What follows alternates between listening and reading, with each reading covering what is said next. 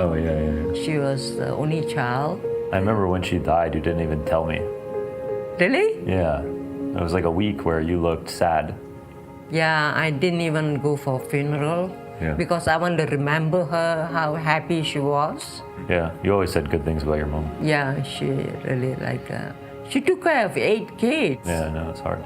Yeah. You guys are brushing your teeth with charcoal, right? Yeah, and like 3 sticks and all that. We had bad teeth. Yeah. All of us we couldn't afford a dentist. Yeah. We had bad teeth. Being born first of 8 siblings meant that, well, you became the sous chef, dry cleaner, and maid of honor to all the siblings who were younger than you. Dating and marriage in your own life became a second priority to the duties to the tirelessly working mother of 8 who knows exactly how to help make dinner so that the chapatis aren't served cold. You had to cook for everyone. Right. You had to take care of everybody. Everybody. Yeah, right. and then you also couldn't get married until everyone else got married, right? Right. So then how'd you meet Dad? I used to buy this special movie magazine, and at the end of the magazine there would be like pen pals. Yeah. And I had many of them, like 3 or 4. And then I enjoy when I come back from work. There's a letter waiting for me. Yeah. And that's how we connected. And then you went to 7-Eleven every day. You went to 7-Eleven? What, to get a hot dog or? Yeah, I had a drink And then you got married? Yeah, and then we got married. You got married and then you chose to come to Canada. Yes, he chose. No, he wanted to go to Switzerland. Switzerland? Yeah. I was almost Swiss. He wanted to go to Switzerland, but then his friend in Montreal wrote a letter to him to come over. And then I was born in Montreal. Yes, you were. Yeah, it was cold there. Yes, it's really cold. Yeah, but do you like Canada? I like Canada. I love Canada. Yeah. I love Canada. We love Canada in this household. Yeah. You always say good things about Canada. Yeah.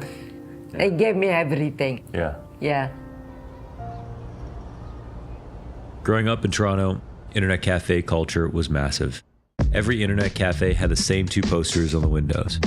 One for Counter-Strike and one for StarCraft. 1.6, baby, 1.6? Yeah, it feels like it was always like present. After school, you'd go home, get a toonie from your parents, buy an hour at Cybernet, and run offline games 1.3. Literally the best days of our lives. He wasn't the best gamer. We kicked his ass a lot. Yeah. Like there were a few games where he was Third Strike, untouchable. I could not touch you with Third Strike. But for the most part, like Dota, you were probably bottom half. I used to tell my mom that I had to print out my homework because I didn't have a computer until I was 12. Because I remember you would play just a bunch of stuff that we wouldn't at the internet cafe. Like you were huge into StarCraft. None of us ever played StarCraft, yeah, right? It was StarCraft. Yeah. I only played that like by myself. I remember we used to share a story about how you had to break your StarCraft CD because you were just playing way too much. Yeah, we're all gaming addicts at the end of the day. Yeah. It was probably single-handedly the reason I didn't graduate.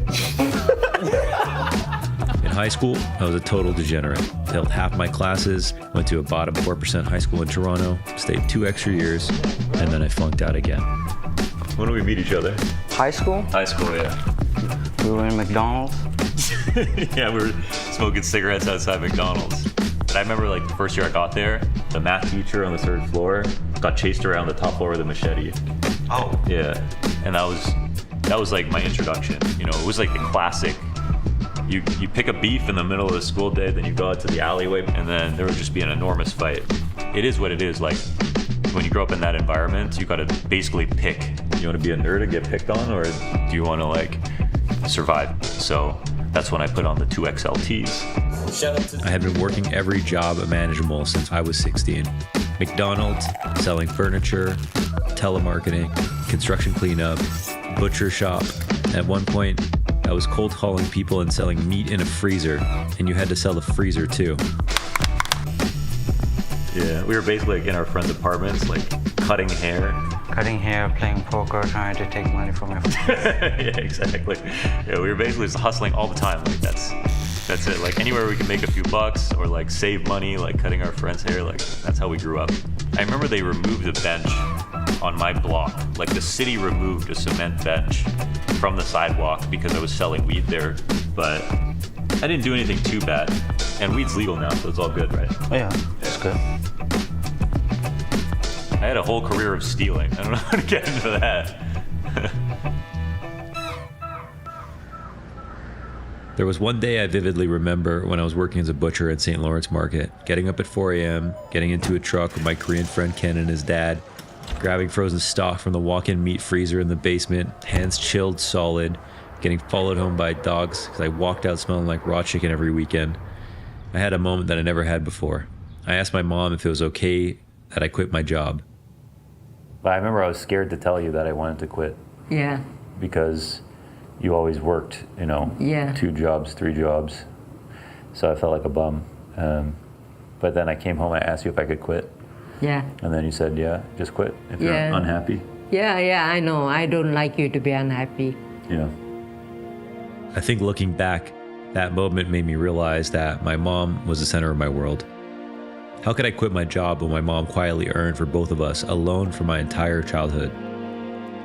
When I was younger, me and my mom grew up in the group home system in Toronto after some immigration problems that sent my dad back to Malaysia. Before I filmed this, I asked her what I could say about it, and she said, "Don't say anything bad about the people who help take care of us." So Nellie's was the name of the group home that we grew up in. Yes. Yeah. People used to call it a halfway home, right? Yeah, like if you have nowhere to go, where would you go? I have no family, Yeah. no money, no whatever. So I lived in Nellie's for 4 years. You know, we lived there for 4 years. Yeah, and they really took care of us. Yeah, they did. Yeah. They did a good job. Yeah. After we lived in Nellie's, we went to Havelock. We went Yeah. to, and that was a women's shelter. I was only allowed to live there because I was just a kid. And They were yeah. so good to you, right? Yeah, I remember I learned how to ride a bike there. I always celebrate my birthday there. I remember I got a Game Boy. Someone had donated it. Yeah, like you had all the toys in the world. Yeah. Like I always think about us as an example of the system working well, you know? And I think a lot of those group homes and stuff, they get a bad reputation. Right. But we had a good time. We had a good time. Yeah, we had a good time. We got lucky. I would say that's my memory too. I had lots of friends, and even when we left when I was 11, I had nothing but great things to say about that part of my life. This is home for me. Behind me is the women's shelter that I lived in from when I was 6 years old till I was like 11. And me and my mom came here because we overstayed our welcome at the group home. Because most people don't live there for 4 or more years.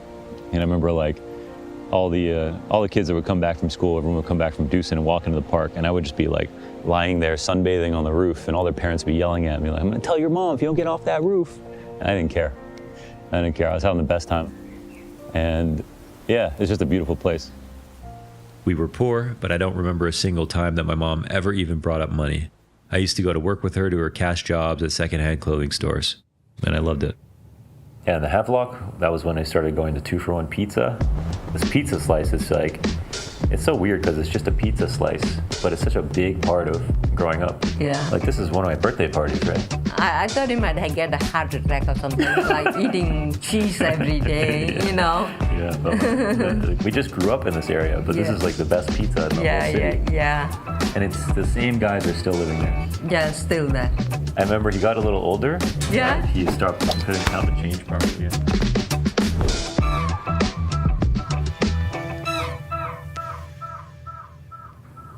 Yeah, and there's Michael.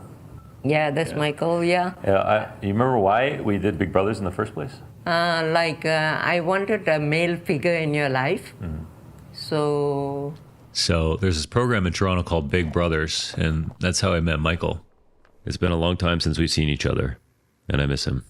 And it was basically like for people who were like in their late 20s, early 30s, didn't have kids, to take care of somebody who either didn't have their father around, or for big sisters, maybe didn't have a mother or didn't have any parents. exactly. And on the weekends, basically Michael would watch me while you were going to work. Right. Yeah. And I remember when I walked into Big Brothers and he was like lying there on the couch sideways, drinking a Diet Coke. Remember that?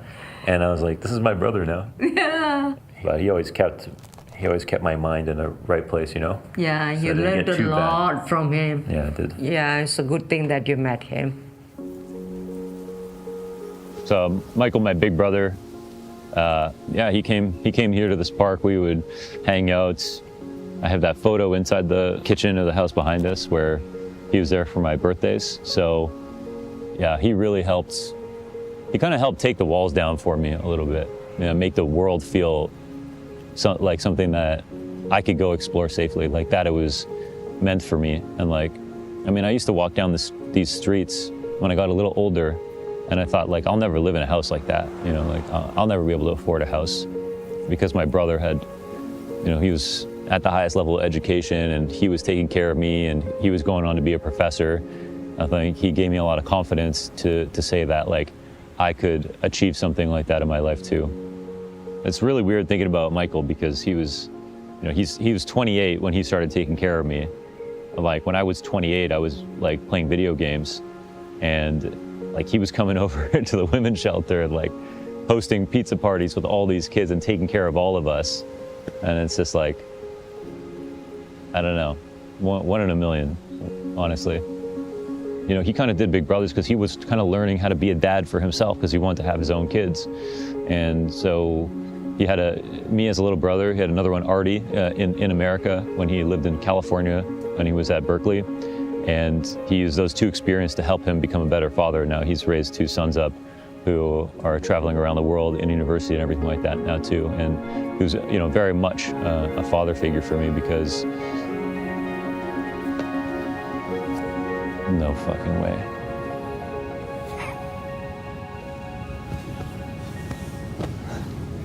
Are you serious?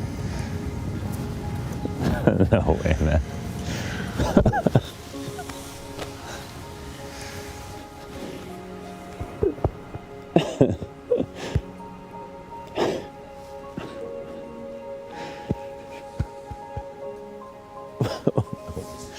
See that? Are you fucking real? Holy shit. You drove here? I walked. Oh. How are you? I'm good. You look good. I like your hair like that. Yeah, there's no way.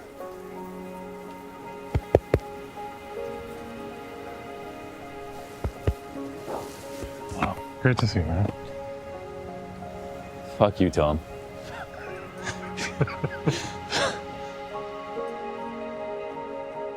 Like it's Toronto, so you gotta have that area to take off your boots and your coat. Yeah, the mudroom. Yeah. I don't know when they closed this down. I mean, we almost said it was actually recently. I believe it, actually. Yeah. Looking at it. And I think, and then you're up somewhere around here. Yeah. I had the best view of the whole place on that balcony. Because I just remember like the art in your room, Yeah.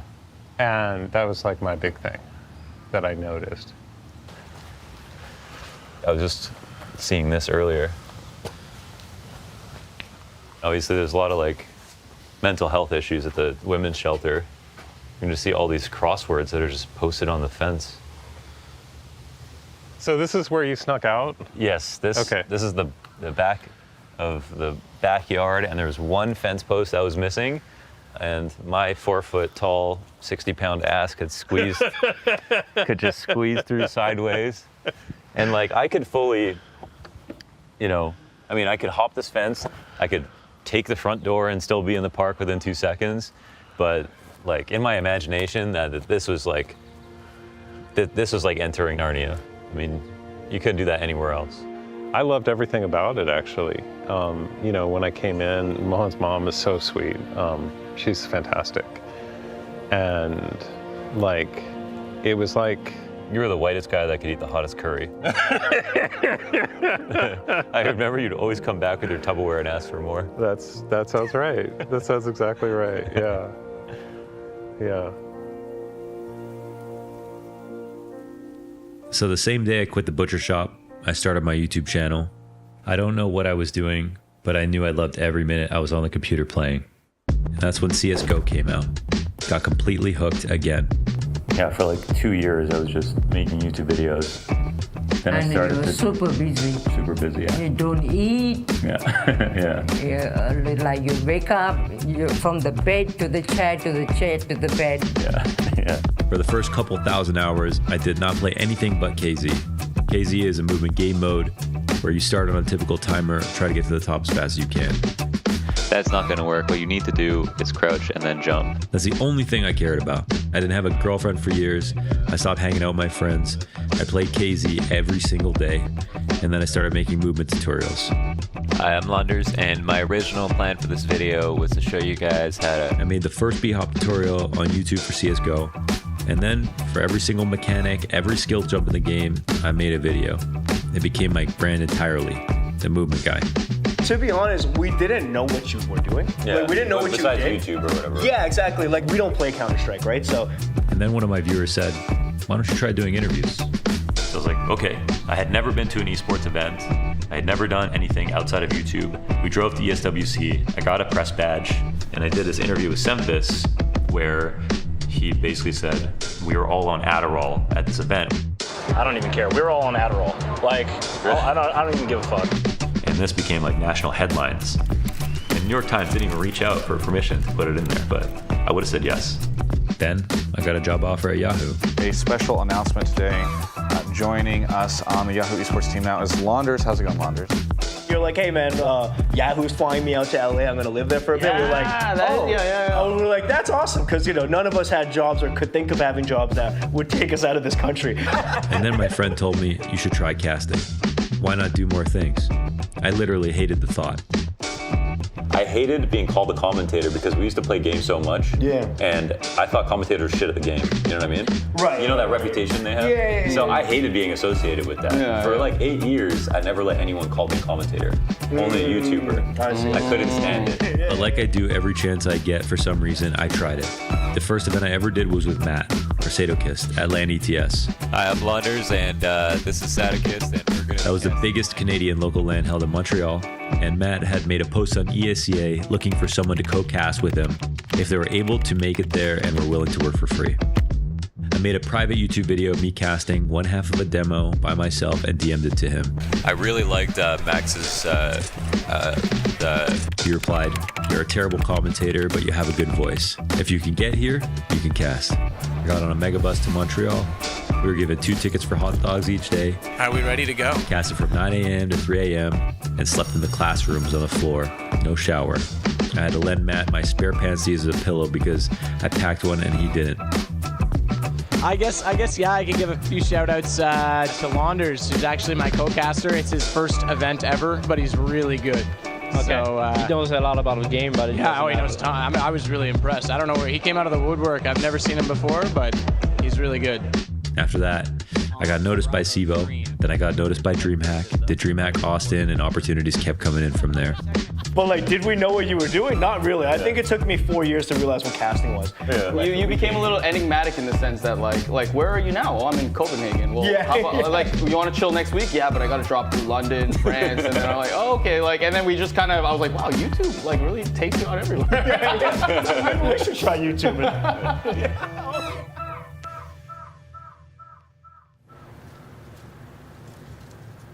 And what did you think about that? Like I wasn't making any money at first, and I was just staying home. I know that's how it is. Yeah. You start off not making money, you learn, and you put yourself out there. Yeah. That's how it is. But you just trusted me, like. Yeah. You don't understand. How it works. Yeah. You still tell your friends I do IT. Yeah. I didn't know what it was. Yeah. Still to this day. Yeah. Yeah. But does it make sense now? Yeah, it makes sense. Makes sense. Yeah, you did all that. It paid off. It paid off. Yeah. On a long run. 10 years later, we go to Paris, as Connor says, for CSGO's final farewell. And I have the highest honor you can have as a commentary duo, casting a major grand final. But not just any, the final CSGO major grand final. Yeah, I mean it's been a long road. Obviously, me and Connor are that duo, and we really have gone through everything together. This is the highest honor that you can get as a commentator, to do a major final. There's no bigger game than that, right? It's a Super Bowl. For everybody watching, this is the last Counter-Strike major final, so we just want to do it justice, As commentators, all we can do is enhance the moment, make it better or worse, but don't ruin it. That's our only job, don't ruin that moment. And that was the responsibility that we had, and I just remember feeling it afterwards. It was special beyond words, and I remember not even realizing how stressed out I was until after the game happened. I remember when we first met and you told me you were an esports broadcaster for Counter-Strike. And I was like, what the fuck is Counter-Strike? And then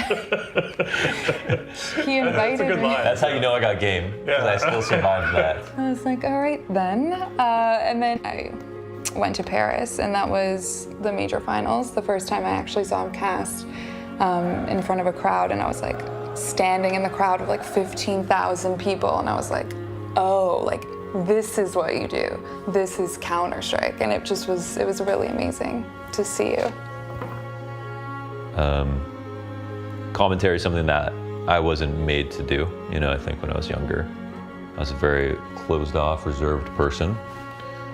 But I'm glad I got the privilege of being able to do it. Because I don't know how I would have been able to learn this kind of thing about myself.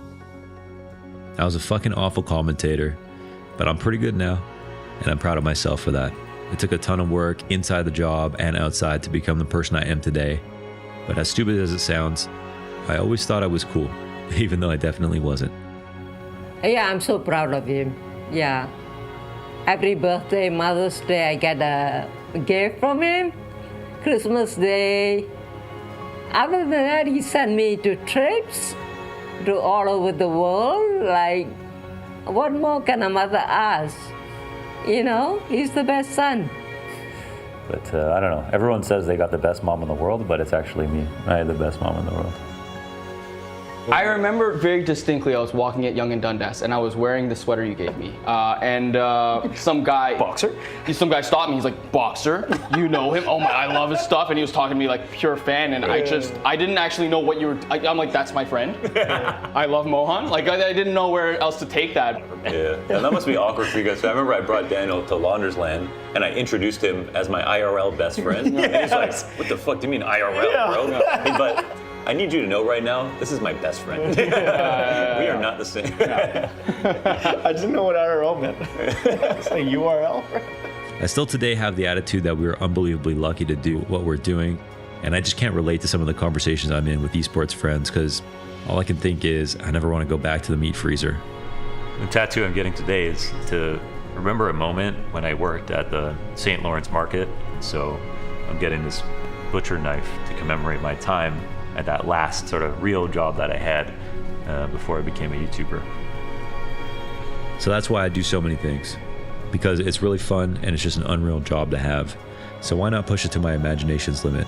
Starting Boxer, doing the Launders show, hosting watch parties and the Launders Land to pump up the Toronto scene that I grew up in are equally as important to me as the commentary I do.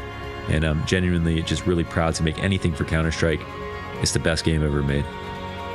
She actually memorized one of my intros. Yeah, I did. Are you going to make me do it? I'm going to make you try. It goes, some say they don't feel the pressure. Others do, and we see it. But tonight, under the bright lights of the Royal Arena, we will find out. So Copenhagen, brace the pressure! Oh, that's so good. Yeah.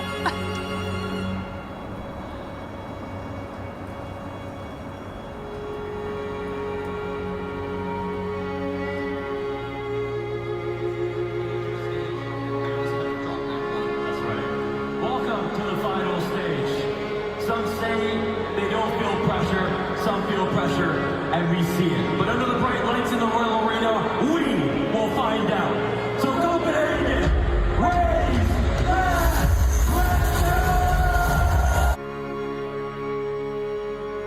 pressure! Nice to see you.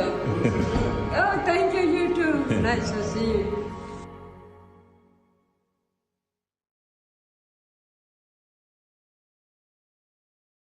In the blue corner, we have Monte, and in the green corner, we have Team Falcons! Falcons! Rigtig good at this career.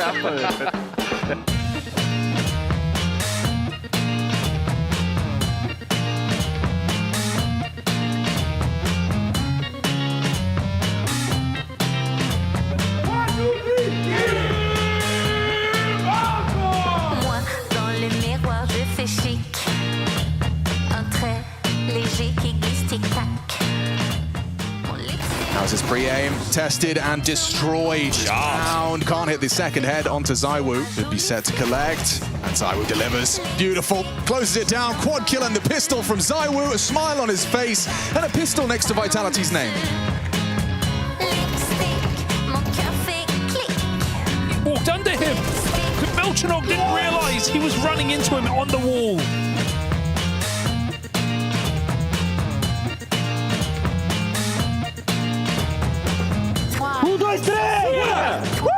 They go for the clear. He's just going to hide out. What is this? Oh my god, they overlook him. Dilda's off the defuse. Fallen's own and gone and done it. The low HP. 1v2. He knows he's booked ya.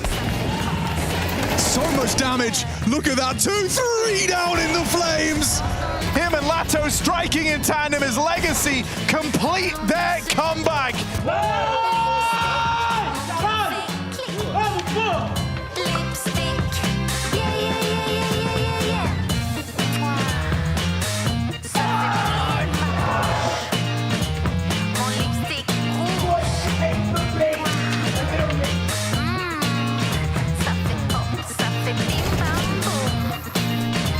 Certain now, the godfather of Brazilian Counter-Strike will be in attendance for the playoff ceremony. It's fine, but let's try to not clock the comms, please. I'm like getting so confused because I'm holding something and I'm like, oh no, but like, relax. Brazil might not have won their game in World Cup yesterday, but here in Cologne, it's all about winning for Brazilians. Furia made it to the playoffs of IEM Cologne Major with relative ease, and it makes sense. There is certain blessing, or an aura, if you will, in Cathedral of Counter-Strike. Winning it back-to-back in 2016 and 2017 is already an incredible feat, but Fallen does not want to stop there. He set sights on third trophy, and with how much the top favorite struggled so far, it doesn't seem impossible. What a story that would be ahead of his planned retirement. And 3 more teams will join Furia and Team Spirit today into the playoffs of the Major, and I invite you to watch it with the action-filled Stream A and Stream B. Enjoy the show.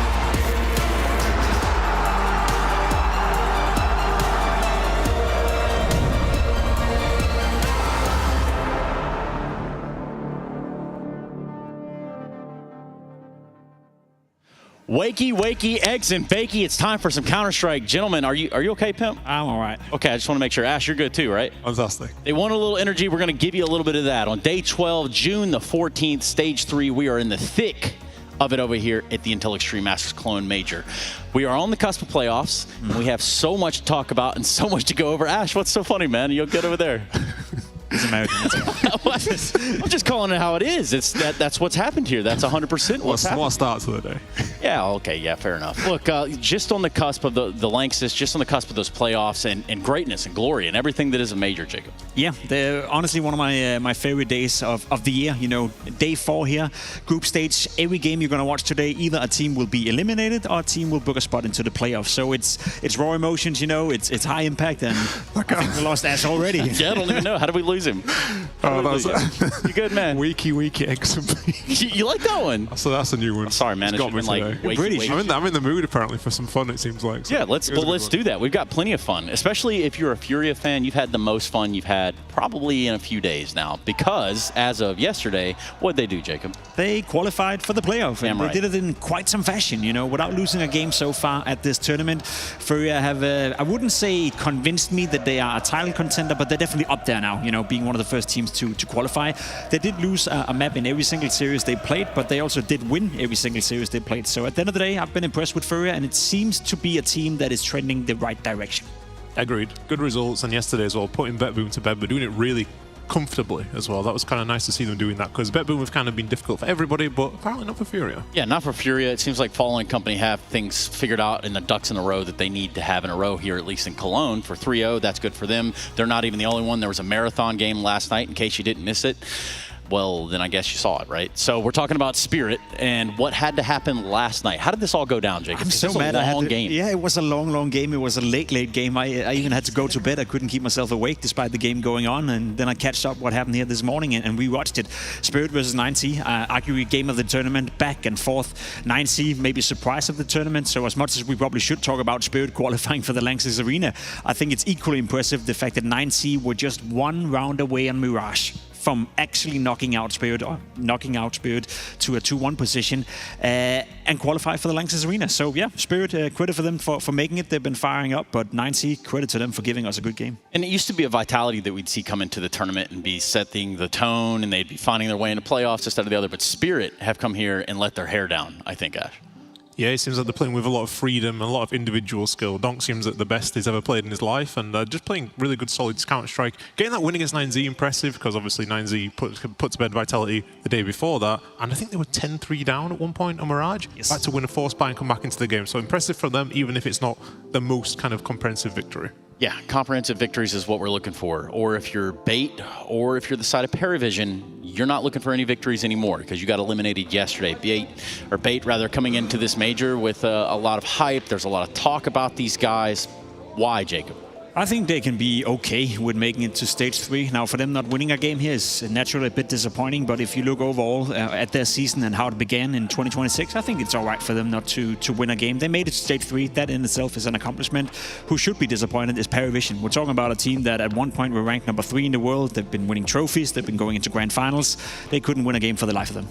Yeah, it's kind of been coming a little bit from Paravision. I feel like the vibes and everything in this team worrying coming into the major. It feels like they're kind of been called right at the wrong time there. So, but for Bait, I think they should be pretty happy overall with how they've done. It's a solid tournament for them, and it was very close to almost bringing it back against Foot as well. Yeah, and that's, I think, where we take just a few more seconds. Let's talk about this Foot Bait game. And how close were Foot to being on the wrong one?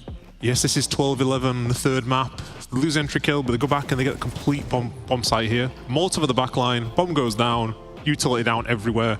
And they kind of know everything about everyone here on the Foot side. Molotov comes in, and Aziz is going to hold him in a second. This should be a frag he makes all day long. He doesn't make it. MPL flashes the back line to peek with the smoke. He actually throws a perfect flashbang that flashes his teammate and also lands in a way that it doesn't blind any of the CT side as well. And they're coming through a smoke in this situation. This is for 12-11 on the back of a big comeback here, Jacob, as well. Oh, it sucks, man. It's unfortunate for MPL with that flash. Naturally not intentional, but that is the worst flash I've ever seen in my life. You know, that is the perfect flash for the CT side right there, and it all happened by coincidence. So, which is crazy considering some of the flashes you've thrown on stream, right, Jacob? I mean, I've tried deliberately to do something like that, yeah, but I never succeeded in that fashion. So, never overachieved. No. Okay, yeah, and that's reasonable too. Speaking of reasonable, let's talk about Yakinder, Pimp, and why do you love him as a player? I mean, I love the fact that he's making a bit of a comeback at this tournament. We spoke about Furia looking great so far and obviously making it 3-0, but I think there's a case to be made, and now people are going to be mad, of course, that Yikinda is overperforming a little bit, and I can kind of back that up. This is the best tournament he's having stats-wise in more than a year. Back then, I think it was at the Austin Major Stage 2, he had a rating that was 0.01 better than he's at right now, and if you have to go all the way back to find an event where throughout the entirety of the event he's above a 1.3 rating, which he's at right now, you have to go back in 2022. So Yikinda is playing some of his best Counter-Strike from an individual standpoint in the group stage, Stage 3. I know sample size is a little bit small, but that's something to look out for, because I think that's a big part of the reason as to why Fury are doing so well. Absolutely. He's always been, it feels like he's found his consistency a little bit in Fury, but this play style is just annoying. C side and T side. He's kind of always somehow behind people. It feels like he's not willing to make mistakes, not willing to die and give his team like a bad situation. And I love that because at the major, the tension's there, the pressure's there, and he kind of cuts through that. He's always in your face, he's always creating chaos, he's always creating space. When Yikinda is playing well, it makes so much room for guys like Quesarado, for guys like Molodoi, for Fallen for that matter as well, to call a bit differently. So it's a massive win condition for Furia that he's firing on all cylinders. Especially when you talk about a player like Quesarado being one of those torchbearers that we always look at from the Furia camp. If you're not necessarily having to have him be as active, that's probably a good sign. That's a good thing. He's a great closer. He's a great anchor, and he's just missed the consistency. I feel like if you could mold a player, you would mold him after Quesarado in a lot of different occasions to just have that stable anchor that you can always count on. More like I'd say like a even better version than Heavy God. Yeah, and I think you can't be a closer without having entry frags, right? We've seen like quite a few times with Vitality already this tournament. They're just kind of getting blown out of rounds on T-side, and then the closers, which is what they're kind of known for, Zaiwu and Rops kind of mopping things up. They're not shining as much because they're not kind of getting as many favourable situations. It just kind of happens. Now, you guys say Uwu. I say Azuwu. Now, why is that, Ash? Why are we looking at Azuwu? I just like his name that has Uwu in it. I think that's yeah, fair. Okay. And he's from the UK. It feels like it's a nice, easy way to get his segment. Two reasons to hate him, huh? I think Azuwu arguably was under the most pressure of any, like maybe not top tier 1 player because I think the pressure's different. But aside from that, I think his position was really in trouble for this major, and he's come in and he's been absolutely fantastic. What I love about it is the opening kills. I think he's the 3rd best when it comes to the rating wise on this, and the pistols is one of the best in the world right now as well. And when you come to majors, what you're thinking, we need to get pistol rounds and we need to get entries. And this is a guy who has gone from being the lowest rated player on his team by a long way, 0.91 rating. That was by far the worst. And now he's the highest at 1.11. And it's also, I've got to mention this, who's the players that most improved? Both UK guys.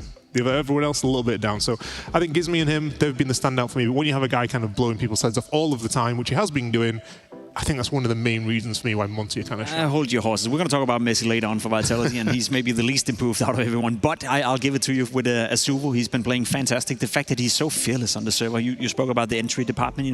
Monty is an underdog in pretty much every single game they play, but Azuwu never treats himself as an underdog on the server. He doesn't care who he's going up against. He doesn't matter who he's trying to fight out against. He's just relentless in the way he plays, and I very much appreciate that from Azuwu. So UK can have him.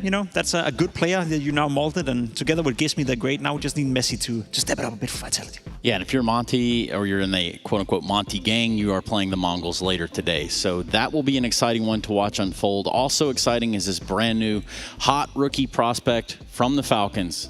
He goes by Nico. Yeah, Nico is a guy that many people know, I assume, for being a great Counter-Strike player. The last year or so, he's been... It sounds harsh to say trend downwards, but he hasn't been as impactful. He hasn't been as good, in terms of his productivity on the server. And a lot has changed for Nico as well. New roles, new responsibilities, a tough time in Falcons. So a lot of it is explainable and totally understandable. But so far this major, he's been the consistent force coming out for Falcons. I don't think they look better necessarily as a team. They haven't really convinced me so far. But Nico, from an individual standpoint, is playing well. And I think that's a massive win condition. Because we know that if Falcons make the playoff, then having a guy like Nico with his kind of experience, with his mid-round calling, being the right-hand man to Kerrigan, that's so important for Falcons. Yeah, it feels like a while since we've seen Nico kind of really popping off in these massive games, and so far 2 Inferno ones, even lost one of them where I think he was 26-10 at one point, and he's kind of dragging their Inferno to look maybe okay, where I think it's looking pretty terrible at the moment. So it's nice to see him back kind of with confidence and overperforming, like 1.10 to 1.25. That is a huge jump. And having to keep this Falcons camp moving in the right direction, right? Because it hasn't always been that way with this project. But seemingly now with Kerrigan on board, it seems like the school of Karagorn has come into class. it's getting better, you know, maybe. I don't know. It's so tough to assess them right now. I think we just need to find a way to get them into the playoff, and then we'll see whether or not the stage nerfs are going to be an issue. The problem for them is they have a pretty tough route in there. They're playing Spirit today, if I'm not mistaken, which is going to be a tough game. But then again, Nico Donk, you know, there's a bit of a history there that he's actually the Donk Slayer, so maybe that's going to be a good game. I think the biggest problem for me is that they don't look convincing in any game, and I don't really think it really matters so much about who they've been playing against, so I'm worried about them. Maybe not like, I can see them squeezing through here still, but the way they play right now, unless they level up a lot, they're not winning the major. Which is unfortunate. Yeah, for the Falcons, they've got Navi a little bit later today in parallel alongside the G2 Legacy game. So that'll be the latest game of the day. Aurora 9Z before that, BetBoom, Vitality, Monty Mongols, and for us, Mousefoot. But of course, for what we're looking at, I'm talking about how the Swiss system plays out here in Stage 3. Because this is the big time. Other than getting into the playoffs themselves, you have one last chance to show face, and it's in this stage, Jacob. There's so many massive games today, obvious for good reason. As said, Falcons playing Navi, you know, a tough game, to be completely honest. The second best team in Navi for quite some time versus Falcons. That's one to look out for. The Mousefoot we're going to cover, but to me the most interesting game honestly is the 9C versus Aurora. I think that's a massive opportunity for both of those lineups to make it into the playoff. I think coming into the tournament everyone had them maybe as being, you know, the 7th, 8th, 9th, 10th best team in this stage, so for them to face off in a 2-1 game, there's a great likelihood that game is going to be the easiest one on paper. You know, if you were to lose that, if you're 9C, odds are you could play a Navi or Falcons, or you could play a MOUZ or a Foot, which is on paper maybe an even harder game, and same goes for Aurora. And I'm thinking in this moment, yes, as beautiful as the Swiss system does look, I'm thinking in this moment it's kind of time to grab on to who Luchov is and why he's been running statistics. Yeah, so Luchov, I was watching him before the first stage of the major, try and get a feeling of what I'm really getting into, because I mean 9Z is a team that we don't really see that often. And I watched this guy and I thought, wow, against Falcons, he looked absolutely incredible. The multi-kills that were happening when he was in stressful situations, consistent, he was very, very aggressive. I love his aiming style as well, and it feels like he's coming to the major on the back of some question marks maybe, because playing in that South American regions, I feel like a lot of players get their ratings quite inflated. However, for him, his numbers have stayed very consistent. His teammates have obviously dropped quite a lot because the level has gone up, but it feels like there is a genuine superstar here. And I've mentioned before already, I feel like, for example, if a team like Fury was to make a change, I think he looks like he's ready right now to step up and go, because this rating here, 1.19, but I always feel like when it's a South American region, players have played maybe 0.1 rating higher than they probably should do. So him bringing that consistency here, I think it's been a huge reason of why they're making it so far and looking so impressive. I'd like to see him keep doing this. 100%. He's just clinical. You know, I like watching his point of view as well. And as you said, like there's a massive difference between posting a 1.19 rating, you know, in the South American scene and then come into a major and do it consistently. Some of the big games they've had against Vitality and some of the big moments has also been on the back of him, you know, stepping up in some of the hardest moments in the game as well. So whether or not he's a superstar just yet, you know, let's hold our horses. But I think there's potential for a player that could develop into maybe a new South American superstar who we don't have a lot of right now. You know, yeah, he's 25 as well, but I still feel like he's improved so much that I think it doesn't matter as well. I have the same feeling. So I think it's just, can he consistently do this for the rest of the year? That's going to be a big story to follow anyway. And out of the remaining play days here in Stage 2, right? Or Stage 3, right? Because we're looking at today with 6 best of 3s, tomorrow with 3 best of 3s, and then the playoffs onward to the 18th. So you're really running out of opportunities to lock this one in, Jake. It is one of those days, you know, as I said, where it's just fun to be a Counter-Strike fan, because every game you're going to watch, a team is either going to book a spot into the playoff, which for all of these teams is massive, and a team will be eliminated, you know. So there's always something at stake in every single game. It's not one of those where you have a 1-1 scenario where, yeah, if you lose, it sucks, but it's not that big of an issue because you come back tomorrow. And I guess from your point of view, you know, there's different intensity in games, right? But when everything is at stake, I think that's when you get the most exciting and fun Counter-Strike to watch. Yeah, absolutely. And this is kind of what the major is, kind of the thing that you build towards all year as an organization, as a team. You're thinking about it, and everyone today, or most teams today, are looking with the backs against the wall, thinking let's not go to the last day and be on the elimination side of things. So I love the pressure side of things, the storylines there, the quality of the games feel like it's improving as well. And at the moment we don't have a clue who's going to win this major because the favorites feel like they're kind of struggling. So it's definitely set up for an interesting one. That is a very apt way of putting it. Thank you very much, gentlemen, for joining me for the pre-show. We've got tons of Counter-Strike on the docket still here in Stage 3 at the Intel Extreme Masters in Cologne. The major, it's Stage 3, it's 2026. Right out of the gate over on the B stream, we're looking at Mongols versus Monty in a 1-2 game do or die time for them over there. Because if you don't win, it is over. That's either from Monty or the Mongols. Meanwhile, switching a little bit of that attention back to where we are, it's MOUZ versus Foot, also at the 1-2 crunch time scenario. We're going to have some interviews with Cyclone on the other side of this, so make sure you don't go anywhere. You're watching the Intel Extreme Masters.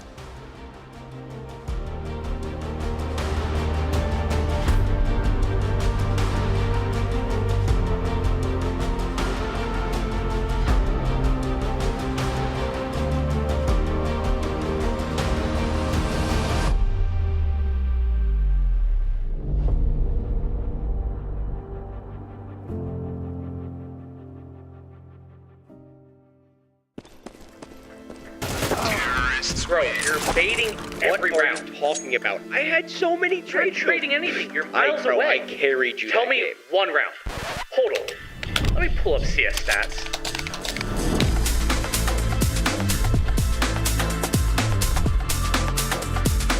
Oh, wait. My bad. You suck. Settle your debates. Search your profile on CS Stats and turn on tracking to see all your games.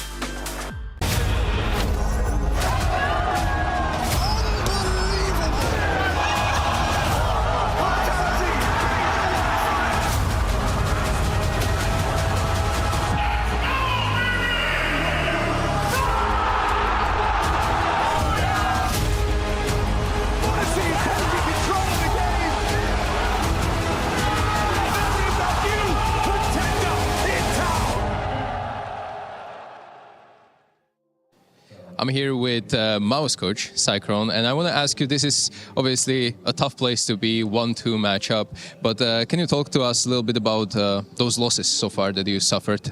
Incredibly close, you managed to get a map of both opponents, but the ones that you lost, they were quite one-sided as well, so what are your thoughts on that? Let's separate the question, because I think in terms of the result, of course this team's not satisfied having 2 losses now. In terms of the output, I think in both cases we played 2 good teams and we had a couple of maps where we were very competitive.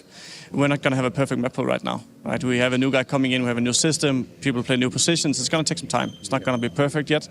That's my thoughts.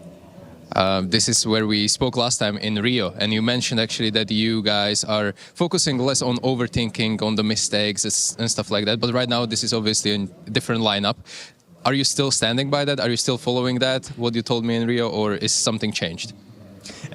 At this current time, we're not at detail focused. Of course, as a top team, we try and be, but it's more the big picture. No, is everyone comfortable? Are they comfortable with the new positions? Do we play the style that we want to play? And it's a lot more identity. Okay. And I found this interesting dynamic in this matchup because I feel like 7 players are from academy teams, 3 on your side, 4 on their side from Navi Academy as well. Is this the future of new stars? Is this how new generation is being formed? And obviously under you as well, as a coach who's been around for such a long time. Is this the new generation coming in? Definitely it is. These guys are hungry. They're going to be here in a few years' time as well. They're probably going to be what you see in the next couple of years on the stages. Right. One last question is about the incident that happened yesterday. I often interview players, but since you're a coach, I have to ask this about legacy coach, right? What are your thoughts about that, enforcing these rules and you not showing emotions? This is Valve event, obviously, so we have to follow these rules, but is it too harsh in your opinion, or is this just what you have to deal with? I think the Valve ruling overall is perhaps a bit too harsh. I think they're a bit too paranoid. If they ever open the door, I would love to speak to them about it. Yeah. There is a warning system in place. You have to go to a couple of steps before you get there. There was also a couple of incidents in the past with Tess, for example. My opinion on it is that the warning system is a resource for the coach. I think you should try and push the line there and use the warning sometimes. If Ted gets a warning for doing something, I think it's good on him, right? Because he's trying to push, he's trying to do as much as he can within the right framework. If you overstep it, you give a thumbs up at the wrong time when you had enough warnings, then that's on you. Any last words towards the fans? German organization playing in front of the crowd. They're going to be hearing you before the match. So what do you want to say? I think Cologne for us as a team and organization has been very good the last couple of years. We've made quarters, semis and finals. This time around things are a little bit different. I think for us to have a good run here, we need also the support. Let's see the support. Good luck in the best of 3. Thank you. Thanks. The Intel Extreme Masters Cologne Major 2026 is brought to you by ESL in partnership with Intel. Acer Predator, DHL.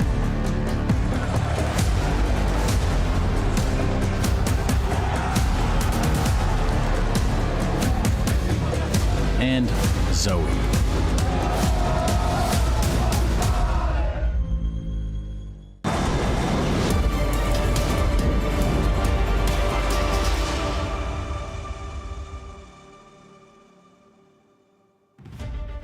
And for whatever reason, they just keep talking about the eggs and bakey around here, and that's because it's time to wake up, ladies and gentlemen. The show has begun, and it's time to begin with MOUZ versus Foot, a 1-2 game where in which someone is going home from the Intel Extreme Masters Cologne Major in 2026, rather empty-handed, more so than they would like to see. In one corner being MOUZ with a couple question marks of their own, and in the other side, Foot, a team with a lot of explanation points rather.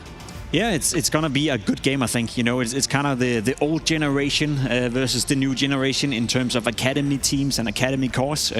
Before we dive into that, though, I just quickly want to touch on what Cyclone said right here.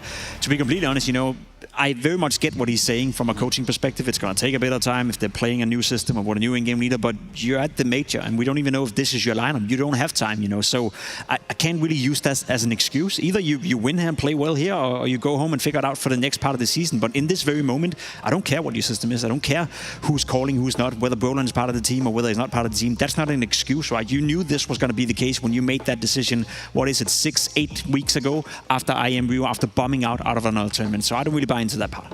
Damn, Jacob. Okay. Well, I can tell how Jacob feels, and I understand. Let's do this real quick. We'll bring in the academy players and continue this conversation a little bit. Ash, I feel like you've got something to add here too.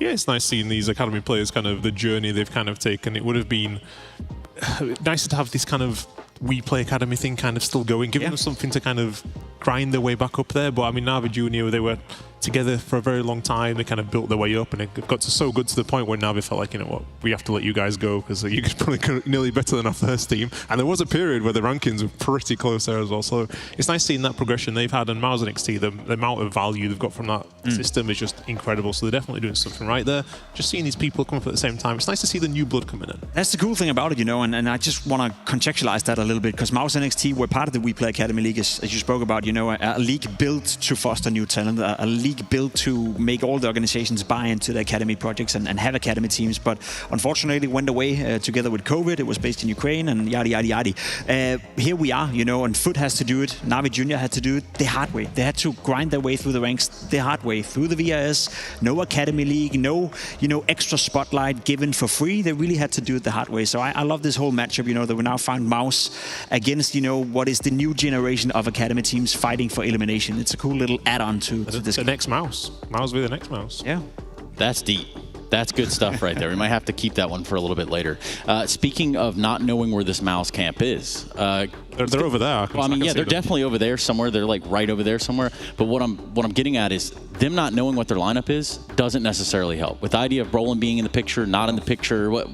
Tell us about it, Jake. No, but I mean, it's not a critique, really, because I think MOUZ did the right thing after IEM Rio. It was evident that they needed a change, you know. Everyone was calling for it to happen during the player break, during the wintertime. It didn't. They tried to give it one more go, but it just didn't work out. So MOUZ did the right thing by trying to change up things, by bringing in Selix, by bringing in Jail on a bit of a loan. Now Brolan had to play the major for different reasons, right? So I get why MOUZ did it, but it obviously doesn't put them in a good position here at the major. That's why it's a little bit of a question mark, you know. Can Brolan quickly fit into his new roles, and can Exertion be the game leader they want to be already by now? Totally get where Cyclone is coming from, saying that it's tough and it needs a bit of time. The issue is they don't have time, and that's kind of the consequence you kind of delivered yourself by making that decision mid-season instead of doing it at the beginning of the season. But let's just be fair here too, because at a certain point Brolan was ushered in as an IGL, right? And that wasn't necessarily what was asked of him, but that's definitely what they needed. Yeah, and they showed a lot of faith going towards him there, and then they kind of, well, put him back in on the bench and bring him back again. It clearly shows what their opinions are of him, to bring him back and not go over gym fights as well. Like, they see something that his versatility, he's kind of done everything kind of now. He's been an in-game leader. He can probably help with Xertion as well, who's more new to it. So, I mean, it's weird because we're kind of in a situation where MOUZ are gambling their whole season here with this risk, and we need to see if this risk is going to pay off, because they had a team that was very consistent, but they were consistently not able to win the trophies. They thought, you know what, we owe it to the fans to at least give this a go, and now we're going to see, are they going to make the playoffs? I'm not so sure right now. This is the gamble you kind of take, and yeah, I mean, it's nice to see him given a chance of someone like Zelix, bringing Brolin back, but it's looking dicey at the moment. I'm pretty sure we're always going to have some question marks around what transpired in that MOUZ camp. But if we switch topics, if we switch the coin a little bit and look at the foot camp, where is Lonks in this? He's over there. Oh, well, he's back over there too. Okay, yeah, thanks. Well, he's picked the worst timing to have a bit of a bad tournament. I really loved everything I've seen from Foot, and in particular Lonks as well, from an individual standpoint in their surgeons to Tier 1 Counter-Strike, the trophy as well they won earlier this season. He's been an integral part of that. Unfortunately for him, at this very tournament, he hasn't been himself. He hasn't had the same output. He's been himself in terms of him screaming, being the player that you want him to be from a mood standpoint, but we lack a little bit of that individual flair that he's been bringing to the server consistently throughout the entirety of the season, and I think that's part of the reason why Foot haven't been as impressive as they could have been so far at Stage 3. Absolutely, and I talked earlier about Azuru being so important with these entries, and Azuru's up there at the very top, and I think Lonks is actually the worst rated player so far when it comes to entries to this team. So his team is basically playing 4v5, and they're not actually doing that well in 4v5s either. So he has it in him. He needs to be able to come back because they need him right now, and so far they haven't been impressive. 3 of their maps so far they've played, they've been absolutely destroyed on some of these maps, and it's all the ones gone to 3 series.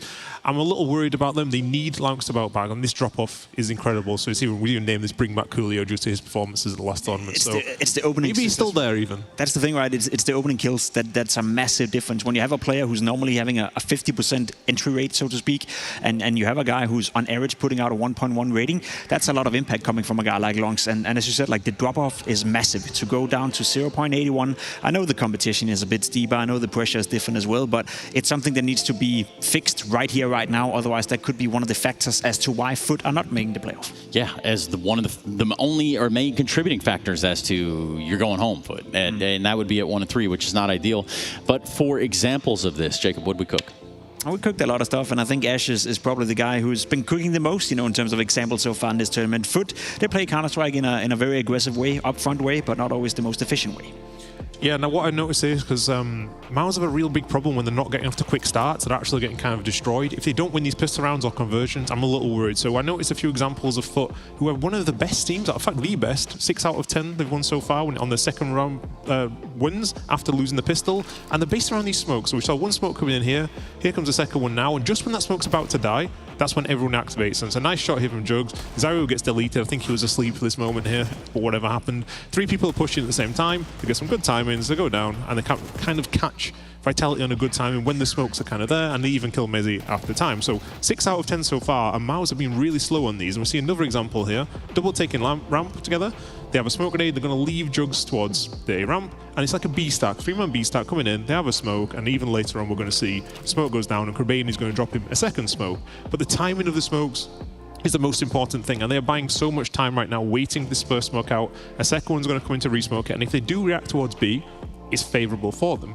So the smoke throws goes down, and just before the smoke's about to die, you can see on the radar, Symmetry gets round, and yeah, of course here, they need some individual quality, but it feels like the nice little ideas, but more importantly, they feel comfortable and they feel confident on these rounds because they are winning them so often. 60% success rate they have so far, you should be normally aiming for around 15 to 20%, so this is incredible, and there's no bigger momentum killer than this, and this is where MOUZ have been struggling. So I think this is an interesting thing to see today because there's no worse thing than winning pistol and losing the second round. Definitely something to look out for, but as you also saw in those clips, I think that highlights exactly what Foot is all about. That raw individual quality that can come from every single player. That's kind of what we spoke about normally with Lonks being also great, that they don't really have a weak link. They don't have a player that is a liability, and some of those shots that you were showcasing, the deagle shots, the scout shots, as you said, you need a bit of both. You need the tactical approach to it. You need to force your opposition into an uncomfortable position, and then when you do that, you need to hone in and you need to punish them. And when you have players like Symmetry who are hitting shots like that with a scout, or Jukes coming in with a deagle like that, that's just a raw sign of that, I guess raw quality that Foot possesses. They're still unpolished, they're still a diamond in the rough, they're coming from Navi Jr., but they have so much skill on the server that if you're not ready and if you're falling asleep like Saibu were in this example, you'll just die. Yeah, you will be punished for it, and that is Counter-Strike at the top level. It's almost the beauty of the game, the minutia that kind of forces these two non-stopping factors from hitting each other. Speaking of which, these are important games, obviously, for the details that we mentioned, that the elimination is on the line, and therefore we need to know which maps we're going to be playing. Ash, what do you think we're going to be playing today? Well, I have down that MOUZ will be picking Nuke, I believe, here. Anyway, I think it makes the most sense. That's kind of more of a punish pick going on there.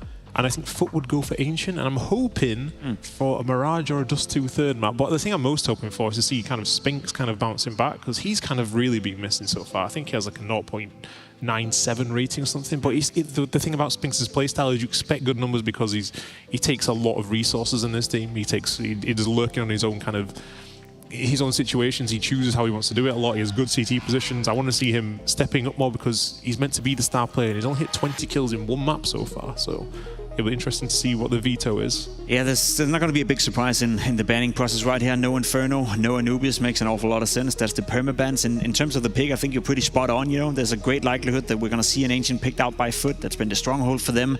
As for MOUZ, yeah, they can go Nuke, Mirage as Dust 2. Also in the mix, you know, and I think given the fact that they went with Nuke, it has to be either Dust 2 or Mirage. And I think both teams will be happy with that. Both teams are playing those maps, and it's also, again, it's open maps. It's maps where you get to express yourself. And especially if you're Foot, I feel like that's exactly what you want. You want your individuals to be able to express themselves. And if you're MOUZ, as word from Cyclone, they haven't had a lot of time to play, you know, strategic maps, you know, like Nuke, like Inferno, etc., etc. So to finish off on a more open playing base like Mirage that can be simplified to a high degree, I think that grounds for a good matchup. Yeah, they've been very good at Mirage for a long time. I thought it's dangerous because they're kind of known as the Mirage team, but they've been struggling at it more. It's interesting to see MOUZ is still banning Dust 2. They hated it for a long part of the year, but it feels like they've got quite good at it. So I'm kind of surprised to see them going for this, but it is going to be a Mirage. And this, on paper, looks like it could be a bit of a banger of a third map. So yeah, the Ancient pick, it's not the biggest punish pick. I think this one still is a close one. It's interesting to see MOUZ on that T side, on Nuke, always difficult, but this is a real punish pick because Foot have been struggling there. Well, let's just imagine the world where Foot pushed them all the way to the very end, all the way over there at Mirage, and then MOUZ get the start on the CT side. Depending how the series is going, I mean, we've seen games become temperamental in that regard. I would almost argue that it's the other way around. I'm curious to see if MOUZ can push Foot all the way to a third map. I honestly have Foot as a little favorite in this game, just based on the fact that the MOUZ camp have been in this situation where it's JL in and out of the lineup, it's Brolan in and out of the lineup, it's Exertion calling now as well, and it's, as much as I believe that that's the right decision for MOUZ for the future, is not the right decision in this very moment. It wasn't the best preparation they could have had for the major. I think Foot have been a little bit slow in stage 3 to warm up, and the game against Bait was not necessarily pretty, but I'll be honest, I have faith in these guys turning it around, and I think there's more skill right now and more cohesion in Foot, and I think that's more important at this stage when elimination is at line.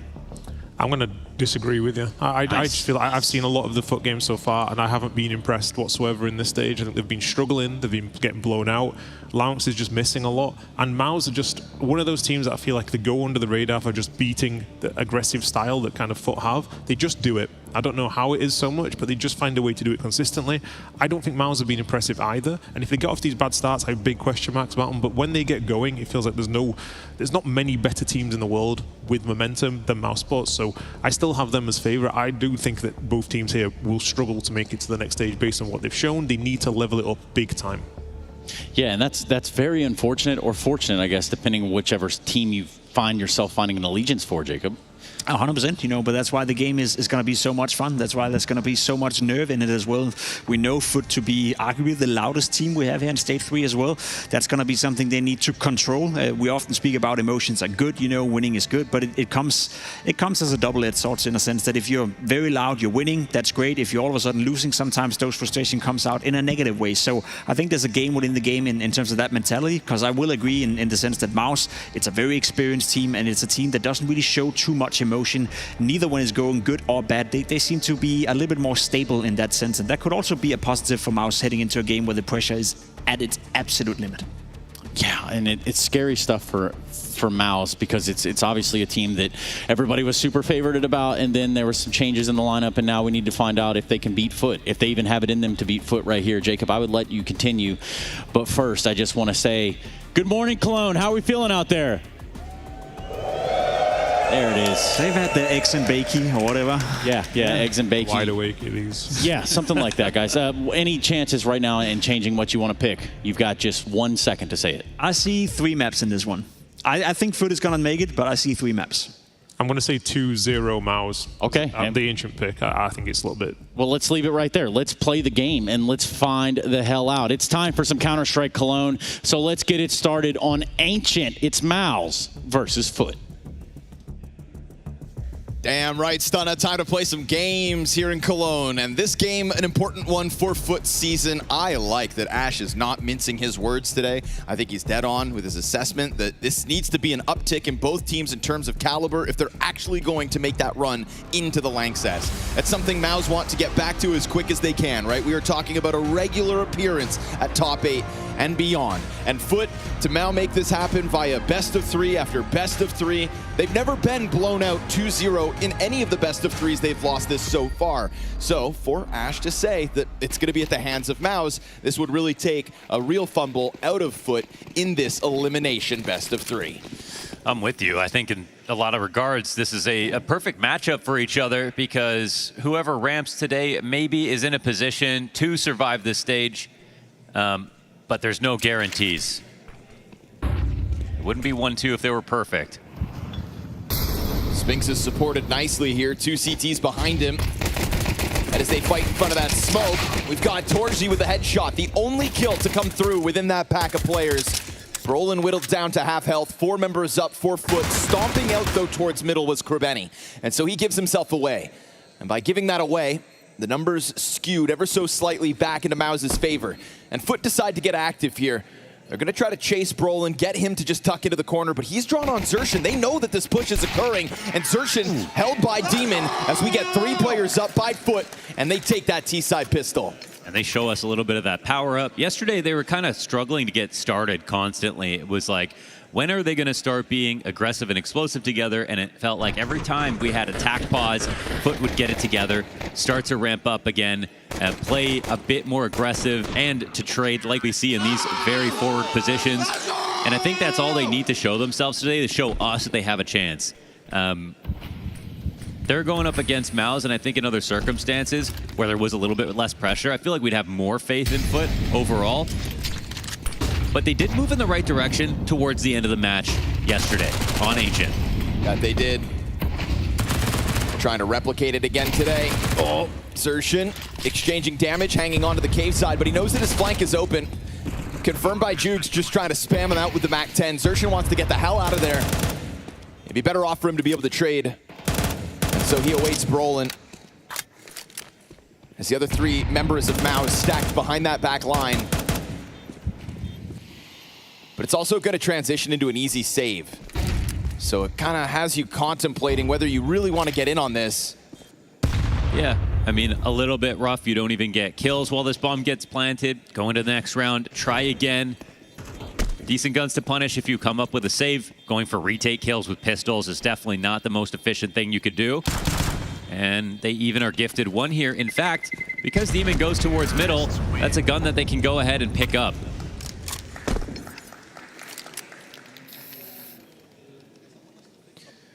You know, no one here at MOUZ is having an excellent stage right now. Torzi, I'd say overall, is standing out the most. Xerxin was incredible in their last event, but you know, between Zelix and Spinks, like this isn't the MOUZ and the individuals on the team that have, you know, that have shown us that they're the win cons for whether or not they're going to be very successful. Obviously. Hold on, we've got something really fast. Yeah, that nade's well placed. All of a sudden, you get Jukes in with the MAC-10 headshot. Trying to stomach that grenade, and they just hit the pause button for a second. Yeah, and here's recycling those guns into a stack. And again, an easier chance to get the kills, even a decent chance of winning the round.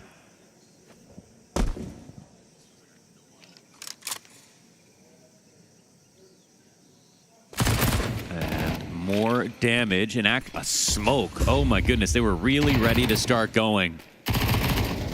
That'll be an unnerving moment where now it's time to re-expand, go and check flanks, respect the fact that a lot of MOUZ players are here.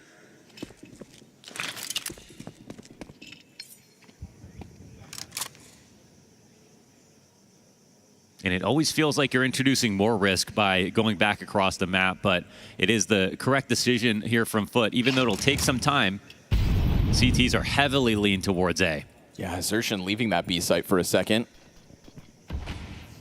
That's some noise only momentary. Made. He's out of there. Back over to the B plate to just drop that smoke on ramp. Oh, another smoke. Wow, he had 2 of them here. Looks like they're still just going to try to pop through it, but they missed their own Molotov. So easy 5-7 headshot here for Xerxin. Flash made that awkward for Lonks as well. 4v2 for MOUZ as they stuff that original A main play. Molotov burns, keeps these 3 players out of it. Xerxin just looking to draw you into the cave. Cemetery knows he can't leave his teammate, sticks around. Now it's going to be Lonks' problem. He steps up to bat, equalizes the numbers, but remember, damage done early. And so Lonks, 18 health, awaits that 5-7 wrap, back turned, Xerxin, fast step, and Lonks gets into the short push, but still Torji able to find that. And obviously it's gonna be eyes on cave from here on out. Cemetery wants to make sure that you're not on that defuse. Wide swings with the AK, and we've got MOUZ onto the bomb. A 10-second stick with time. They got stuffed at that A temple and then all the way back to the opposite side of the map. Still, MOUZ get the round. Yeah, very close call. He had to call out a fake, but waited a good amount of time. Couldn't section out those fights in his favor. Really good stuff here from MOUZ. Great use of the utility, right call on the stack. You know, that's the way to make small guns work for you.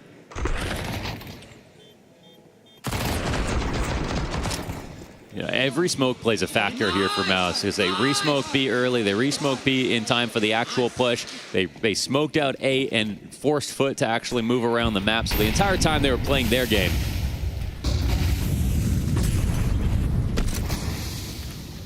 Flash comes out, works. That very delayed one puts him in a good spot. Demon really wants to try to get some space without taking a fight.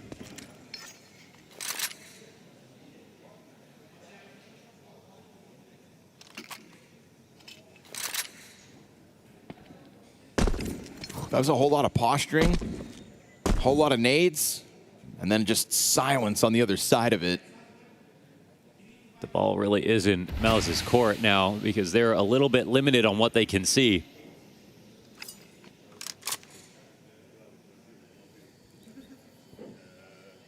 Not a bad time to go B. Not at all. No smokes though for Foot to follow up on this. Curious to see how much MOUZ just want to lean back and let these crosses occur. Oh, it's instant headshots from Brolin and Xerxin, but the same can be said from the 2 Foot rebuttals. They're leaving a lane open here, so there can be a push. Careful on the reload. Demon would love to try to jump, but it's actually Cemetery who gets his line. And obviously, once you've got that one, feels like Demon's freed up to go for his wide swing into Torji. This is a moment where you can just see how hard they shoot sometimes. And we're going to need that from Foot as well, right? Yeah. The aim needs to remain pristine. It's something that went down yesterday in the game versus Bait. You know, you can criticize Foot all you want with how close some of those games got, but from the very first round of that best of 3, both Bait and Foot put on that mechanical individual display. And you get it here in this post plant with those instant headshots. This is technically a 3v5. And this is a map that's actually like an insane map pick for Foot because they get to give you a CT side and they actually have a better win rate on T side. So not only are you happy if you're MOUZ, you start on your stronger side. They're comfortable taking whatever they want. They're good on both halves of this map. It was slick shooting, but the problem there for MOUZ is they got their kills and then it was so instant, both trade attempts, both separate 1v1s, and we get MOUZ just getting it back, right? Just that confirmation that MOUZ's heads are out there on a silver platter. Foot won't waste a second to get it, and now it's just economic pressure right back onto MOUZ. Full buys in, Torzi on the op. And we had a lot of utility burning out in mid last round with no real gunfights behind it. You know, posturing off the flashes, threatening Spinks and Donut. This time Torzi gets a momentary angle, but then it's taken back. So a second frag to open up these lines, and once again, you're just confirming Foot aren't actually out there. There's been a lot of talk about Krabeni lately as kind of the fragging in-game leader.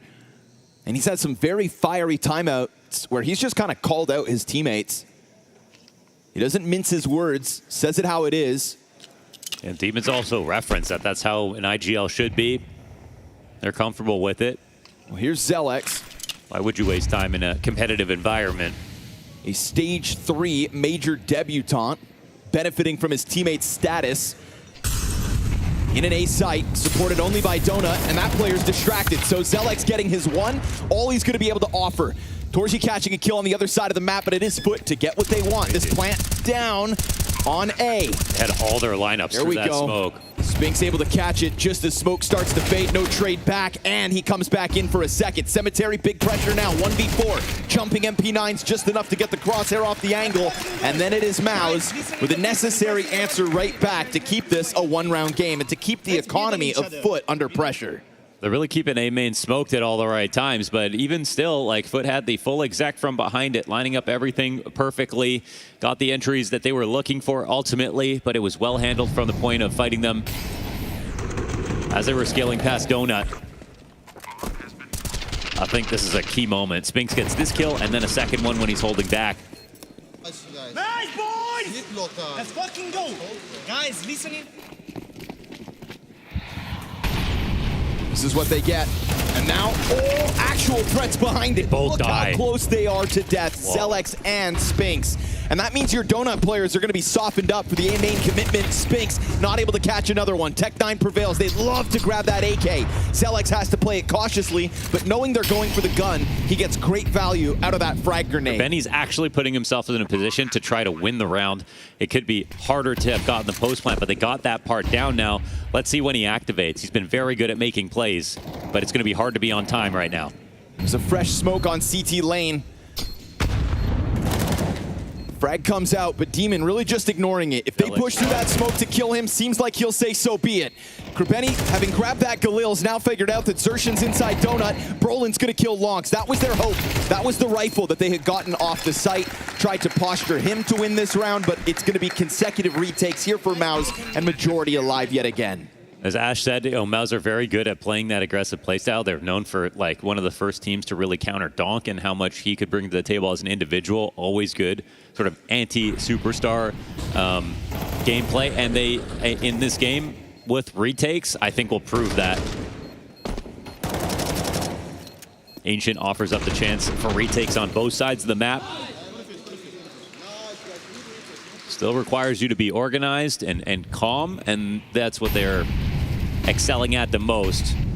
Bombs left back and spawn this round. Hopefully they don't have an idea to go out right now. Yeah, they've just forgot the bomb. Oh boy. That's unfortunate, because that would have been money guaranteed right here. Small error in the game plan. That could have ramifications in the follow-up. We'll see just how light things remain. Any shortcomings there, because that bomb doesn't go down. Not the time to start making mistakes. Up versus a MOUZ that feel like they've probably survived the first test. You know, you got absolutely nailed in that 3 versus 5 with the individual level of Foot, but now you're successfully making retakes happen, which just kind of reaffirms to you, it's all right if you die to the opening kills. You've just got the protocols to respond to this Foot T side. So Galil on Krabeni, short a few grenades. So be it. Still Cemetery on the op, but it's a forward press out of MOUZ. They take over elbow, and it's going to be quick looks into the B site here for Foot. Missed off shot out of Cemetery, still going to be able to pounce quickly onto Brolin. And now from inside of the cave, you've got Xerxion's answer back. He's supported on the front side of lane because of Celex. And Torzi tries to test the limits of this smoke. It's going to be long control somewhat here for Lonks. They try to send grenades onto the Opper. That smoke will buy a bit of time for Foot to try to find some kind of posturing in this post plan, but you can just feel it's not that comfortable. Yeah, Jukes is really the one. I mean, when he starts to peer over this box and take the headshot fights, yeah, right. that's what makes the difference. This makes the retake a whole lot harder. Wallbang damage on Krabeni. Even not try it. That's what gets him low. Yeah, Foot have earned it. Just catching those kills, being able to run it up the ramp. We saw that miss smoke at the start of the round. Awkward. And Foot capitalize on it, even with Cemetery not seizing the first opportunity of catching the op shot for the pick. They follow up aggression with aggression, this time with better guns. They really trust and they follow through on their attacks. So they just found a moment where MOUZ are just not expecting them to try what they did last round. Right.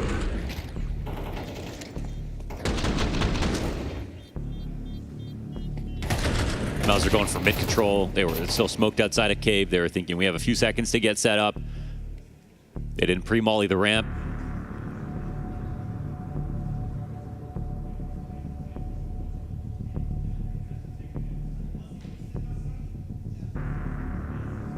MOUZ are calling a timeout now with lots of money left over.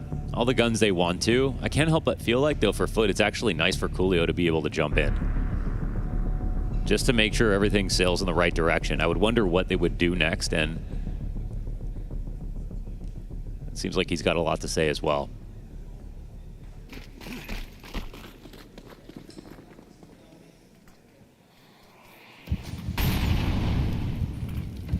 Wow.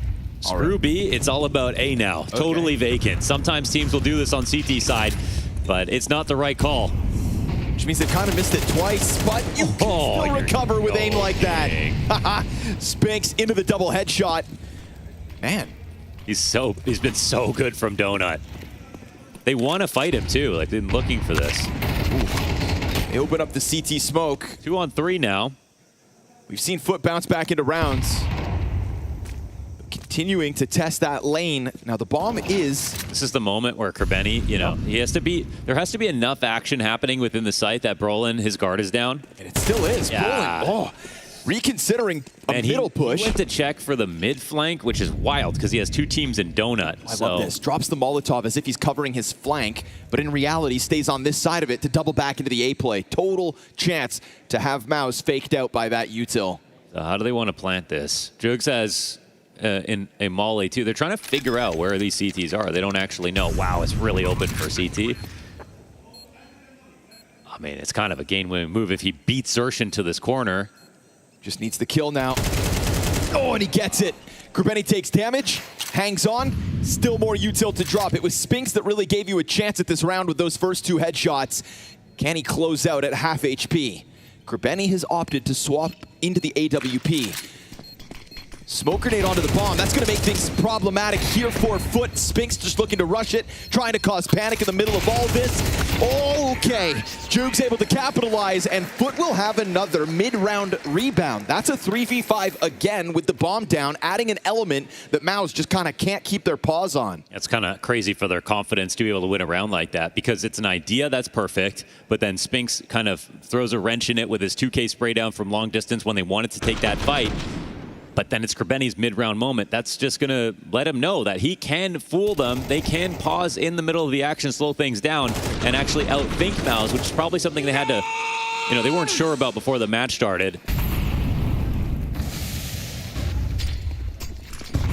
Ooh, hefty nade damage for Kerbeni. Big push out of Brolin, supported though. And Zelex peeling back, hoping Torzi's off, can find one. He fires through. 4v4 was what we're left with. Bomb down on the ramp. We've got a lot of foot movement over there. Wallbang damage substantial there for Torzi and Zershin to have to stomach. You love to see that punish after an exec like this because no one's prepared for it. And this molly means they have to pendulum around, you know, the widest part of the map, denied mid-control. CTs will now be a little bit worried about what they don't know. Now for Spinks here, it's all about timings once again. They'll be hungry to know what's going on. Kerbeni's kind of in a great spot at a minute with the bomb coming back around. No matter what happens, this doesn't have to be some kind of tricky split. He has guaranteed, confirmed donut control and a spot where if they rotate out,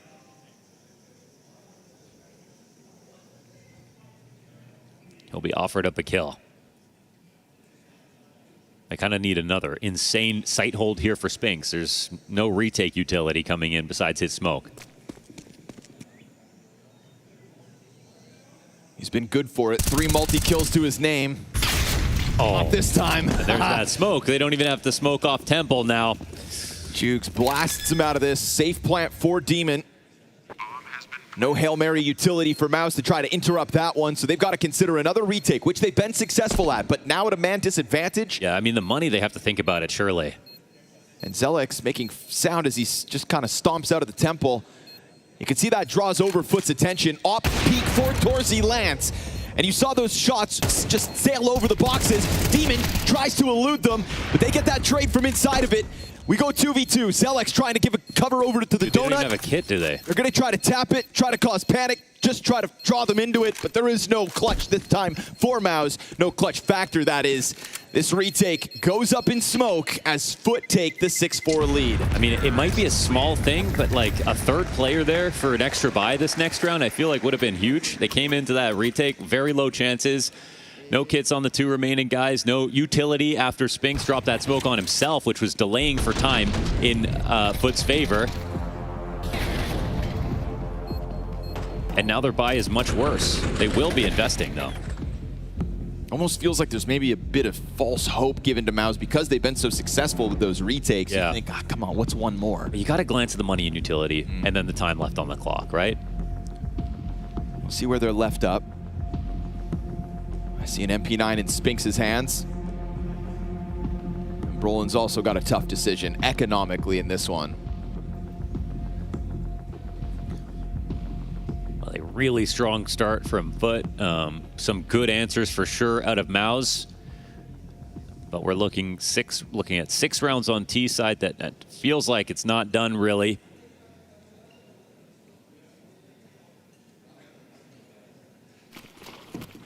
You mentioned the impressive T-side win rate of Foot. We get another example of it. Passive angle held by Cemetery towards A main, but we see 2 players over there for MOUZ trying to posture. And again, calls-wise, they've been so perfect about like, okay, it's time to go B, it's time to go A. Like, site's been wide open every time. Now they've got the op posted on the line when Torzy was nearly ready to push. He's just here, though. Looks like to escort Spinks, and oh, man. Great nades. Yeah. It's 2 different angles, same destination. Brolin. And they're reading Torzy's rotations, even where he started. There's been a lot of good reads for Foot in the T side. Yeah. To be more efficient, okay? Yeah. We just need to be more efficient and precise with things. Yeah. Early on, we are numbers ready. We're blocking, we're fighting on each other. It will be a bit chaotic here. It's okay. Let's make sure we're as clear as we can be with our comms when that happens, okay? Oof. I mean, that's the gun disadvantage that they have coming into this round. MP9 not good enough here. Torzy alone for a second. Xerxin trying to help out quickly, but no commitment even from Foot. And with no commitment, Xerxin actually has kept his smoke until now. Throws that down at 35 seconds to block off A main. Dude, Krabeni's calling a great game right now. Yes, sir. This is kind of nuts. May not be bringing the kills he regularly does, but that's fine. Calls all the more important when you've got players that can pick it up, and there's no weak link on Foot at the moment. So 4 players pushing into a third of Brolin's health bar. He's happy to have even gotten 1 after stomaching those grenades. Quick little flurry from Zelex to try to get over, but what are you going to do in the face of this full-blown hit? A bit of chip damage on Demon, who's preoccupied with bomb, but gets it down. And now Foot comfortably going to take this 7th round, as we will not get these consistent retake attempts from MOUZ in this one. They need these guns in the final round of this CT half. Yeah, they really should have saved last one. It's like such a small thing it feels like, but truly, like the 2 players they kill on this round are the one with the MP9 and the FAMAS, anchoring on both ends of the map. Somehow Foot managed to get to both of them. And, you know, it's going to be a combination of good game plans, great feeling from Krabeni about what they might try to do this round. So everything's just lining up perfectly. Terrorists win. But I'm surprised. I expected if, you know, Foot were going to impress us this match, it would be into map 2 and map 3.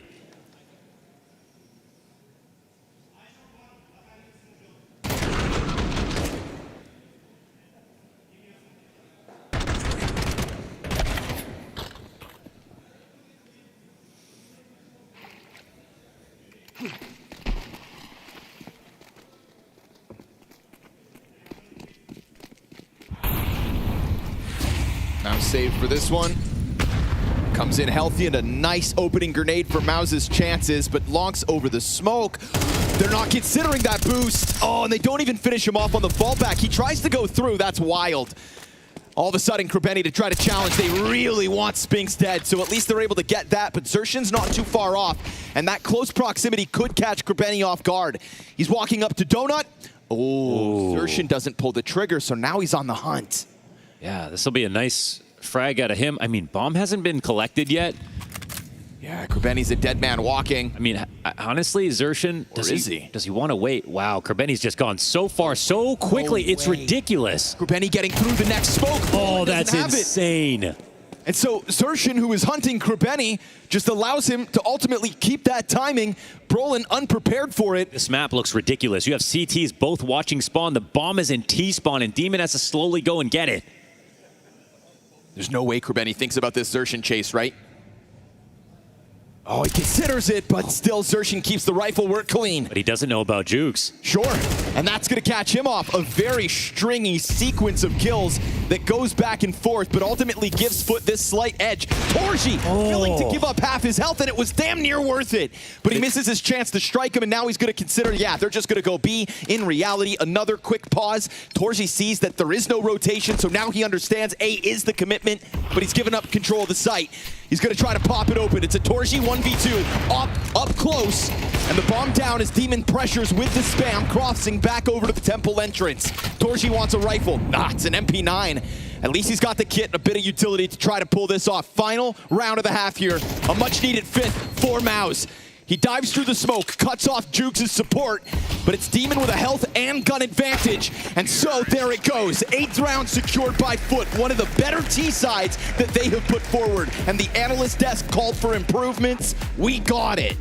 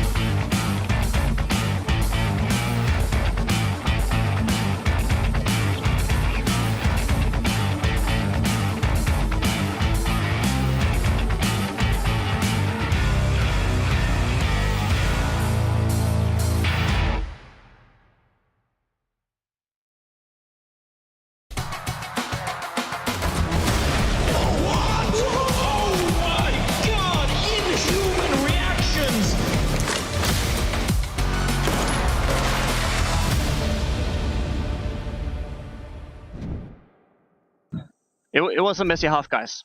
right? Yeah. That's it. We were a little bit chaotic out of spawn. We didn't connect the best ideas. There's something with util and so on, right? I can tell some of you are upset we didn't get more rounds. We need to move past it, guys, okay? Yeah. We move past it now. Focus on the breathing.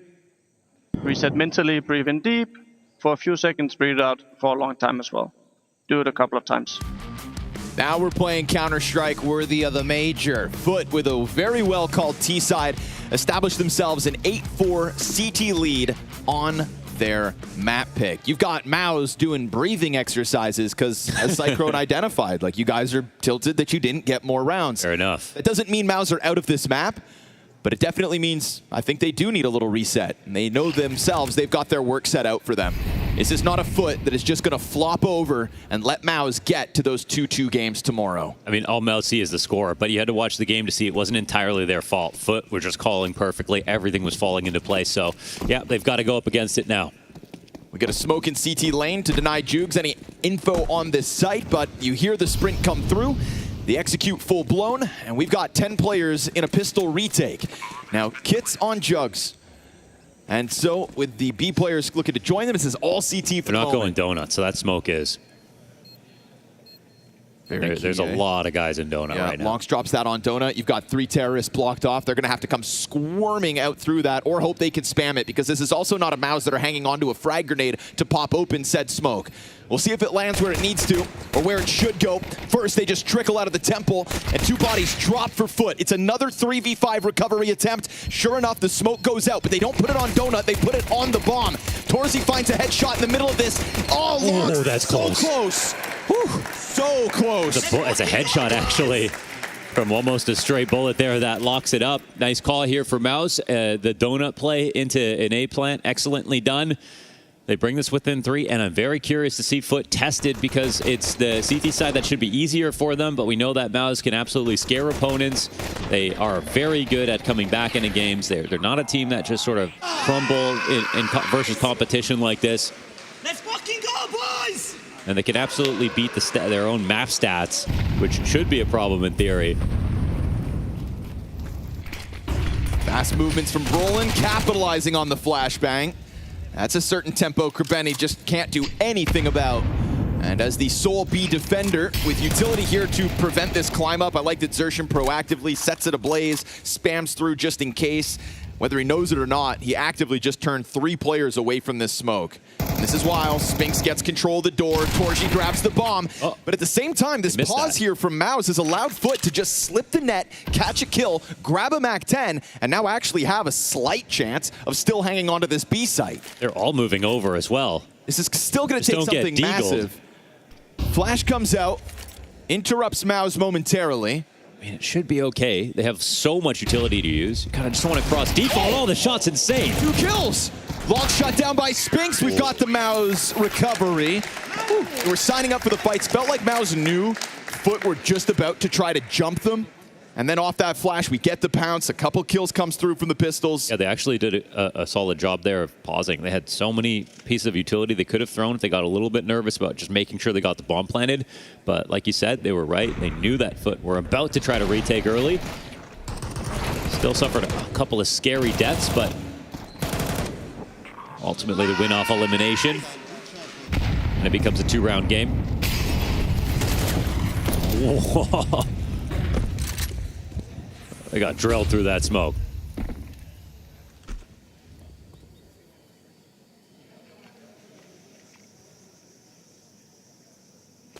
Back-to-back 4 spies, huh? Oh, yeah. Did they? I mean, I don't know if Lonks also had a rifle, if it was just another MP9, but I mean, you can only afford the one. Because they had 2 players alive. They're really trying to win this early. That's insane. Did they full buy last round? What? Yeah. And they had the Deagles and the 5.7s. Maybe they went Kevlar list, but even then, to come in shy. That's hard to prep for if you're MOUZ. Yep. So maybe it's extra important that we get that instant shutdown on the mid play. Uh-oh. I don't know about that lineup. See, nothing inside cave, and we've seen Foot lean really heavy to be in these moments, but right now, Krebeni's got a smoke. See if they want to respect this or not. They're staying confident that this is the right side to go to, and they are. Rennie shouldn't be able to do anything about this, especially with that nade really isolating him, but he's given it back. Could have had a kill to Zelix. Tough shot with Zelix sliding back and forth, but easy one for MOUZ, all things considered. You get that opening kill on what was probably a surprisingly aggressive swing out towards bottom middle. Maybe just better supported than you'd anticipate, but yeah, this is going to be Foot kind of on the brink of losing this lead that they fought for in the first half. It's just pistol and conversions, though. It's a double force-up, so they're still waiting for their first rifle chance, but Jukes keeps his M4 in this round, so if they had lost all these players on top of it, it would have been even crazier to see this risk getting taken.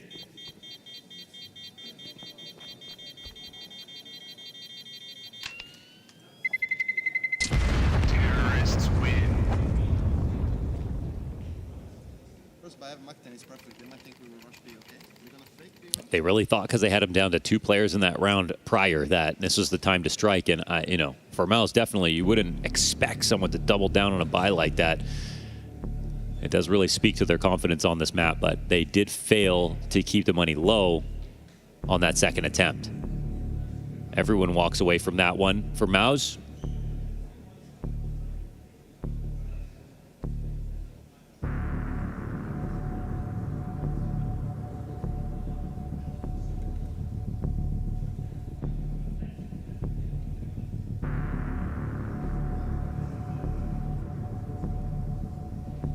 Foot talk it over. They come in with just a couple extra tools, right? More helmetless Kevlar, a couple grenades, couple 5.7s. That's all they are willing to put into this. So odds are, lead's gone, but we'll see what they can make of it.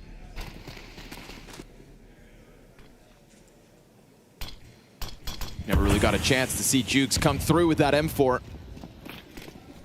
It's another opening move, 4 Foot towards middle. There's the rifle gone. It's a one and done. Climb up here from Locks. Oh, he just wants the rifle. He's grabbed it and he's looking to get out of there. I got to be careful because there's still 2 players over in B. Again, some of these early leads have just gone right to B. There we go. Brolin winning the battle of the IGLs inside of Cave, but it looks like the MP9s are looking to come get this back. Cemetery on the other side of this box from Brolin. It's a good spot to be in. They're coming in to clear it. Oh, he doesn't get any kills. Cemetery down to half health. I mean, Spinks is on the other side of the map. Did they see 2 people or 3? This is Bomb, just 2. Still not sure about Demon. It makes it a little bit harder to say, okay, let's just go over to Spinks. Longs has a smoke here. Oh, he throws it out pretty early. That might be a little bit confusing. Doesn't go into Cave. MOUZ are trying to call the bluff again, but this time it's not a bluff. Okay, now they start to walk back. Slowly figuring this out. And without information, there's no real reason for Foot to just leave.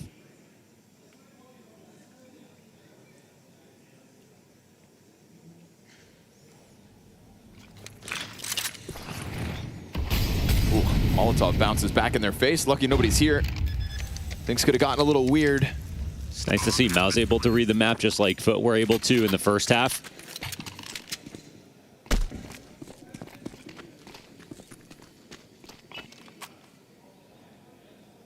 Now, this is constant threat that Foot have been able to afford themselves by these buys. These little half purchases that they've sprinkled in, but yeah, their money's never been too messed up because they at least keep saving. The next round finally should feature everything they could ask for. And it's still really successful here for MOUZ. Considering how that started, they could have lost more players. They could have lost the round straight up. Oh, yeah.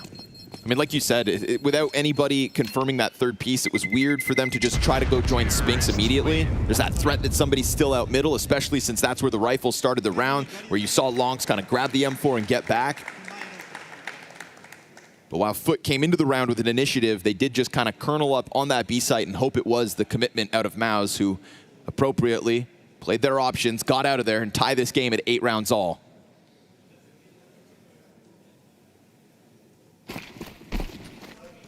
Finally, a full real buy for Foot. 4 rounds into the CT side. We've got the op on Cemetery. Krapeni still limited to the MP9.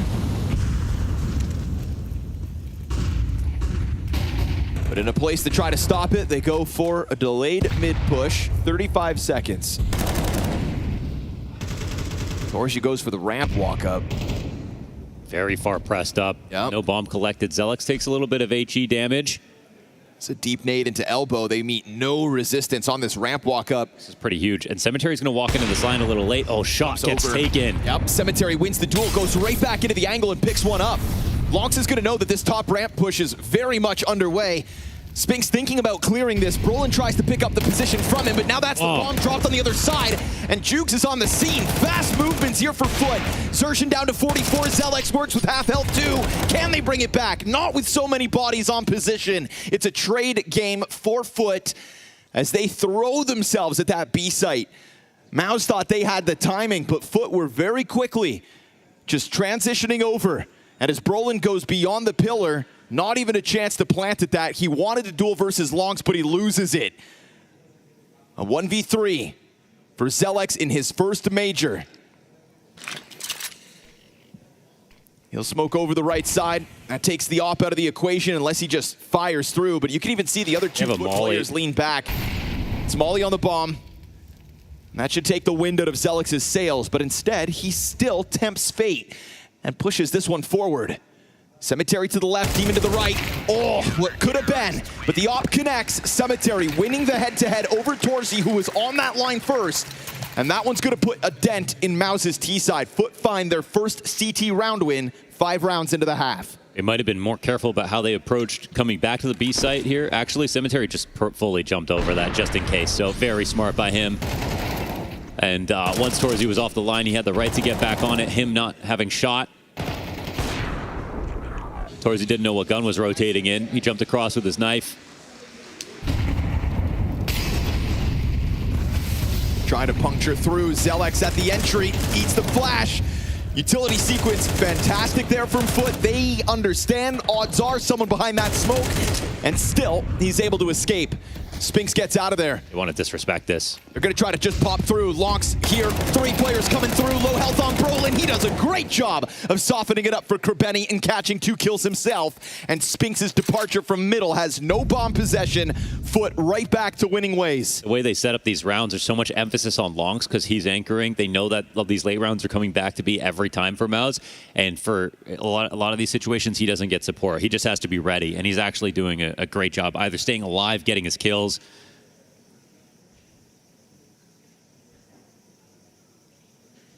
It kind of feels like they're doing, okay, 3 rounds, it'll be a lot of pressure mid, then it ends B. Then maybe MOUZ will throw in an A play after. For now, Foot are kind of following them perfectly. It might be obvious if MOUZ try to change it up. Be a lonely save here for Spinks.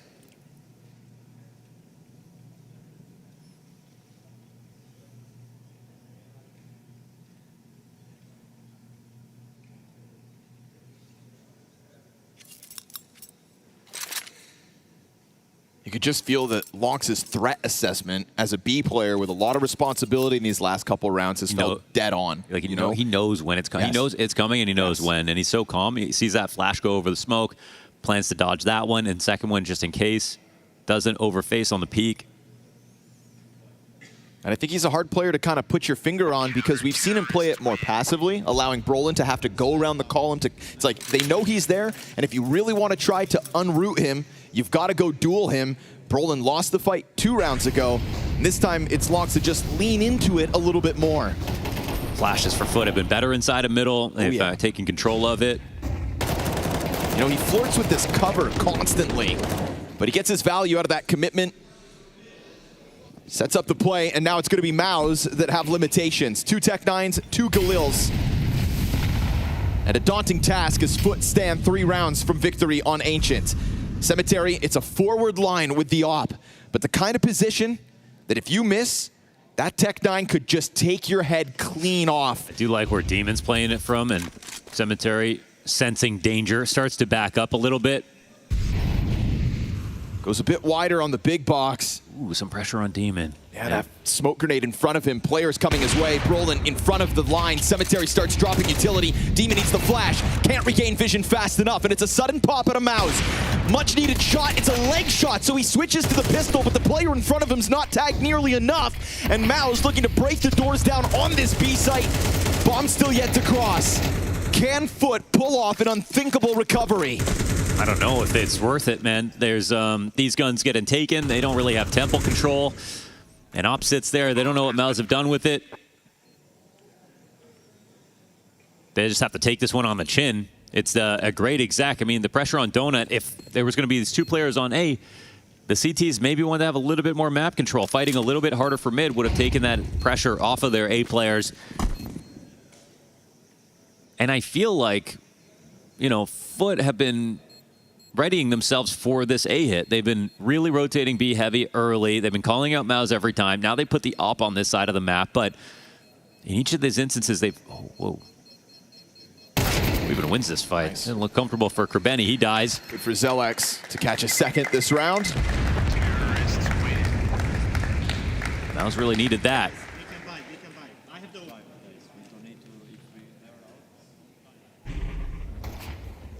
It's kind of right here because he was a donut player as well. So without anybody, again, stopping them from coming out middle or giving them that early warning system, it was too much of a split when the other team just has Tech 9s to help their AKs.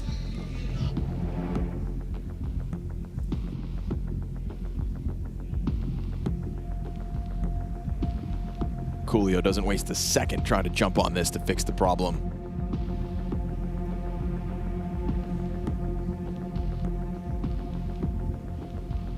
We got a tight opening game in an elimination match.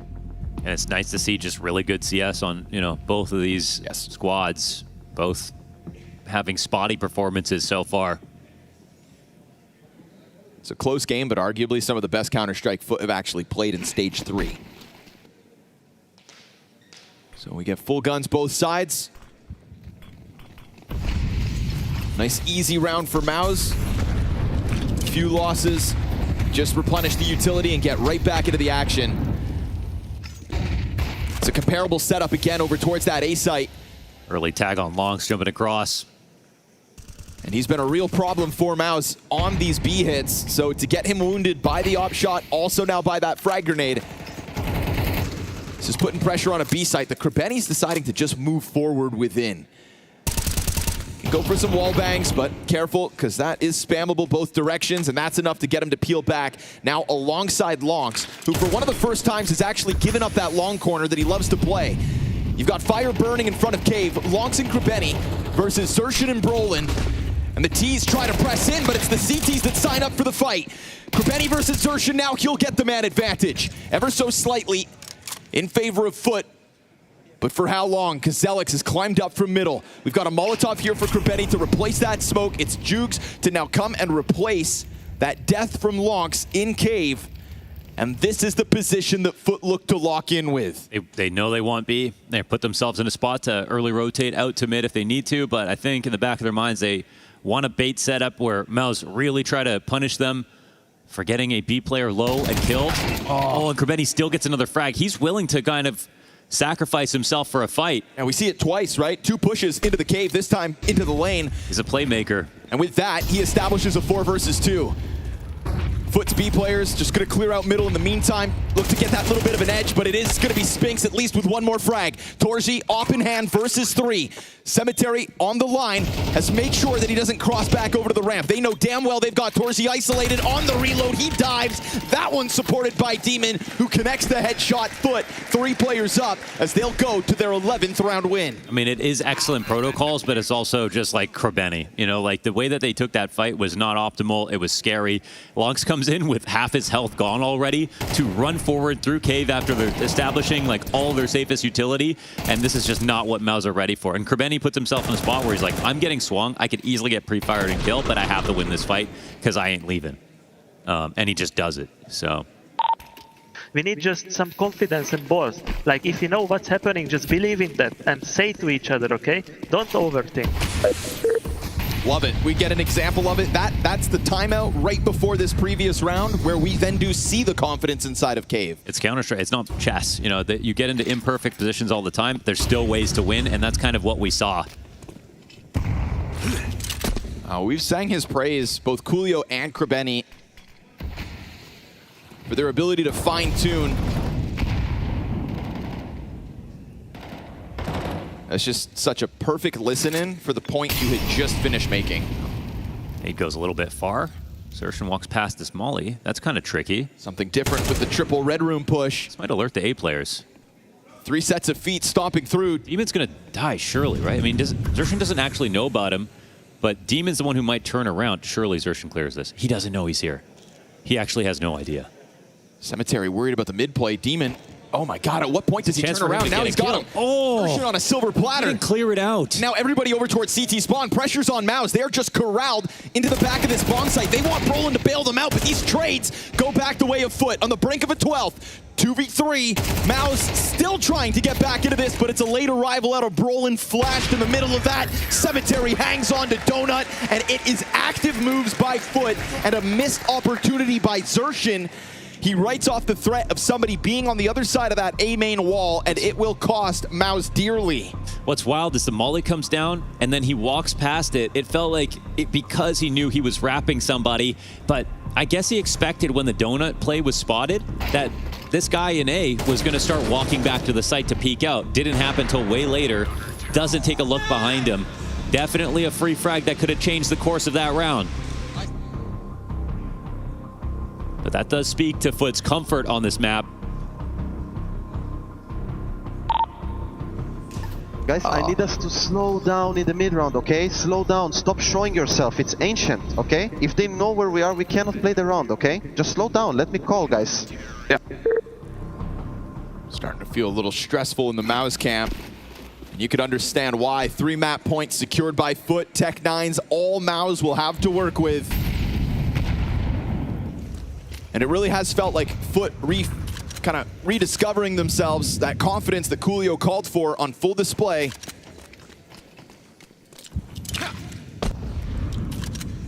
They take control of the situation, secure 2 rounds back-to-back.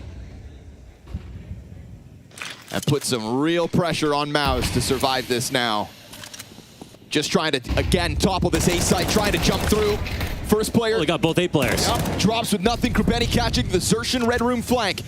We've got Spinks from inside Donut to try to sideline Krebeni, who's approaching this smoke. Oh, he does crazy things, doesn't he? Oh, the nade hits him, and so the Tech9 hits him in the back. And of course now rifles in the hands of MOUZ. And it's Jukes from inside of the site, waiting for that Torji overstep. Seemingly knowing he will flush him out. Torji's gonna have to swing. Oh, what a reaction. 2 kills in's got the health advantage over Spinks. Oh, but a headshot. An upgrade thanks to Spinks, taking over Donut. First of 3 tests passed here by MOUZ. Yeah, it's the A plays that have worked out very well for MOUZ. They come in sort of light and fast on this split, end up getting both players at the same time. Only 1 in defense. 2 Tech9 entries. Frustrating way to lose a round if you're Foot. Energizing way to win a round if you're MOUZ. Yeah, these A-site bombardments out of MOUZ have pulled off 2 unlikely wins. That re-secures them weapons. And they keep kind of going back to B as soon as they have guns, and Foot keep expecting that to happen. Xerxin called for slower rounds, said don't show yourselves. Trade's good from Brolin. Locks at Cemetery, left here, drop nades. And you've got Krebeni again on his own inside of Cave, just kind of testing that smoke, going for the wall bangs. But this time MOUZ just crawl back behind the door. Just want it so bad. They want it so bad, and Foot know it. Nate goes over top, but because they left that dead space, now it's MOUZ to reaggress, tucking into the wall bangable positions. Now, we have seen them try to participate in taking Cave before, going up the ramp into B, especially in the slower moves. And Foot have always put themselves here in a position to punish just that.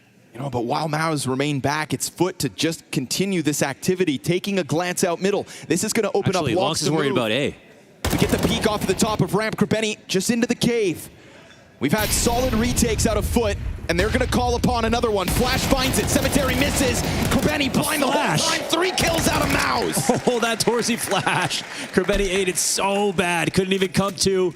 Nobody gets that kill first, and it is the B play that works out. And when they clear out mid, they don't see a thing. And Longs for a moment is worried about the A move. But they were right initially. It was going to be the late round B again. This time MOUZ do a good job of not alerting them at cave first.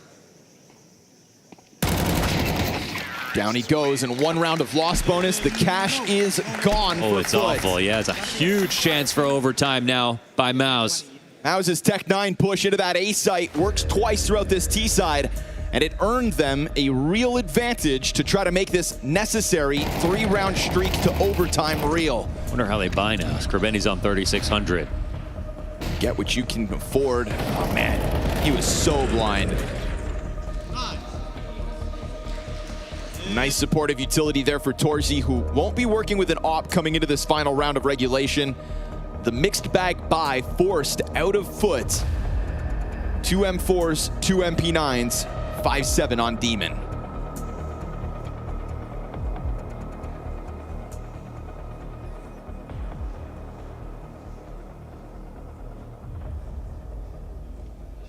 If I was MOUZ, I mean, I would be thinking about going A again.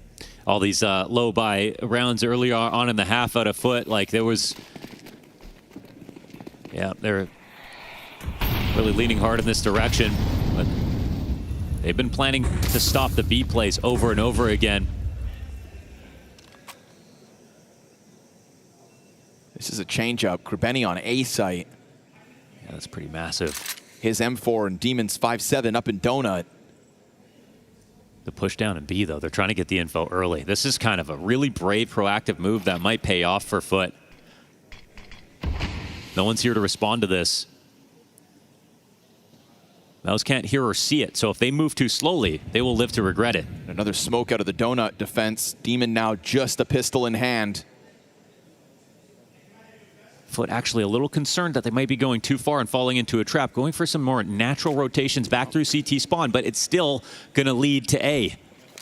They would have heard that red room smoke. Still cautious that somebody from MOUZ would have overtaken this. You can see them clearing every single corner on this rotation to the A site. But because now that they're here, Demon's been freed up to play the signpost. Yeah, they're so right. They're so right. Putting the defense in the right spot. Very active move out of Foot here. You take a bit too much time, MOUZ, and now you've got more defenders on the bomb site. 4 members of Foot have positioned themselves correctly. Is this how it's going to go down? Activity out of Foot. Krebeni's M4 goes unspotted. It's flawless. Incredible. Talk about proactive moves.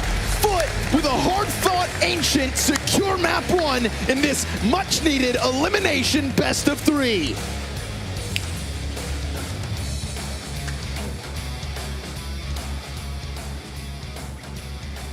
All the way down to the absolute nitty-gritty wire, and that's because they didn't hold back on their eggs and bakey. Ash, Pimp, and myself here to tell you everything that's in this series. This 1-2 series, a very special and pivotal position for both of these teams, Jacob.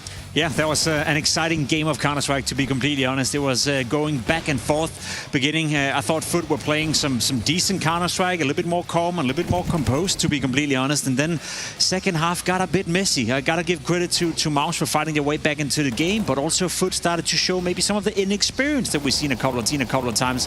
I feel like they were overstepping the mark and then sometimes almost understepping, you know, in a sense where they got a bit scared. But then in the very last round, it's like they came back together and played with the DNA and played the footwear of Counter-Strike, where it's just proactiveness that, you know, whether you can argue it's lucky or not, they were proactive, they seek the information, they get to stack the right bomb site, and I think in the very last round they lost a combined of 25 HP to just close out the game. I think it's not only Foot that were messy here. I think MOUZ made so many individual mistakes. This was a really weird game. It felt like neither team really wanted to go middle for some reason. Kind of had A rush, B rush simulator. So it was a little bit of a weird game going on, but there was lots of individual mistakes. And a couple of individual flashes of brilliance, perhaps, as well. Who sticks out to you off the page here from either side, Jacob? I mean, there's a lot of players sticking out, to be completely honest, but it was more so the retake simulator that we saw, because it was a lot of executes on towards the bomb side. So it wasn't like one player, stepping up, dropping 25 kills and being the spearhead. It was more so all the players had to get involved in the retakes with the grenades and in the trading as well.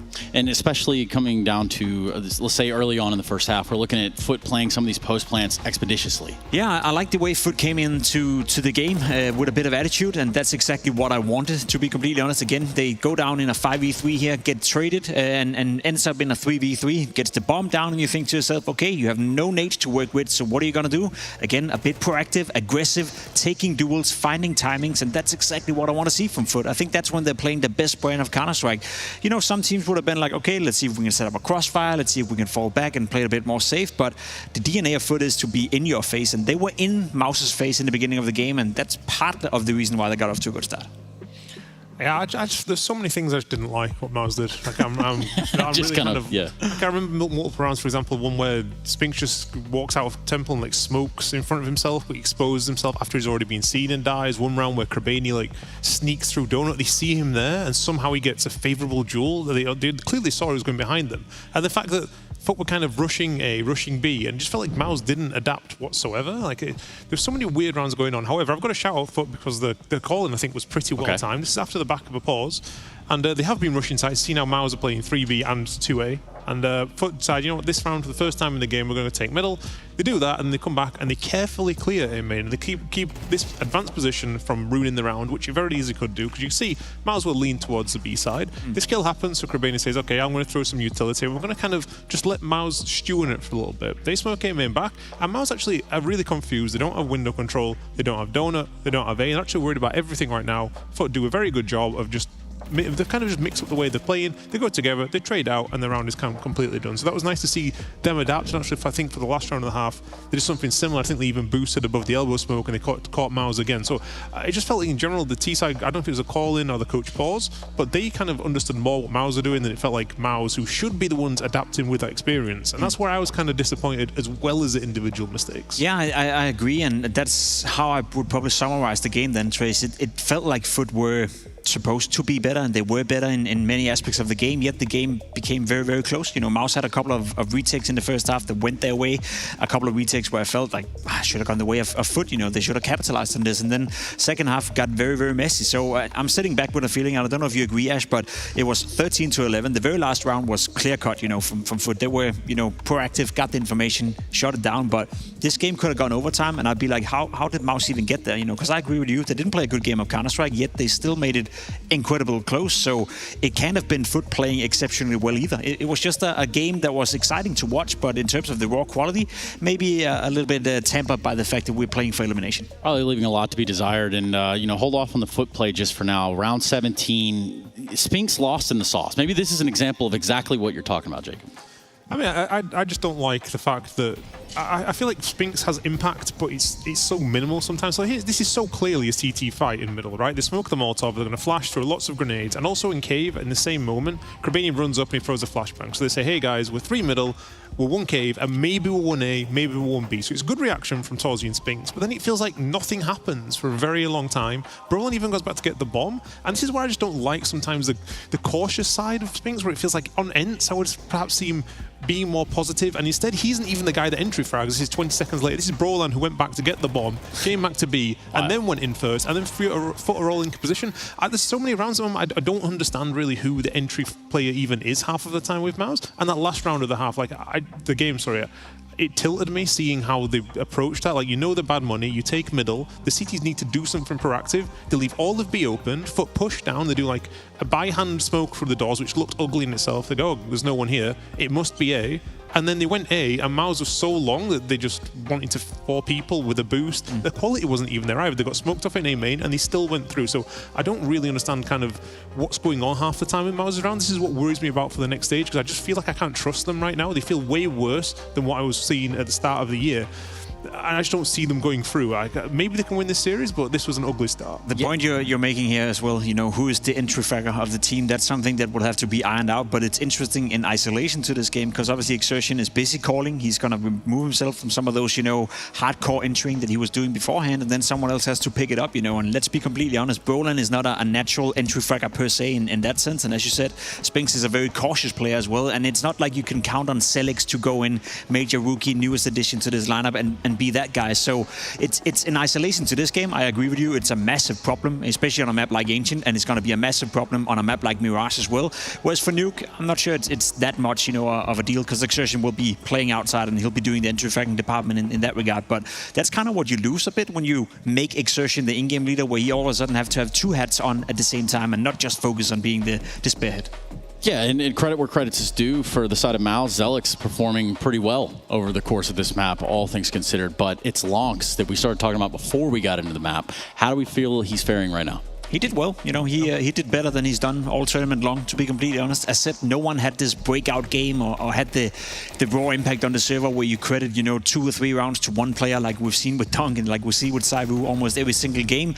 A lot of this was retakes. A lot of this was making sure you got your kill or you stayed alive or you played smart. But I think from watching a lot of the point of view from Longstride, he had a decent game of Counter-Strike. Not a great game of Counter-Strike, but a decent game of Counter-Strike, which is better than he's had up until this point. And that was the point from the pre-show, really. It was kind of Lounge is such a key part of this due to his positions and his aggressive, needing to push first. This is a crazy play that he goes for that there. But all that you kind of need him to be is just a little bit stable. That's kind of what he's been all year, maybe on the good side. And this is kind of seeing more flashes of him here. And when he can do that, it's enough to get foot over the edge when they don't play the best. And I don't think they played the best here, but it was good enough in this map. Yeah, you got to be careful putting your foot over the edge. You don't want to full commit there, but what we have to commit to is the idea that Nuke is coming up. We're looking at Foot starting on the CT side and what would be a MOUZ pick. So let's get a good diagnosis going on here, Dr. Pimp. Normally, I like the way MOUZ is approaching Nuke. I think Exertion is a fantastic Nuke player. He's so much involved both on the T side and CT side in Yard, and I think there's going to be a lot of Yard, as always with Nuke, in terms of how much are you going to use Secret? How are you going to use the smokes outside? Are you going to use them to wrap inside Gate? Are you going to use them to go down Secret, etc., etc.? I think Exertion is going to be a key player to watch out for, and I think it's almost needless to say, but without him being successful, a lot of the DNA and a lot of the way MOUZ likes to play Nuke is gone out of the window. So I think if there's one player I want to highlight here saying he has to do well or has to find some sort of impact outside of the fact that he's the caller for MOUZ, it's Exertion and his, not necessarily entry rate in Yard, but just the space creating and making sure that you get people moved around in that area of the map.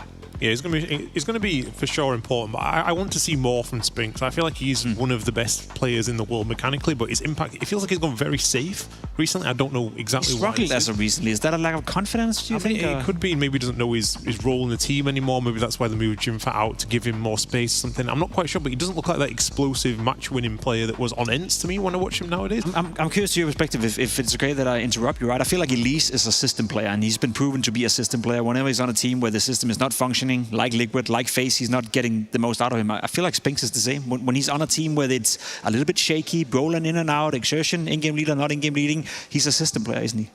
You could say that, yeah, but I think also he isn't like he's doing poor. I always feel like his numbers are pretty solid and everything. He's pretty consistent, but I feel like he's better than that if he just pushes himself a bit more sometimes. So the map pick for me, this is a punish pick because Foot haven't been in the best form for this. However, when you have a punish pick against you, it means that your preparation is obvious. You know it's going to be that map. So I'm interested to see kind of what ideas Foot have. And we talked about the other day, some maps like Overpass, you don't need to be so aggressive on CT side. I think it plays against the Foot DNA because they feel like they have to push and peak, and a Nuke can be kind of the same. So I want to see Foot not kind of executing themselves over and over on the CT side and actually just playing the map as it's intended. And let me stop us right here so that we can go to that break, because on the other side of it, we're going to find out if MOUZ can get eliminated in Cologne today in Stage 3. That's right. We go to this quick break. The Intel Extreme Masters in Cologne, the major, Stage 3, all the fixins in 2026. You can find them right here in Cologne, Germany. We'll be right back after this.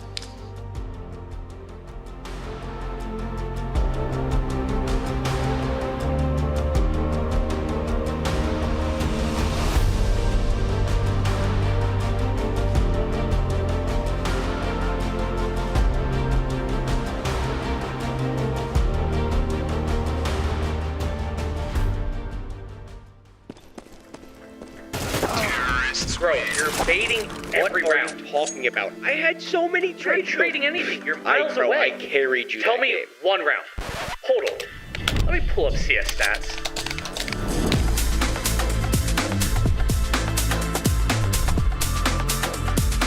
Oh, wait. My bad. You suck. Settle your debates. Search your profile on CS Stats and turn on tracking to see all your games. The pounding heart of esports beats louder here in Cologne.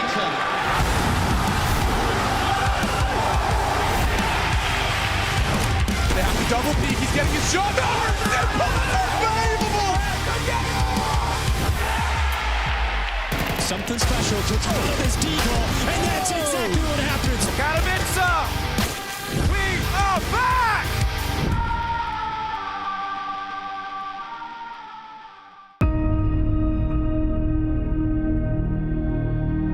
First major that I watched was probably 2022, that Rio one, that Outsiders one. The only clip that I remember from that major is when Jane won the 1v3 against MOUZ. I was trying to build it kinda in my own way, but it was Santares who I was trying to a little bit maybe copy, like his crosshair placement. I always liked his playstyle. In CSGO I watched him a lot, like I just enjoyed how he plays and it was very nice to watch. I would say I'm very excited, of course, and everything, but I don't want to think about it too much. I don't want to put pressure on myself. I just want to play it like it's any other tournament, and then we will see how it goes. I don't think I really found the way that I would say that I will play or I'm playing still. It's like kinda in a learning stage. My best quality, probably I would say for now, it is my aim. The thing that I want to work on the most is decision making, but it will come with experience, I would say. So I play more and then it will come. Yeah, of course I want to be the best as I can be, and for the people who are looking and watching, just see that I would say that I'm fearless in a way, you know, of the playstyle that I play, and I just want to play confident, so I will just give my all and it will come, probably, with it.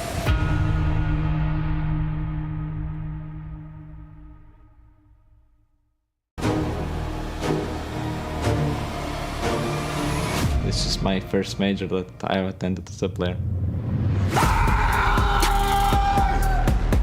I think I have different emotion than the other events. But I think we are getting used as a team to play like these big events like Atlanta, we played Krakow and all these events, but first major is different feeling. I don't know how to explain it with words, but it feels good to be here.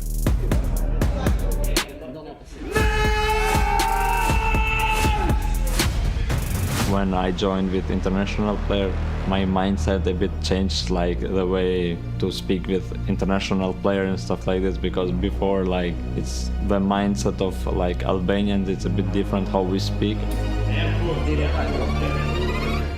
For example, Julio, when I started the IGL, it was hard for me because I was new, I didn't know most of the things, and of course he helped me like with most of the things, like he teach me.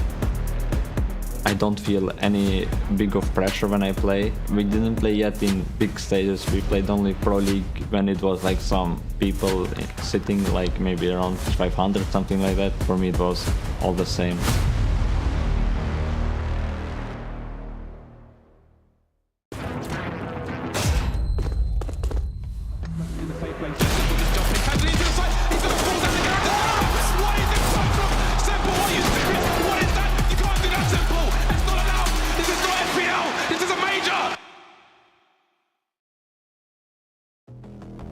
Foot strike first, and they do it in their style. There's this turnaround moment within that first map where it felt like they started to play their game. That just classic foot in your face, confident kind of counter-strike that got them to this point in the major and could be the reason that they fight back and attempt their progression to the playoffs. Now, of course, we switch over and they've got Nuke in front of themselves, but they've also got Nuke on the CT side to start.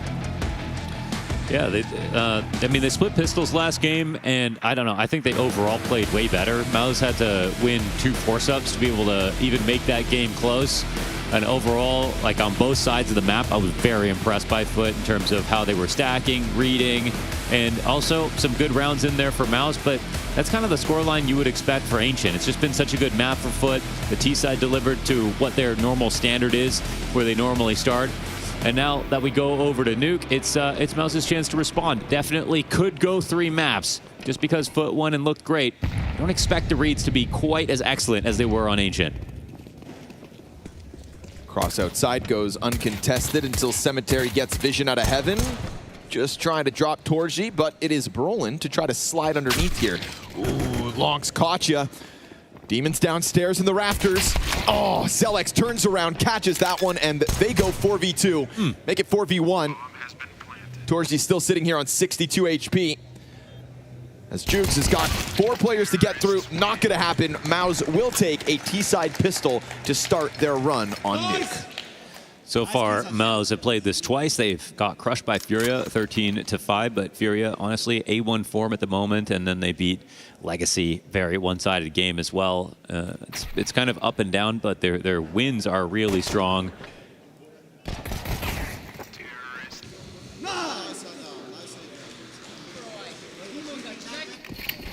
Once again, it's going to be a CT-sided affair for them. And they're also picking on the bottom of the map pool here for Foot, who are on a 5-map loss streak on Nuke. All loss streaks come to an end, though, eventually. So otherwise, they just become your permaban.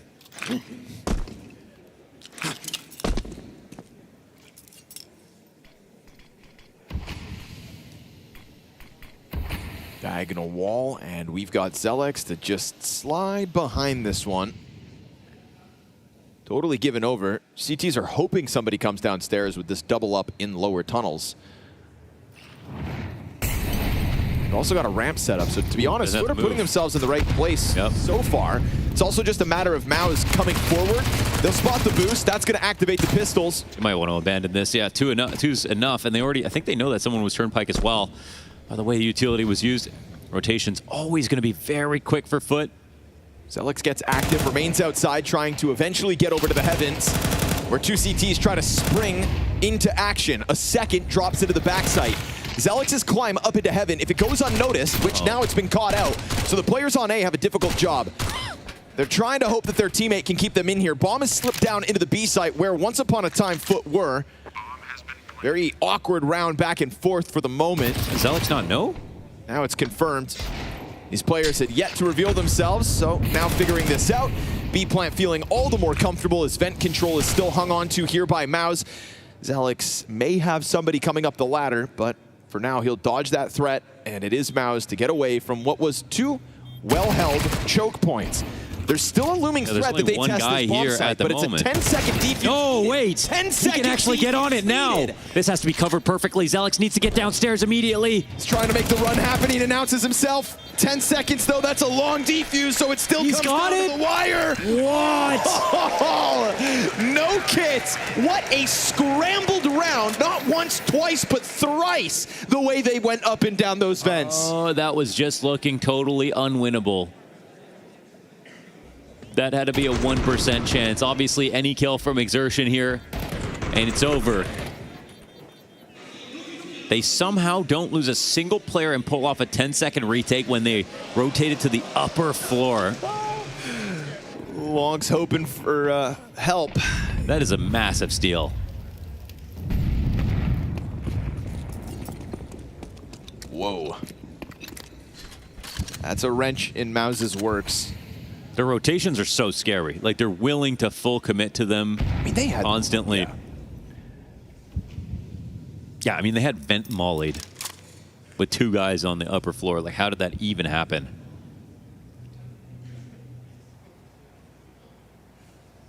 Let's see if Kerbeni gets domed here or not. Nate's Did that nade do nothing? What? Yeah, came up short. Well. See about this one. Materies, that's better. Which makes you think if that first one had really kind of stuck the landing. They still got really good positions to watch all this. Like, it helps out Juke so much. And also really good guns. We're talking about 2 free Galils and the M4s that they come into this one with. And well timed off the secret. Crazy spray. Benny mow down quad kill. What a ridiculous Galil spray. Unbelievable the way he just bends him over. As in the bullets, bends over the bullet, bends the bullets over the stairs. Yeah, he has a foot fetish. He bends the bullets over the stairs and gets the ace in the end. That's immortalized, Connor. That's unfortunate. Excellent spray. Excellent spray, bending bullets over the steps for the ace. Nasty. And that was a golden chance for MOUZ to immediately kind of clap back. But to be honest, with Foot's setup outside, like they even read this really well. That MOUZ are going to try to do this the hard way with worse guns. Try to get into the complicated positions that in the last round almost worked out for them.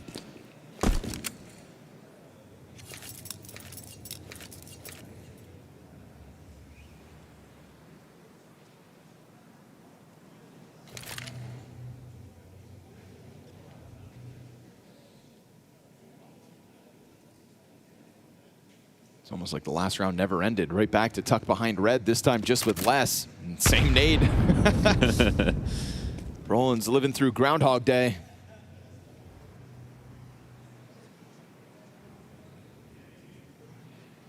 Because Krebeni's ace kept all 5 players up last round, Foot with a good advantage. Bomb slips the net down through vents. Will try to go Hail Mary B bomb plant, but Demon's here to hold the cross. Oh, not able to get it. Yo, bombs planted. A little bit of extra money here for MOUZ. Not half bad considering you come in with absolutely nothing, but Foot will also be happy that it's yet again 5 players standing. Yep, that's a nice win there for MOUZ to get that bomb plant against all odds. But still, 2 rounds in a row, no deaths here for Foot. They'll be equally happy.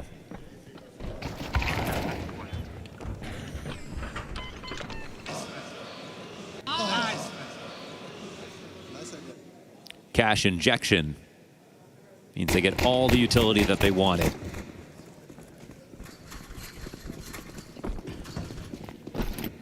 MOUZ have to show us an answer. Yeah, because right now Foot have the aim and they also have the setups. Yep. The reads are kind of crazy. Got away with a lot of aggressive CT moves back on Ancients. Oh, that flash missed. It did miss, but luckily for them, they don't hard commit. Now, we've got Krebeni dead as Spinks spams him away through the smoke and the vent.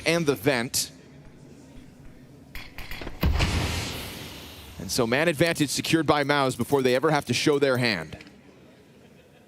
Are they reading it correctly again? It's all of MOUZ outside. No one is even going lower.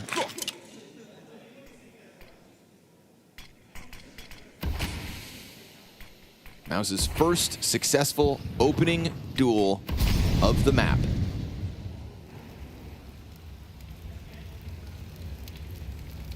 In the round, they've waited for their guns, and yet doubled in ramp and going lower. This is perfect for Foot. Such an easy fallback position, such an easy bait and switch. Brolin's not considering it. Good trade by Torji, much needed. But the man advantage just disappeared at 35 seconds. And MOUZ are gonna now, because of that setup, feel figured out.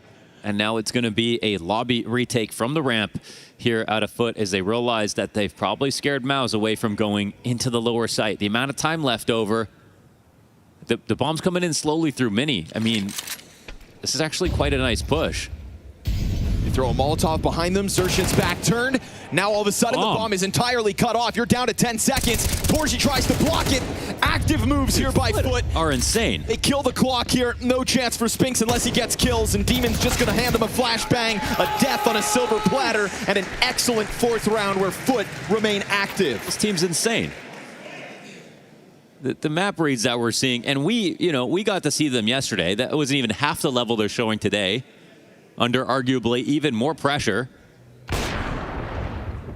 This is unreal, from their round 2 steal to the individual level to all the reads they had on Ancient to, again, this being at the bottom of their map pool. 5 map loss streak, by the way. And today could be the day they snap it. It's incredible. I haven't seen that many game plans so far this major that are working out this perfectly.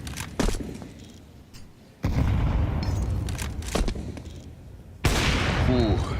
It's Zelex to tiptoe into his death, trying to get away with just that smoke creep. Tech9's to still apply pressure, though. Brolin's looking to sneak in behind them, but by the time he arrives on site, covered from the rafters. Are they ever going to lose a player? 5 players up still. Here comes the P250. Chance at a double. Torji will get that headshot at least, racking up a cost. But it is 5-1, the CT start. MOUZ certainly feeling figured out. Cyclone's chance to try to fine-tune this attempt to break down this defense. Yeah, they're totally getting ran through. And I mean, for MOUZ, when we see their game plans usually, like you give a lot of credit to Cyclone. We know they've done an excellent job on that front. They've always been able to stand up to teams that show a little bit more individual skill than we've always sort of said that they have. But in a game like this, it feels like they're a bit of, that's a bit of MOUZ. Like they're showing off all of their strengths, but also the mechanics of the top dogs. Tons of pressure to find an answer. Guys, they are pretty obvious what they do. We can understand every time. We can win 2-on-5 every round, no joke. Let's go. It's fine. Unlucky jokes. Wow. We can win 2-on-5 every round. Well, it's pretty obvious everything they do. I mean, what are you thinking about? I mean, I feel like you would want to just tell Zershin that into his ear. Just whisper it.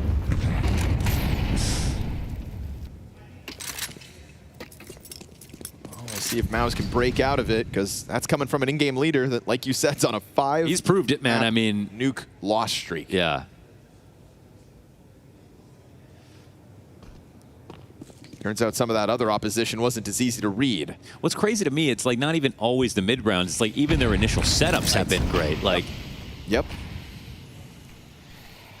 And we've been kind of singing that same song of praise since Ancient, right? This has been a real feature of Foot's best of 3 today. Feels like today's their day. Let's see. Yeah, but Demon's alone on the ramp.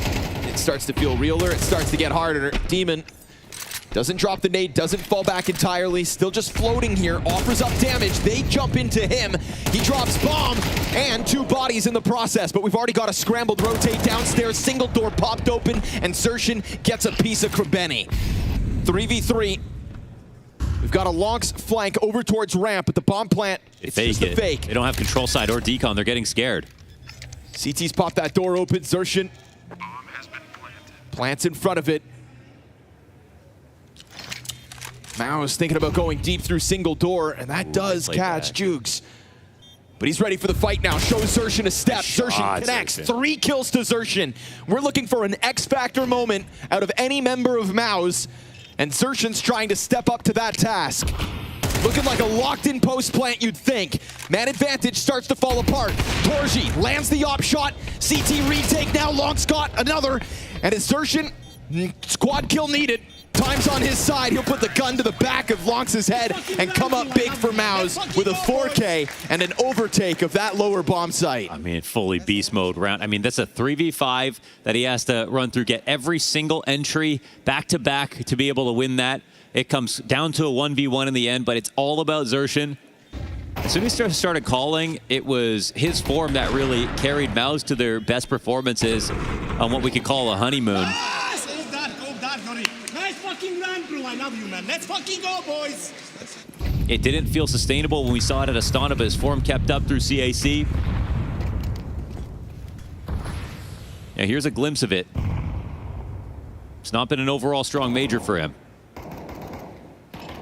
We were worried about that because as Zershin prevailed individually, some of the others on the team felt like they got hit by the drop-off. Yeah, I mean, and let's be real, Brolin 0 and 8, and he's the guy they have to play with, obviously. They fall right into Krabeni, who gets that one, and then the trades as they don't allow him to escape. We get this walkout from Spinks, clipped by Lonks, leaning into the deep exposed corner of that upper floor. 2v4 now for MOUZ to have to unravel. And as the smokes fade, vision found. Jugs, I think he just saw that. Or maybe not, because there isn't any actual movement downstairs. Here we go. Cemetery starts to peel away. Op in hand to try to post up on a line lower. He knows he has time to get there.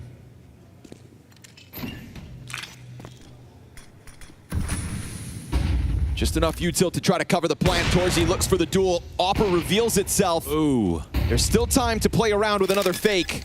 But instead, Torzy commits to this. And now CT's to swarm this site. Xerxin and Torzy very much not linked up at this moment. Oh, nice answer from Xerxin. Takes a bullet to the head, survives it, comes up with one. Torzy's collected as well. They said every 2v5 was winnable, but this 2v4 back for MOUZ could be their answer. To fluster Torzy off the backside with the nade, Xerxin's clipped another with only the 11 HP. Him versus Cemetery, who does have the kit. And as he taps that bomb, Xerxin's gonna have to come out through the windows. Oh, he nails it! Timing's beautiful here. A full house between him and Torzy. Another close for Xerxin. 2v4 disadvantage doesn't matter to MOUZ. Wow, they dug so deep for that. That's well played to the end, out of foot, but even better out of MOUZ.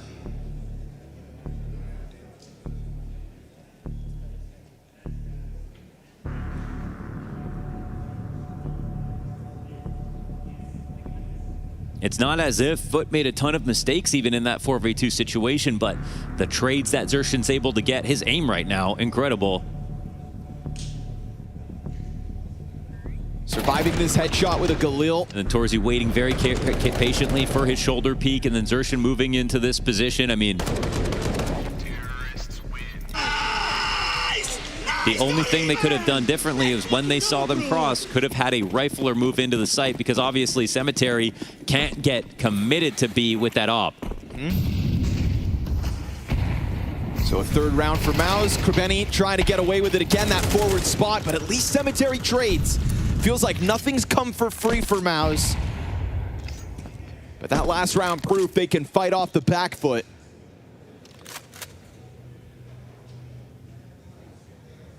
Foot remain active.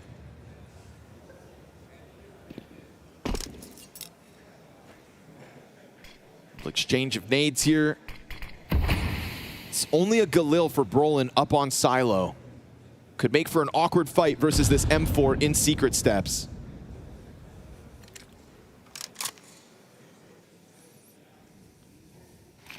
But as MOUZ fall quiet, we get this activity out of Demon. He's now inside of main, dodging flashes. Not the second. Oh, and Brolin does cover. Nice. Making the most of the lesser gun. Main player just teases Lonks. And that gets him to bite into a duel once. There's two Ts ready to fight back. Cemetery up in heaven's got the answer onto Brolin, but he just wants to save this op at this point. And MOUZ have now Foot's money in the dumps. Crazy spots. MOUZ are finding all their kills. Like having Secret, having someone watch Mini, you wouldn't have asked for another setup out of Foot to punish what was coming to them. But Zelix with 3 kills on this round. Perfect aim. And perfect spacing as they hit the upper site. I love that main shoulder jiggle. Just have Lonks kind of hard committed. Also a position Lonks has gotten value out of before, and a position you're not getting out of. So can't manage them all. Now. Guys, you are flashing like I don't understand. No joke. No, you don't need to speak. You don't need to speak. The thing is, guys, we are moving when we shouldn't. Like previous round 5v3, and we are not playing to kill the bomb. This round 4v2, we know one secret, and we are waiting for him to come back. Obviously, he will fucking go secret. Like, let's try to understand where they are going and make moves, okay? Like, just make. We know where they will end. We just need to fucking rotate there and lock the round. I mean, he's exactly right. That was a round where Juke saw them go 2 down secret, only 2 left, and they didn't respond to it.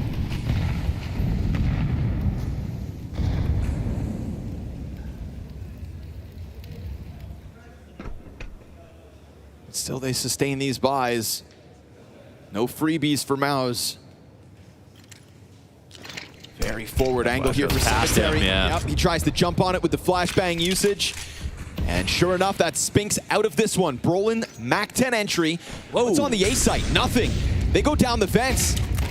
Lonks up in heaven. He's got a teammate right next to him. Zelix with the bomb straight down beneath. Lonks drops, not ready for that. Zelix and Xerxin in with 2. Wow, right as they were transitioning out of this setup, they found a moment to hit the upper floor. This is with 4 players, a 4v5, excuse me, and they steal another one away. Yeah, you can listen into all the Foot team comms and they can claim they know where you're up to, but this is a round where they do the unexpected, MOUZ, and that catches Foot entirely off guard. Man disadvantage means nothing in the face of that site hit. Yeah, it's been actually so impressive from MOUZ, individual level and calling. All the micro and all the macro right now is also insanely good. You know, this second map of the series starts with some commendable actions out of Foot, a nice game plan, a confident take on MOUZ's attack. But MOUZ have now officially broken through. 4-round streak on the T side. To hell with the force buy loss in round 2. They have recovered enough on the offense. And now they're starting to straight up outplay Foot.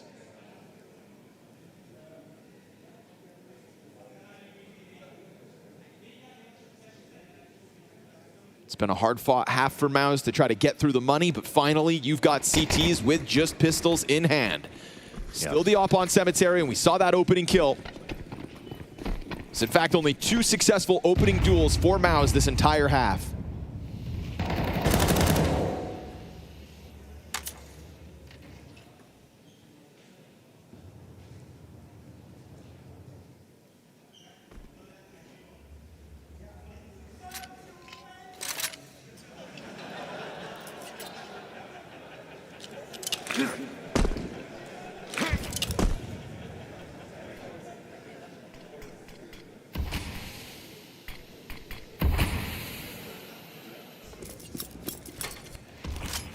This one extremely slow from both parties. I think Foot are nervous to make a move.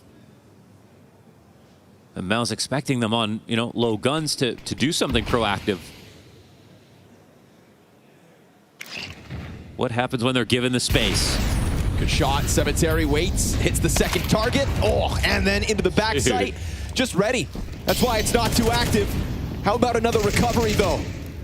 We've seen it, but well-timed. Krepeni slides out through that trophy pressure. Torshi's off, turns back around for the save. Or does it? I mean, they don't care anymore. At this point, they just want to think about next round. Torsy can't steal this back. All right. Tries to press through, but Long's aggressive in through hut will secure another lead here for Foot. Wow, interesting. They didn't give them anything this round. They just waited the entire time for MOUZ to make their move. And MOUZ looked like they just didn't know what to do with all that space. When you think about how active a lot of these Foot opening movements have been, it makes sense to kind of wait for the reaction to be made, but not this time. Foot cool their jets, increase their score, move into round 12 with 2 stolen AKs and a buy in front of them.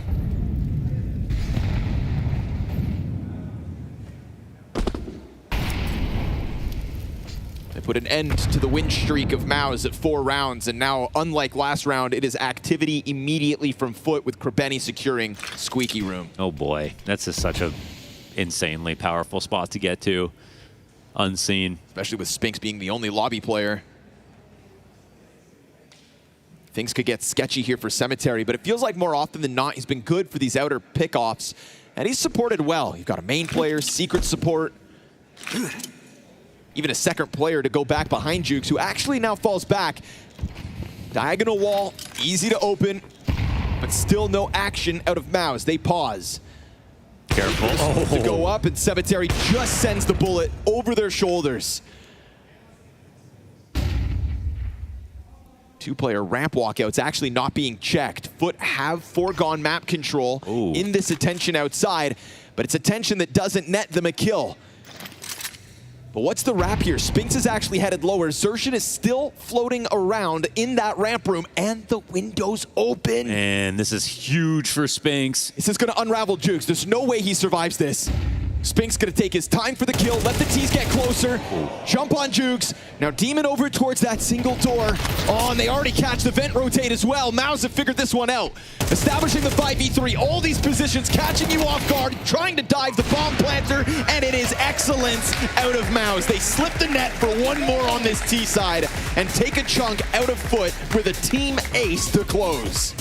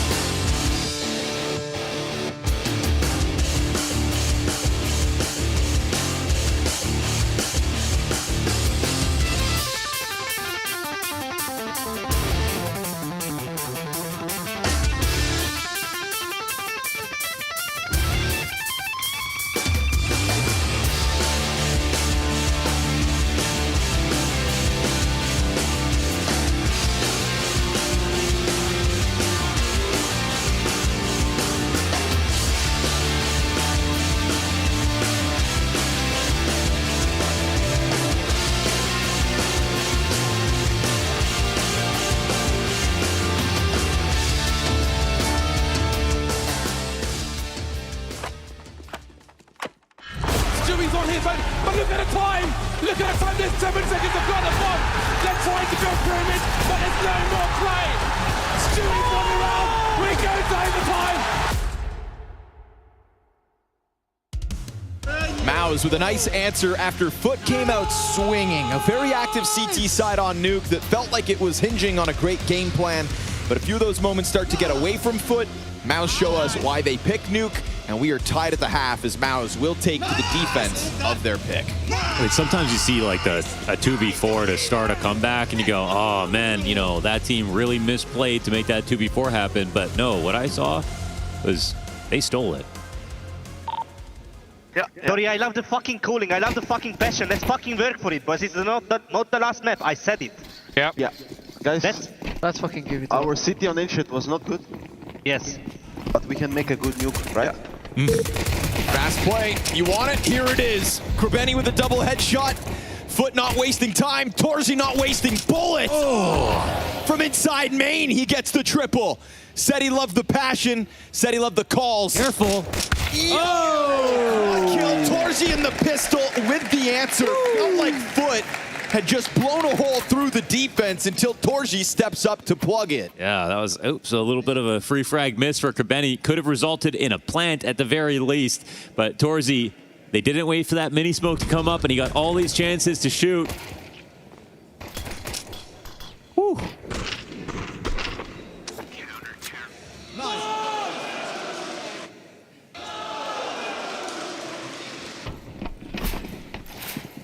Snap by here for Foot. No plant required. Hex, Deegs, and a Galil.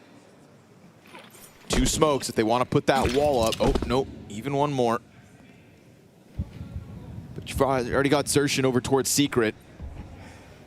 Keeping eyes on Demon, and he gets the first damage. So now Demon's hopes of getting that Deagle pick, damn near impossible. The walk up though, yeah, he spots Longs catching Krebeni too. That's the Galil down. It'll exchange hands, and there's Kevlar to go around.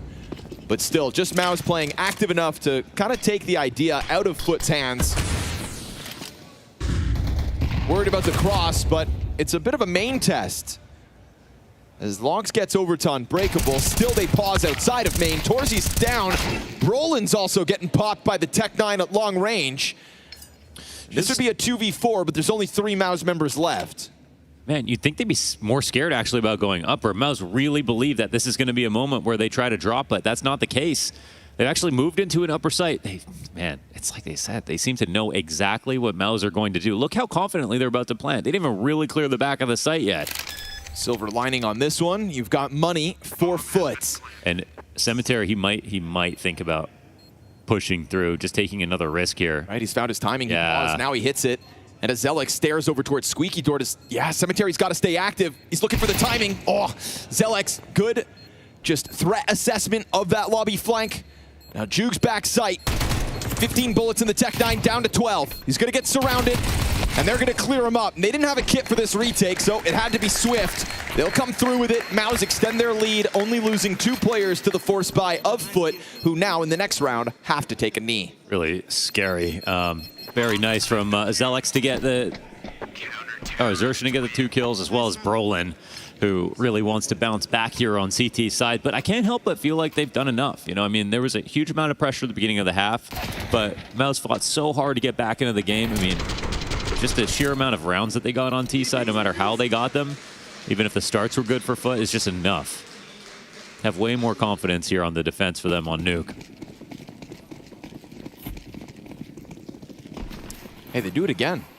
With the bomb plant, it's a force buy. It's going to be light on utility. We kind of saw this at the changing the halves back on Ancient as well. This affinity to just keep the pressure on. Well, down you go. Just as quickly as you buy up, you're 2 men down already. We'll get the answer, because there always Torzi's 1 HP as well. As Foot press the issue downstairs, we get Brolin's rotation over towards Control. No, he just plays the open floor. You run the risk if you want to play event, you know, to hold on to it. If not getting a kill and not having an extra guy that you really need to take lower. Let's see what Brolin can get from this position.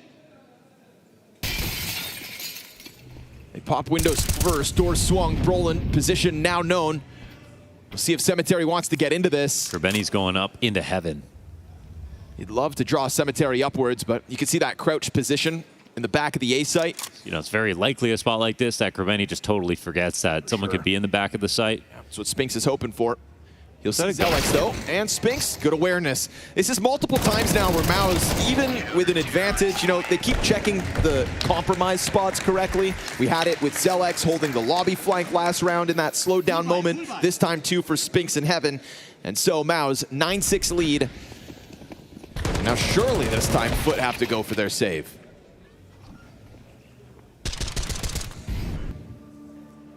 I'll get a couple tools, Tech-9s, light Kevlar, and a Coolio timeout to talk it over before we move into round 16. Yeah, they just wanted to apply so much pressure, and they mollied that smoke on the cross, right? So they had it wide open.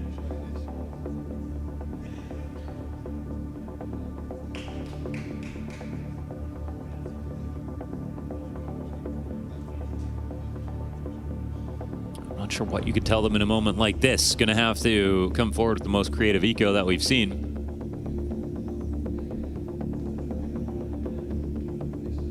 MOUZ are doing all the right things.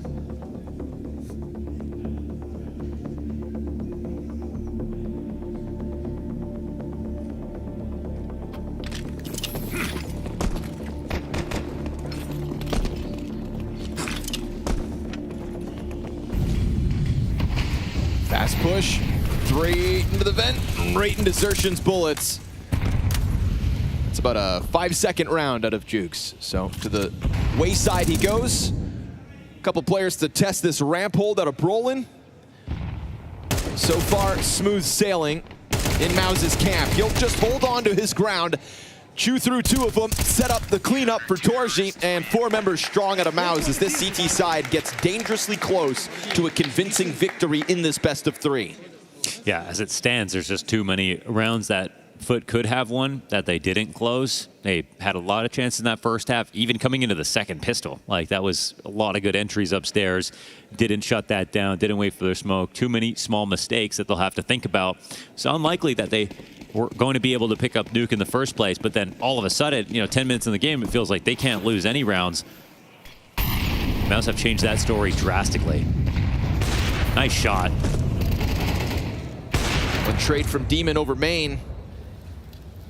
Torzi's going to remain preoccupied with that one. A Cemetery insta-headshot onto Zelex and Spinks. Damn. 1 man and 1 man alone on the entry of the A site. This is going to be a very reinvigorating round for Foot because you just mentioned how this one had turned around. We're talking about 10 of the last 11 rounds all coming up MOUZ between the finish and start of the 2 halves. If they break them in this game, I'll just be in shock, honestly. Like, it's crazy how they just don't quit on their fast tempo, highly aggressive plays. They trust their entries, and they can suddenly, after this, win around that easily, coming into upper. All they wanted to know for that was that they had taken out some of the mini support, and that's it. Right. They didn't really care what Torzi was doing, as long as his eyes weren't on the hut.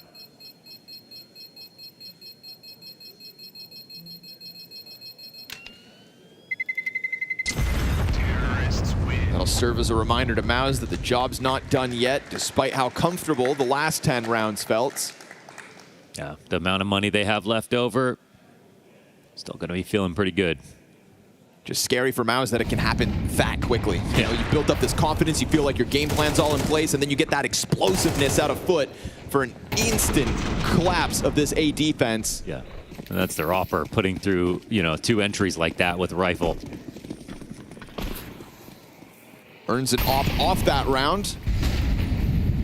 And we'll see just how quick they try to play this follow-up, but Spinks taken down to half HP.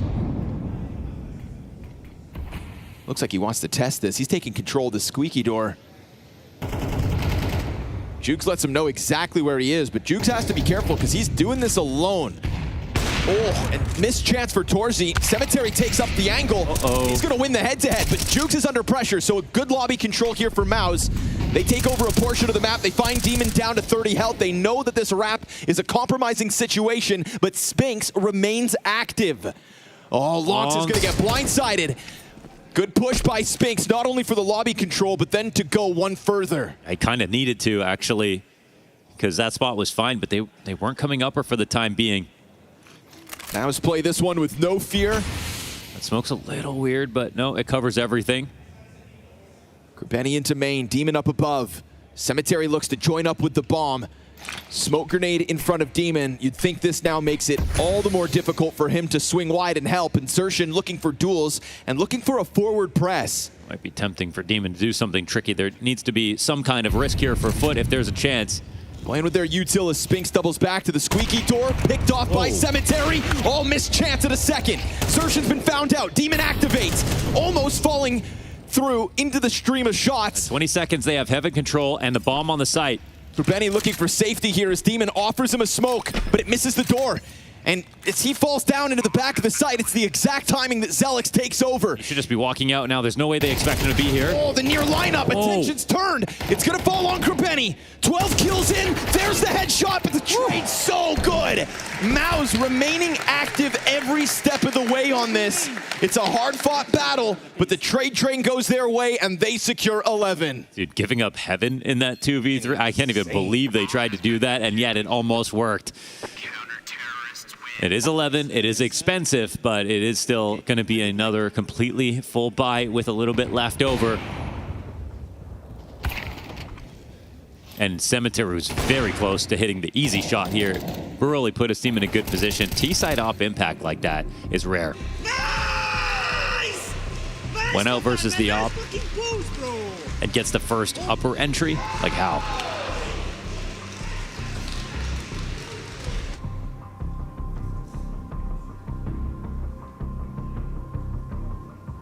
Too many small moments stacking up against Foot. Yeah. It's only because MOUZ are playing so well. This has really just been a great couple of maps of CS, even though you hear the frustration for Foot. You know, we zoom out from this exact best of 3, and I think Foot will also be frustrated they couldn't play this kind of a Counter-Strike in their opening games of Stage 3. You know, this is the kind of CS that we had high expectations for. They did have difficult opponents, obviously starting versus Vitality and G2. Yeah, those 2 games, they take a map. Could have kept it closer. MOUZ also haven't had an open road. Damage for Spinks to have to stomach again. Yeah, they needed him early. Here we go. Excellent. They're hinging on this upper take. Gonna test the waters again, and sure enough. Oh, now his position's useless. Like Spinks on the ladder comes through, back turn to Jukes already, and it is a slam dunk into the A site again. We saw it with the Cemetery double entry, and we get it, what, 2 rounds later? They really do have the ideas. They halted it in the round prior just to maybe not get redundant, but if it works and you're facing a potential 12th round win for MOUZ, why not get back to it? And they do it with 5 players still standing. Foot are keeping the pressure on this second half of Nuke. Saw a bit too much repetition out of MOUZ back on Ancient, and that was referenced actually by Krabeni that it was really easy to read them and what they were trying to do. So this op gets punished. You know, that's actually kind of impactful. These last 4 rounds now going back and forth. MOUZ sitting on 1 round loss bonus. Yeah. No, they won't have an op this round, and they might not have another rifle either.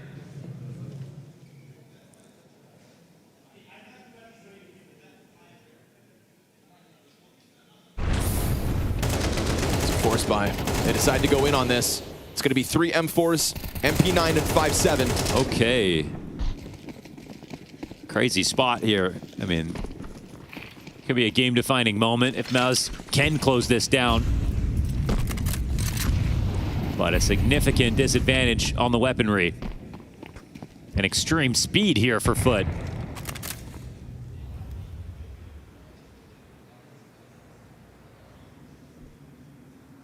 Oh, vent control so early. And Torsi doesn't even know about it.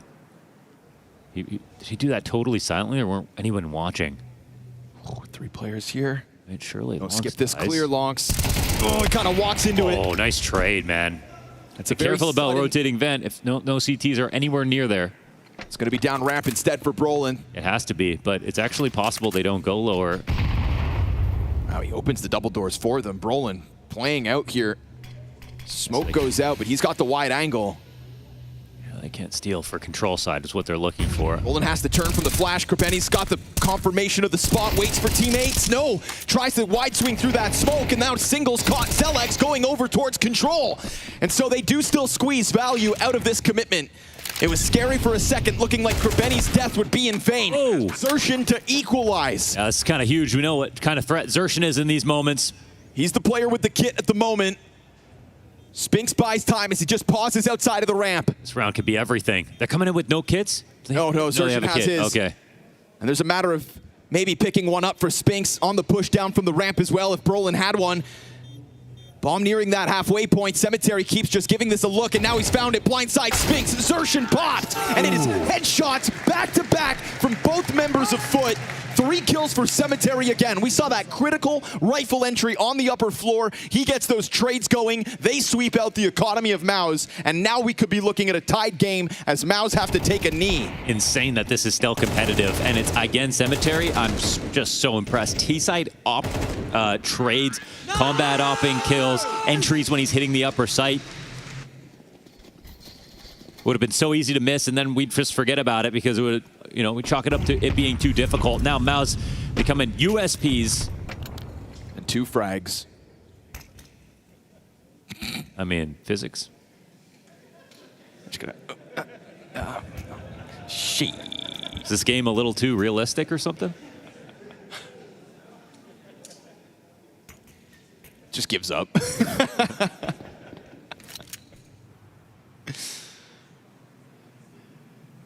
It's a lot of numbers over towards that ramp, though. Look at this. Actually still juggling them down here. God, I don't want to pretend like MOUZ have a chance. I really don't want to pretend like they have a chance. Wait a second, all part of the plan. They have the HEs down in control side. Way this works. A lot of T's here waiting. Players in front. Nate's great from Xerxin. Oh, just no one to throw him now. Still sitting in the background. Man, they had pushed up, though. Yeah, I can't help but wonder about the timing. It would have been beyond insane to read that they could have just sat there and just all thrown it at the same time, wouldn't have. Kept you on the edge of your seat, though. It was cool. It was cool. Gonna go clear the back of the A site, confirm Xerxin's up in heaven. Tap away, but he'll escape for now. And Foot, nice and easy, 10th round to win. What could have been with those frag grenades. Also, why could the second player have just I know, they could control? have asked for help. Totally maybe. unnecessary Wants to do juggle. everything himself. Calling, entering, star player, throwing all the nades. I'm the captain now. 1 round game is insane to see. Interesting, huh? For all the rounds that MOUZ have won, for the winning that, stealing that pistol away, all the clutches. Oh yeah. 2v4. It's unreal. The level that both these teams have shown. It's proving to be a really good head-to-head. In a match that won't even secure you playoffs, but rather a chance at them tomorrow. And MOUZ have this gaping wound right now. They got to be terrified about the upper site and losing it. The fact that that can work, like that's one of the riskiest calls to make on T side, especially when you've got a lot to lose. But Foot have that in their back pocket at any time. You don't know when Cemetery is going to bust out, get 2 entries. Jukes have done it too, so like. It's like the kind of confidence that's afforded to them with a map win in their back pocket. It really constricts your map. It forces you to use a lot of early grenades. Long's tag down to 58. Main player eating flashbangs. We've got a lot of bodies on that A floor at the moment. And MOUZ are already so low on grenades. I mean, in part probably because of that timing, the early conditioning of these hits. Yep, they use their mollies early. Get a smoke grenade passed over to Brolin. Him and Xerxin, the last 2 CTs with said smokes. And still, 4 players kind of circling this upper floor in anticipation of Foot's move. Xerxin blinded as they just get past him. Now, Torzy's going to remain tucked into the locker room. It's possible they just go up and above Torzy, which they have to be careful about because there's no one in heaven right now, right? Bolstered by Brolin. Is there anyone up there? No, but there are still 2 players on that 8th floor, and they're trying to move forward because they're aware of that heaven wrap threat. What are we doing holding on to hell if you don't have heaven? Looking for a chance to pop onto this. You've got Spinks, who's played this back box before. We'll see if Foot remain wary of this. It's going to be Krebeni dead first as Torzy finally makes an activation down beneath them. Molly behind the silos, but Spinks just keeping that head low, pops up at the perfect moment, gets a bit of value out of it. Torzy goes flying at them.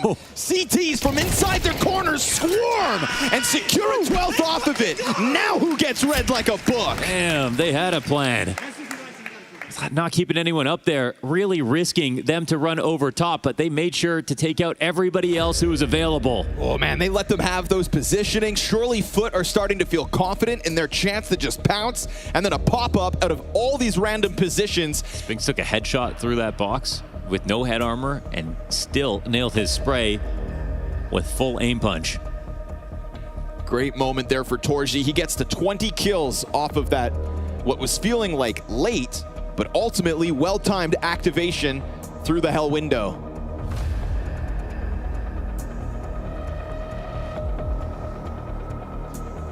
Like a jack in the box, they just waited to spring at the perfect moment. You see this confidence from Krebeni. Why would somebody be peeking? There's two guys making noise up top. And freed up to close was Brolin. Let's fucking go! Will Foot revert back to that A-site slam? It's what's won them pivotal rounds so far on the T side, and they'll try it once more. Jukes comes through with the opening kill. Zelex back sight, locked down by Torzy up above. It's all really that Foot had to work with on this attack. They try it in one final Hail Mary moment. And Cemetery, who's been tasked with AK entries as this roster's opper, is just locked in behind the vent. Zelex can smell him, and they'll shut this down. A 13-10 response on MOUZ's map pick. We have to go to Mirage as elimination lingers.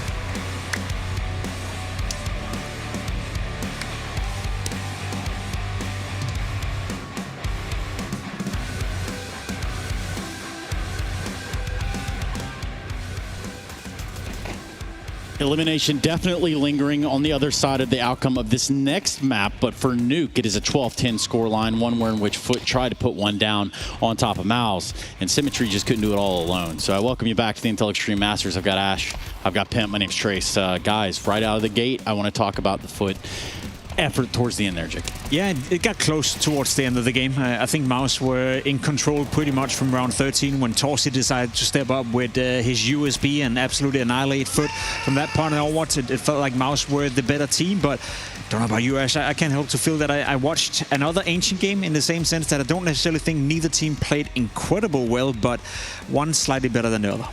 Yeah, I feel like I liked more what MOUZ did this game. This to me looked like a Foot team that has lost now 6 games in a row. I could see some struggles there, and I kind of wonder how the game would have played out if Foot hadn't ruined their own economy on that T side at the start when they were forcing back. But I think this was close. I'm a little worried actually still in the sense for MOUZ, because this is the one that I think they should be winning more comfortably than this one. Yeah, in theory, but also what is it about all the games in Counter-Strike now just coming right down to the wire? I mean, not even just particular to this game.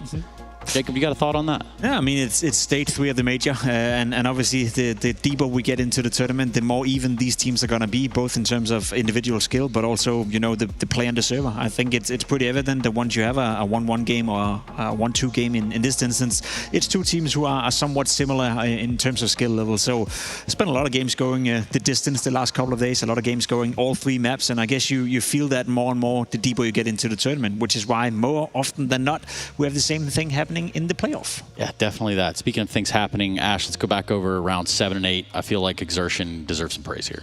Yeah, MOUZ were really struggling at this point, and I think, again, they lose to this force buy after a bad start. This is my biggest question mark. Can they handle it when they fall behind after a good start? And this was kind of a firm no until, however, Exertion started showing up. And in this round here, round 7, finds a trade kill, instantly it's the second guy, third one as well, big kill, and he comes even down to a 1 versus 1. He wins that one. There's not really any time left on the clock, but in a big game like this, you need big moments, and they were struggling. Now they have a 4 versus 2, Xerxes with a Galil, I mean, Drugs has to do better there. Probably shouldn't even be this aggressive. But then he plays with his teammate. I think Torzi misses his shot maybe, takes his kill, goes down to 1v1 again, and he picks a good time in. He understands the clock's quite low. He makes sure he can't just stick the bomb, because Symmetry was kind of holding the bomb and the door at the same time. He wins that one there, and that kind of propelled MOUZ to get going. And actually the T side from this point on I felt was quite good. I like the way that it was called and everything. But if you didn't have this situation happening now, then money was ruined in both situations, and I don't know if this game plays out the same way. So a huge shout out to Xerxes. We highlighted him. You specifically did before the game when he showed up big time. That was massive from Exertion, and I think that was the moment where MOUZ entered the game. To be completely honest, both of the rounds you're showing us right here, it's a 5v3 for a brief moment for Foot, but it plays out at a 4v3 after he gets a double kill on towards Ramp. The round after, as you said as well, a 4v2 for Foot. If you're in the Foot camp right now, naturally you don't have time to drill on this, but if you go back and you win this game and you have to prepare for a game tomorrow, you look at this Nuke and you're like, we cannot allow this to happen, right? Because they got off to a good start. They lose the pistol. They then win the force buy, which you highlighted coming into the game. Up 5-1, you have a 4v3. Okay, fair enough, goes 5-2. You have a 4v2 at 5-2, where you can again slam the money of MOUZ. And, you know, opportunities like that you have to capitalize on if you're Foot. Otherwise, you're not cut for it to make it further. So that was a big no-no in the Foot camp.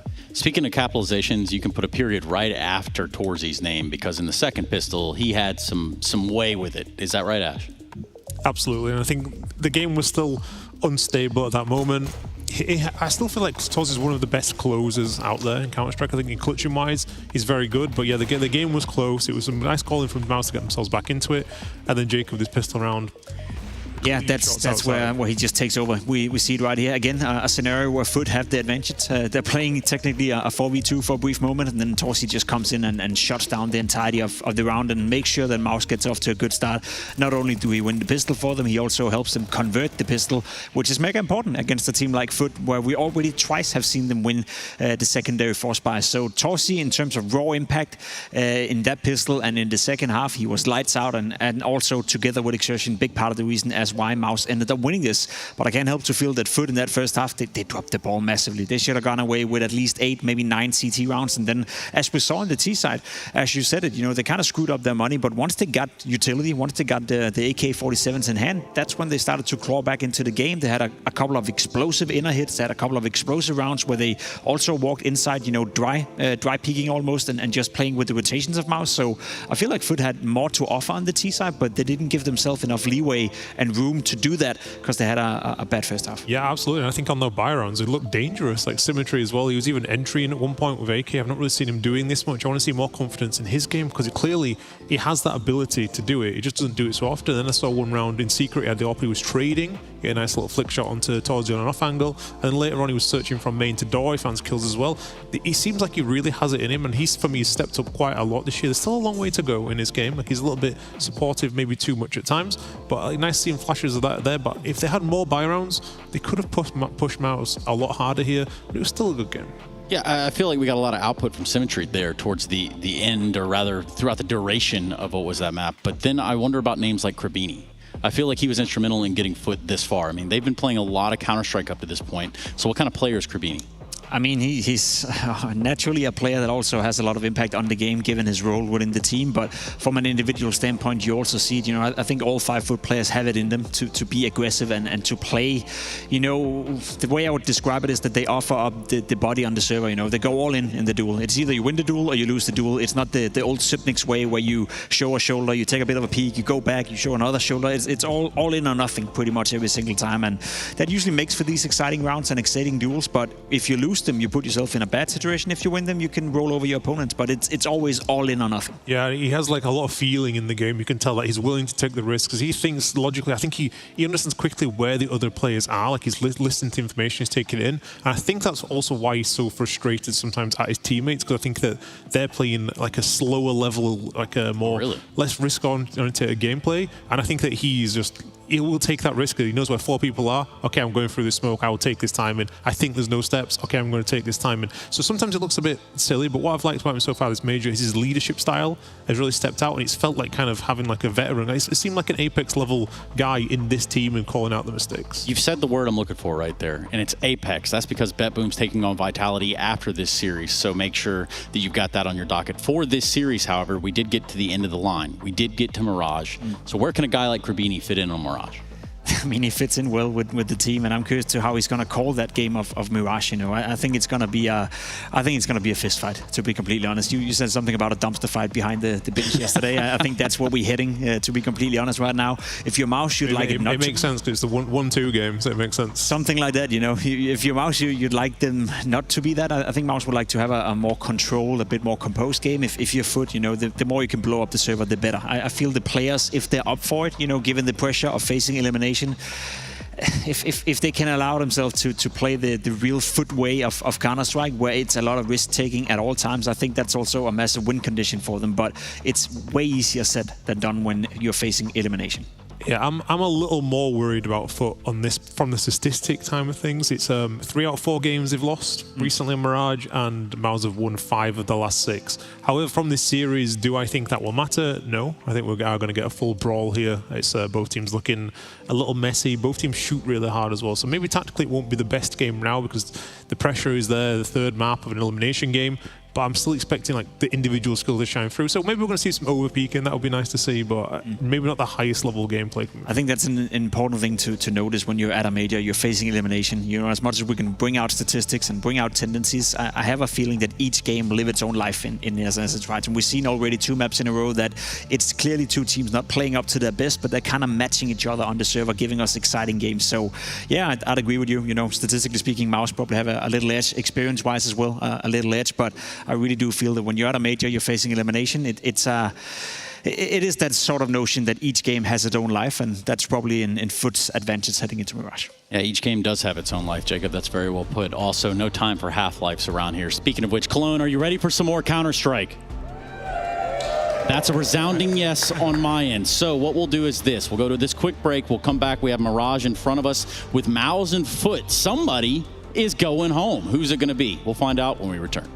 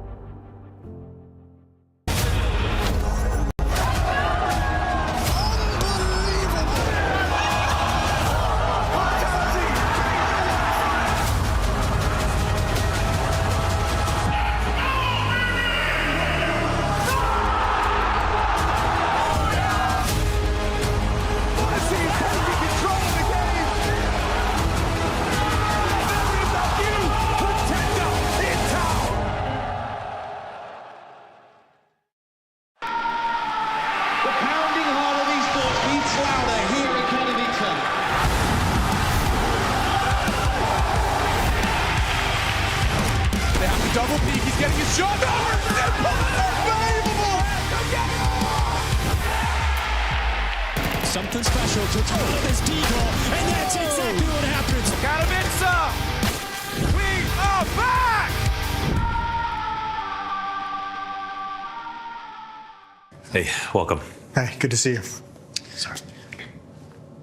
Oh yes, Mr. Dinkles. Lovely. Dinkler?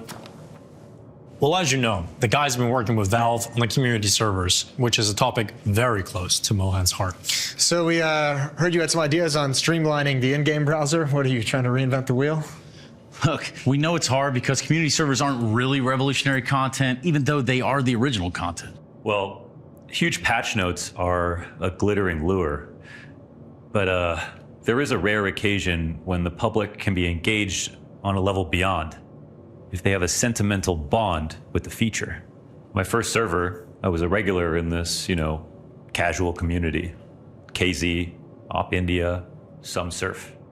See, you'd think the most important idea to players is new. Creates an itch. You simply put out the gameplay as a kind of battle royale. The next big thing. But there's also a deeper bond with the content. Nostalgia. It's delicate, but potent. Mr. Dinkles, would you mind?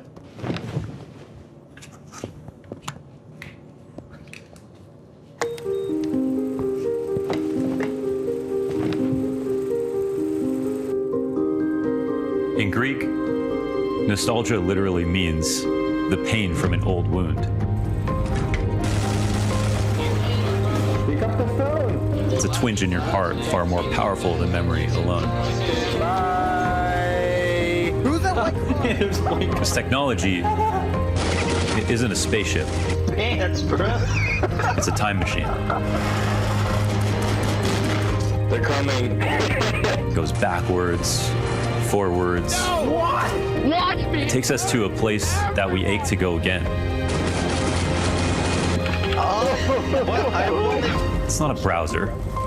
It's a library. It lets us play the way a child plays. Move, please. Explore the way a new player explores. Round and around. Back home again. To a place we know we love.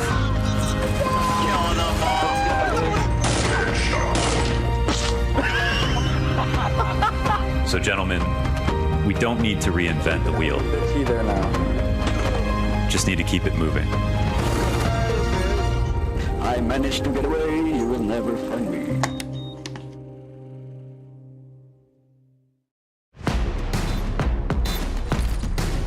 There's the flash, that's going to catch Crims out, they're going to push on through, MBK gets one, but Crims with the spray down, he gets himself the triple, and Fnatic are not done yet.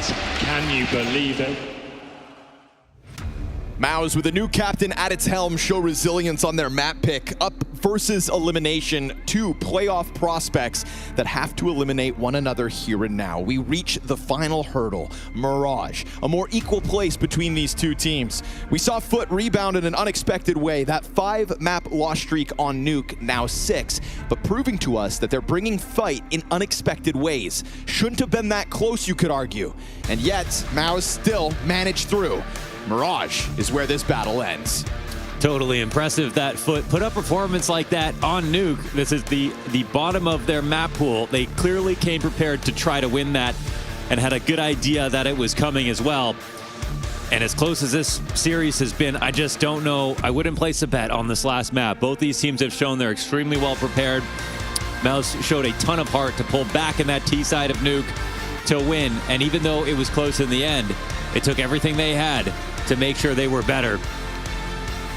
Mirage could be the most fun map of all. Okay, make sure you find the focus, you get comfortable. You focus on the aim and you focus on just playing some Counter-Strike, okay? And the wise words of, well, Blade yesterday. Just play some Counter-Strike. They make it sound so easy.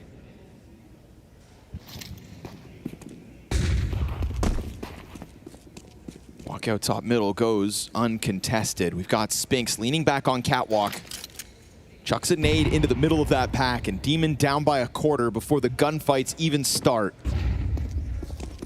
Two defenders inside the A site. Zelex leaning over towards Ticket as we get chip damage coming through. It's not as comfortable of a press-up connector that they would have wanted. Palace activation here from Cemetery. Zelex hands full, but supported with a player behind him. There's a flash to get him in. No one Doesn't here. find anybody. Ooh. They will still catch Cemetery over towards Palace. And remember, Demon, taken low, is the next victim, but he gets away with that bomb plant just barely. 2 kills for Zelex, now sitting on 18 health. Spinks gets into this. MOUZ would love to finish off this retake, but we've got Lonks and Krabeni to try to fight back. Now it's he got them all. It's theirs. 2v4 to close out. Foot strike first on Mirage. 2v4, 2 kills apiece instantly. The fastest 2v4 that we've seen so far. And it is blank expressions for MOUZ as they see how close this was. But ultimately, even with the util damage, and that util damage helped them stop the plant, there was so much map control getting taken with all 5 of Foot members alive, ready to split. Taking over window, coming up connector, ready to pop out Palace. Created a pressure cooker of a situation for MOUZ.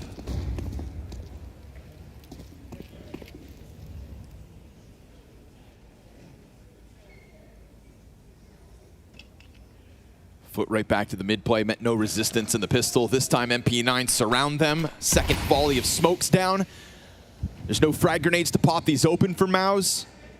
trying to maybe catch a flash timing. Jugs gets contact. Torzi gets a kill the other way. Krabeni's got that covered. Bolin moving forward into the ladder room, doubles back to B, and even robs a second kill out of the situation. Bombs down in middle. Krabeni, good response. Brolin into the corner, though. Hunted down by Demon. He just didn't have the health to survive it, but that goes both ways. 50 health clutch here for Torzi. Wide swing headshot, and we get fireworks early. I am so impressed by everyone's micro. Like, every time there's a new decision to be made, it seems like they're both optimizing really well, but Foot are staying just a little bit ahead. And maybe that one comes down to the gun disadvantage for MOUZ. They come out of that round immediately by again. Krabeni knew he just absolutely must win that fight. Focused entirely on his crosshair. Demon helped out perfectly. Got that deep angle on mid. And Torzi knew if he made that round go on too long, it would have got out of hand. Another force right down to the bottom dollar out of MOUZ. Both these teams showing an affinity for this early pressure, but it comes with a demand to get impact in this round as well.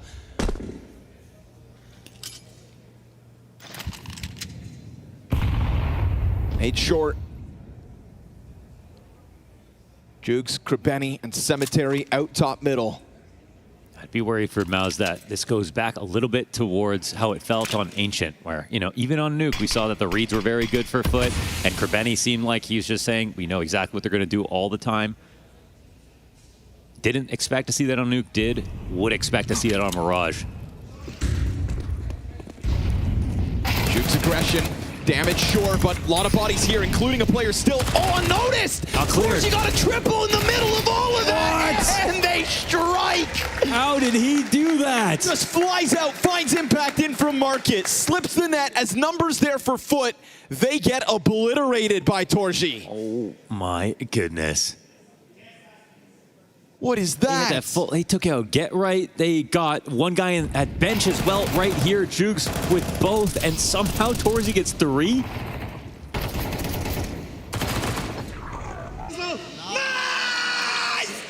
Let's fucking go! What a hold by Torzi.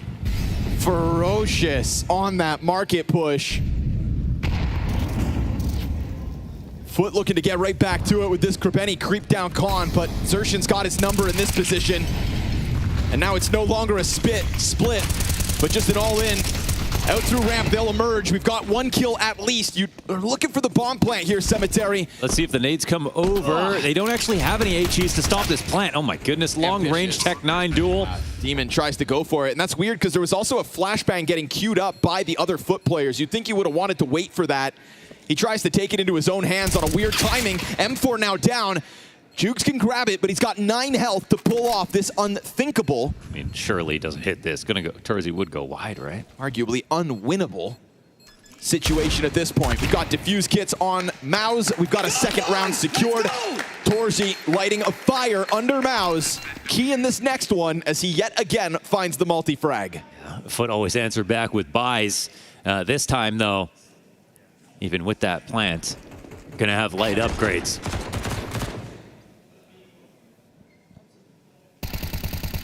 Crazy they even managed to pull off a bomb plant with the attack that went in, especially after that connector part of the split got caught on the smoke walk. Couple deagles coming into this one. Missed window smoke. Missed window jump. 3 players floating on the other side of that. Suddenly utilizing it versus Foot. Nate's well placed. Benny hunted down. And you very quickly flush Foot away from top middle. It's good map control. They're going to just go running over to try to get this bomb moving in. Obviously, MOUZ, every advantage you could imagine here in the 5th round of Mirage. Including now a 5 versus 3. Torzi out here on a pedestal. Welcomes the challenge. He's been very vocal and excited over the prospect of shutting Foot out of this game. Riding the high of his own individual moments. A 3K as he senses Cemetery over towards Palace, looking to keep MOUZ amped. Torzi off to the races, 10-2, 5 rounds in. I'm loving this. We could definitely get fireworks by the end of this match. This has been quite a show.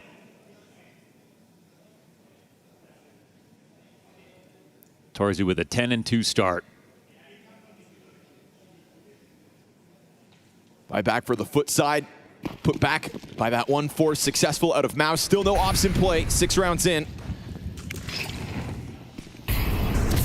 Spend this constant threat of top mid as MOUZ have been happy to just kind of sign up for it ambitiously. This round no different.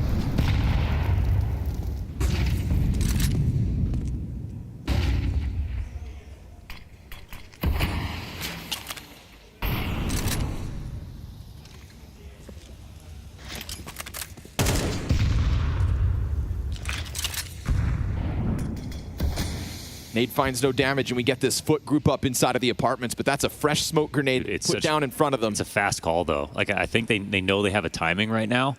They really want to try to capitalize on it. 3 in connector looking to take over mid, but it's all going to happen a little late, I can't help but feel. And Jukes is just going to feed into this hope that it is going to be an A play that'll hold the CTs in position. No one in the back of the site in B. Just that one set of utility into the A site. Brolin, long range. Gets Demon down by half. Spinks, it's a one and done, and Brolin's finishing what he starts on that first entry attempt by Demon.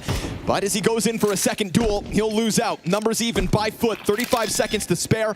It's a well-covered bomb plant, and it's Zelex to try to get into the back line. Jukes is so far removed, but he gets found out. Good presence of mind from Xerxin, waiting for that player who had given away the position via throwing that util. The smoke actually gives Krebeni a way to get into the market, and Lonks is in a position you would never expect.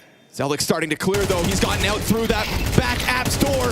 Oh, caught by Krebeni. Fresh mag in, 50 health versus 50 health, and Xerxin with a nade out. Oh, it just goes a little too far. Krebeni's able to get out through the windowsill. He swings in on his terms, but a little too soon. Xerxin, hands on the bomb. Another critical multi-kill coming through from one of MOUZ's members for the 4-2 CT lead. Yeah, ends up being a fake tap, and if Krebeni didn't go for the swing, would have won off a time. Very nicely done here for Xerxin, and also the Cat players, who everybody on MOUZ got kind of caught off guard by the timing of this attack.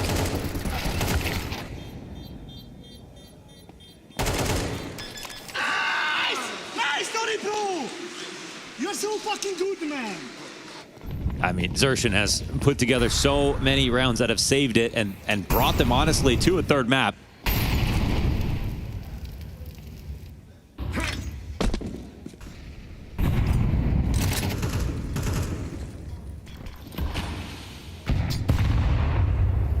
Nade going well past Krebeni. Trying to play this timing again, but they're going to meet Brolin up close. Oh, they pop on it. At least the catwalk defense holds strong. They do kind of lose the whole site. Let's see if Spinks is going to be given any more kills. No, smoke comes his way this time. Demon outside of the window to the right. There's a very clear weapon advantage here for the retake. How do they get in? Well, they try to flush one wide, but Cemetery survives the damage. Now we've got 2 members of MOUZ also down to half health.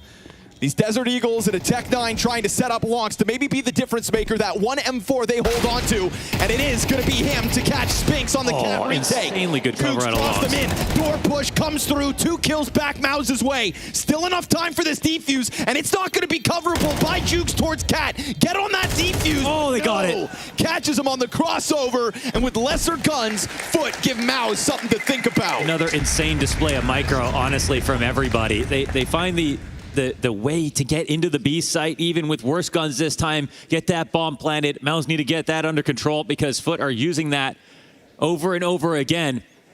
Brolin trying to time this peek up. That cost him. He knew exactly how he'd be holding that. And right here again, like, knife's edge every moment. And it's Lonks' kill when they're on get right, about to swing, that he goes deep enough from his spot outside of the market to make sure that he can defend his teammate.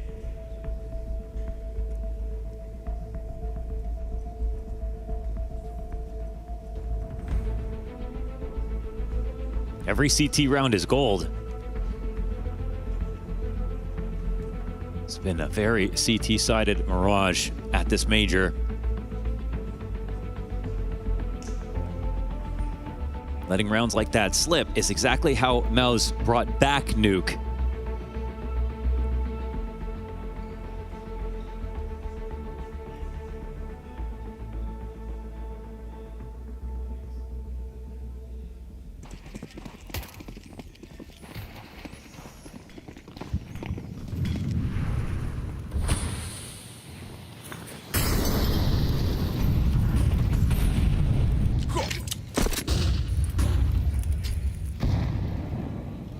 Spinks seeing everything here. There's no one actually crossed to the boxes. They don't need to molly it. He doesn't get cleared in his spot. And now they put some pressure in underpass. This kind of ruins the opening move for Foot. Spinks audibly falling off that perch as well. Kind of huge. He's just made, I mean, he's got so much info on his side. He's calling out they don't have a lurker here 100%. Zertian's still a bit worried about that underpass crawl out, but obviously we can see not going to be an issue for this mid play out of MOUZ. And they're telling the A players just get ready. It could be B, you know, because Foot have already shown that they can win over here. Torzy, caught in transition. That scope on the right angle just moments earlier. He still has cover here playing off triple. Zertian now from sandwich. Middle, bolstering this side. Zelex trying to fall back into a different position, but that one also set ablaze. No, he's missing. Top shots. Torzy's lost his support. Third kill collected, at least. But with it, it's 3 members of MOUZ dead already. Spinks' fast activation on the flank. No! Cemetery, great presence of mind. So early to come in and check that flank, but they had already done their due diligence. Cleared out the entirety of the site, got that bomb down swiftly. Roland survives the duel versus Demon, looking to take another test towards this site. Bit of damage in on Cemetery. That's going to have him flustered off of the angle. Opens doors for Brolin to push in here. No and there's a kid to scoop up right next to him. A smoke in front of Cemetery, but he misses his nade. And now that's both confirmations confirmed. Positions confirmed. Brolin just doesn't leaves. get the op. Yeah, he's going to get out of here. Just tries to run for the hills. Hey, Kerbetti's coming for him. Oh yeah, we've got a chase on for Kerbetti, and he just survives this. That's close. Roland, lucky to get away. His Foot tie this game up at 4 rounds apiece. I mean, it's a nasty attack out of Foot. And honestly, like, MOUZ had so much information, but what's in their memory was these last 2 rounds that it ended B.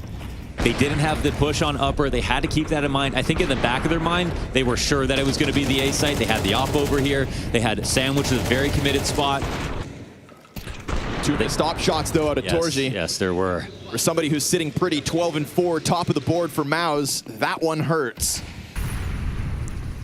And if they didn't move that fast, Spinks would have just been the one to win the round. Whoa, this is crazy and different. Yeah, different change-up, too. Both sides, they go down. 3 players gone. Cemetery, great cover. But what about this 2-player push up into the ramp? Make it 3. Zertian thinking about doubling back. Looking to just not get caught, but Zelex feels a little Everyone dies. That is my an awkward one for MOUZ. These guys are fierce, man. Foot sensing blood in the water, pounce into an A-bomb site, keeping 4 players strong and taking a lead on this T side for the very first time on map 3. Look at the dead players on the map on CT side. 3 on the ramp and 1 at the top of connector. You see a map like that and you think they had to work hard on this to slowly get a default, to juggle them back and forth and multiple. No, that's 1 kill, all walking down into connector, killing Torzy and immediately splitting on the site. It's pistol conversion for Foot. 4-round streak from MOUZ takes it out of their hands, and now they've earned it back 5-4. And they earn it in a round where, like, you see MOUZ doing something different at the same time Foot is, but Foot's tempo just looked electric. And, you know, that moment where Zertian's trying to get into triple but not exposed to Palace, we see that from a top down. It feels like Zelex doesn't really kind of gel in between those moving parts. You can tell that they just think that they're going to have a couple extra seconds, so that no way Foot's going to come out here without getting a little bit more information. Well, they're wrong. They just are so confident. And unfortunately for MOUZ, they're poor. Sub $3,000 across the board. That 1 hero M4 on Brolin. We'll see how they try to weaponize him. But you can just feel in the nature, the tempo, the pacing of that last round that Foot know they've got control of the situation now. Just don't fall victim to the pistols. An elimination game at stage 3 of the major is the worst time to start making those mistakes.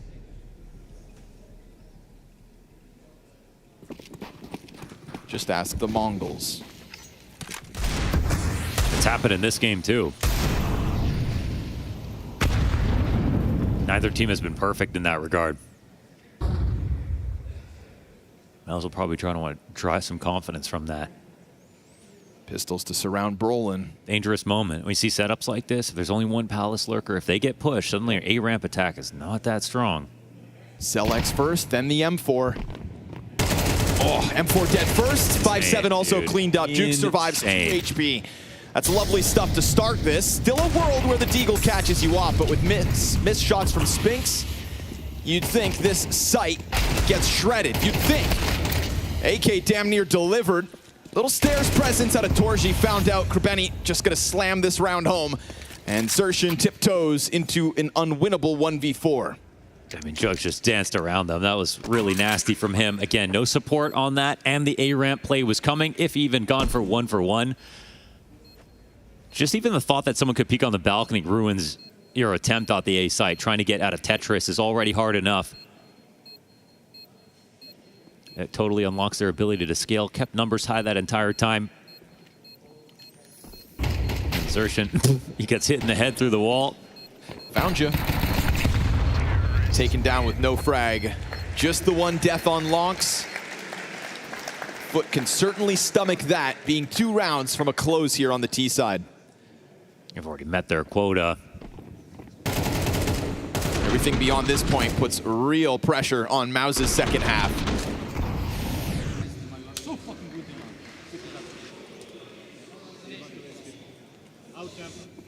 Rolling with a shake of the head. Unfortunate he can't get any value out of the only M4. He's actually the first player to die, in fact.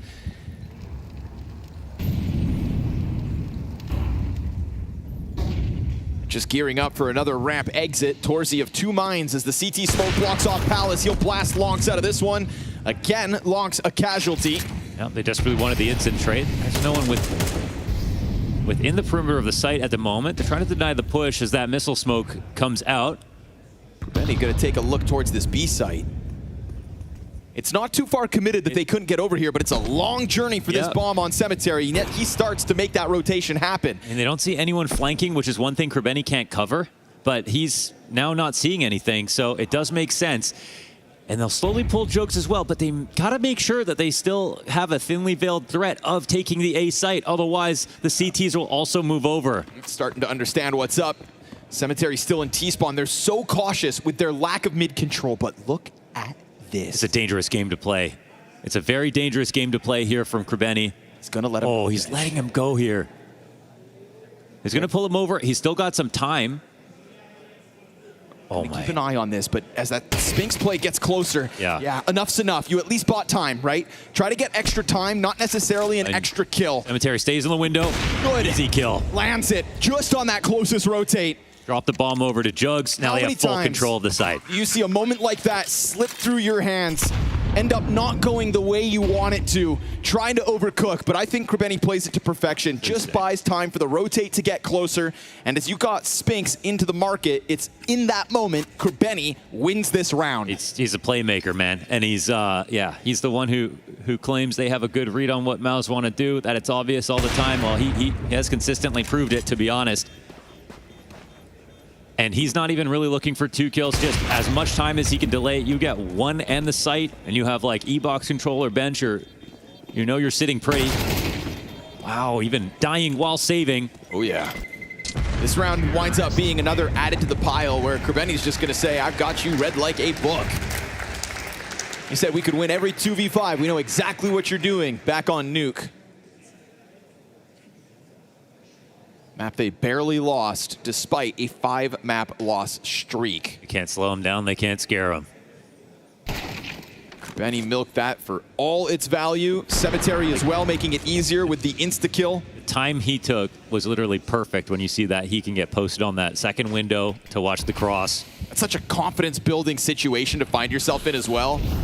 Yep, an A attack where you get clipped off. Yep. That whole 20 seconds, MOUZ think they're still in the round.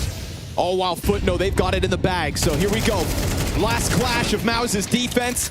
And they sign up for the mid-fight. Lonks, awkward nade pull, but he's got a teammate at least to save him for the time being. And now Brolin, active off of the catwalk, takes us to the 2v2. Yeah, reloading in the smoke, gets him killed. Torzi now looking for a push. Lonks kind of going to meet him potentially. But this is a full-on mid-round situation. Some more information is needed. Lonks has to stay sharp. He almost got caught with a grenade out. There's been some early deaths. This round gets 2. Out of range for Torji to hear that sprint away. I think at this point, if you're Foot, you just play the numbers and group up. Yeah, but What do they want to do with this? They kind of know that MOUZ are going to be guessing, but do they read they're playing 2-2 to sides? Do they think they're pushing? Doesn't seem like it. 40 seconds now. It's time to start moving.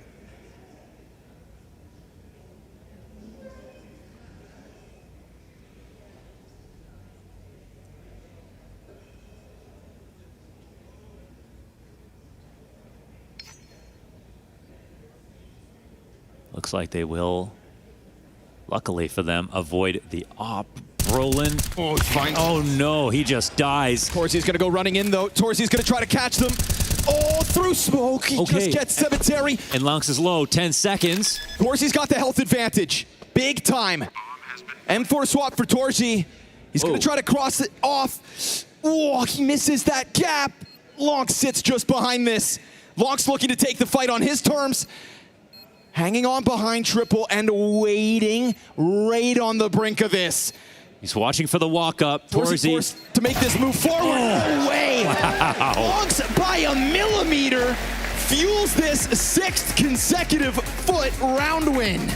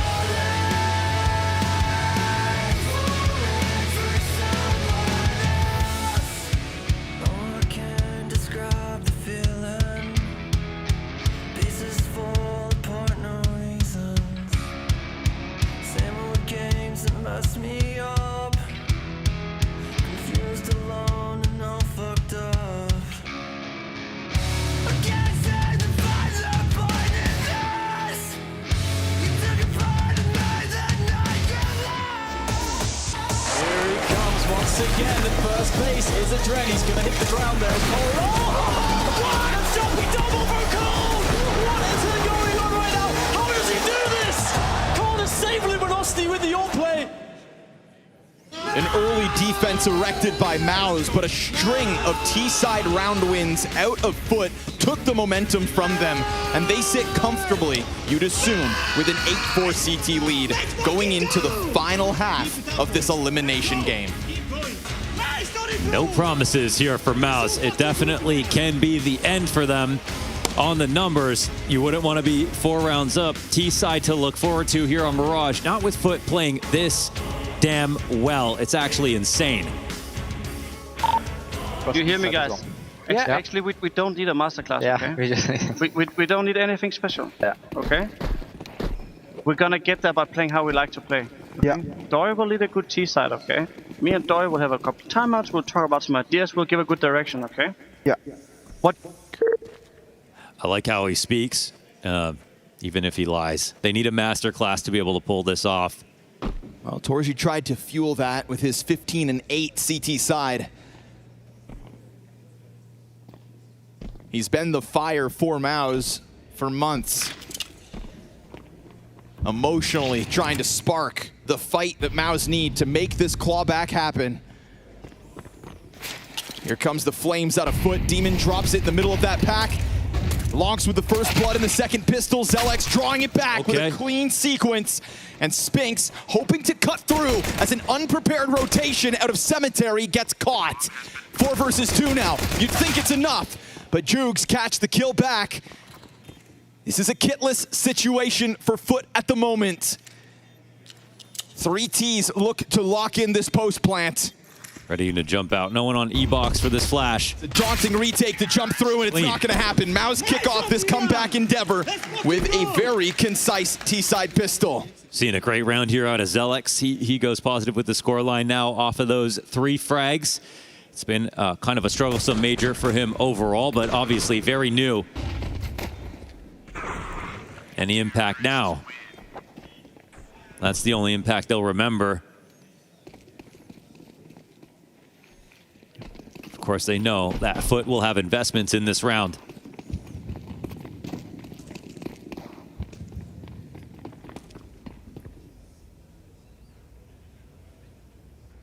Foot remain constant on these force buys. Wouldn't be shocked if they get this one close to see them come into the next one with also a chance. But Demon drops the fallback smoke and still remains in front of this. Not throwing a second molly here. Oh, it's the kind of position that could catch you off if you're MOUZ. Oh, they missed it. Both players go through. He's gone unnoticed. Brolin's going to kill Krabeni and Zelix gets there. They make sure to keep eyes on it. And so this B defense, with nothing to show for its efforts, is just going to sign the other 3 members of Foot up for a save. Only right that pistols get split, conversions get made here.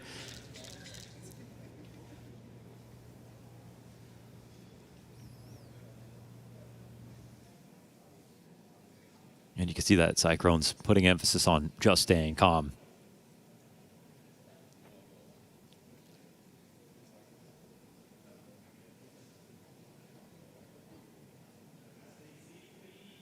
Foot has spent the last 2 maps playing back-to-back, the best CS that we've seen from them. And even though they made mistakes back on Nuke, again, it's like on Ancient, I don't blame MOUZ for losing that map because Foot played so damn well. Same thing when that comeback took place by MOUZ back on Nuke. Like, I don't even know how you could have stopped them from some of those situations they converted in the 2v4 and everything. They made 5 or 6 perfect moves in a row. No blame to be given. Just honestly, some high-level CS, some great micro from both of these squads.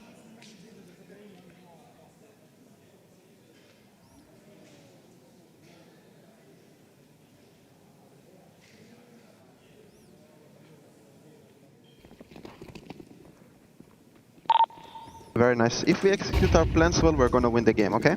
Yes. That's all we need to know, boys. Fucking...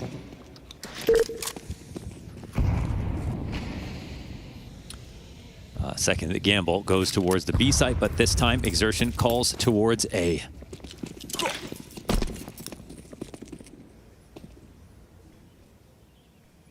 Better be one hell of a plan.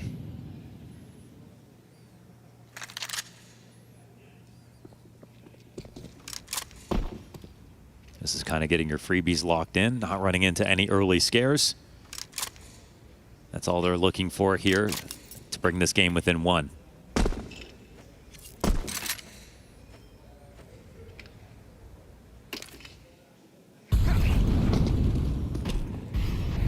the scramble over, hoping to just get a Hail Mary Deagle shot. Smokes are going to deny him his line, but he will still try to press into the bench. Everybody moving over here for Foot. It's a buy on the other side, so keep the pressure on. Don't let MOUZ build in with too much confidence. Not a lot of guns they care about. Act-10 in through ticket, jumping scout shots, ambitious. And Xerxin making money as he just looks to now lock in. Let his teammates push beyond this. See if Cemetery Scout can get anything done. But again, just over and over. I don't think so. Get out of here. Oh, never mind. Got this covered. Gets the Deagle shot.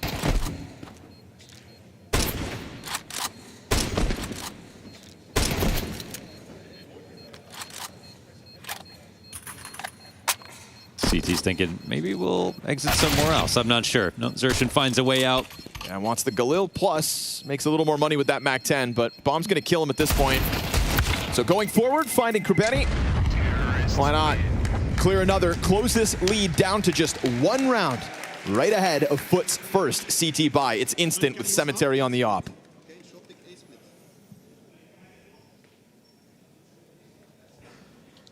Been super impressed with the op performance so far from Cemetery. Obviously, Torzy had the CT side to really farm. It's just that he got a lot of kills in the few rounds they won.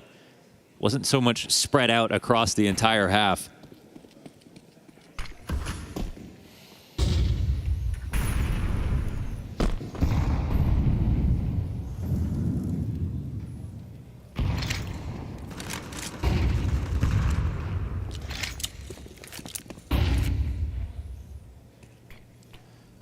First part of the mission is complete here for MOUZ. Now,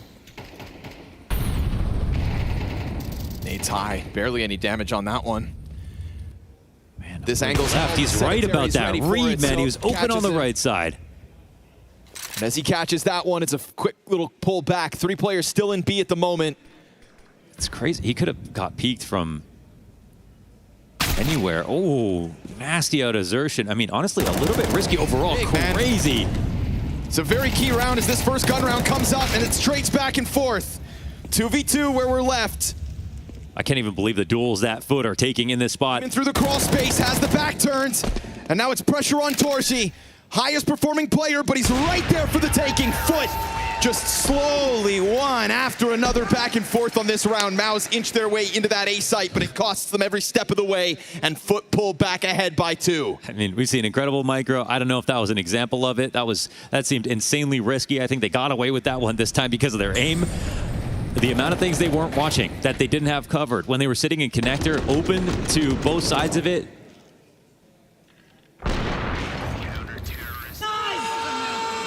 And they get away with it just because they're so damn sharp. That's a little bit scary for MOUZ. Belief in the game plan is what Xerxin called for. Stepping up to every move was Foot. A very interrupted approach to that A play. And now on the other side of this smoke goes Zelix, tasked with an entry off the Galil, while the underpass players, oh, they do get the contact, but a nice nade out of Lonks. Finishes it off. Again, no move forward gone unpunished in these last 2 rounds. Yeah, this one will have no IGLs left. Fresh smoke inside a connector as these 2 players remain separated from their support over on that catwalk. It's a long-range eye over towards the apartments, but obviously we see nothing there for MOUZ. Oh, he loses the duel. Brolin from down beneath Demon pops him. A smoke in front of this commitment, but the op connects from Cemetery. And the bomb was here. Really would love to do something, but also tons of responsibility. Oh, he comes through it. Cemetery goes over top, just gets vision on Zelix, who is hoping to go unnoticed. Woo! Another killer headshot back from Brolin. Tested first by Demon, peeked by Cemetery. But this 2v2 opened up as that ticket rotate comes through from Lonks. Jukes is just ready, knows damn well what Brolin's been getting up to. And of course, that bomb's still over towards those earlier deaths. Oh, this is ludicrous. They're starting to get not nervous anymore. Brolin dies. Torzy now 1-on-2. Doesn't get wind of that fallback from Jukes, but he will scoop up the bomb, and he's got all the nades he could ask for. Yeah, he could smoke CT if he wants to. Will this be a fake? Yes, the peek. Lonks bites, and in that time, Torzy takes his head off. God, that early rotation from Jukes goes down to the 1v1. Foot come out on top with double digits, and a critical op save because Cemetery delivered. Yeah, he did, man. He made a massive move, jumping up on that box and taking out Zelix. Maybe too much of a risk there after getting spotted, hoping that he wouldn't watch it again. It's a close call, but it's still a round where I think Foot had just more control a little bit throughout.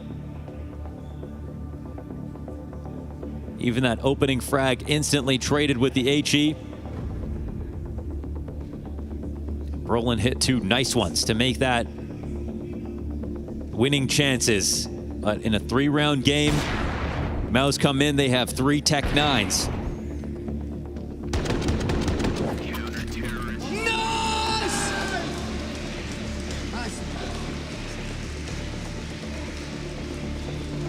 And that expression is one knowing that the gap grows this wide, double digits here for Foot, and they will have not much money to work with. Brolin goes by unnoticed. Okay.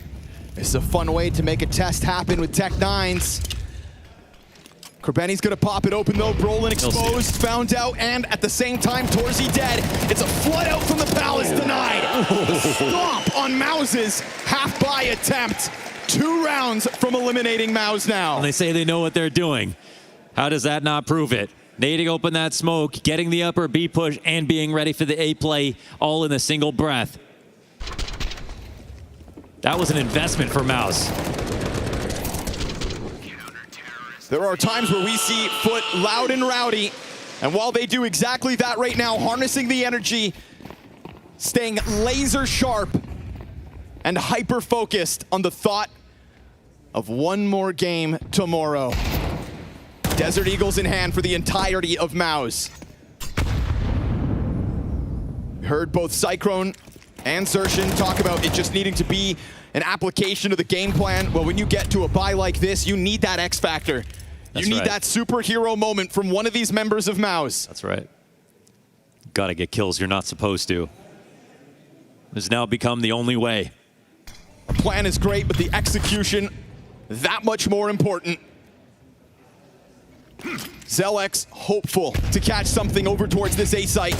Jukes has already seen him earlier. They've got him nice and low, 15 HP left as he just creeps back into the ramp. Oh, they didn't want to go B in this spot. I mean, there's no easy site to take at the moment. They don't have utility. They could have spent more time spreading out, looking for individual fights. Gotta hit a blinder. There it is. That's one. Xerxin's got his, and in that moment, you cause a bit of a ruckus, force Cemetery to miss the op shot. You think for even a split second, Foot are frazzled, and you capitalize within that. You get past the op line. They have one more missed shot from Cemetery to really create a chance. And no one gets spotted. Jukes is making a lot of noise. Right my. there. What? He controls it. He doesn't care. Yeah, not gonna be shaken in this one. He's got 4 kills to his name. Last piece and Zelex re-emerging on the A site. Cemetery puts him down. Would have 5 map and match points. I swear he kind of knew that they would be around there, just dropping out. No fear at all on Jukes. 5-round game, a full buy coming in from both sides. Just weaponizes this bottom mid threat to perfection. Catches MOUZ trying to crawl away with weapons. Nice Jukes! Let's go. Foot are on the finish line. They need 1 step over. And it's guns back in MOUZ's hands. Swing towards top mid. Wide on the boxes goes Xerxin. This is on an individual level. Him fueling MOUZ since taking over the in-game leadership of this team. But in this match, he has not been that lights-out player they seem to clearly need.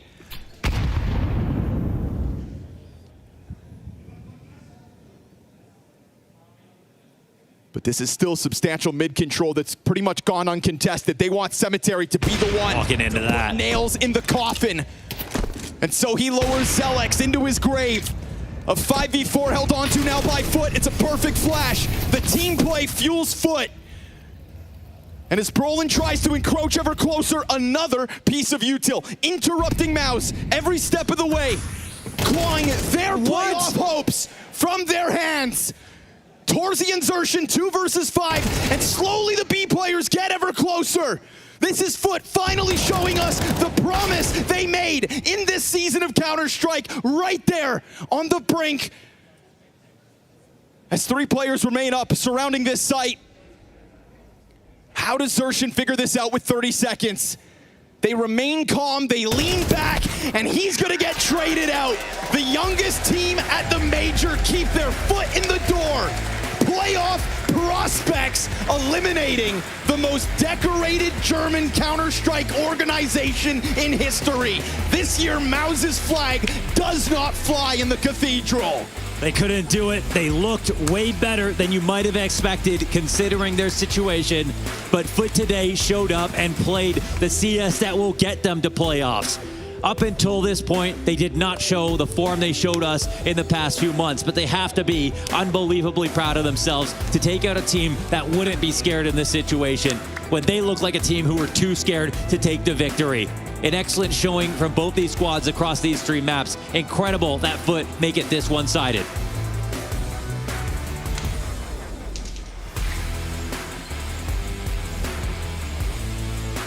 Well, that is not the MOUZ that I had on my bingo cards. In fact, they're going to have to be taking their cards, packing them up, and going home. That is elimination time for them. Unfortunately, Foot do move on. So commiserations in store, at least for the side of MOUZ. Jacob and Ash here with me to talk a little bit about this one. And what was a tit-for-tat game. You said it was going to be brawly, and Brolin definitely tried to bring that, but the brawl ended right there. Oh, that was confusing. No, I just can't believe how MOUZ fallen apart here. It was a 4-2 start for them into a 4-8 half. Completely just outcalled, it felt like, by Foot. They were playing to win. That was the difference here for me. Foot were just fighting and fighting and fighting, and MOUZ found themselves in some interesting positions over and over again. So it's just really disappointing to see there.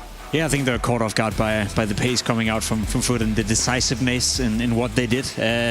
You said great calling, I'd agree with that, but it was also clear to see that they were just working in harmony, working in synergy. You know, a lot of the both A and B bomb side hits were just coming in with so much pace, you know, no hesitation, no one stopping up or second guessing themselves, I guess, in the pathway as well. And I think that's exactly what we expected from Foot coming into the tournament. And I think Mohan and Connor spoke about it. You know, this was arguably the first time we saw that Foot that we've been seeing in the last couple of months playing up to their A game, and that was way too much for MOUZ to handle. Yeah, there was times where Foot are out fighting on A ramp with 1:30 still on the clock on the T side, and that just proves the point that, hey, we're going to get aggressive, we're going to get in your face, we're going to take this to you, MOUZ, because we can't and don't want you to have control of this game at any point. That's sort of like what they brought to the table, you know, and that's fair game to Foot. Really impressed by their way of playing and their way of conducting themselves in this game. And as you saw for MOUZ, I don't want to make any excuses up for them, but it's been a rough circuit for them and a rough tournament as well, getting to play 2 of the best teams in the world in the process as well, taking maps of both of them. That's not necessarily bad by no means, but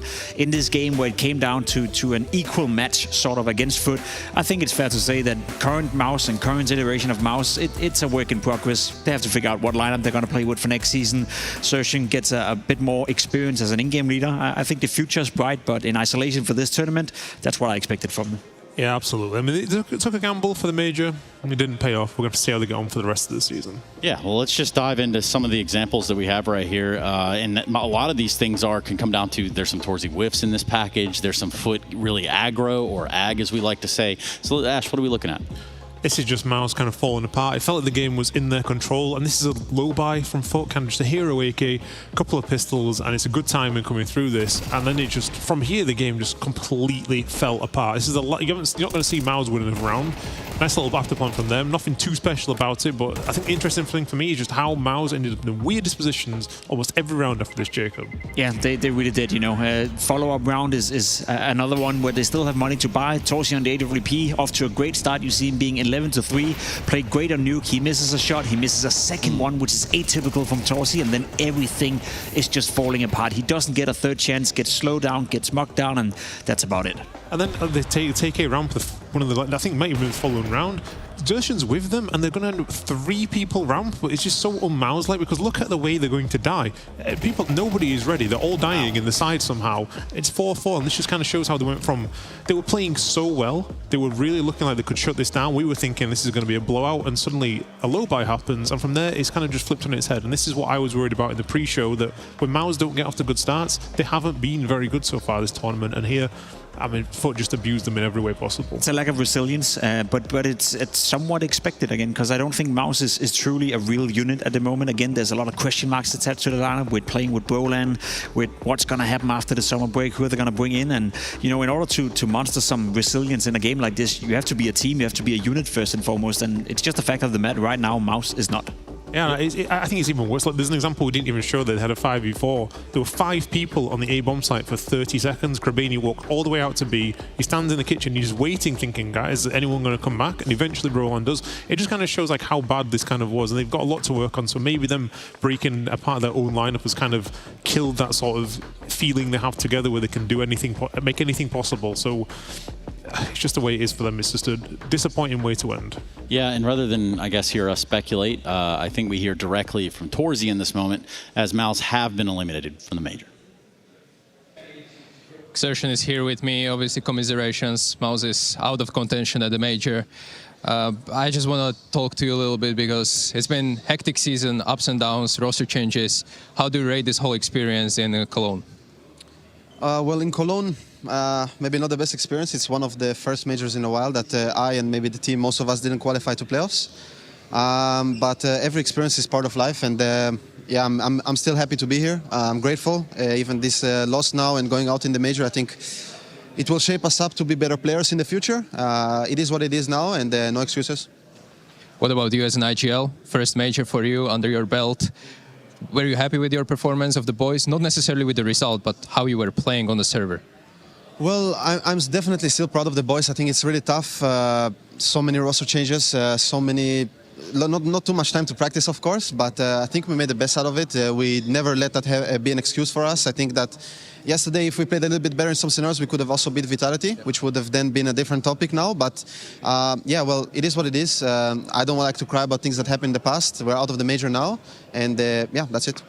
What's the situation with the lineup, if you can share? Is everything still up in the air? Is everything going to be decided during the break that is upcoming? And how are the things looking in this camp? Well, I'm not sure. I don't know. Of course, we played this full focus on this roster coming into the major.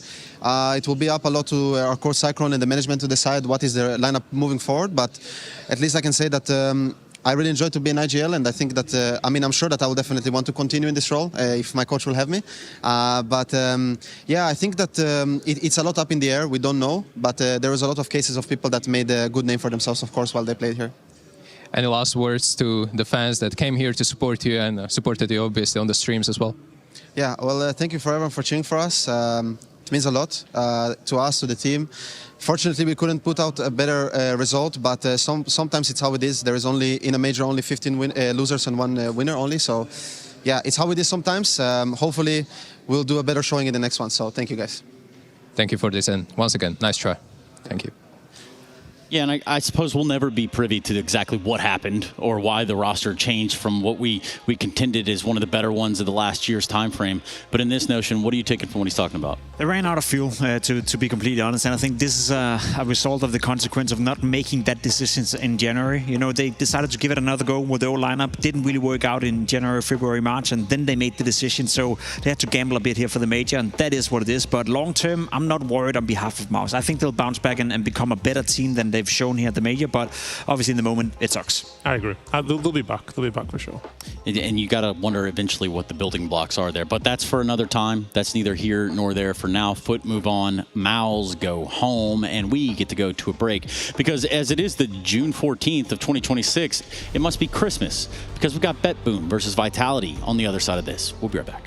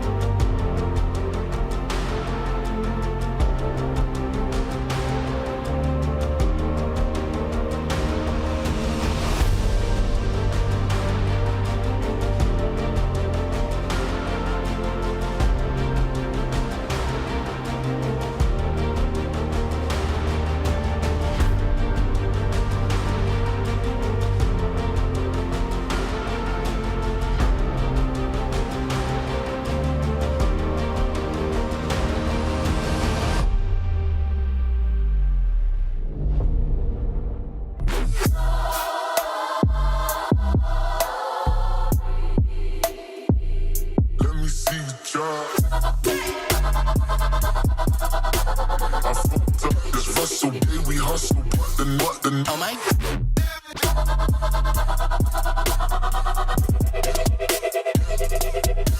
The best of Counter-Strike 2. Available now on shop.esl.com. Bro, you're baiting every round. Talking about? I had so many trades. Trading anything. You're miles away. I carried you. Tell me game. One round. Hold on. Let me pull up CS stats.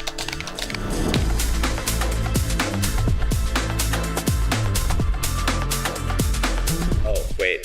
My bad. You suck. Settle your debates. Search your profile on CS Stats and turn on tracking to see all your games.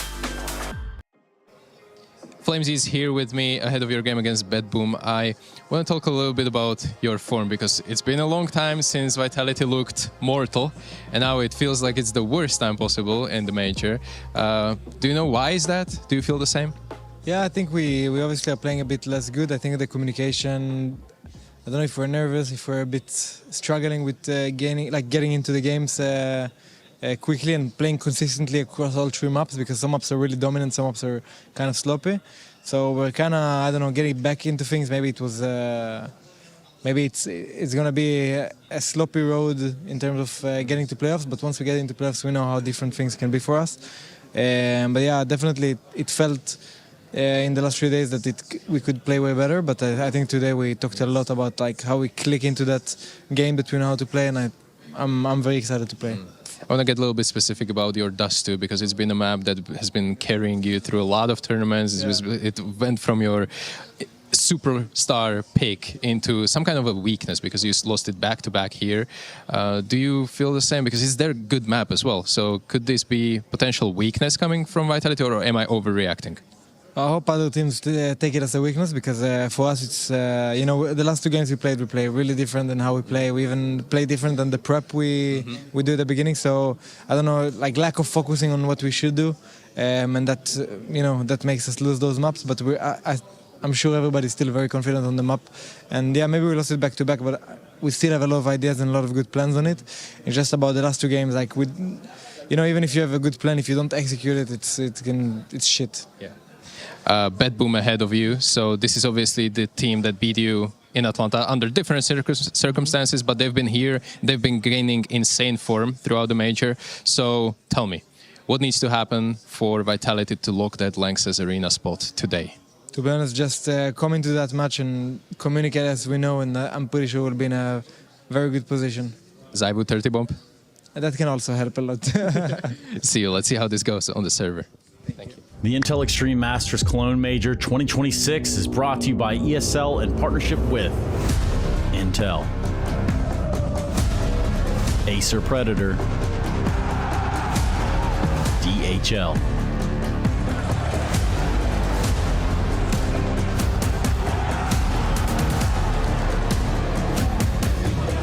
and Zoe.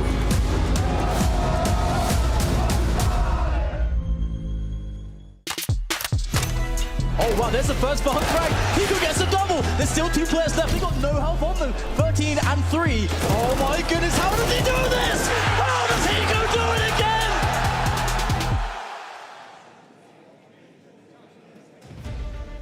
Well, it appears, though, it's time to jump into what is a rematch from Atlanta. Middle May, near a month ago, where BetBoom came out on top 2-1 versus crescendoing Vitality dominance. That one saw Magnajez go straight in 50 and 36.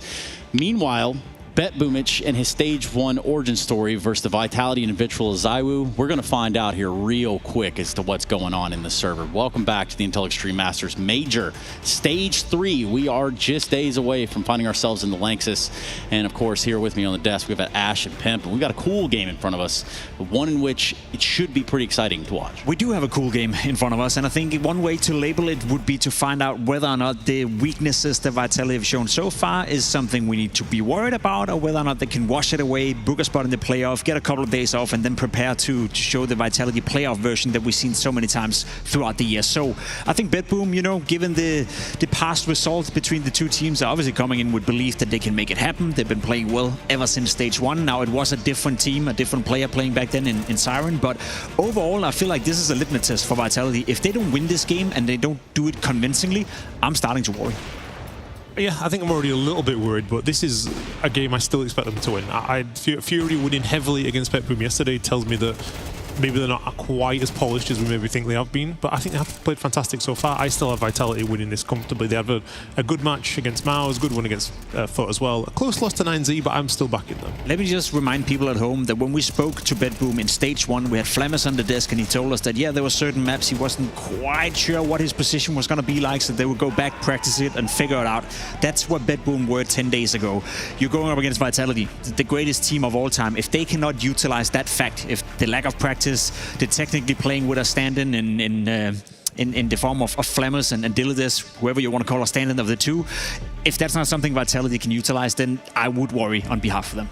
Yeah, I mean, well, at a certain point we say stand-in, but realities are like you're playing all the tournaments anyway, right? So it's kind of like eventually that is just kind of the team functioning as is. I mean, that's how it works under these confines, at least. For the side of BetBoom, I think what sticks out to me the most is sort of the pedigree that Boomich has on paper and what's been transferred down to these players. What do you think, Ash?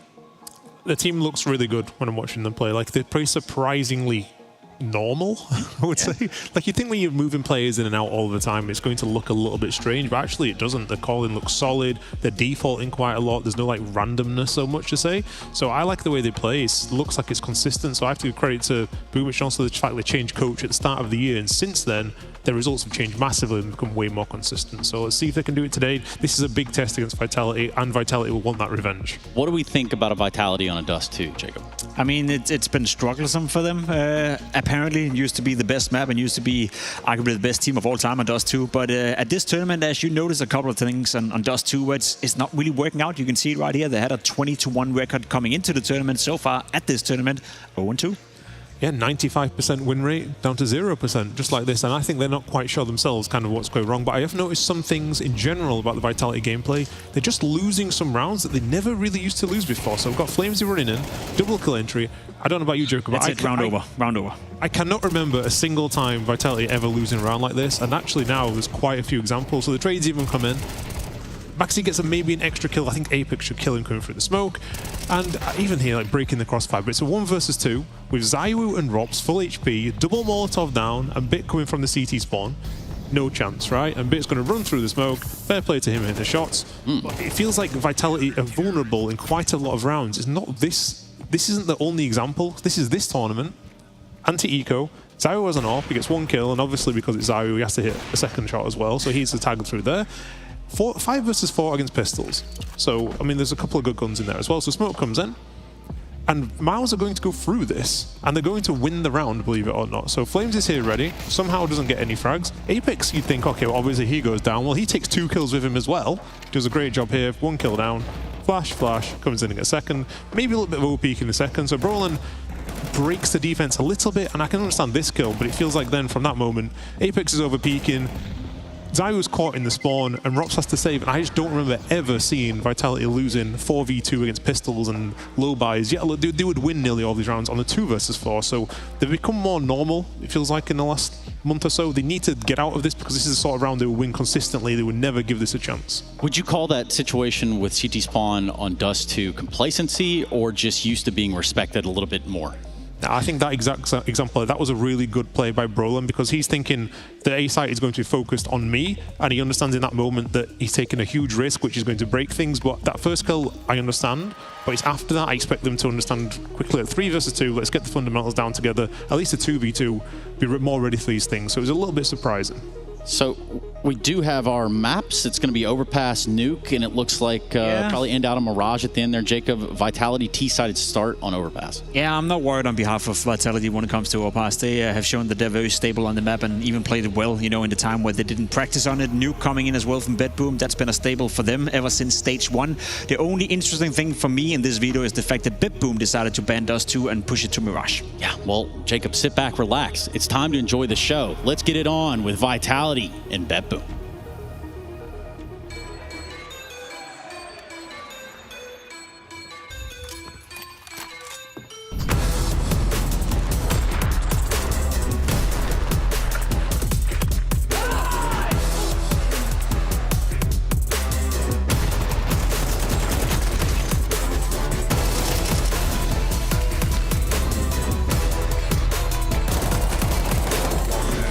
Magnagez opening, if ever you've seen one. Here comes this barrage and Util out of boomage.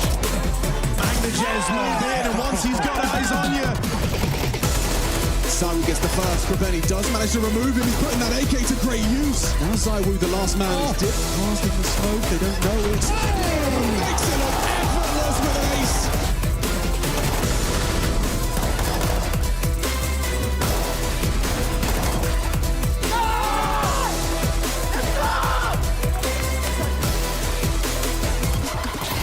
Oh, Zywoo quick on the draw. Now up to Symmetry. How's he done that?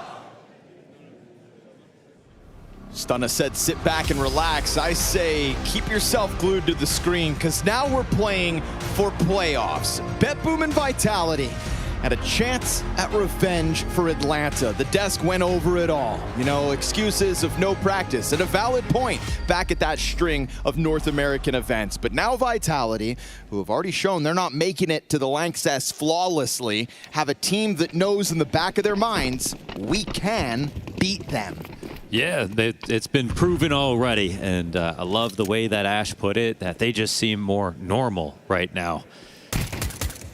We have seen some teams impress, some teams go down, and oh my goodness, Magnagez been very consistent about his impact. That's a great couple of kills to kick off.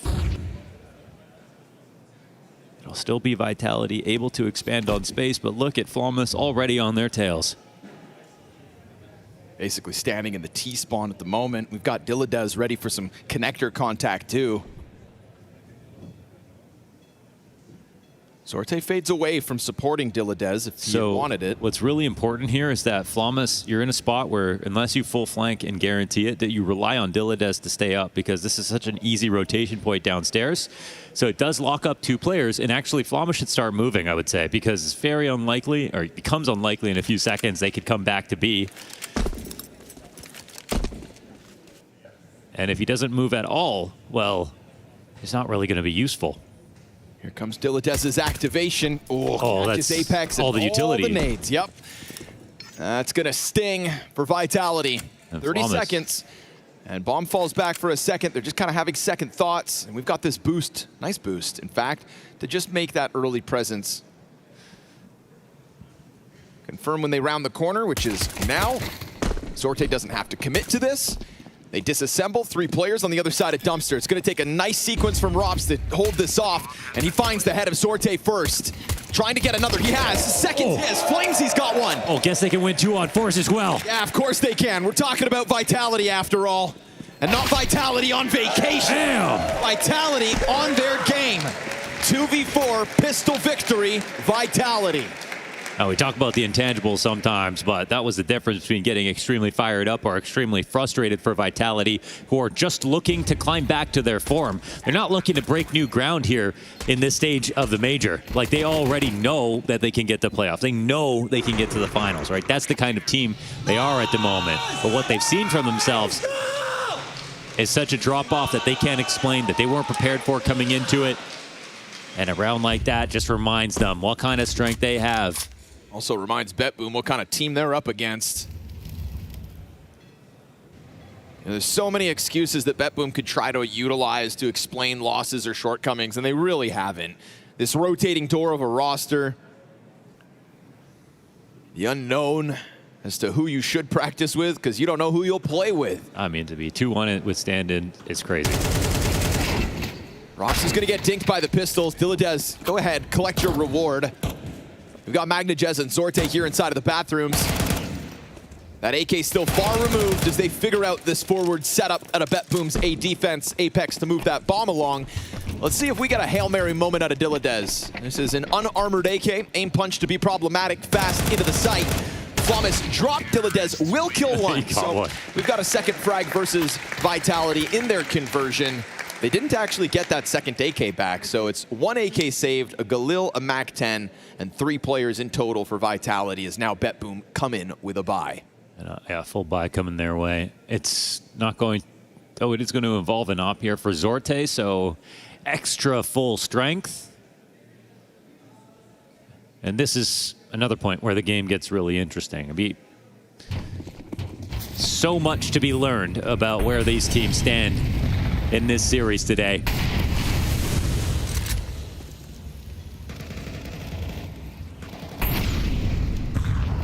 The whole world is watching to see if Vitality are weak right now. Now, it's one thing to just kind of feather the throttle in the middle of a season. We know that Vitality have been very open about discussing which events matter more to them. They're not watching the smoke. Go ahead, win your Grand Slam, but now it's about the recovery. Dilladez gonna get popped as Flawless hangs onto the short side alongside Boomich. He's wounded. Boomich not so much, so he tries to press his coveted SMG. Missed their molly. Vitality. There's a bit of a fumble on the approach, but a deep fire bomb's gonna flush out one. Flawless burnt to a crisp, and Magnadez shut down empty-handed. A Zorte op shot rings out to no avail. A 4v2 comfortable for Vitality. Even in the middle of making those mistakes, they still come through with the bomb plant and a potential 4 players surviving after the fact. Unfortunately, even though there's a couple mistakes here for Vitality, BetBoom also look a little flustered, don't they? That they do indeed. I mean, man, Zorte's got a target on his back. Big target on his back with this op. They do not want to have to go up against this next round. In the bag. That's an upgrade. Yeah, he'll go ahead and grab it. You put ZywOo on a free op, and you've allowed Vitality to get off to the races with a 3-0 T-side start. Looked like a moment of awkwardness as they were getting in, and their molly bounces onto the site instead of into short. And maybe there's a world where BetBoom used this to rotate in a couple players from back of graffiti, start to punish them, but instead, they can't do it. Apex kind of brings matters into his own hands, which I'm really appreciating. Tapping into his heritage as an entry.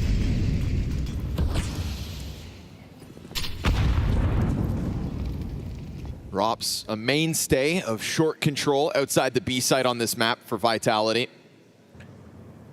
You can try to get him out of here with util pressure, but on a round where there's no frag grenades for BetBoom, he's going to throw his own freely. Soften up the 5-7. And we'll see whether the highest rated player for BetBoom in Magnadez has anything to say here round 4. You know, Magnadez is somebody who's shown us promise in the past, but has really been explosive at this major specifically. He got them both. Guy in the back first. Apex hot start right now. Love to see that if you're a Vitality fan. We always discuss how an in-game leader's calls feel that much more on point when their individual level's right there with it. And so a 7-2 kickoff for Apex, bullying these pistols. Trying to inspire the troops. Bodes well for the French-led best team in the world. Still a threat, though, at 25 seconds. These pistols looking to get weird. A lot of hands busy with nades, but Flawless eventually goes for it. Dilladez, who is softened by the frag grenade, will be finished off by Mezzi, and it is a very strong-looking Vitality in the first 4 rounds of play. Yeah, big time. Claims he hasn't died yet. 4-0 start by instantly bag Zorte enough money to get the op again. But now they're in a vicious cycle of spending everything they have. Vitality have not let them save yet.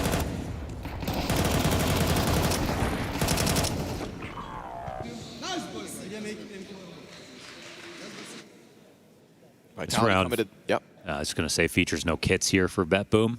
Good call. See if it matters. Nice kill here for Dilladez. Yeah, just looks like some monster spam. Speaking of spam, that one's on the money. Mezzi already almost dead. And I like that BetBoom remain active, going for the long peek too, you know, not just content in a 5v4. Looking to really hammer this one home. Mezzi onto the AWP. Low health, of course.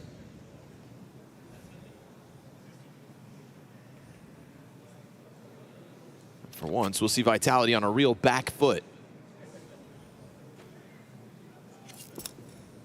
Oh, there we go. Present spotted. Rop's ready for the next attempt, but Boomich knows better than to give him a second jump. Ooh, but But a missed op shot reopens the threat of bathrooms suddenly for BetBoom. We'll see how they decide to adapt. It's another monster smoke thrown out. Bomb is in T-spawn, of course. Don't forget about that. I actually need to get that really soon. Yep. I mean, Rops is going to go running over and grab it now. MagnaJez to be found out. Flamesy doesn't yet step across that line.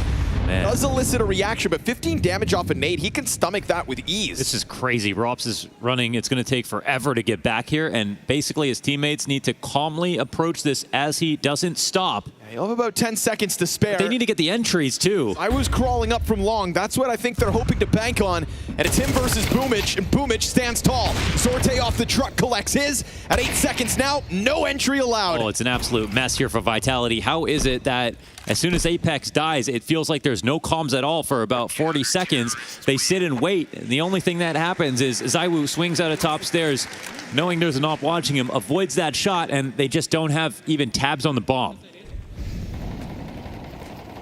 This happens at a minute 40, and then there's no movement on the map at all.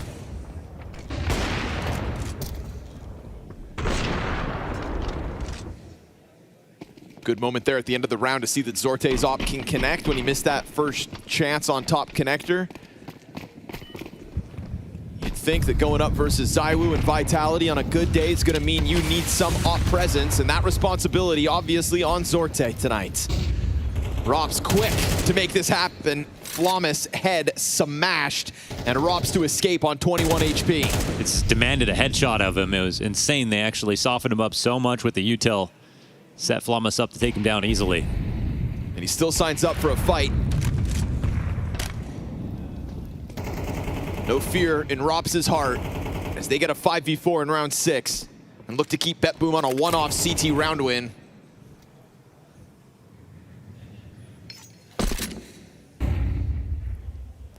Zorte's op positioned over towards long, currently unsupported from the bomb site, so he doesn't like floating around this far from site, decides to double back, where MagnaJez at least positions a little closer. Should be in heaven now, in case Zorte calls for reinforcements.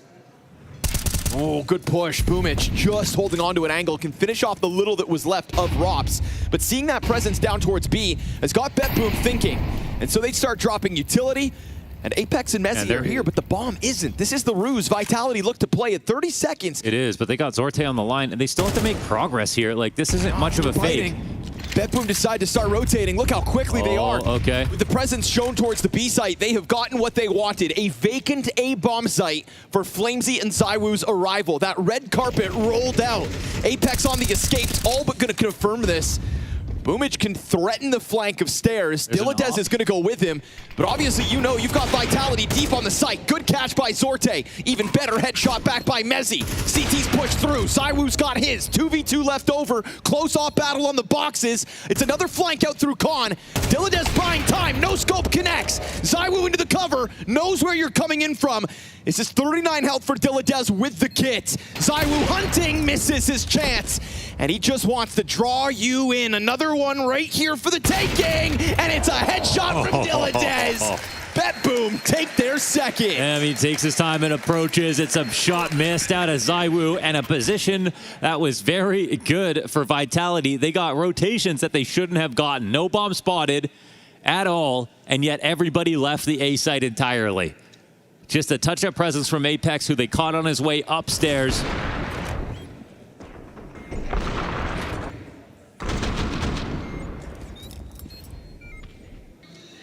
Kind of an insane win here for BetBoom.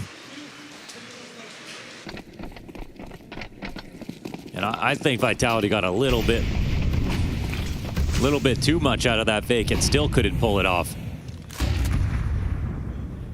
Wouldn't be the first round this major. BetBoom win unexpectedly. Oh my God, how is he alive? ZywOo missed. In what world does MagnaJez get away with that? Dude, that is, oh my goodness. ZywOo had like a very clear shot, I'm pretty sure. That's a 30 bullet mag dump. Did he shoot twice? I wouldn't even believe that.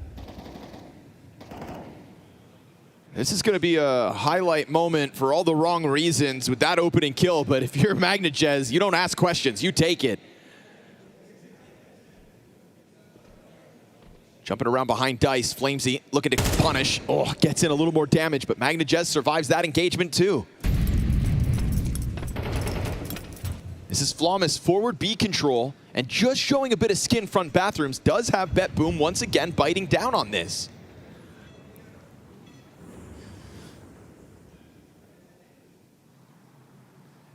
I mean, unless they approach from the short pipe, obviously Flawless has a huge advantage here. Just comes down to the timings, and he seems to be watching everything. Oh my goodness. Yeah, unready. At least not for the first one. Good trade back by Mezzi. Low health Rops. Low time as well here for Vitality, and concerned about another short player. There's Heaven contact. It's a good distraction. Activates Diladez Mezzi. Oh, he's bringing it back. 40 health. And that's going to be an easy sweep away for Boomich, who remains fully healthed himself and closes that gap now to Vitality's 4 rounds. A 1-round difference secured. Yeah, BetBoom getting all kinds of good pushes, especially out of short, knowing when... Show me the whiffs. Yeah, I mean, okay, the Zywoo missing a shot. I swear he literally had twice. 2. He missed twice. He misses twice. The fact that we don't watch that. Maybe we don't have to see that. Zywoo just missed. On a fully stationary. I'm going to say he's never done that in his life. Fully stationary, not moving a muscle. I'm going to say he's never done that in his life.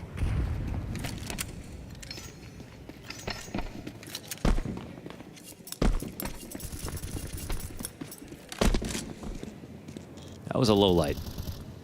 For all 3 players involved. I think Apex is shooting that whole time, and it took Magnajez nearly 30 bullets to get there.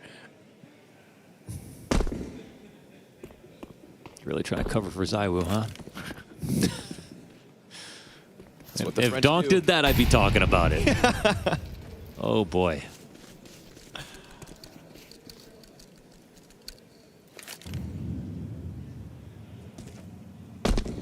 Honestly, if Zorte did that, I'd be like, what? How is that even possible?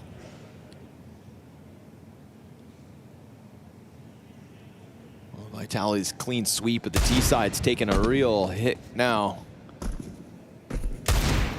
3-round sequence out of BetBoom. Pistols in hand here in round 8. You're just hoping Apex can somehow nail the long-range Deagle shot. There has been quite a bit of room for Vitality to wiggle to the front of the bathrooms. This is a moment where they do it with numbers again. It's only Kevlar for Robs and Mezzi. Magnajez with another messy spray, dies to the Tech 9s. They're going to emerge through the bathroom smoke, and it's easy shooting at the start. Boomich with a triple. Zorte, his pistol's out. And now we get that push from Flawless around through the dumpster, so good on the B players to come save the day. We've got some shaky moments just creeping through from both sides. It was an insane step up. Obviously, in our last match, watching both MOUZ and Foot, but there's like almost no team under question that still hasn't gotten through at this point. A lot of performances have been sketchy between Na'Vi, Falcons, Vitality.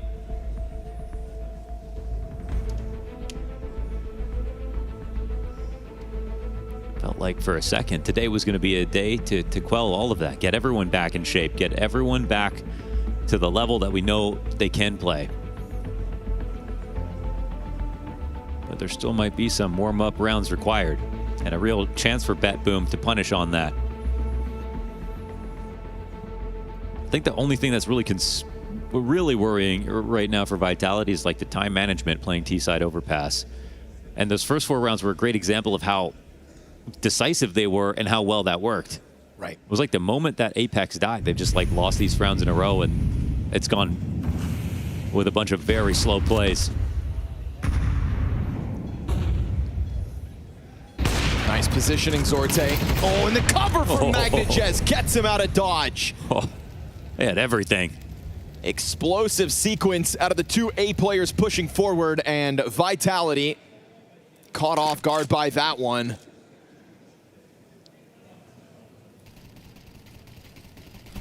His defense grows in strength.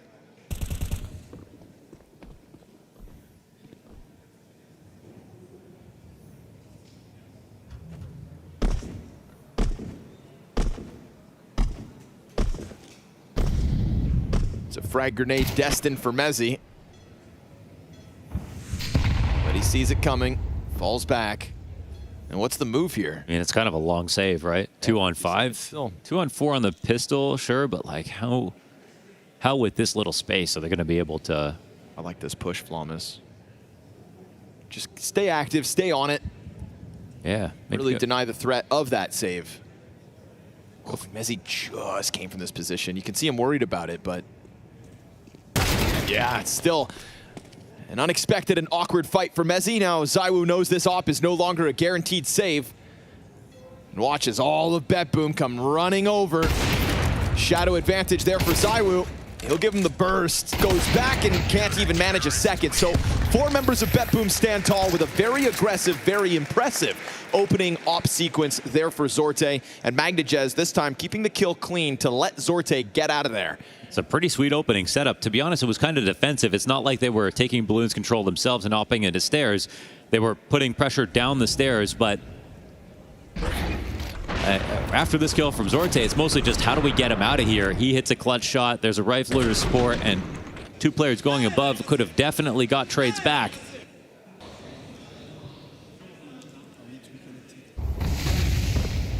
The energy is just not there.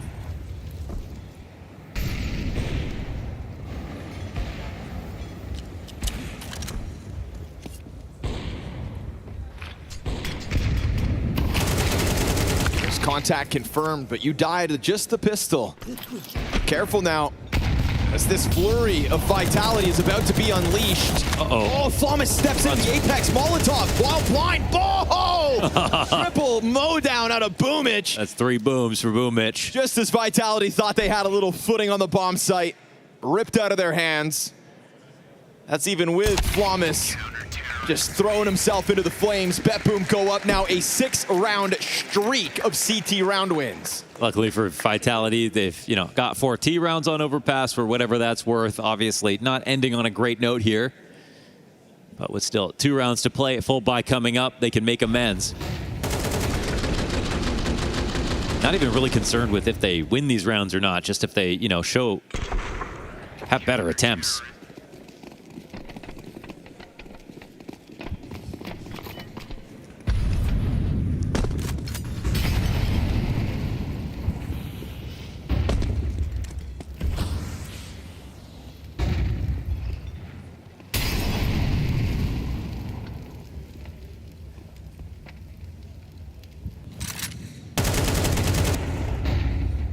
Zorte, tough shot. Not the kind of spot you get out of, but with very little fountain control out of ZywOo, Flamesy understandably worried about going over top of Connector. So for now, he'll just hit that pause button, and we start to see BetBoom peel back on one side and get aggressive on the other. ZywOo's a bit tethered to this bomb right now, so he can sit back and watch, and Flamesy can hold off too. Magnajez looking to get the jump on Flamesy. Doesn't matter. Exchange glances, and Flamesy comes up with man advantage. We said ZywOo was tethered to the bomb, but as he departs it, we get this Boomich boost, looking to go over. Flawless doesn't see anything peak. He's been very careful about trying to push on his huge flanks. Apex knows that there's 2 players back there, though. Rop should be queued up for this.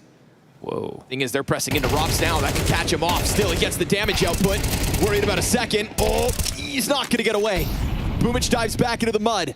60 health to his name. 2 players approach from Monster, and Apex takes his head off. Now Flawless forced to activate into Flamesy. They've had this duel before, but they've changed positions.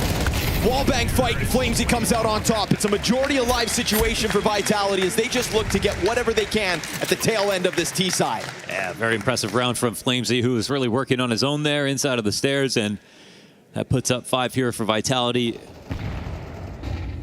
After this first kill for Zorte, Wallbang headshot to lock down 1. At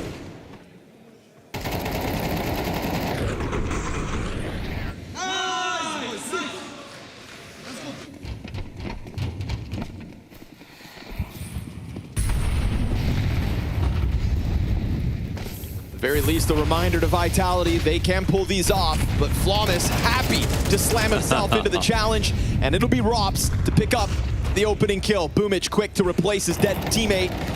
Actually, they won't know about him. I love this, and Dilladez serves up the perfect distraction. Flamesy still there. Oh, he gets damaged down low. 3 HP to survive this. BetBoom, it's a hard-fought battle on short B, and it's one that puts them 3v3. I think that might have been a moment where Boomich could have milked it a little bit more, but I mean, once the smoke came up, it would just be so hard to lock down 2 shots without getting cleared. Bomb in a spot where they have to go and grab it again. So I was about to clear out top bathrooms.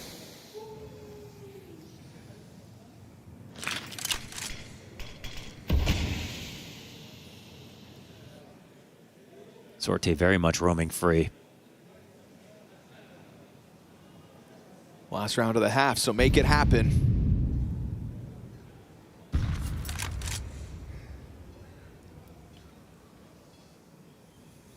Again, getting closer. ZywOo right there, though. Oh, gets the jump on it. As Ortiz getting super nervous and didn't really want to fall back, maybe in case it was long. Not getting his killing, falling away. Only 1 CT coming up here. BetBoom remaining concerned about the B commitment, but that's going to leave Dilladez alone.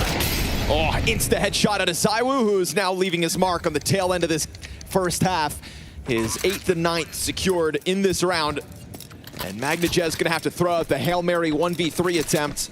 Smoke fades on his arrival, but he's stomping it all the way. And ZywOo, a nice one-tap close, a reminder of what he's capable of. A trio of kills in the final round of the attack. Vitality take the first 4, the last 2, and tie this game, switching over to the defense.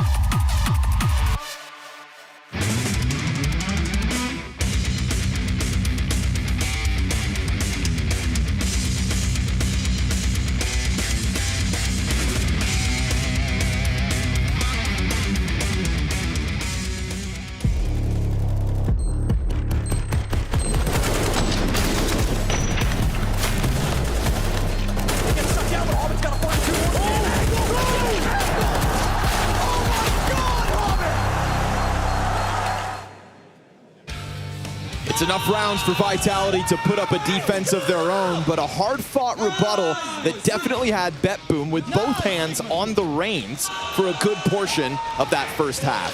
This is a map that Vitality, of course, defeated BetBoom on in their previous go in Atlanta, and it'll be one they try to hold on to now with a 6-6 first half secured. It's a nice bounce back for ZywOo, mostly with the rifle kills. That really strange round with the op. The overall round count's good for Vitality. It's mostly just the way in which they lost certain rounds, but credit to BetBoom. They definitely had some awesome setups. Apex has flashbangs to interrupt a monster commitment, which at the moment is exactly what it looks like we're going to get.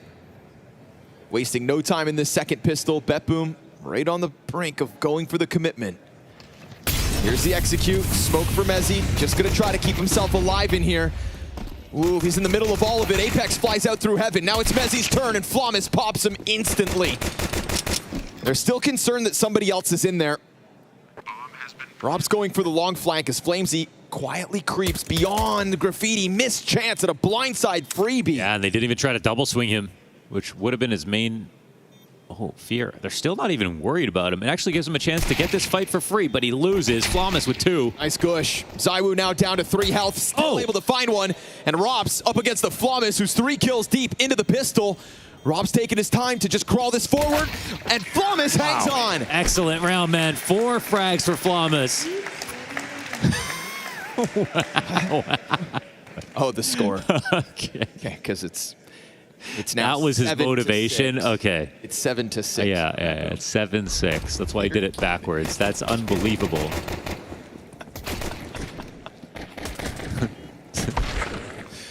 There's no way that just happened. No way he just got a 4K to take the lead and did a 7-6. It's potentially your most impactful round of the major. Yeah. You get one chance to celebrate, kids. That's why you got to practice in the mirror at home. That's what Apex does. They got to put Robs up here. No one's better than Robs at doing the jumpy and MP9 kills. Well, they'll try from a different angle. Flamus keeps just escaping slightly. They know he's in there. We got a bunch of utility usage coming out from BetBoom inside of Connector, as now Flamus is safely tucked back into the short pipe. Hey, all the players don't believe it on the CT side. They think they've shown enough here that BetBoom should be scared about them. And MagnoJazz, Dilladaz starting to go back up. They have some utility, so it could just be to serve a fake. Maybe go for a scout, which, you know, never bad to scout when the other team's forcing.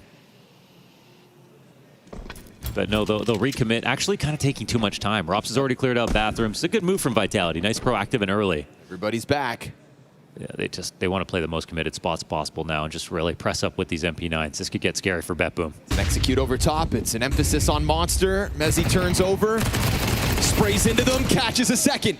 Dilladez opening up the other side as Sorte's bomb pushes through Monster, and now Apex swings out, drops it, and the force buy sticks the landing. Yeah. Uh-oh, that's uncomfortable. But actually, you know what? It looks like BetBoom are the ones who move a little bit too gluey and take too much time. But in reality, actually, Vitality, with Robs clearing out long, going to top bathrooms, the right risk to take, did it early. It looked like they were over-rotating to A, but no, they had a plan to make sure that they weren't just blindly gambling. They put the MP9s back into really strong spots.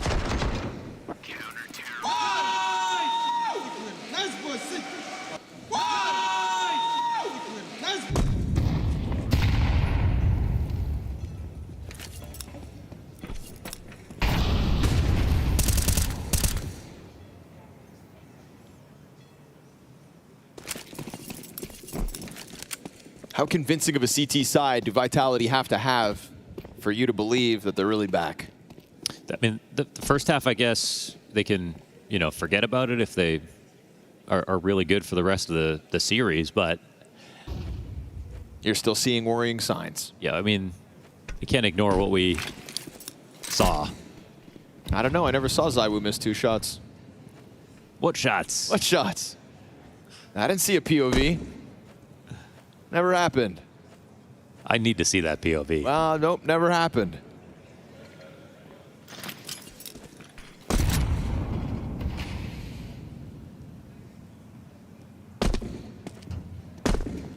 The French news media will never show you that clip. Grouping inside of the bathrooms to try to get the bomb close. I mean, we all know this one. It's an attempt as old as time.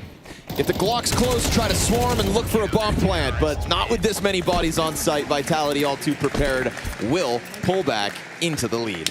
And actually, ZywOo had some good rounds in there, too. It just wasn't with the op. That wasn't really, even though those 2 op shots were kind of crazy strange, ZywOo's form so far at the event has been stellar. You know, stellar. It's not really about that. It's actually about the calling that is most concerning with Vitality, where it just feels like they just weren't talking at some points.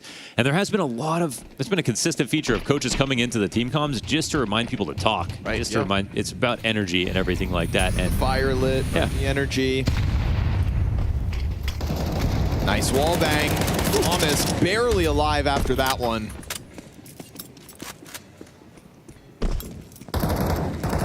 So that MAC-10 tucked into the corner and just hoping a frag grenade doesn't get underhanded over that wall. Yeah, even a molly would kill him. Rops, in the meantime, is going to have his hands full in a second. There's a lot of players on the front side of the bathrooms, and now he is stuck here. He is stuck here because the smoke fades. And ZywOo's got a rifle. Nice flash over from the B site. He'll hit a dink. That's 2 players low on the side of BetBoom, and yet still 5v4 held onto. That nade, it does good damage. Trying to put the rifles in the right set of hands with 2 low health bars, and Flamus and Zorte still problematic here for BetBoom. It's not the strongest possible round, obviously. There's no op here to support and down a player, but honestly, most of the time you take the 5 players alive, but with the HP left over, I think I'd rather be Vitality. 3 players moving forward. Ooh, Apex's spray leaves a little meat on the bone. ZywOo slipped by, though. He's going to execute too, but he did take a shot to the head. And so Zorte, this is suddenly a fair fight, but ZywOo looking to disengage from it. Long player gets caught out, and now Zorte, 11 HP, V3, and ZywOo, he's got your number. He's got this one secured as Vitality take it forward, 9-7. Yeah, 16-9. Massive come up here for ZywOo, definitely taking over, huge impact overall. I still want that POV. Vitality seemingly now in high spirits. Enjoying the round wins they're able to secure so far on this defense.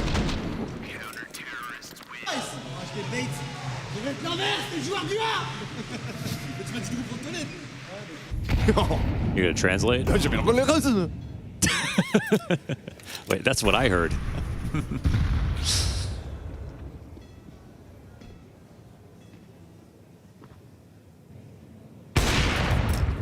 Bang. Op starting up here. Yep. And it's obviously just versus some pistols. So no big deal, but does need to deathmatch it a little bit. We're at that point of the game where now ZywOo's score is still looking fantastic. Yeah. And if you just saw that clip in isolation, the clip that is maybe out there on the internet of him missing 2 shots by bathrooms, I don't know, still kind of unconfirmed. Let me see that. With that floating out there, you'd be shocked for this to be the same game if he continues to just now rack it up. I mean, on the brink of 20-9, farming the freebies, being accused of being a baiter by Apex in the close of the last round. Oh, is that what he said? Yeah. Boom, another 3 farmed up. Nice and easy. That one goes down smoothly. Double digits secured by Vitality, who look to just smooth sail their way to a map 1 win. But here comes the buyback from BetBoom.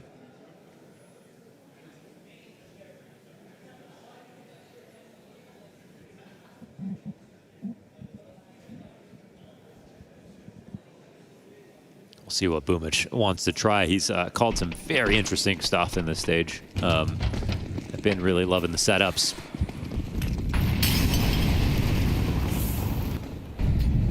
Okay, fling him around the corner. Got out there. Playing in Flamus's corner. These two have had a lot of head-to-head so far this map. Oh, Flamus. Flash not deep enough. Nice early positioning out of Flamesy. Denies them the short control they really seem to want. And now Rops, you'd think, what? Okay, a short push start, but what about this angle? Dilladez on the approach. Oh, he wins the head-to-head. You don't normally see people play it from there, and actually looked like he was going to take out Dilladez, no problem. Very nice headshot. It really opens up an important part of the map. Boomich looking to go fishing here. Alone, no bomb, looking for a kill. MagnaJez always going to get spotted. That's unlucky timing, but he would have made noise jumping anyways. Boomich making it move towards B, hits the headshot, finishes Mezzi. He's down to 20. He kind of just has to delay because they really want to take the site now. Opera's got a line from heaven. ZywOo strikes Sorte down. Boomich with the quick swap over to the op. That nade's going to kill him. Yeah, blown apart by ZywOo, up to 21-9, another multi-kill round. And a 1v3 here for Dilladez. Keeps the first shot clean. 30 to the clock, and ZywOo lands it. Another triple. Yeah, that's a massive bunch of 3Ks back-to-back. Ecos and rifles. But you know what, Connor? He could have had 23 kills. I just want to let that be known. How would that have happened? When did he have a chance? There's just this really easy opportunity that he missed. You wouldn't believe it. Can't remember. It's a nice push by Flamesy. Love a fresh setup by Vitality, even if Rops didn't get that kill in connector, because that would have been extra problematic for this round.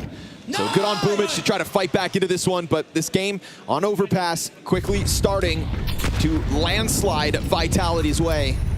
And at this point, you can't even get to Fountain for free. You can feel the confidence of Vitality growing as this game has gone on, as the second half has come together. This round's already lost.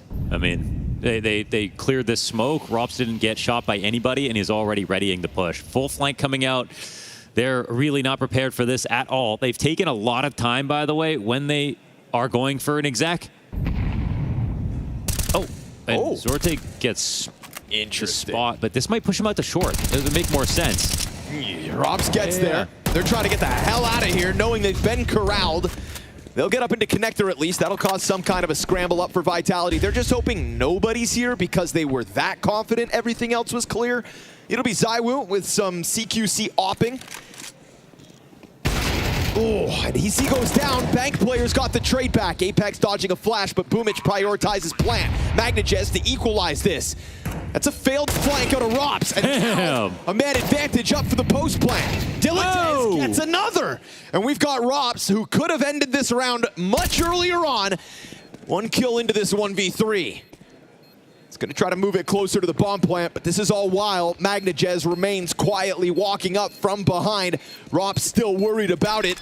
He's going to tap bomb, try to figure out where Boomich is at. Bank Pete comes wide. BetBoom find a robbery in a round where Rops should have had that in the bag. Yeah, that was totally done. I mean, Rops, I would say he got a little unlucky. Sorte came back, wasn't really checking for him, just about to set up his smoke. Doesn't die when they peek, and because he goes through this flank, no one's really worried about it being a stairs play. They know it's going to be a full monster hit.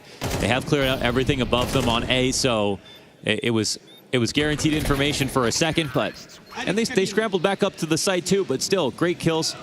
The one option BetBoom had, they made it happen. This is really a BetBoom lifeline. Contact into the short side. That's a real close threat from Flommis. That's 2 players confirmed for BetBoom in short.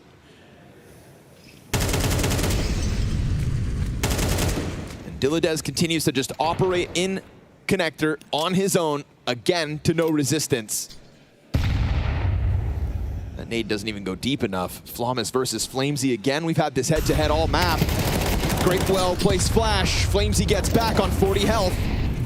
The bomb remains at the top of the ladder for the time being, so there's not going to be that explosiveness we got from the last round, and a well-positioned boost here from Apex. This is what you want to see. Yes, sir. So many good tactics in a row. Just constant activity, right? Fresh threats. And Robs from inside of a corner, instead of getting active and threatening the flank, decides to let them come to him. He'll put MagnaJez down to bed, and now a 5v2 secured for 12. Yeah. But a long peek's going to find Robs out in the open. Same time as Flamesy takes a bit more damage. He still wins. Should have won that then maybe, but now it's even bomb possession, or at least bomb position, confirmed at 30 seconds. That's brutal. Rops with no cover whatsoever still wins. 2 kills for him. Kind of a nightmare map here for MagnaJez, who's on 7 frags, unfortunately. Kicked off with like a 2K on the pistol.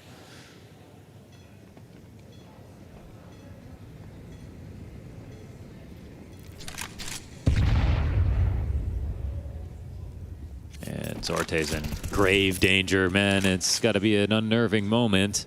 He's got to go head-to-head with ZywOo to escape, and there's no reason for ZywOo to make this easy. Wow. Quick little barrel stuff.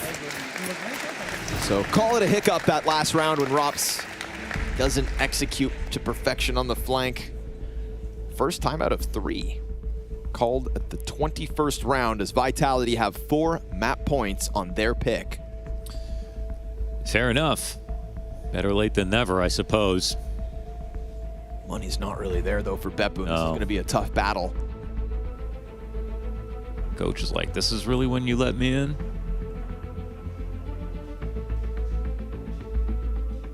Dilladez can grab an AK. Boomich is fine on an MP9, we know that. How's it going to get that? His $3,400.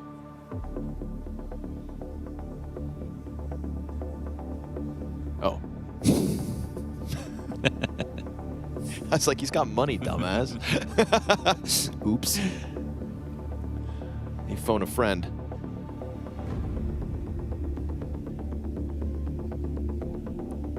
Yeah, they're going to have to get real creative. MP7. I like this activity though for Vitality, like putting this blue stuff in the middle. You can just kind of find them, see them finding their flow. Nice! Man, Rops is actually using the lamppost to absorb some damage while he was taking that fight. Think skinny. Magnajez on track to have his worst map at the Major. Here at the hands of the returning Major champs. Apex has got cover as this forward extension past bathrooms is just right off of BetBoom's tack paws in their face. Yeah, they weren't worried about B. Full setup on this side flash. of the plate. They don't see Magnajez. Oh, Magnajez doesn't see him out in the open. Oh, to end your worst map so far in Cologne on that moment would leave an extra level to the sting. So hopefully for his sake, his teammates can respond to what was once a man advantage to Vitality, now goes health advantage BetBoom. But look at this activity here from Rops. Yeah, another huge flank chance. Now, he's got to time this one even better somehow. I mean, it was perfect last time, just Sorte coming back to clear. But they're not going to go down. Blue and Zywoo at a certain point is not going to be worried about it being A anymore. I mean, both of them, surely. It's a vacancy on this B bomb site that right now BetBoom are tiptoeing their way into. They're like so positive that it's like a long play, but it's not. Flames is going to start to run over and Rops is going to flank. Rops with a fresh wound on this flank, but by the time he gets to the dumpster, they will most certainly be in the site already. They've got smokes to cover their approach, but neither one thrown into heaven. So this gives Flamesy a line. He's not up versus rifle. Just goes ahead, takes Boomich down. No op to try to cover that. It's just fair rifle fights, and that's what Flamesy wants. I don't know if all 3 are here, so they move in cautiously. Buying time for the flank to come through. Zywoo also unsure as to whether anybody sits outside that connector door. And as he pops out, met by a smoke grenade, you've got Rops getting ever closer. Sitting duck in Sorte has to be Flawless. Flamesy up top. Oh, he's got him. Vitality puts a low squeeze on the final round of Overpass. It is a clean CT half to secure this. Map 1 in their back pockets as they take one step closer to the playoffs.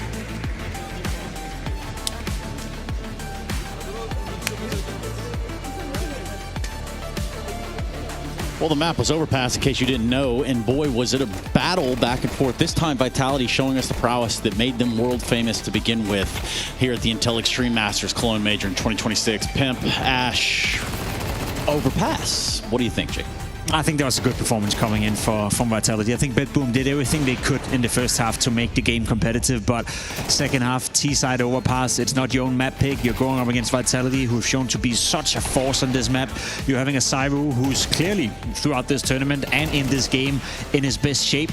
It's tough to describe what BetBoom could have done differently. At the end of the day, I think it went pretty much as expected. And if anything, nice for Vitality to show us that they're here to play. Yeah, good from Vitality. They got off to a good start on both sides, so it's kind of expected the way it played out. BetBoom are just not good at Overpass. I don't know how else to say it. They're just not very good at it right now. And Flammus and Magnajez don't show up, and if that happens, they're probably going to lose most of the time anyway. You guys need to start putting some credit and respect on Dan's name as well. Apex is in the server. Now, I've heard rumblings in the past. Apex doesn't know how to frag. He doesn't know. But he's here, and he's definitely playing lights out right now. Yeah, he had moments in this game together with everyone else, I think, within the team where he did well. Apex still has that ability sometimes to pop off. And if anything, I think it's good for an in-game leader who's been under a little bit of pressure, you know, called himself out a couple of times after the games here at the major, saying he's been calling like a dog and he's not really feeling his best, etc., etc. So get a bit of confidence, farm a bit of confidence, and make sure you head into the playoff, which Vitality will be a part of no matter what's going to happen here, I guarantee you. And be a little bit more confident in your own abilities. That's a Jacob Pimp guarantee right I'll give you a 100% chance for Vitality making the playoff. How about that? That's, I mean, yeah, okay. Now that they're one map up, of course he would do that. Ash, let me kick it to you for a second. Let's talk about round one. BetBoom in a 4v2. What happened? Nice to see Vitality showing some skill levels. There was actually quite a lot of whiffing going in this game from Vitality, I noticed. This round looked like it was kind of done, and just the importance in Overpass to get that CT pistol is extremely important. It's very difficult to win T-side rounds at the best of times, and then Rops as a USP, and he kind of reminds us of how good he is. That first shot is absolutely incredible. Gets the second one as well, and from there they somehow make it into 2 versus 1. So this is kind of the Vitality experience. You don't get this against a lot of the other teams where you just run in most situations there and you just trade out Jacob, right? It's no problem. First person jumps, the T-side guy misses, you swarm him, you kill him. But when you're against Rops and ZywOo, it's not quite the same. So my favorite rounds to replay, because I don't think BetBoom made a mistake here. They just went up against Robs, who, as you said, had a fantastic second shot, who opened up the round a little bit for him and Flameseed to win it out. So yeah, that's kind of how I would reiterate this map as well. You know, it wasn't necessarily bad by any means at all by BetBoom. They just played a good playing Vitality. Yeah, and then the second half as well, they got off to a good start. Lost the pistol, Apex getting info 3 different ways. Nice to see him do that. Got a triple cheese pizza going on there, it seems like. He gets the information. Robs is push up towards long, and Vitality think, well, there's nobody in towards short, let's rotate back around, we'll keep monster smokes in the meanwhile, maybe not in this exact moment. And then Rops realizes, okay, the time is getting low. Usually around 1 minute is the time that people normally push long and slank towards the toilets. He does that a little bit later, and that means that Vitality with the monster smoke can run all the way back, and from there it's, do you have the player quality with MP9s? Well, this is Vitality, unfortunate, and they do have a UK player, so it is a nice easy win for them in the end. It gets them off to a good start. There it is. We knew that it would be in there somewhere. But of course, we always find ourselves talking about ZywOo. His impact is felt this side or the other, and it shows right here. Does it seem like we have a cooler, more composed Vitality today in terms of getting things moving the way they want them to go? I think it's impossible to tell based on just one map, and the Overpass as well. They're not very good right now, BetBoom. So no, exactly. I think that's the biggest issue, right? Almost regardless of how Vitality are winning this game, it's an opponent they should be beating. It's an opponent they should be owning, and they should be winning this go 2-0. So it's one of those games where, and that's how it is, unfortunately, for Vitality. When you set the bar so incredible high, you're the greatest team of all time in Counter-Strike. You want it all. You want to win it all again. You're going to walk into certain games, especially in group stage, where regardless of you winning, you know, you're not really winning anyway. So in that regard, it's all about avoiding losing for Vitality, and then we can start the conversation heading into the playoff. Okay, so what is it we need to see more of, or what is it we need to see a little bit extra coming out of Vitality, which they've done over and over. So it's unfortunate. I'll be honest, Ash, you probably haven't been in that position. I think very few people in the entire world have been in a position where even if you're winning, you're not always winning, actually, which is a tough position to be in sometimes from Vitality, because you set the bar so goddamn high. Well, so wait, if you're winning, you're not always winning, right? I just want to make sure I understand. You're walking into a game where the only thing you can do is lose, and if you don't lose, that's a win in itself. You know, it's not like we're going to learn too much here from Vitality, depending on how BetBoom is going to show up, obviously. Yeah, it's just another test. BetBoom have been dangerous, but like I said, Fury made them look ordinary yesterday. I'd love to see just Vitality come out in the next map and just show them that they are the big team here and just put the BetBoom to bed the way they should be doing. Well, let's talk about that then. Let's talk about BetBoom versus Vitality on Nuke, with BetBoom starting on the T side. After having this go this way, Jacob, how do you think it starts? I think it's going to be tough for BetBoom, but we have seen them play Nuke quite a lot at this tournament, and I liked a lot of the inner executes they've been able to push. They don't seem afraid to pick up the pace on the T side. I think Boomage calling overall in the tournament has been great as well, and then Flemmis, I think, is the spearhead when it comes to actually executing towards the inner bomb side, and his best map so far in the tournament, statistically speaking, and also from an eye test, is Nuke. So you can come up with certain positives and certain things that, again, can make the game may be competitive, but that's kind of where I want to end the conversation. The best thing BetBoom can do is make the game competitive. I highly doubt they have what it takes to win here. I covered a game of theirs not so long ago on T-side Nuke, and they did a really good job of adapting. It felt like they were really struggling, and they fixed the problem really well. They didn't run away from it. Some teams will be like, okay, this plan isn't working. Okay, we'll just do plan B. They kind of just fixed plan A and made it work again. That was nice to see. They are good on T-side Overpass, and also they've already beaten Falcons, I believe, in this event on Nuke as well. So this isn't by no means. Well, it shouldn't be an easy game, and if this is a win for Vitality, it's going to be a legitimate win as well. That was after being down 11-4, I think, against Falcons or something like that. And I'll be honest, making a comeback against Falcons is not easy, but it's not the same thing as playing Vitality. Falcons is a little bit more prone to do that kind of stuff.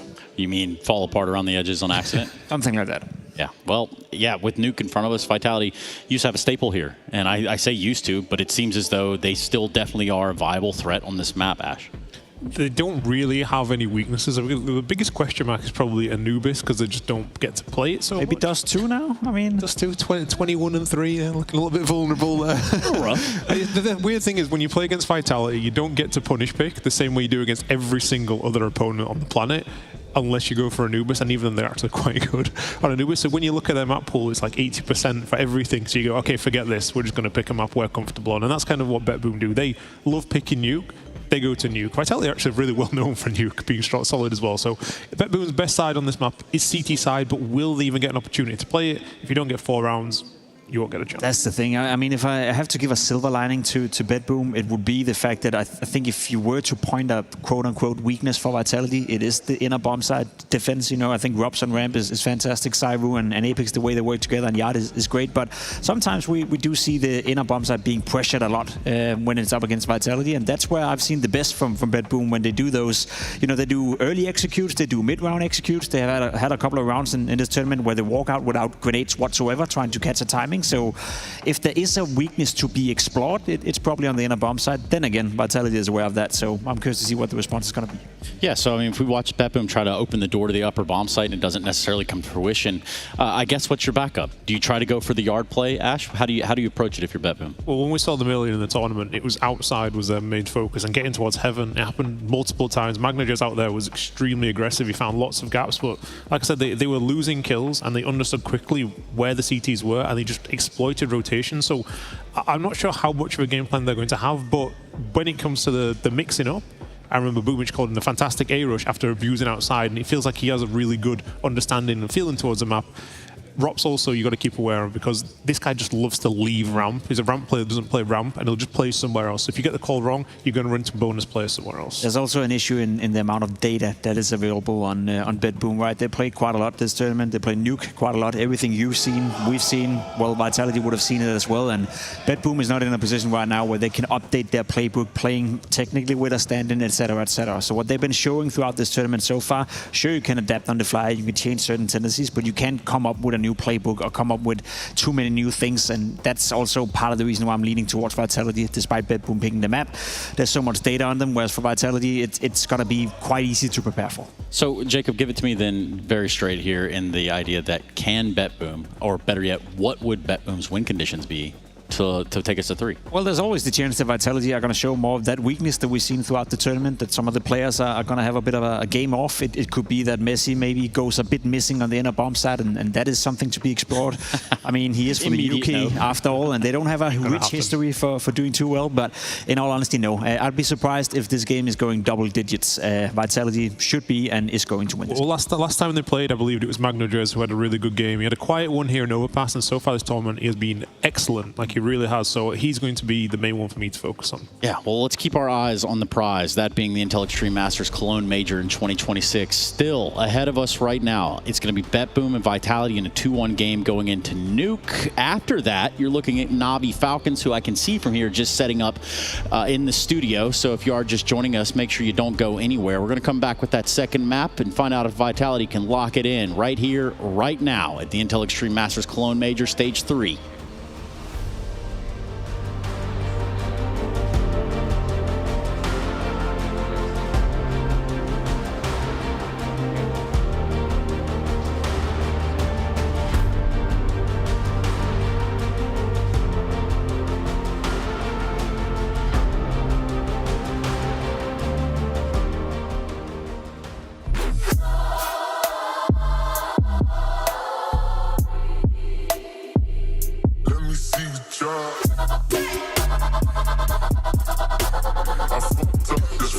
day we hustle, but then. Oh my.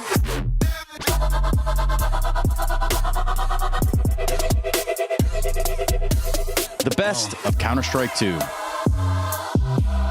Available now on shop.esl.com. The pounding heart of esports beats louder here in Katowice.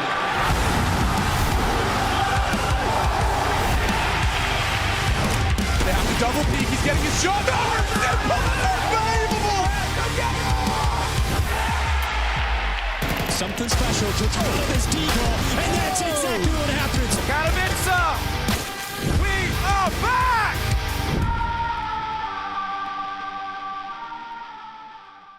Shove them to the side like it ain't no problem.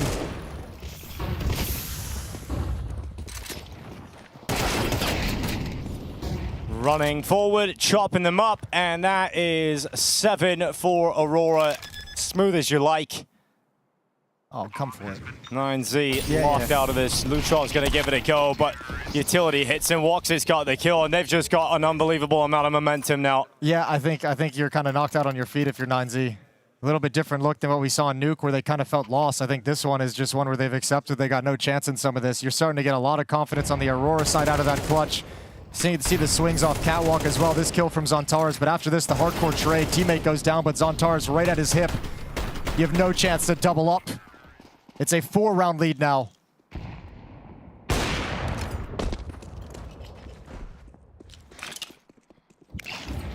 And the op tags Huaso Peak on the cross.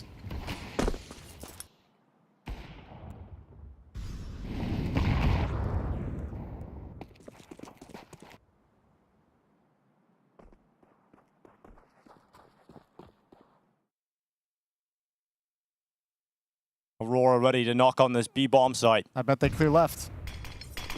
Smoke goes forward, Soulfly steps out. They did not clear left. They do not. Lutrov gets one on the MP9. Huaso P coming in with a 5-7. Lutrov up next, they're low. There's the headshot. He's gonna hold on. USP coming out, good flashbang over the top position, and Lutrov making a big play here himself. Wakadia, can he clutch now? It seems like every Aurora player has a possibility of winning any round, and Wakadia smokes out the doorway. Flank is the issue. It's just a USP at the window. It's just a USP at the window here. Wakadia looking to undo the hard work of Lutrov, but he gets peeked. Myron comes in at the right time, and another round for 9Z. They so desperately needed that one. Yeah, had to take a risk somewhere, Wakadia in that clutch. Unfortunately, the peek from the window puts an end to it. Lovely hold from 9Z. Everyone fighting just as they're stepping out of the tunnel, and 9Z needed that. They needed something to go their way just so they could take a deep breath. They end that run 5 in a row for Aurora before 9Z can respond. So first time out taken from Aurora. They want to bury 9Z with a last round victory before heading into halftime. Trying to keep 9Z from keeping this as close as possible. A full buy coming in for 9Z, up in the hands of Mayer and M4s across the board, but gun rounds have been few and far between for this 9Z defense. Lovely sequence from Luchov to save the day. Mayon as well with a little jiggle, spots Wakadia, able to clean him up.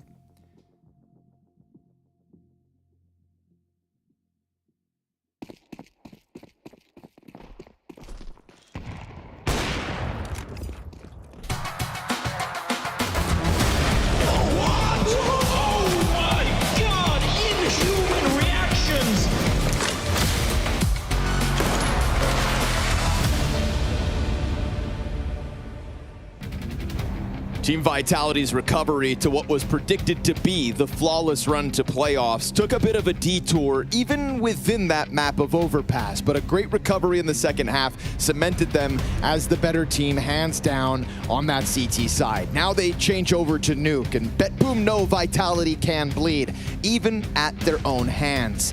But now you've got to do it with the pressure on. The thought of making it to the major looms over top of this game. Those playoffs right there for the taking. To Vitality, it's become such a common occurrence. For BetBoom, this would be the first time 4 of these players ever crack into those playoffs. Boomich has done it. He's led stars to the top in the past, and now he's got to do it today versus a Vitality that sit comfortably up a map and await this CT side on Nuke as well. It's pretty funny. They beat Vitality back at Atlanta on Nuke, and that's where they kind of, you know, shook the world and turns everyone's head. And then they went on to lose it 3 times in a row to Pain, Navi, and Legacy single digits. And then it bounced back one more time. So we'll see. The game plan works. Fast crush into the A site's the plan. Messi gets stormed off the heavens. Magnajez to main. Yeah, he just peels back, and Sorte's going to collect the next one. So we've got a ZywOo Rops 2v4 denied, and that is some slick shots coming through. Predominantly Sorte. Triple kill in the pistol, and BetBoom going to take momentum on the attack to start. Don't lose to the Force Spy. It's possible. I mean, even though they lost that one match in Atlanta to BetBoom on this map, outside of that, they've been pretty spotless. Like very strong wins, even beating Foot here 13-8. But that's not one of Foot's strongest maps, of course. I mean, every time that loss in Atlanta comes up, Vitality are just going to source the same thing, and that's, we weren't practicing. They weren't practicing. We weren't practicing. This event isn't high on the echelon of importance for us. It's just that the form has not really gotten far past that point still. Ooh. So, oh yeah. Careful. Oh yeah. Careful. Oh, one more. Oh yeah, that's insane. Had to be headshots, and it was. Oh, so he hits those 2 shots, huh? He could have had one more. That's great, bro. He blew that smoke. 2 players in the cross, minding their own business. BetBoom won the T-side pistol of Overpass and got rocked by a Force Spy. Here we are again. Maybe. Yeah, Flawless actually might walk into this. Oh, he gets tagged. Damn, ZywOo. All right. We see you. BetBoom feels you. And Rops is 5-7. Insta-kill. So good from here. Yeah, frag goes in, he goes wide. Dilatez on the recovery. Apex ready to try to finish this early. But hang on, it's no guarantee. But they have the lock-off going back up, or as I was just watching that. Bomb's lower. They've got that covered, kind of. We'll see if yeah, Flamesy's in between the 2. Fire sent at him. He has to now reveal his position with a jump away, and Dilatez is going to plant this bomb. Again, still doable. Yeah, okay. Well, Flawless goes down, and Dilatez had just planted, so they know he's in here somewhere. It's possible he snuck off to ramp, but Flamesy has been watching this from control side periodically. Now they're just going to try to swing wide and get the better of him. He's low health. He collects ZywOo, but it is still a successful Force Spy endeavor out of Vitality. Yeah, I mean, queued up by the back-to-back nasty scout headshots from ZywOo. No, and it's absolutely filthy and disgusting. I mean, scout headshots that distance. I love you, Olafmeister.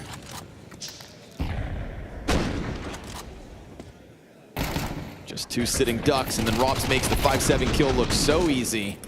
Nice!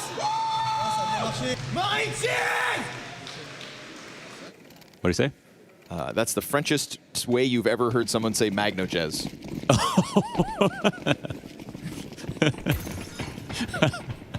Thanks for the translation.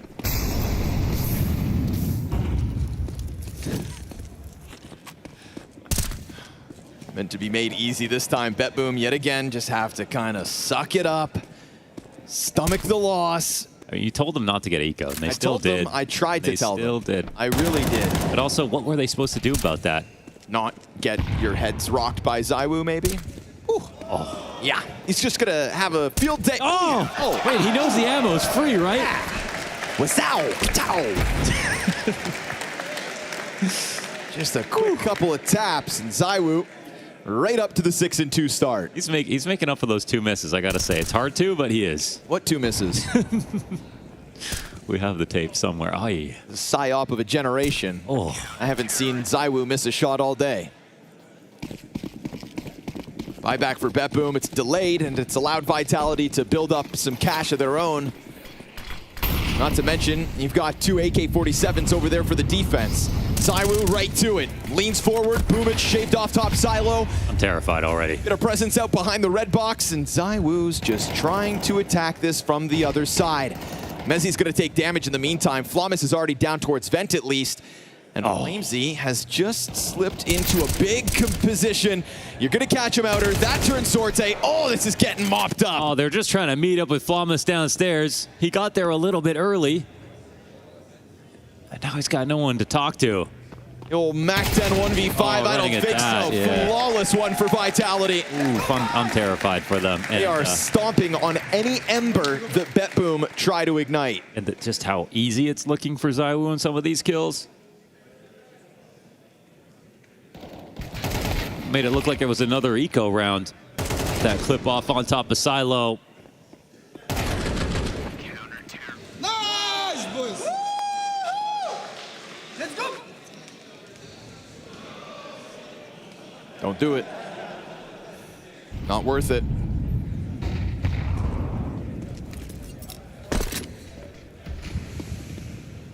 So ZywOo's powered up, huh? Yeah. Saw it as Overpass went on. Yeah. Better and better. It was just those 2 misses. I don't know.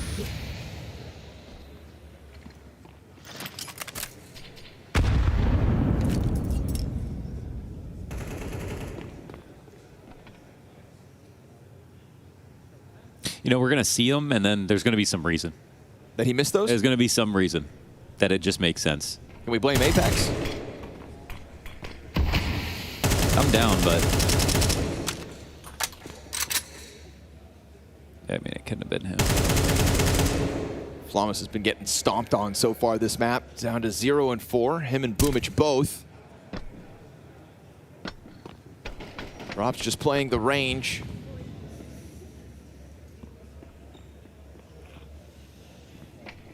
Get a quick little jump out from the front runner, but Mezzi does a good job of skating by. Magnajez pops out 2 kills and an AK only momentarily. That gets taken out by ZywOo's finding headshot after headshot.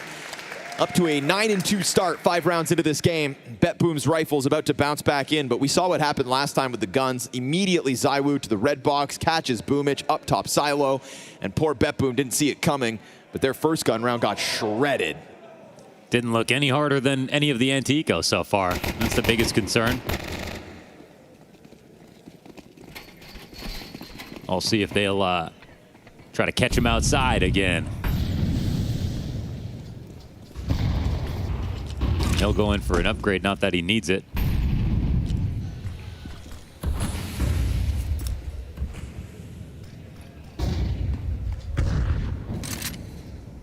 Maybe looking for the secret route. I mean, Robs is back, big garage.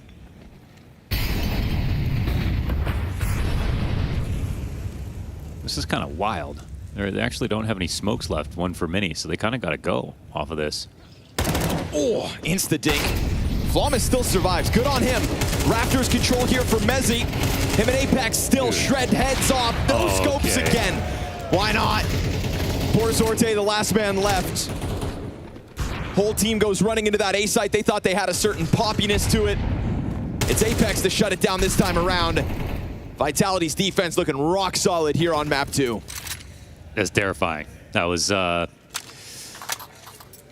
way too easy. Not even close to getting a bomb plant once again.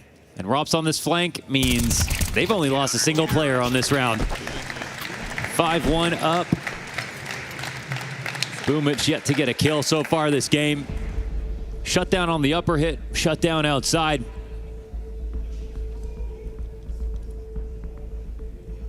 It just suddenly looks hopeless. Money is in such a terrible spot here. You know, not getting bomb plants, not getting kills.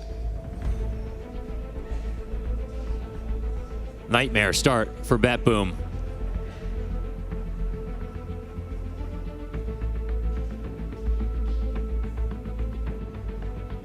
We said that this head-to-head could bode well for BetBoom, just the confidence of knowing you can defeat Vitality. But there's always been, even since it happened, this question about just how little form Vitality had at Atlanta. And you thought because of a 9Z loss that maybe they hadn't been able to fully regain that form. It's always the question about taking a break or stopping your focus or letting some events slip in the name of being prepared for the next one. You leave the door ajar, somebody's gonna try to rush through it. We were concerned that Vitality were gonna take a little too long to get back underway. Well, have they left the ramp ajar? Because it looks like that's where they're gonna try to rush through now. And I'm not sure if that's a great idea. These first 6 rounds have the makings of a stomp. ZywOo, first blood again. Magnajez down 3 and 6. Robs turns back, deals with the front runner.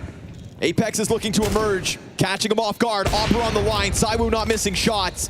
They had a triple protocol plan in place. It wasn't just looking at ROPS. Rotations were all there, ready to catch this.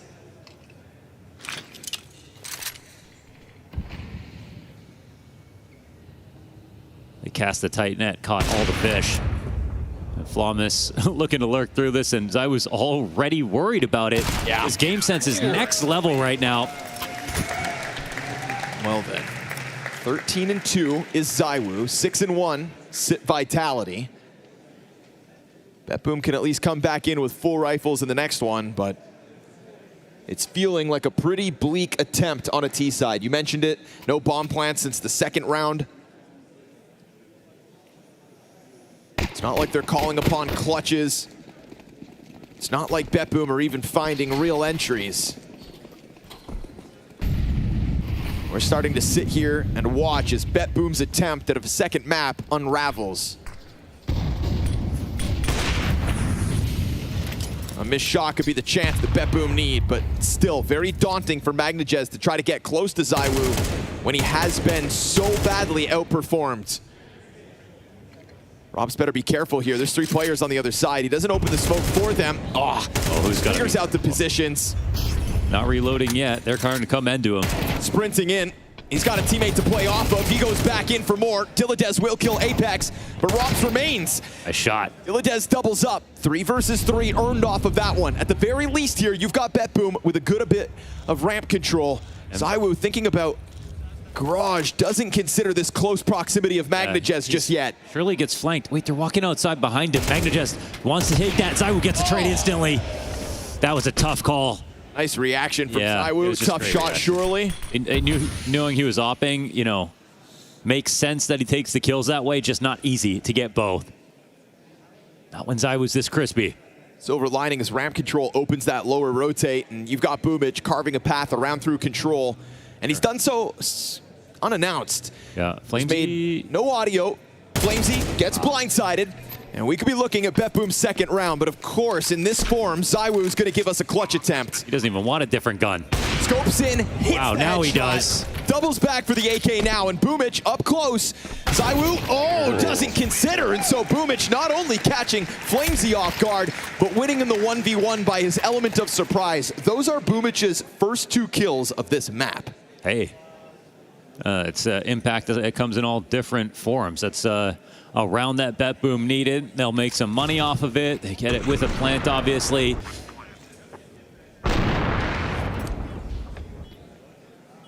It's a great play by Boomich. I mean, ZywOo comes in just recently, so recently, saw one person on the ramp, didn't see anything else. That clutch also puts an op in Zorte's hand. Trying to clear beneath. ZywOo's going to get spotted from behind. Apex going to hear this jump up, easily killed. And Zorte, he's going to be a little bit nervous about peeking down. So that means they can't trade Apex. No way, he gets away with a second. Yeah, he's alive. Zorte's still worried, and now there's a third element to be concerned about. That secret stairs peek could have come. Instead, it's a pretty quick double back out of Rops. Because the ramp room goes, just need to have some kind of defense downstairs, and BetBoom in a 3v5. I mean, we're just trying to reach for silver linings, but it's 2 players downstairs already here for Vitality. Yeah. They got enough players to spare. They don't even really have to read the map. Just another confident opening gambit for Vitality to throw Apex to it, and Apex individually steps into this round. He's been trying to support Rops over towards ramp. Apex makes a fast move up the ladder. This will be confusing for BetBoom. We're like, all right, well, let's just go downstairs, but there's already 2 guys waiting. Okay. Interesting. Oh, that's kind of nice. I mean, with the lower attack that was taking place. Oh, great shots out of Robs. My goodness. Robs keeps it as clean as he needs to. Diladez has been found out. That's going to activate the health flank. ZywOo going to take that over as Robs. What a nuisance. He's a problem, man. Just slowly shaving off the health here of all 3 players trying to just even approach this bomb site. Diladez's days are numbered. And so down he goes. 7-2 secured by Vitality. It's just that forward press outer that puts them into a desperate 3v5 attempt. They're lucky to even get close to a bomb site. But again, it is a round that doesn't even feature a plant. Yeah, they missed this timing as well. I mean, they're getting shot in the back. It's not just as if they're getting totally out-dueled. They're getting out red and rotated as well.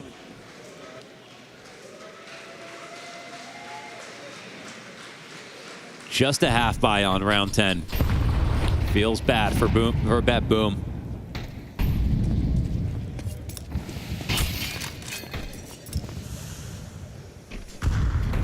They'll limp into this one. Scouting pistols yet again. Opening kill to Vitality.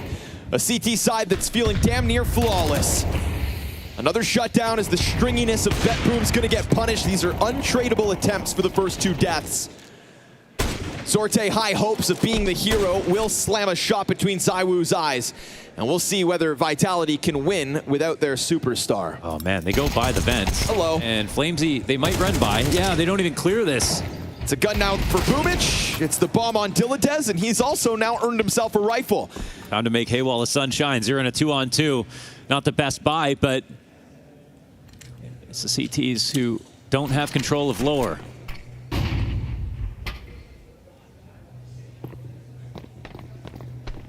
Well, they're going to hear both footsteps. It's a free walkout here in vent.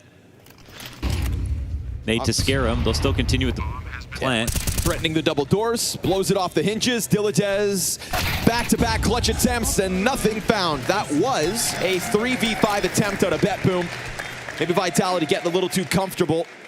Maybe BetBoom do just slide by down through those vent control, and catching Flamesy at least opens the door for the plant. But it's 2 survivors, it's an 8-2 lead. It's everything pointing in the direction of double digits within this first half alone. That's it, looking like 2 different tiers right now in what you would normally expect from Vitality.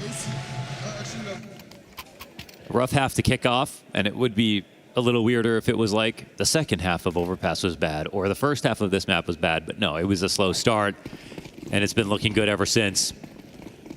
It was a slow start that still ended up a 6-6 half. Yeah, true. Coming in for Mini again, and there'll be some cover for ZywOo, but that cover goes down. Trades back. Flamus has just unfortunately been deleted this half. 2 and 10. Flamesy pressing through and caught. So another potential chance here for BetBoom. See if they don't go for some kind of heaven wrap, and if they walk downstairs, will be the CTs at quite a disadvantage.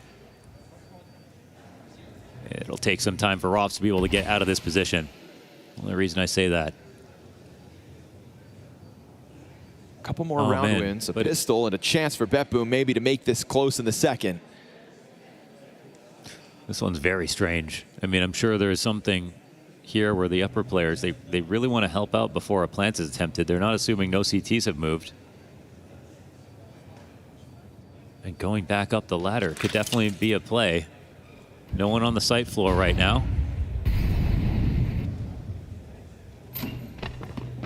No, just a bit of a fake. They'll get this bomb planted. There wasn't actually anyone here. Well, that's a nice move out of BetBoom. They actually still think it's upper. We saw just how close they could get it last round. Now a third. If only they had been able to squeeze out the finish a round ago. There was still a commendable amount of T rounds to be had. Yeah, if they're going to win now, they need to like dive this plant. Yeah, so I mean, Vitality have all the money in the world for next round. They've got everything they need, so they're just going to go for a late retake. No. Hail Mary rate. No, just going to. Literally no time to get to it. At least they get their kills. Nothing to lose for trying, but they'll just rack up a cost, leave Sorte the sole survivor. Everything in the world Vitality could afford in the follow-up. To be honest, very nice round out of BetBoom. Yes, complicated position. They organized it perfectly, and it was a very believable fake. And coming back off of the previous round with the half buy that still put them in a post plant. First time they put that bomb down since the second round of the half, essentially. There's a slight uptick in improvement here for BetBoom at the very tail end. It's just we've been singing Vitality's praise from the second half of Overpass to the start of this one, and they felt so untouchable for so long. Yeah, we got a bit of quality, but no quantity. A real chance for a fourth T-side round win.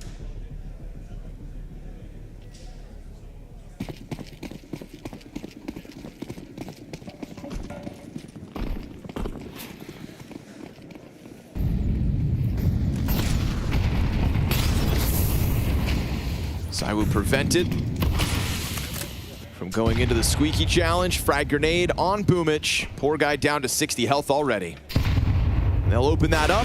Ooh, almost giving him something to shoot at.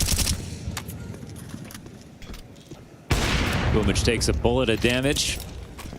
It's not going to keep him from trying to press through main, though. Magnajez able to get through. Boomich over towards the garage. Apex trades back, but they have lost track of Boomich in the middle of all this. Oh, Apex, they're not punishing him. He's going to be able to get into mini again. That's fine. Flamis on the other side clips him. ZywOo didn't waste a second, though, dropping down into the back of sight, and Robs gets the audible by Dilladez. So it's a 3v3 secured. Oh, the bomb is out here right in front of Robs, but ZywOo on the back of the sights roaming around. Yeah, they give him space. Boomich a bit too late from the heaven wrap. Will get a shot onto ZywOo for free. Just kind of has to take it, but getting this bomb back's a whole different can of worms. You hear that gun swap by Zorte from inside of the fence. Flamesy's just waiting for a moment to come up, and that is a hell of a headshot from Zorte.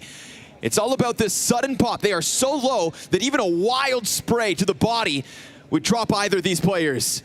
Do they want to take a peek? Oh, it's doable. Oh, they're both walking by. He's just going to start firing. Okay. Good headshot by Boomich. A much-needed headshot to end this. A curious sequence of rounds right here at the tail end to keep us intrigued. BetBoom do still have a chance.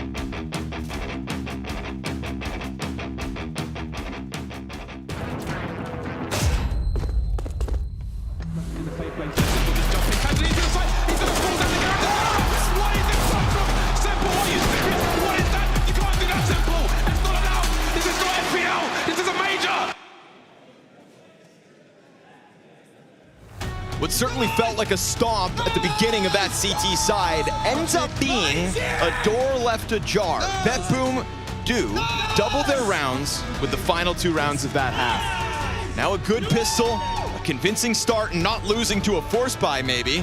And we could talk about BetBoom trying to push Vitality to their limits, but it has now been back-to-back halves from the Overpass and Nuke CT sides that leave you convinced the returning major champions are headed to the Lanxess. That's the form we need to see, absolutely, to suddenly reinvigorate hope for the playoffs for Vitality. And a massive revenge match here versus BetBoom, who first had us scared about Vitality in general.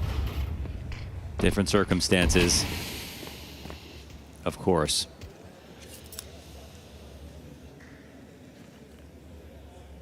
Dual Beretta's on top of the hut as Boomich holds the nade. Deladez forced off his position. Oh, it's gonna be Robs to open up down fence. That's the bomb, of course, gonna follow suit. Once you've got that kill, it's B-site compromised. But Magnajez collects a kill back as Apex decides to go lurk mode. Yeah, they don't have the vent rotation, at least not for free. Retake needed. Oh, Robs Robs collects another one. Apex then strikes Boomich down, and the dual Berettas hit the dirt over towards Secret. Magnajez doesn't even want to take a look at this. It felt like BetBoom had just secured enough rounds on the attack to give themselves high hopes off a pistol victory. Without this pistol, there's a big question mark as to whether this second map ever gets close. Yeah, I'm not sure I believe it. Giving Robs a USP right now, it's like giving him an op, I swear. Vitality enter this progression game looking laser focused.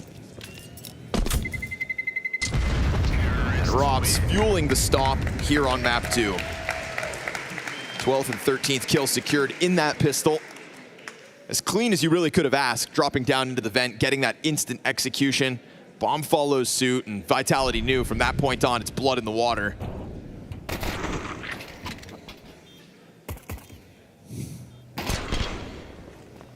It's weird to see Zorte kind of 2 minds there for a second. He's watching the bottom ladder, holding for a second. He takes a step into kind of the single door side, and then as he goes back, you've already got Robs downstairs with accuracy. So a force buy comes through from BetBoom. They've been on the receiving end of these kinds of rounds twice already in the series. Time to do it yourselves. Certainly won't help that it starts with a kill from Apex, but Zorte returns the favor with a scout headshot, not stopping players on the cross though. And we got the CZ75 in lower from Boomich. Versus 3. Flamesy at the helm, dies first. Spray goes forward, ZywOo trades out. Robs hears this rotation lower already. If Vitality hit the pause button, it's gonna buy time for Robs to put this AK behind them. But Robs is taking his sweet time for a second. Flamis is gonna find the dink with the 5-7, but Mezzy kills Zorte for free. And that really puts the pressure on Deladez now. Yeah, just a huge amount of follow through. Perfect. They just know exactly how the round's going to end. That's the way that they're playing. Deladez is going to walk up into this. We've seen a lot of frustration from him. I think some close moments. Just understanding like how much individual level they're going up against. It feels hopeless. He'll walk away from this with his head down. That'll give Vitality 10. ZywOo 20 and 5. Not a lot of fluff in there either.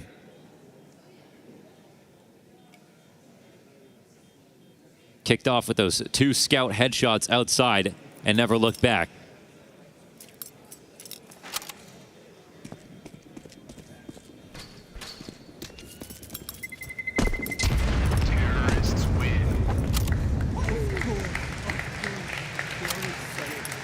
Mezzy has died 3 times this game.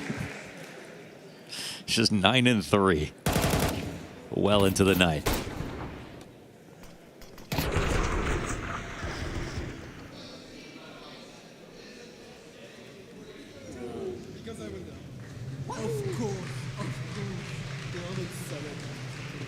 Back to having fun. Half buyout of BetBoom to try to stave off Vitality's 11th. There was promise in that last round until the clash down on site went so easily Mezzy's way.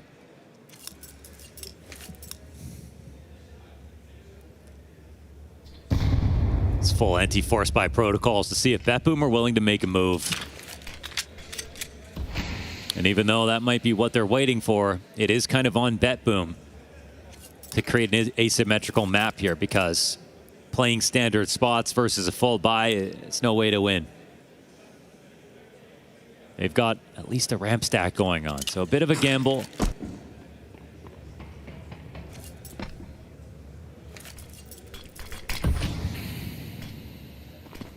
Feeding Boomich utility in the meantime could put a smoke in front of this commitment. At 50 seconds, that thing pops. Magnajez is hanging on to his towards main, but he hasn't spammed these walls or really pressed his face through. There it is, a little late. I don't think he saw anything, though. Apex manages to get downstairs unnoticed. And Apex can just turn himself into an upper lurk. This one's coming upstairs. Lots of mollies. Here we go. That Magnajez smoke thrown. Oh, actually? Flom starting to activate towards ramp. It's a good distraction behind him, but unfortunately, he dies. And so now it's going to be on the 2 players from the corner. Zorte's got 2. And the rifles chew through him. Time's actually a kind of a problem. Magnajez needs to try to beat him downstairs, but Apex is already here. Obviously went and took secret. And that was not perfect. I think with the amount of time trying to go ramp to lower, maybe a fake if there was nobody there would have been a lot cleaner, but looked a little sketchy. Feels like if that ramp hit goes any worse. It's just that T side on Overpass where they took a bit too much time on some rounds, especially when they had a lot of advantages.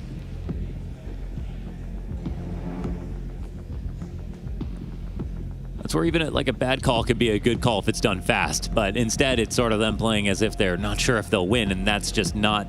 That's not even the aura they bring into this game. The rounds they've already shown BetBoom, it's BetBoom who are scared.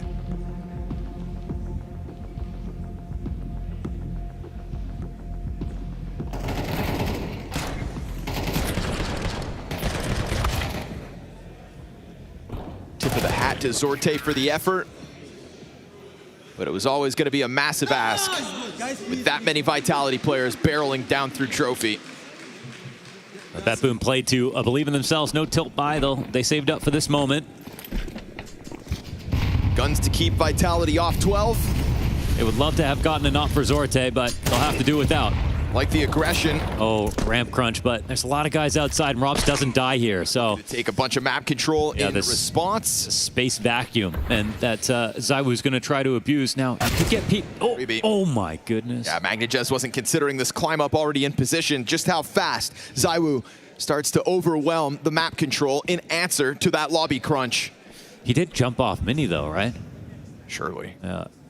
Now the A defense also worried, right, about that potential heaven hit. So Apex coming up the vent. How cheesy.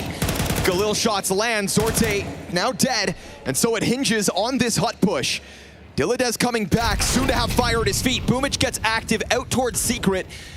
And as that heaven player swings wide, Dilladez gets it back. We get evened out at 3v3. 15 health for Robs, all he's got, but Apex swings wide for a second. Boomich and Flawless now tasked to close this. And Boomich will go up above, and there is a moment where Apex, no one's watching heaven. Another backstab, Hut player's dead. And they're holding the multi-kill needed. Boomich with a triple. As Rob's down, as I said, to 15 health with 30 seconds. Boomich in the corner, dead.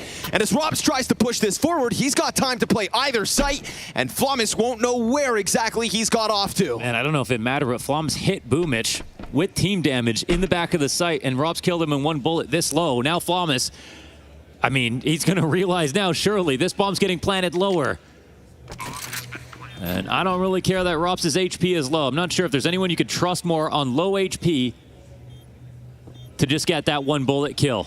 Double door swing. Trying to play the audio fake. Robs, ooh, so close, okay. Oh, a little too nervous about taking a shot. Gives Flawless a chance to go back and forth. And he will secure BetBoom's opportunity to close in on Vitality's score. Thought he was going to route through the back of the site. Really hard to read that moment. Could have taken that peek early, but this is very disconnected out of Vitality. Agreed. I mean, this is the one rotation point that would have been the most obvious to try to poke around if you're BetBoom. No one watching heaven. A free frag there is an upper site. Fully taken. And honestly, it's Apex is the guy who is making moves.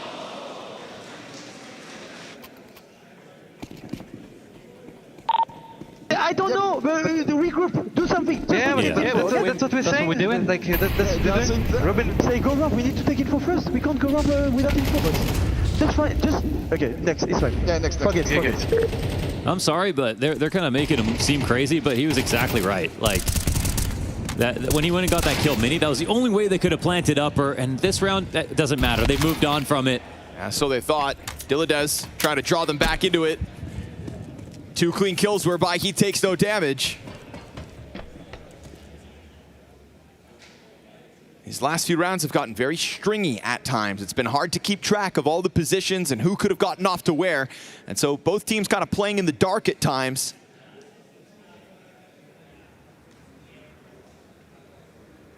Vitality trying to shine a spotlight on the lobby play. They'll catch the headshot. Boomage up close though, trade's good. He starts to run away. I mean, actually, reconsiders that somebody's here, and sure enough, MOUZ, taking his time to try to clear this, is not prepared for Boomage to have gotten away like that. Now it's Flames' chance to clutch, but he's got to go get that bomb, thinking maybe Boomage even sticks around. Not the case. Yeah, Flamesy not planning to make... Oh, I thought he was going to come in totally silently. Grabs the bomb.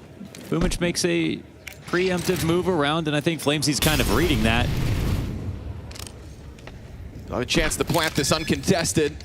Main player takes an extra second. Flamesy, does he think about it? There it is, confirmed. Oh, Flawless. It's one step too far. Flawless with the flash, looks for the fight. Heaven player swings. Flamesy knows about both positions, gives himself a flash to play off of. They pepper him with damage, and they'll catch that headshot to now beyond the halfway point. BetBoom, 6 rounds to Vitality's 11. Very nice move out of Boomage to make that runaway fake to make it seem like he was pulling back to the site and actually went ramp side. Drew Mezzi out, who wasn't going to peek otherwise. And Apex visibly frustrated. Yeah, man, flustered. Look, you got Vitality flustered. I mean, and again, like, I actually see Apex. At first I was wondering, is it him not being able to call some of these positions to fruition, but in that last round, it was Apex the only one making an active move to like help them take the site. Then you have Ruffs holding on to lobby. There's only 2 players left alive. No one's watching Heaven. Just once in a while, the basic chemistry sort of falling apart.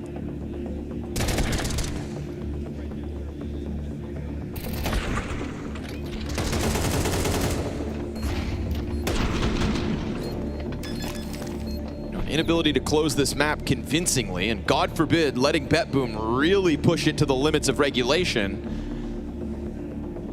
This is going to start to put that doubt in the fans' minds that maybe Vitality still aren't all entirely on the same page.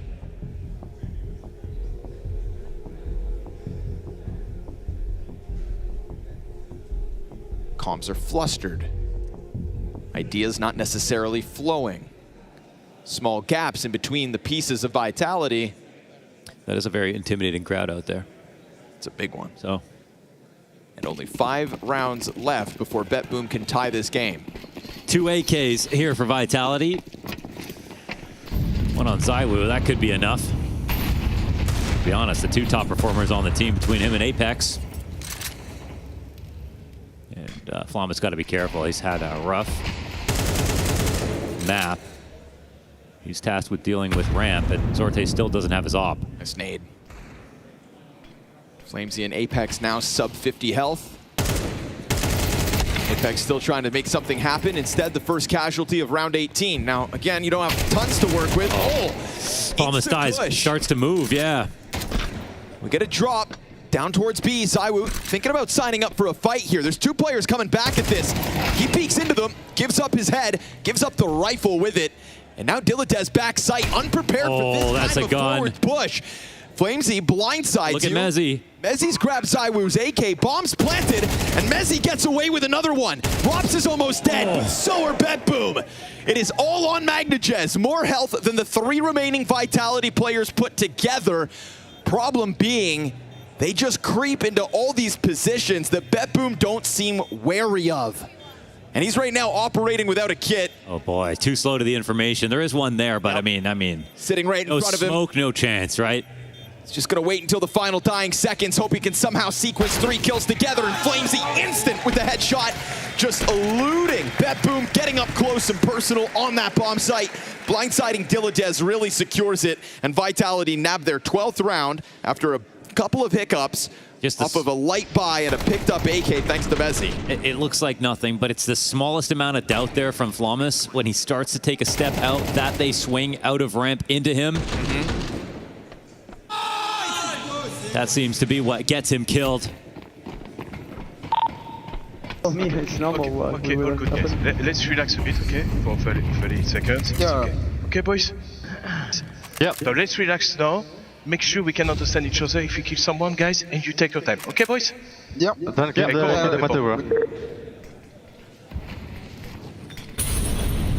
Just like that, one big happy family again. Winning solves everything.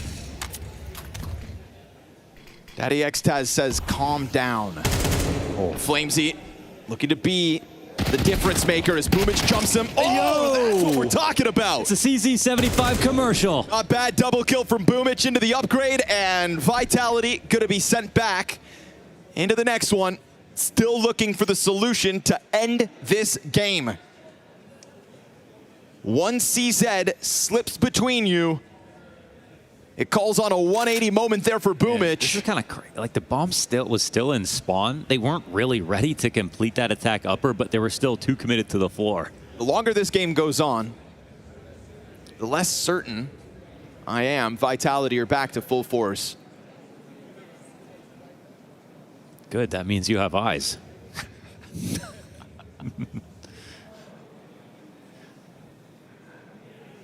It's them who need to stay sort of deluded that it's all working fine and that they can get back to it. Because, like, in a snap they could. But it's like the mindset that's not truly there. And you're right. The more rounds that just go by, the more chances there are. But to be honest, this is the series that they get to qualify. Then they go into a break. A few days to recompose themselves, get in extra practice. But this is the official they'll last remember. And it's one that BetBoom are closing in on. Still that 5-round gap. It's as close as BetBoom have been to tying in the second half, but now the problem is no longer a margin of error. Good on Boomich this time. That CZ kill, the second one, had to have been clean. Ooh.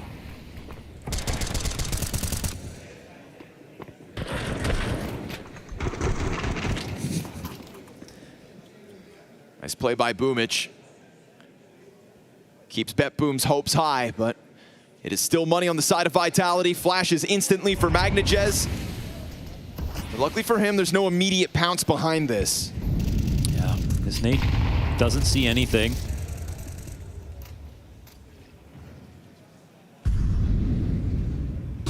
Ooh, challenge top silo spotted. Magnajez starting to fall back. He sees a lot of presence, right? This is a unit of Vitality players trying to scoop away control outside. It gets stuffed on two separate ends. 3v5 Vitality or BetBoom within 4. Dude, once again, popping into the upper site, going to take outside control. Bomb still back in spawn, and they just dead in a default. Finally, something back for Vitality. Thanks to Flamesy, ZywOo finds himself alone in a winnable 1v3, if not for Flawless having his back turned, and so BetBoom make this all the more possible. You've got multiple players for BetBoom's squad piecing together sequences. Their team play seems fine. They're also throwing themselves into the middle of Vitality's pack as per Boomich's double kill with the sidearm. And now on top of that, the economy of Vitality is gone. No, completely. I mean, they are covering a lot of spots that, you know, in a day where you were a little bit less on it, you might have got swarmed. All these T's come out and get kills. But just sometimes you're not really seeing what's the greater idea at play that was supposed to happen in that round.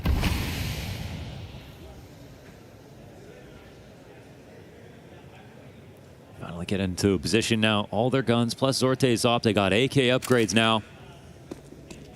Hard mode for Vitality.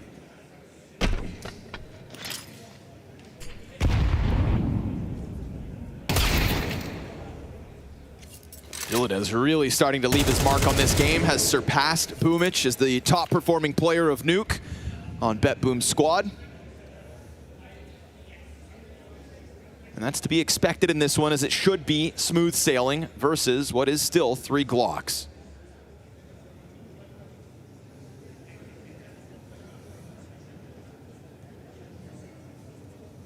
A 3-round game on the other side of this conversion from BetBoom. I'm worried about Flawless, man. I mean, he's got some support here at least, so. Right. He has support, and his opponents have so little. This is a great round maybe for Flawless to actually just pick up these freebies. Yeah, sprays down into them. He'll find himself a triple kill. MagnaJez cleans up to assist. And BetBoom on the brink of double digits as Vitality come back in with another buy. But the convincing close that could have been, that part has escaped them. Yeah, now they'll just have to accept the win, whatever form that it comes in. If they can manage that, they don't have enough to contend with. They will be spending all their money and know that if they don't win this right here and now, BetBoom are going to start feeling like overtime is possible.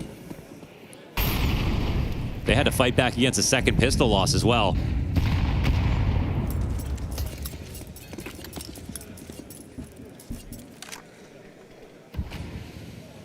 Villadez continues to be the serviceable rifle inside the upper hit. Leaning back sight in anticipation of some hut play. MagnaJez here on main has Sorte's op over top of him to just be that second set of eyes outer. And deep smokes for MagnaJez to get lost within. That threat that Vitality players are somehow crawling towards this. But it doesn't look to me like BetBoom are buying it. Not gonna lie, I feel like this is where Vitality could be at their strongest. Just something simple at this point. Grouping up towards the ramp, we said we were worried about Flawless. Well, now this time he doesn't have the advantage of just shooting up versus Glocks. This time Vitality's players will have a likelihood to shoot back. Yeah, he's solo. Whoa, he's getting aggressive for being solo. Oh, they have a push. They make it active. BetBoom show no fear in trying to make something happen, but now ZywOo's taking Villadez's head off, and without that rock-solid defense inside the A site, it's going to be MagnaJez instead. He finds a bit of ZywOo's health, kills him, and as he turns back over, it's man advantage re-secured. Vitality in a tough spot as Flawless gets active, and Flamesy from within the 3 shaves off the first one. 20 to the clock, player up in heaven, and of course Flawless's position known to be in lobby, but Flamesy needs the bomb back, and Flawless sits on top of it. Confidence building moments here for BetBoom. 2 rounds from overtime. Answer back to 2. Clean kills out of ZywOo. They handle that with a push. They don't hear anything, so they get active. And I thought Flawless was getting a little bit too risky. It's because they had another plan with that squeaky play. Dead silent before their upper attempt. MagnaJez finds 2.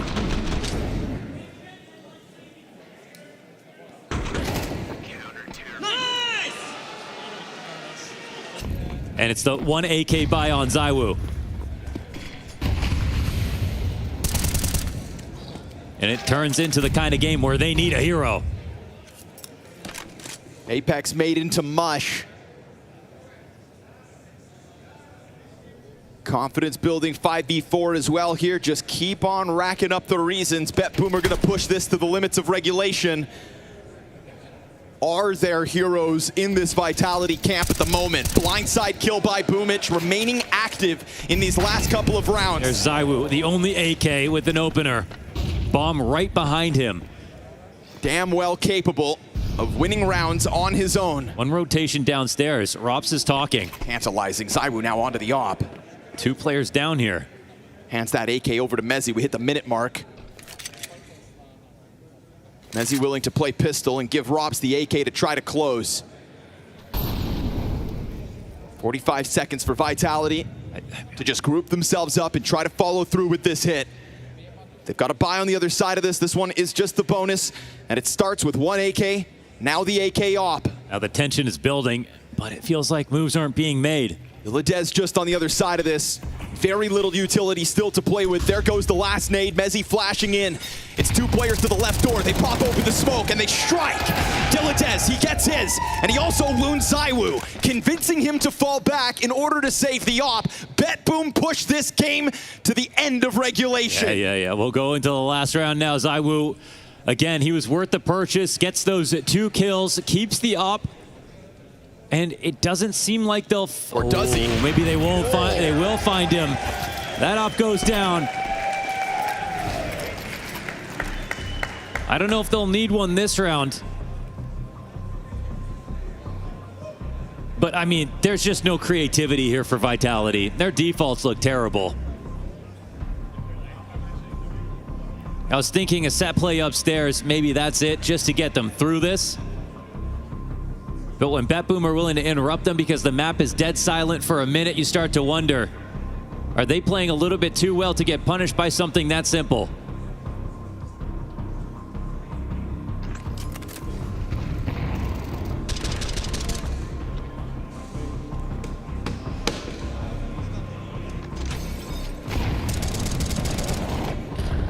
It's the last round they won, that Tech 9 round.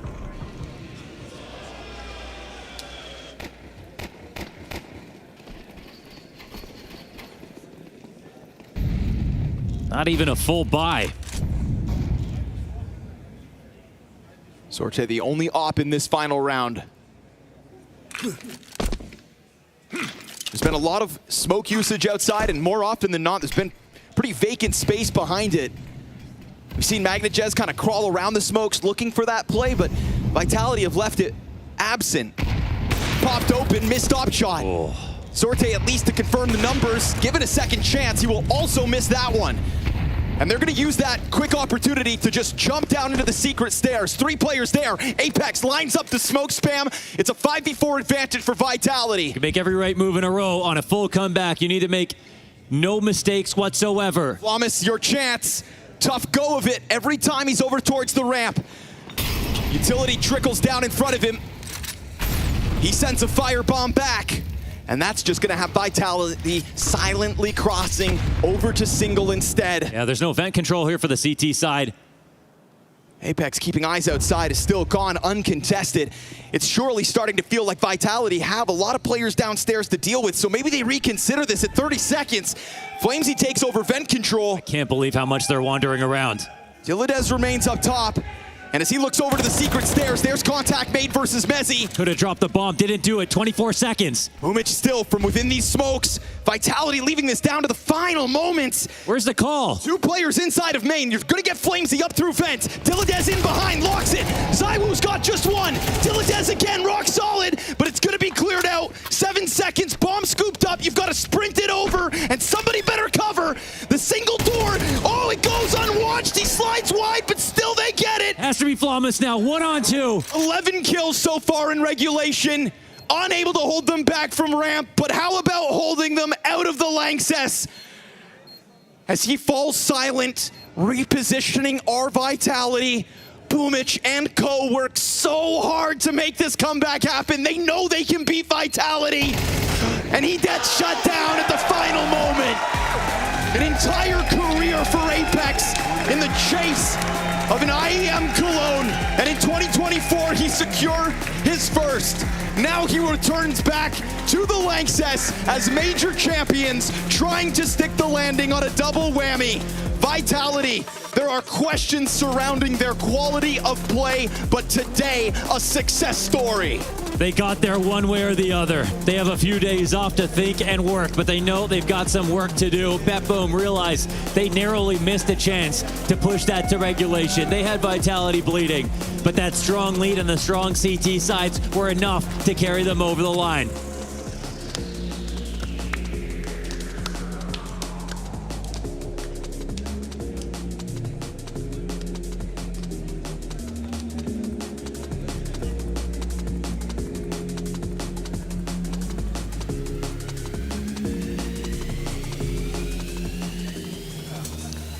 ZywOo is here with me, obviously. Congratulations on making top 8 of this major. I have to ask the most obvious question. What are the feelings right now in ZywOo's head? Feeling great. I mean, qualification to the playoff for the major has been a lot, to be honest, like less pressure right now. So obviously, like it was a lot of preparation, a lot of team things before. So obviously, feeling great for this qualification. It was not without the sweat. Even this map got quite close, I would say, and in stage 3 some teams actually put in a big upset on you. I wanted to ask, is this because of Vitality's slipping standards or others are catching up? Be honest with me. It's kind of both, to be honest. Obviously, like we are facing a great team at this major, but also like at some point we are not playing the best CS. Like we are making too many individual mistakes, like we are not refragging, not playing together. So obviously like sometimes we are making rough game to ourselves. So obviously like we need to find out like the way we want to play and the way like we used to play before to find out like our play style again. And I think also in playoff we're gonna play different because we like to play on stage, so it's gonna be good. and now you have also a couple of days of preparation for the quarterfinals. Can you leak a little bit what you're going to be doing? That hopefully play CS, right? Maybe not me, I don't know, but maybe my team will. But obviously, prepare for playoff. Obviously have some rest and reflect about what we can do to improve our gameplay and individually, because we need to obviously improve for that if you want to win the major. So obviously that's gonna be the main goal. We've seen all your GOAT confession video, so you know what I'm going to ask. If you win this major, you're gonna surely put those GOAT conversations to bed, right? It's not me to say that. It's the public, the analysts, or people around me, but I will never say that. I will somehow get it out of you one more time. And speaking of analysts, let's hear them. Thank you. Yeah, let's do just that. ZywOo not always needing to even say words. You just know it. You feel his presence in the server, and I'll be damned if BetBoom didn't as well today. You know what, ZywOo, he's earned a couple of days off with the way he's playing, and maybe he's right. Maybe his teammates does need to play a bit more Counter-Strike during the break just to get up to his level. But in all fairness, you know, I think he summarized it pretty well. Vitality haven't looked like the best version of Vitality during the group stage, but at the end of the day, all they had to do was qualify for the playoff, because I do think, as we've seen in 2026, that Vitality at a playoff and Vitality in a group stage are two different teams. Yeah, the most important thing is just making sure they get there. And it's 2-0 against a pretty dangerous BetBoom team as well. But coming back to ZywOo, it's just annoying, isn't it, seeing how good he is all the time. Like he can show up all night playing Roblox and Fortnite, and then he drops first an MVP kind of everywhere. I just hope that somewhere in life he's really bad. Like for example, maybe rock paper scissors, you can never win. So that's the only thing keeping me going right now. Yeah, you know, I think of reasonable things I've heard this year, that one's got to be up there. It's kind of like letting Dupree win the pub quiz. We just couldn't do that. I mean, he's already won all the majors, so why would we let him win that as well? But for Vitality, getting back to the extreme winning ways versus where they are now, where it seems as though they have a bit of mortality, where they can be beaten. Hell, BetBoom was pushing them around right there, and there was a world where that pushed into overtime, Jacob. Yeah, first and foremost, we got to give a bit of credit to BetBoom. I think, as I said, you know, they've shown that they're a great team throughout this major, from stage 1 to 2 to now 3, still in contention to make the playoff, and they made a game out of this on Nuke. On the other hand, then, yes, my worry for Vitality is that they're showing weakness in different areas. You know, one is the map pool, with Dust 2 being an unbeatable force, all of a sudden to losing 2 in a row, and now also, you know, some of the mistakes that ZywOo are talking about. So I do feel it comes from more than just one direction, which could be a bit worrisome. Yeah, and I happened to notice that was on your playlist earlier. Hey, let me kick it over to you here, Ash. When we're talking about this Vitality, it's impossible to remove ZywOo from the equation itself. So what else do they have going on alongside ZywOo? The clutching's coming back again. I noticed this quite a few times, and there's a couple of rounds going on where just nice things going on. Oh, look at this. It does help when you've got a guy just cheating outside. I don't know, but some people are allowed to cheat and it's okay, but when you see him one-tapping people from the first few rounds, I've played against this before, he gets an ace early on in the game, we think he's going to have a tough game here, and you're seeing these clutches like playing off each other again. Like I highlighted the start of the game, but then like a 2v2 at low, I remember the blowing the door open, teammate peeks in the back of it from somewhere else. It felt like there was flashes there, and maybe this wasn't as close as it ended up looking. I just hope people realize how lucky we are to have ZywOo and Donk playing Counter-Strike in the same generation, in the same era. We had Donk in stage 2 go absolute nuclear. He's continued that here in stage 3, and we think to ourselves, no one can match Donk. No one can match that output, and yet here we are, ZywOo on a quote-unquote struggling Vitality are matching, if not doing even better than Donk have done in stage 3. We're literally looking at Messi and Ronaldo, you know, playing at their peak right now at IEM Cologne at the same time. For that, we should be thankful. Do you know what I'm not thankful for? Is that people, young players, look at him and go, he doesn't play the game, I don't need to play the game or watch demos either. That's not it. They can shut up. Get lost, ZywOo. And that was so nice. Not my goat. The way that you said that into the camera, I feel like it was a really nice moment. But for us, we do need to get ourselves into a break. We have Navi and Falcons on board. They just set up right over there. And so Ash eloquently pointed out to me earlier, but in that in-between time, it is a break here. Day 12 of the Intel Extreme Masters Cologne Major in 2026. It is stage 3, and it is Navi versus the Falcons when we return.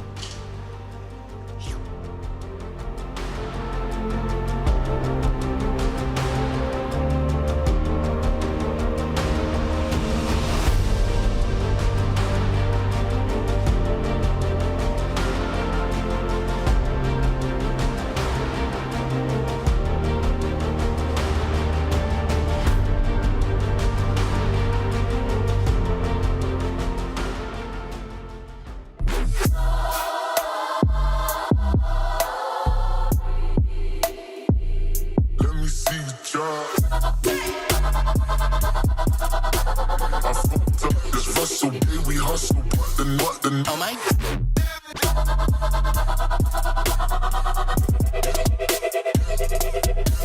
The best of Counter-Strike 2.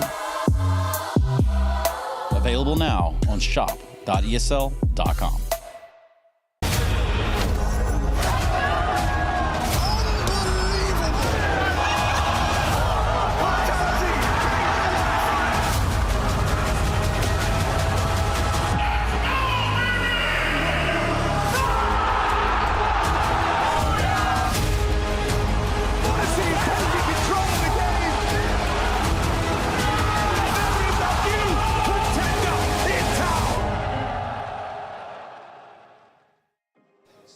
MOUZ is here playing against Team, where it all started in Navi Academy. How cool is that? Now it's a major, so pretty big matchup, right? Yes, pretty big matchup, yes. I am always happy to play against my friend and against Navi, I would say, in general. It's safe to say that Falcons are not in the most ideal form whatsoever, but speaking about you as an opera and a star player of this team, does it put more pressure on you to perform individually when the form isn't there yet? I mean, I don't think we are not in like great form, you know. I think we're just still also kind of adapting to the playstyle that we have since Finn joined our team, and I think we actually are in good individual form, but we struggle sometimes in situations in the game, but it's fine. We keep progressing from each game, and I think today we are ready as well. We feel everyone in our team feel confident, and including me as well, as an opera. I know you shared it with me that you really like to prepare specifically against Opers, and now Wonderful against you. He has been in a pretty good form lately. You got any tricks to humble him for today? Humble him? We'll see in the game. I mean, I didn't really like prepare something crazy, you know, but we played against them a lot of times. We played also in practice. We know how they play. They know answers for ours, also for our game. So it's going to be, I think, great matchup. If team will show good level of CS. It's going to be a long game or maybe short game. Nobody knows. So we can be ready for everything. Obviously, I want to end this with a couple of words from you to the camera. Not to the fans, not to the haters, but want to talk to Navi specifically as an organization? Want to tell them something? Tell them something to Navi. To Navi, no. Sorry for the hard one. No, it's not actually a hard one. I wanted to say it in an interview that I recorded for ESL, the movie that came out. I'm very grateful that I started my career in this organization, and there is a lot of people who I still talk to, and I love them. I grew up in a very good environment.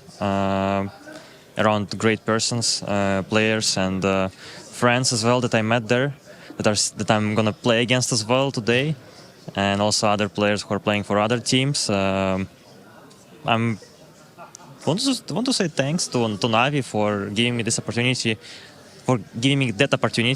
that I've got, and we will see today who will be the strongest on the server. Kind words, but it's time to beat them, right? Yes. This is Ilya that I like. See you on the server. Let's get this best of 3 started. Thank you. Yes. The Intel Extreme Masters Cologne Major 2026 is brought to you by ESL in partnership with Intel, Acer Predator,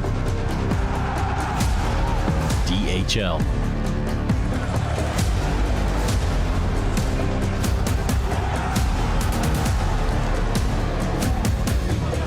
and Zoe.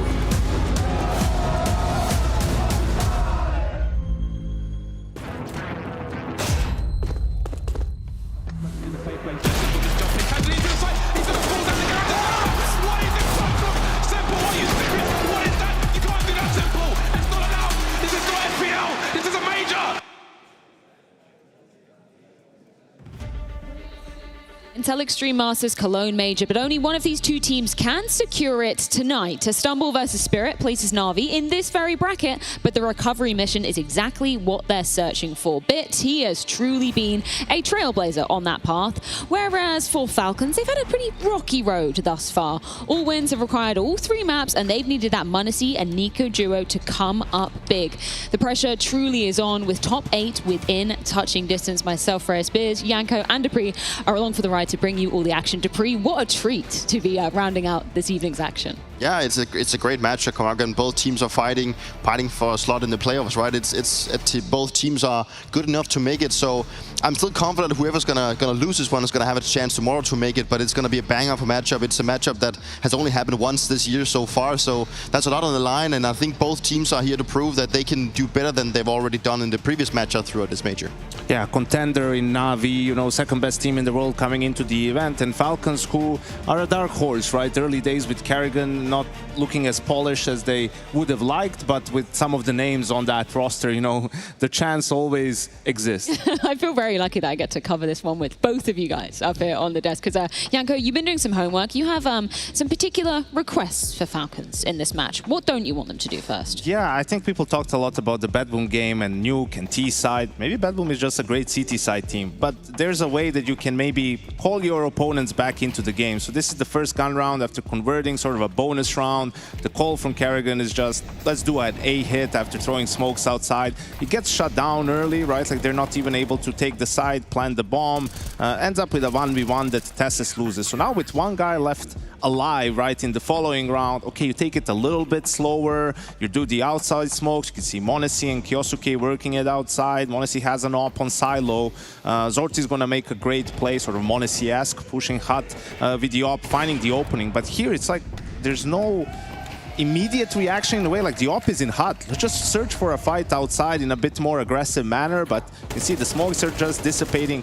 Kyosuke with a bad whiff here on Magnus doesn't do a lick of damage to him. Now in a 4v5, Nico sort of has a timing, he thinks he has a timing, he has an opening, and that's Magnus, who lives with 6 HP. If Kyosuke could just hit him with 1 bullet, he would be dead here. So now in a 3v5, you can see just individualistic efforts from Falcons. It's not really a lot of team play involved, and they just get mowed down. And now third round in a row is like, now BetBoom isn't even in reset territory. You're buying here. Why are you buying here, right? And again, we're going to see basically a repeat call of the first round. Smokes outside into an A execute that gets shut down yet again. And this is how from 11-4 it can get to 13-11, because in a spanner of 3 rounds, you've taken all the momentum away. Your opponents are feeling all the confidence. And, when you go for these set plays, right, like that's like having a Ferrari and leaving it in the garage. Well, maybe not the newest one. We saw in the G2 game how it can look like when they're playing actually some slow pace CS, right? So just opening a more default round, breaking the smoke for m0NESY, working the map, allowing their players to sort of piece the round together slowly. You're gonna see Kerrigan coming back to join the mid guys because, hey, someone needs to go first for Kyosuke. Nico taking cave control. And as they push out here, right, Sampais is going to find one, but now it's more decisive. Kyosuke, albeit with the C4, pushes into red.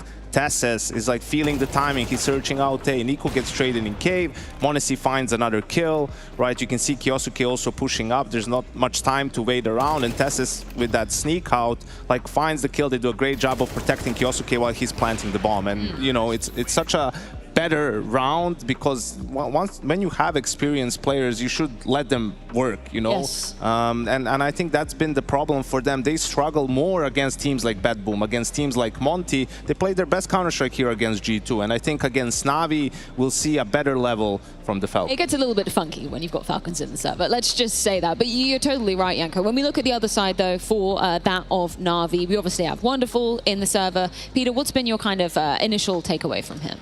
I think Wonderful has definitely regained some form, some of the form that we saw when he joined Navi at first. And he's been in a little bit of roller coaster when it comes to his individual performance. And I don't know him specifically in like personals, but he seems like a guy that seems to be thriving whenever the team is thriving. And it's clear to see now that with the level that Navi have found, and clearly a contender in this tournament, but also just for the whole year, they've been the team to be looking out for. And you can tell by his stats that sure, Falcons on the lower end here is the one that he's struggling against. But against, you know, Vitality, he's been having a good form.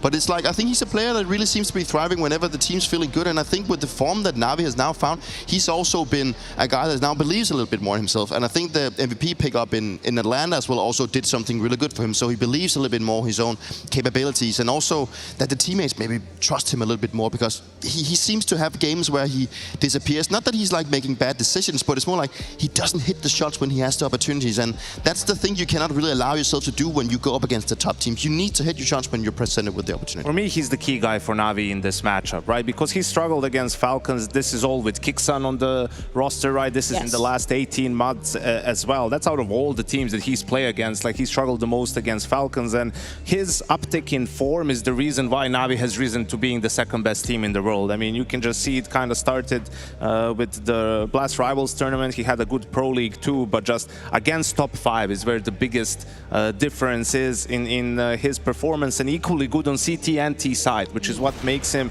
even more so important against a Falcons lineup that's going to be making mistakes, that's going to play sloppy CS with only having like what, a total of 2 weeks practice with Kerrigan. I mean, that's to be expected. So he can really have a field day here if he's on point. Well, let's see if he can indeed get the job done. Before we dive into said job though, I need to talk a little bit about the maps. What are your expectations here, Yanko?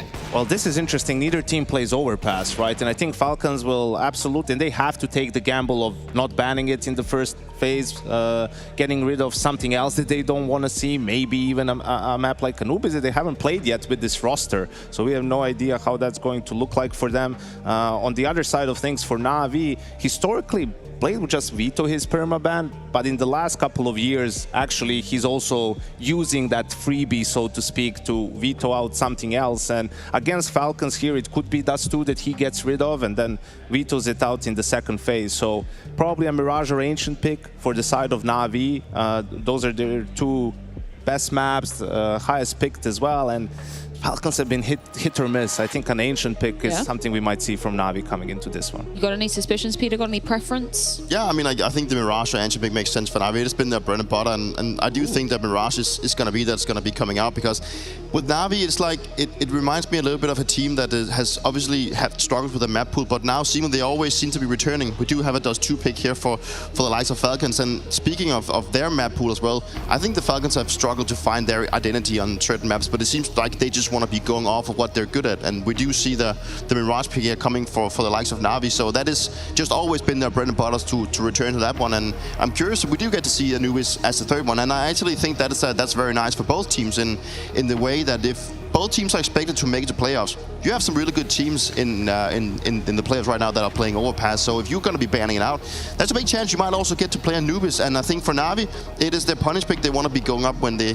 seemingly go against Vitality. And for the likes of Falcons, they need to start showing that they can properly play Anubis. Otherwise, there's going to be a big gap for them. This is a wild veto to me, because I didn't expect Navi to veto Nuke. I thought they would veto Dust2 and to get Nuke as a third, because they would get to pick the side on the third map, being the team B, right? So then vetoing Nuke leaves Dust2 open for Falcons, which they will love. And then the Mirage pick over Ancient. A bit surprising. Falcons picked Mirage a couple of times themselves. And also at the very end from Falcons, going for Anubis over Ancient.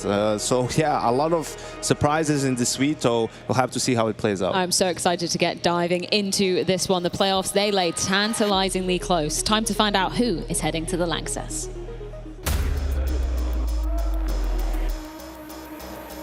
Navi are able to get themselves through the Mongols. They're 2-1 now. He's in an awkward spot, and that puts Wonderful in a tough position, but Wonderful's handling it, making it look easy. Then they're having to fight on 2 fronts, close to the kill on Bliss, that's the ball down! They sprays him down, 2 kills and 1 more waiting. Oh, Bliss got that too!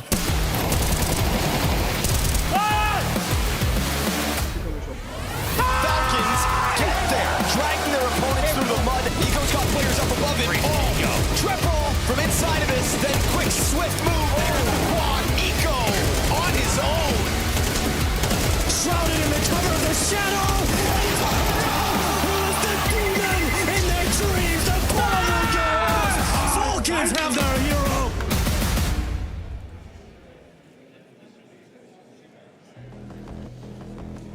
Two massive names ready to clash to try and claim a spot in these playoffs. It's Na'Vi taking on the Falcons. We've got a banger veto in this series.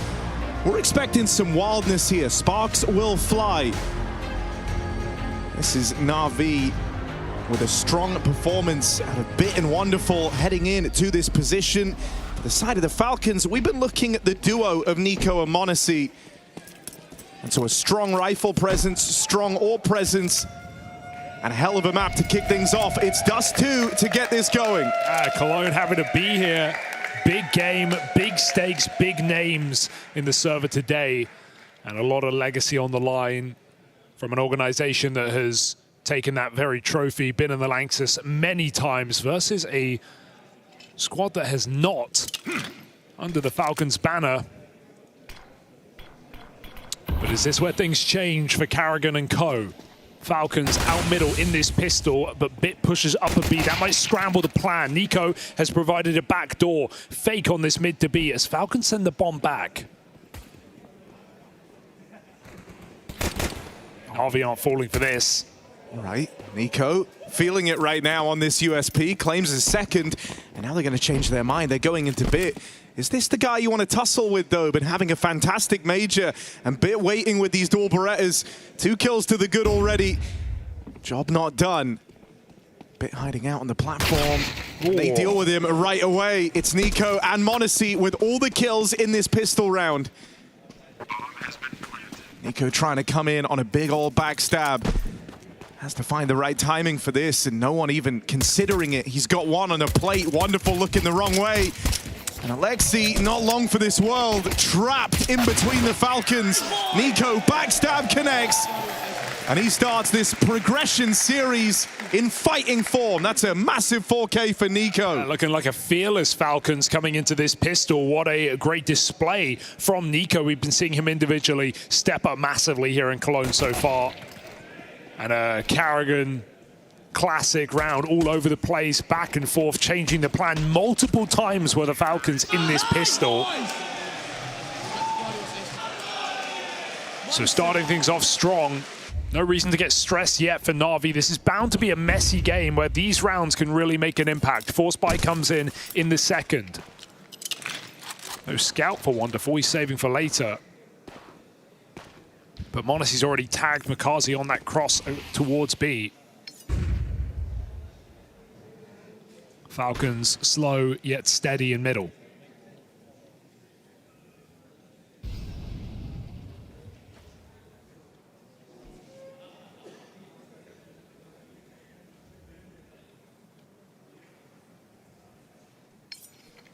Pressure put on this B stack. Na'Vi in no position to move, even if they realize this is a doubtful prospect. Falcons are regrouping for a very late long hit. Decision to not throw that smoke, but it does come down on Cat. There's no one there yet. Carrigan's still lurking, and Na'Vi can't really stop this ensemble from Falcons on long.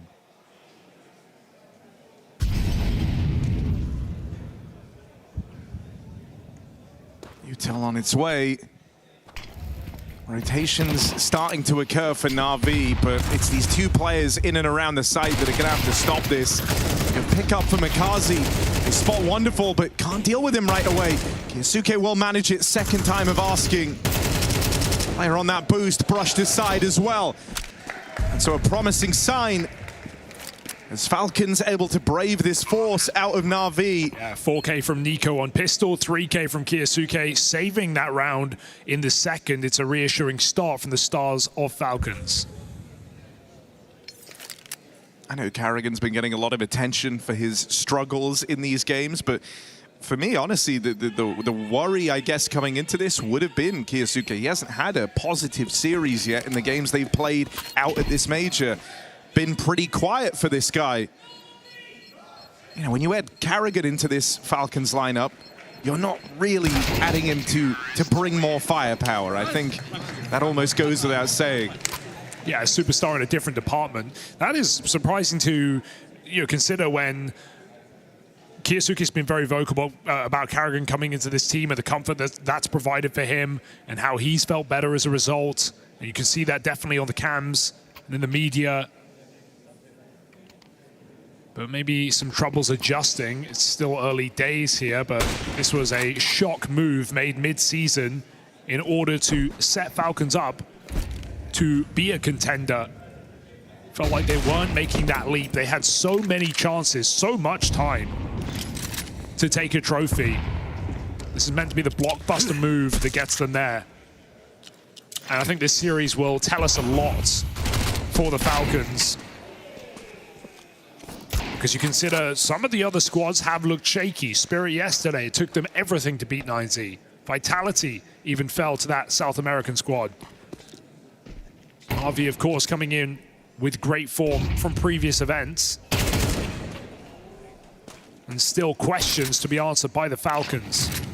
For Navi, it felt like they took such a sharp U-turn after that EPL, man. They go on to lift the trophy there, and then you see them start to appear in more and more finals, usually falling at the hands of Vitality, but that's a win they were able to claw back out in Atlanta. They go on to lift the trophy.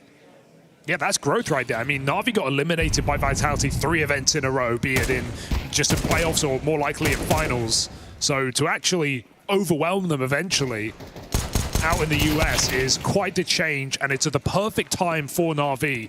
Obviously, huge questions of whether any team can do that in a BO5, but knowing you could draw Vitality in a quarter, in a semi, and win that game, it's going to add a lot of opportunity to Navi, shall we say, come a playoff berth.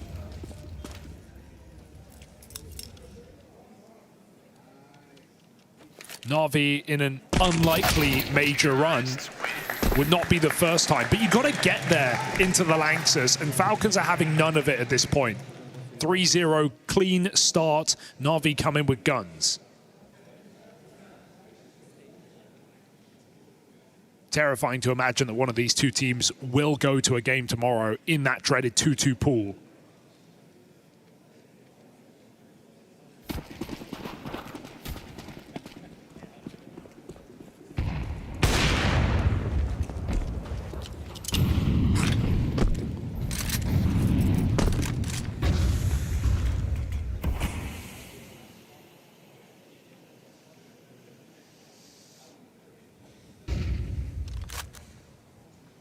It's wonderful hoping and get involved with this AWP early.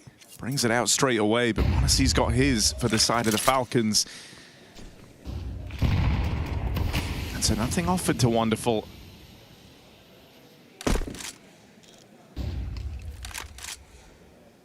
Falling back into a more passive A setup. There's a bit of room right now out here towards the short side. Falcons instead throwing in a little cluster of mid to B util. That's going to keep Ema down here towards CT. This means Wonderful going to get tested from the get-go on this AWP. Knew what he signed up for the moment he fell back and gave up this short position.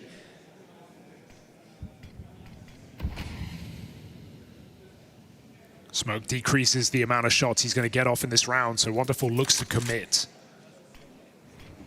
Alexi's got one flash for him on the long side. Missed shot on the first, and they close in quickly. All it takes is that one miss. Falcons are right there. Might be it. Out of position here, you lose another player. Kiyosuke dodging these shots out of Makazi. Can't believe he survives that. And that's enough. 5v3, Navi locked out. Their first rifle round just passes by in an instant. Yeah, you can understand why Wonderful feels like he has to go in there, right? Seeing this smoke execute come down, if he pulls all the way back and goes back towards long side, he's still going to get flashed off that corner, and Navi might never have a kill to beckon them in. Tries to commit, can't connect a single shot. And they just run at him in spawn side. Huge entry kill from Karrigan, who we do just see kind of jumping around corners, throwing his life on the line in a lot of these games, often to no result. But right there is a massive opener to put Falcons back on the board in this bye round.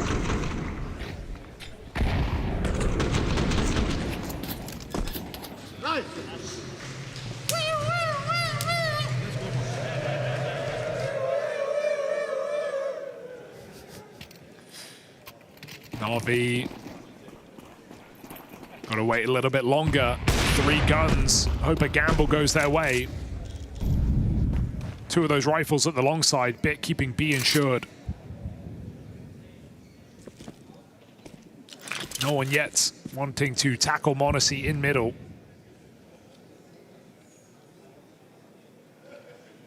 Nice way to put one of your guns forward. Alexi goes on that boost. The Falcons are playing a pretty tight game at the moment, not giving away any early kills.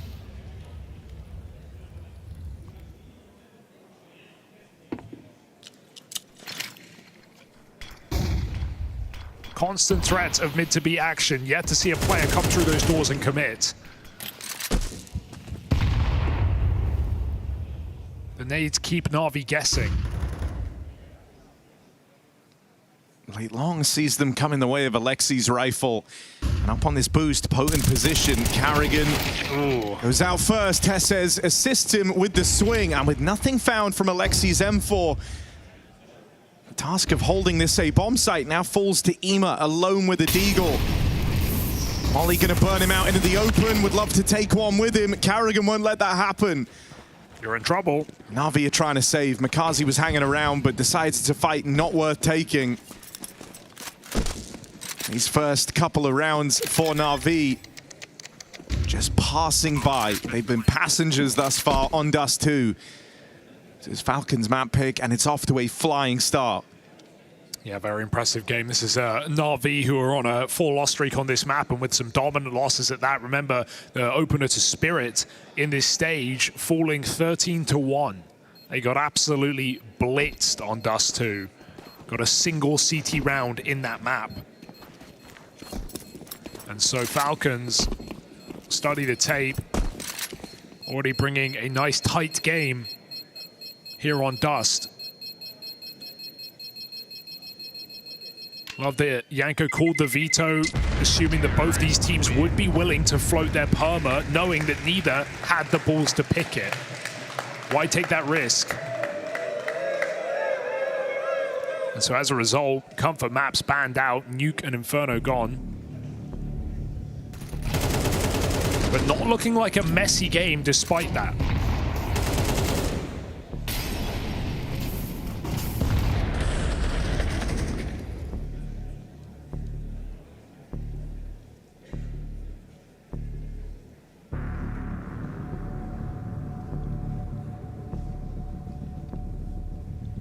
Blade decides to get on the mic very, very early.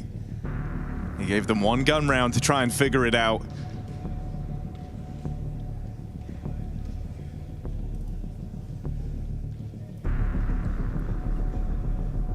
Saw that wonderful orb try its hand at opener from the very first time he bought it out. Curious if we get a bit more of it, because he didn't hang around for too long, and it ultimately gave the room to the Falcons they were hoping for out towards shore. So yeah, gifted a long spawn, was wonderful, tries to pick it. Falcons go to the other side of the map, so for now, he's out of the action. It's m0NESY taking a line with his AWP. Realizing he's not getting anything in middle. Wonderful's not willing to take that fight, so m0NESY looks for a pick, and Na'Vi still refused to give it away. You said they were passengers in this game, and so far yet to make a move on this CT side. Been very reactive, but not enough kills in their positions to actually contend for any of these rounds. Can Na'Vi make a difference now? Bit on a B bomb site, but on his own as Falcons group in the tunnels.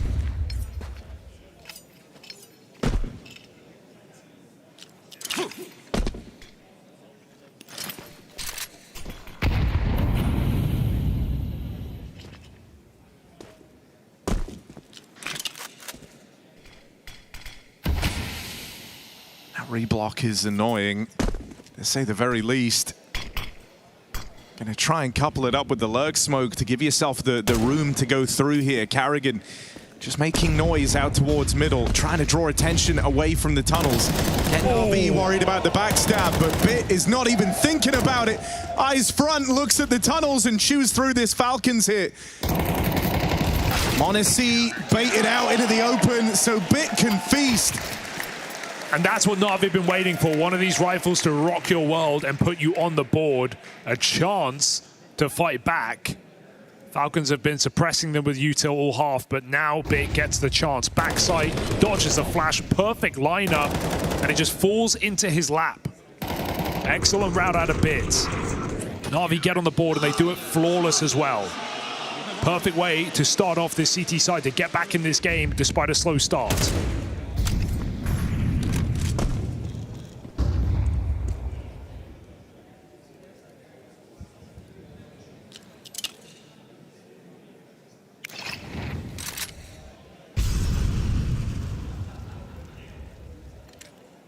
They didn't start wonderful B this time. That's over everyone else.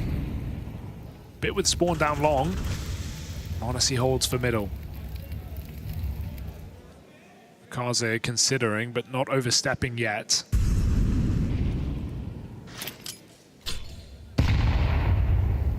Wonderful, really wants that dry fight, but he's not going to get it. It's Na'Vi are pushing up on the catwalk at the same time. Ema goes through the smoke. He passes them by. Shot in the back. Bomb dropped. Another man made it through. Carrigan responds.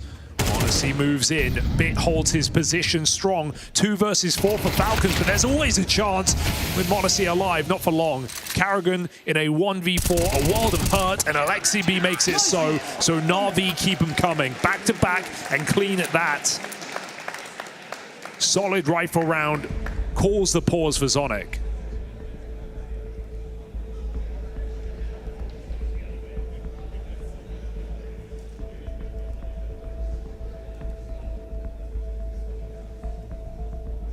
Love to see Na'Vi still making the aggressive move, not shrinking back into very safe setups. They were dedicated 4 strong on A, so Ema coming through that smoke at a perfect time to rip the round away from Falcons.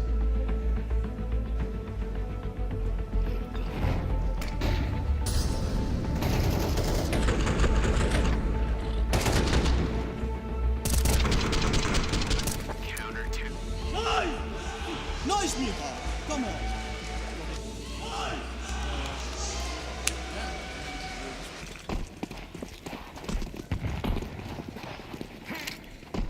Odyssey is a good spawn. They're hoping the orb can provide a solution. Nothing being offered. As has been the case in a bunch of these rounds. Forcing Falcons to make the first move. They do get deep on the catwalk.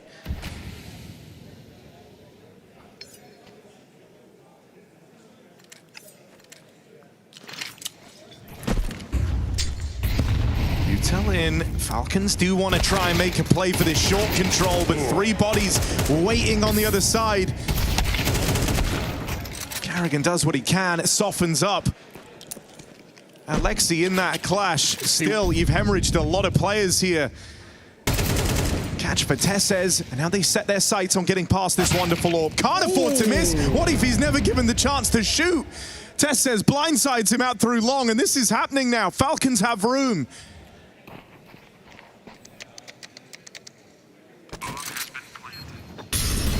Running up a 2v4. Odyssey gets out of the danger zone. Molly lands, but too late. RV creep closer. Odyssey still needs to watch this ramp. Tessus can't really stop a wide swing. Bit coming in, but Odyssey takes another headshot here for the Falcons. It's only Bit. Element of surprise is all he has, and that disappears in an instant. He can't connect it. Odyssey and Tessus piece together a very difficult round in the 2v4. Banging shots out of Tessus, catching wonderful, lackadaisical. And Falcons break in like that. Timeouts being hemorrhaged here at the start of Dust 2 in this first half. Already 3 down. Mistakes made. Na'Vi lose from a massive advantage.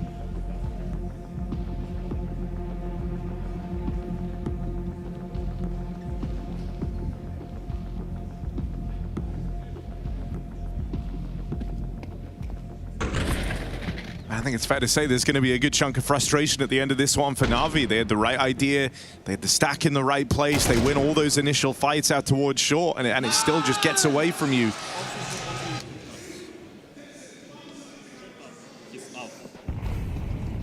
Wonderful slumped over at the end of that round. Knows he gave it away.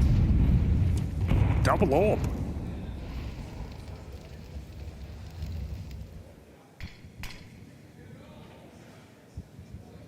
Again, Wonderful looking for this short fight. Oh my God! Sick.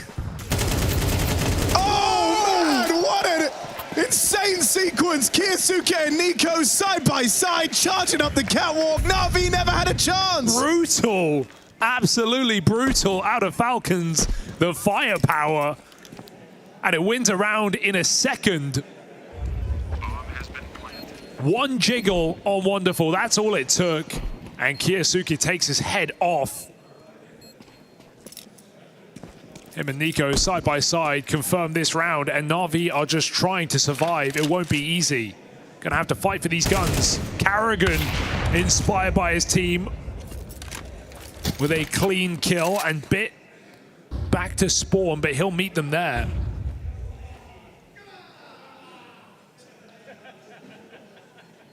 Falcons looking ferocious.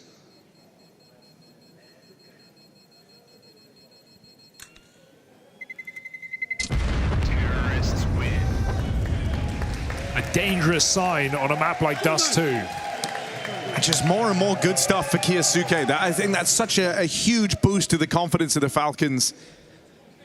Nico and Monacy have been the duo for this squad. This guy's been a little quiet, especially by the standards he set for himself. And so the idea he could give you his best series of the major yet is a very enticing prospect.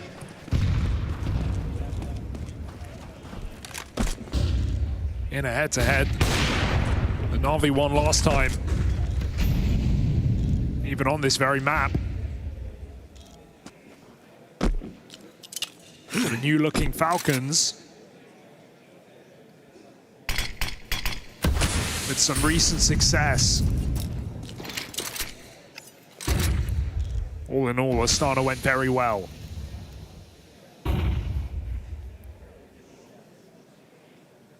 And plus, I think it's one of those things, you know, like with the timing of the change.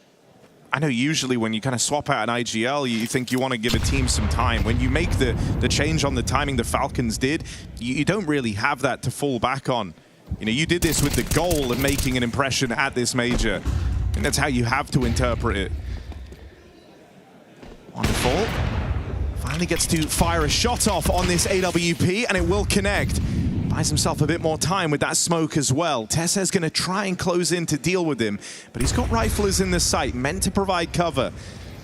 Ooh, Tesse's cheeky. They didn't see this. No one saw this. That's a free kill. Why not make it the double? Na'Vi not out of the woods yet, in spite of all these openings, because Tesse's is ripping heads off. And everyone's taking turns right now, having their time in the limelight for the Falcons. Job's not done, but they're going to start to pinch a bit here. Don't get me wrong, he's been fantastic, but everyone's got limits. He's got two players either side of him. And here's that trade from Nico out through short. Tesses with a monstrous 4K.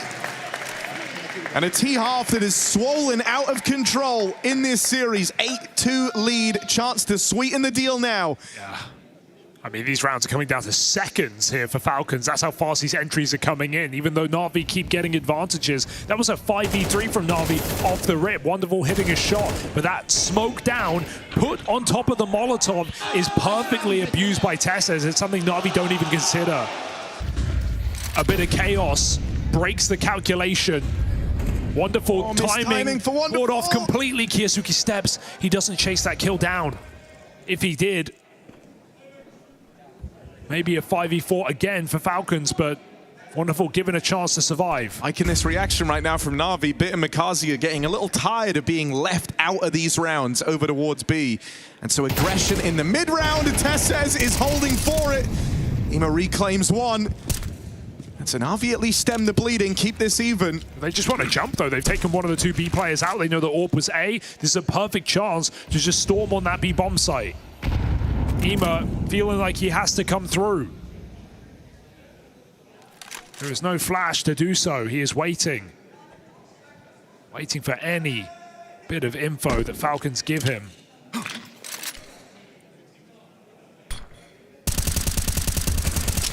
Oh, tense round here.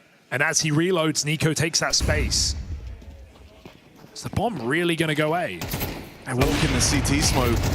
They're splitting on this. Carrigan deals with Wonderful, and now Ima's pincered.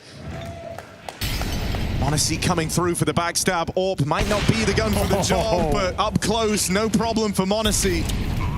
See, I can't even blame Na'Vi for falling for this one. m0NESY's going to hunt them down. It's the last thing you would expect. It is the last thing Falcons should do, commit into that A bomb site. They know the stack is on A. They know that there's a solo B player. Na'Vi know that Falcons know. That's why they're hedging their bets so hard that Falcons will not walk out Cat. It's not just Ima back in spawn. It's another player coming to join him. And Falcons just pounce out Catwalk dry. They know Na'Vi are going to play the numbers, and they use them against them. Unorthodox here on this T side and explosive. This is a dominant half and it is disappearing quickly. Makazi, little wide on that AWP.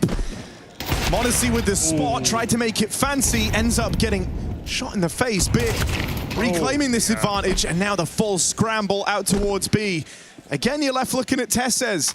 Asking what more can he deliver. 11-4 has a lot of space out towards long. And that missed molly from Nico, that's really thrown this round through a loop. They would have had the B site locked down with Carrigan with more util, but instead they have to mid-round. Tesses has won some ridiculous moments already in this game of Dust 2.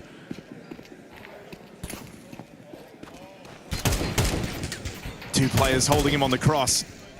This is not a comfortable nor easy fight for Tesses, and they just tap him down from afar.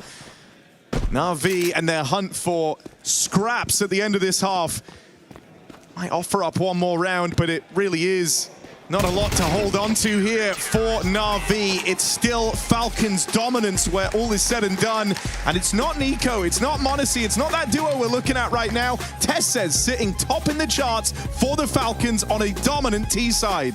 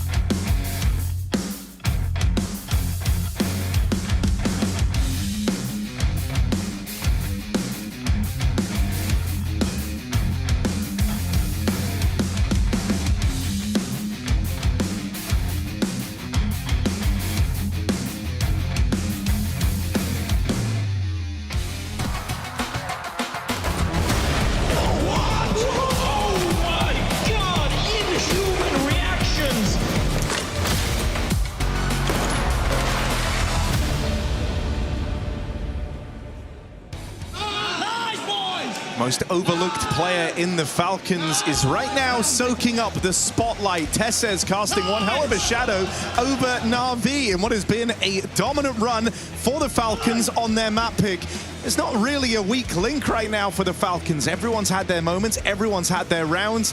Na'Vi getting outgunned and outmaneuvered. Been a frustrating game here for the Na'Vi squad. Yeah, we've had 2v4s, we've had 3v5s, we've had 4v5s out of Falcons. They've won every disadvantage they've needed to. And all while Na'Vi just keep getting caught off guard. And Na'Vi tried to play tight in that CT side, but they just get snapped.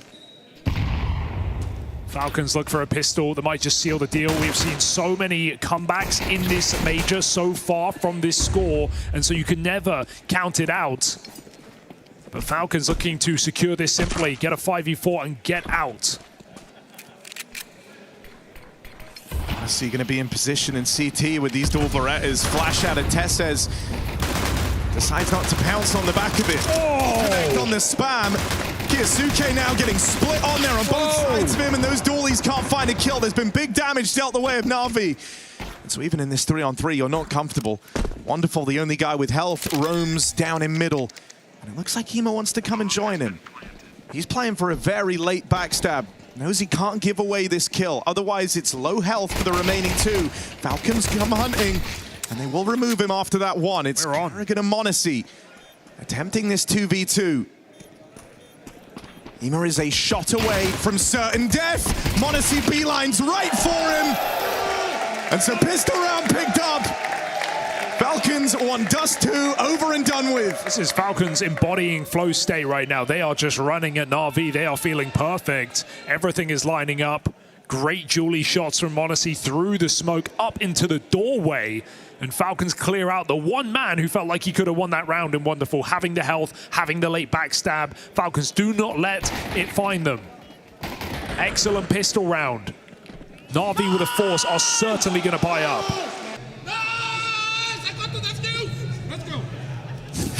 Team player. Carrigan's held his own in this game. He's also called a great T-side. Must be noted here with some of the disappearances of Carrigan when it comes to his individual performance, especially in these second halves. But it doesn't feel like there's going to be much of a second half left here on this map as Na'Vi get eviscerated in lower. A 3v5 ensues.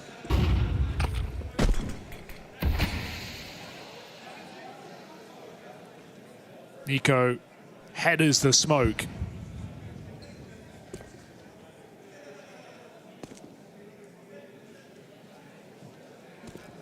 I think zooming out, thinking big picture for Na'Vi too, right? Talking about Atlanta, talking about their victory over Vitality there, the idea that they lifted this trophy. The fact that you've had your Dust 2 get a little bit exposed in these games at the major and on the run-up to it, I think is a worrying sign. All right, Wonderful. It's a clean shot. Let's see if he's got any more. Yeah, Carrigan doesn't need to take this fight. There's a bit of fear that they've crossed already, but Kiyasuke doing a little flank. Will it be like Max? Yes, indeed. Alexi holds on. Patience pays off here for Na'Vi. They still have a lurker in lower, but are you really going to start rotating at 30 seconds? It was a 5v3, but here's the rotate. This is crazy from Falcons. This is maybe a bit too much. They are very scared of this second smoke. Na'Vi have one more. It can go down in middle. Bit might just use the element of surprise with his position. He's called the B's clear. Catching Tessez on the fullback. And now the alarm bells are ringing for the Falcons. 5v3. They've done more than enough in this round on the back of that lower push. Oh, no. Now they just might give it all away. They charge the bomb planter. Carrigan bails them out with that opening. Will he be able to respond? No! Can't long it out versus m0NESY. Heimlich. Falcons were throwing that away. They look like they have no respect left for Na'Vi. They full rotate out of the bomb site with absolutely no reason to. They get caught in mid with nades out. Falcons just run at Na'Vi. No respect, no hesitation, and no cover on that bomb plant. Missed chances from the scout will cost you, Na'Vi. That was your opportunity. A 3v5 pulled back into a favorable post plant. m0NESY and Carrigan run you down. Oh, yeah, it was. Can't play scared here. And Falcons are not. I mean, all the usual pitfalls in a Falcons game haven't come through. They've dodged it every single time. You thought that 3v5 was happening, only to snatch it back.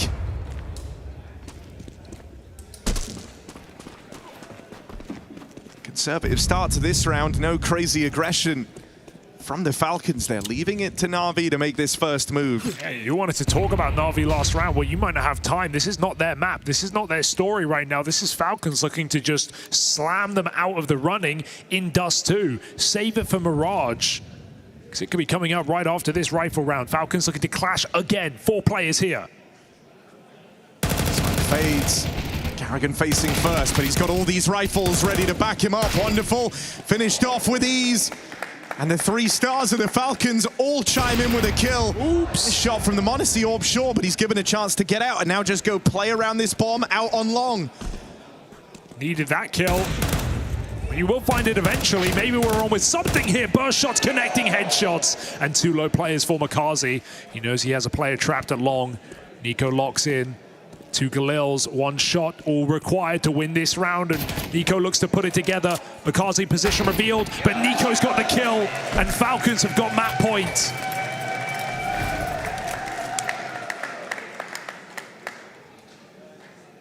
A desperate surge here for Na'Vi to survive in Dust 2. Bearing no fruit. Falcons just throwing themselves round the corner, 4 players long side. Na'Vi just can't get a read on this game.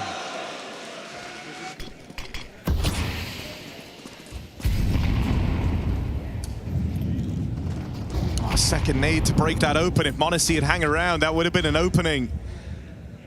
Instead, it's short control taken very, very quickly for Na'Vi. Maybe going to look to give the Falcons a taste of their own medicine. They threw in a bunch of these fast A plays in reg. In that T side. m0NESY gets here in time. Orb delivers. Oh, and there's a second. m0NESY now, the highlight reels are rolling. Can he finish it?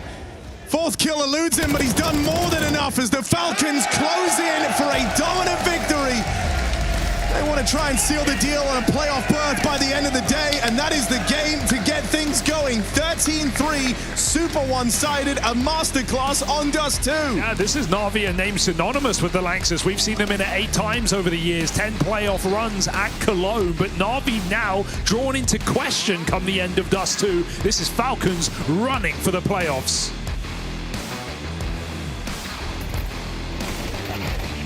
That is one fierce Falcons in the server tonight, and one that Na'Vi simply could not tame. The individuals truly firing up for Falcons. Not necessarily the names that we would always expect, but that is what it takes to get the job done. Was that the kind of Falcons you were hoping to see, Yanko? Hoping, maybe, expecting, definitely not. But yeah, it's just...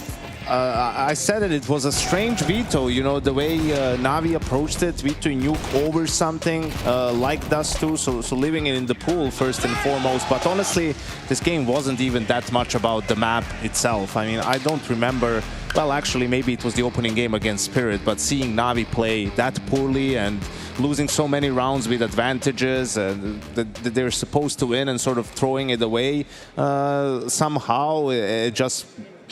I'm sure Blade will have a lot to say outside to his players. Yeah, it was very disconnected throughout the entire game. I don't think that Na'Vi ever really found their groove in this game. It was just every single time they seemed to be bouncing back, then someone would be throwing something at it, or the Falcons player just feeling the game, bringing in some very big individual plays, namely Tessus in one of the rounds. I think, you know, Na'Vi in this one, they never really showed up, right? They never really figured out how to approach it, and every single time that they had some information to work with, they seemingly lost it, and then they would just find themselves in some really poor situations, and you just don't really win those games off losing that information that early on. Also, you know how it is, Peter, like when you're after you lose a 4v2 and then a 5v3 in 2 reset rounds, like just as a player, like you tell something is off, like something's going horribly wrong, and then your confidence is sort of tanking. Then you see the sort of plays that your opponents are making. Like it's the complete opposite for them. Tons of confidence. I mean, that play from Tessus through the smoke around Car was just brilliant, right? And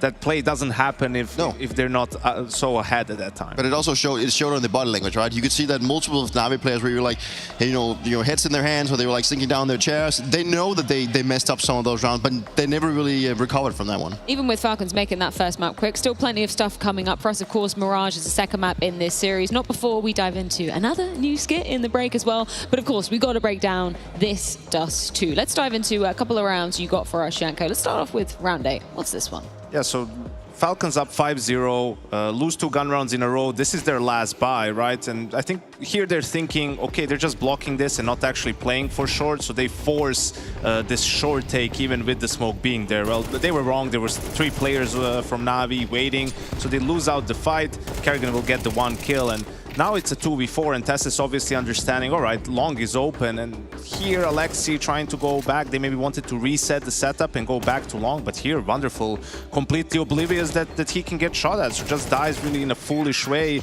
and then that's a 2v4, you know, converted from Tessus and Monacy, where if Navi wins this, Falcons have to eco. Now they've lost 4 rounds in a row, and perhaps this game takes a different course. In the 2v2 situation, the kill that Monacy actually gets off Catwall onto Makas is actually the one that seems to be the most important, that one, because Makas actually had a smoke, and since he was planning for Plateau and Tetris found himself in pit, if Makas would have won that duel, then he would have smoked off the bomb, and then they would have lost that one, and that could have been their way back into the game by losing a 2v4 in that fashion. It's not really the way you want to go. Yeah, that's not the way you want to go about it. You're totally right. It wasn't the only moment that Tessus had a lot of impact in this one, though, right? Yeah, no more rounds with advantages lost for now, right, guys? Right? Well, here's later on in the half. They, again, aggressive cat setup, find Kyosuke, Wonderful, gets Kerrigan on that long reaction from Falcons, and now, I mean, this was just a great play from Tessus, right? Deciding to push through the smoke, catches Wonderful, and Alexi is going to finish it off with a 1 more kill on Ima, just dismantles the A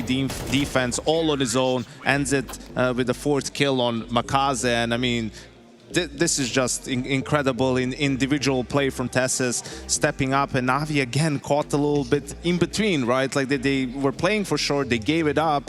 Now there's a reaction on long, and they're just not ready for this play from Tessus, who, you know, you see they're like 12-7, nothing too crazy, but I mean, those 2 rounds are worth their weight in gold. So impactful, right? I mean, it's a given that we kind of have Nico and Monacy showing up in this tournament, it feels like, but Tessus having a lot of impact there, Dupree. Yeah, definitely. Like, that was just a pure show of skill and also clever use of game mechanics, right? You know, he knows that if he edges out the smoke and goes behind the Molotov, then he can find himself a bit of a position where the Navi players are not going to expect him, and he gets 2 kills in a surprising way, and then even the 3rd one onto the side, you know. And Counter-Strike sometimes just comes down to the individual prowess, right? And that is what Tessus showed here, and he showed it twice now, that he can just bail them out of those situations. And, you know, this was not scripted. This was not, you know, anyone telling Tessus to do something specific. That was just a lot of pure intuition. Yes. And, you know, that also just requires some skill to be able to figure out in the given moment, what can I actually work with right here? And then what he did here was probably the only thing that could bounce them back. You know how the old saying goes, though, Peter, there's always 2 sides to every story, right? There's the great side from Falcons, and then there's the not so great one from Navi, right? Yep.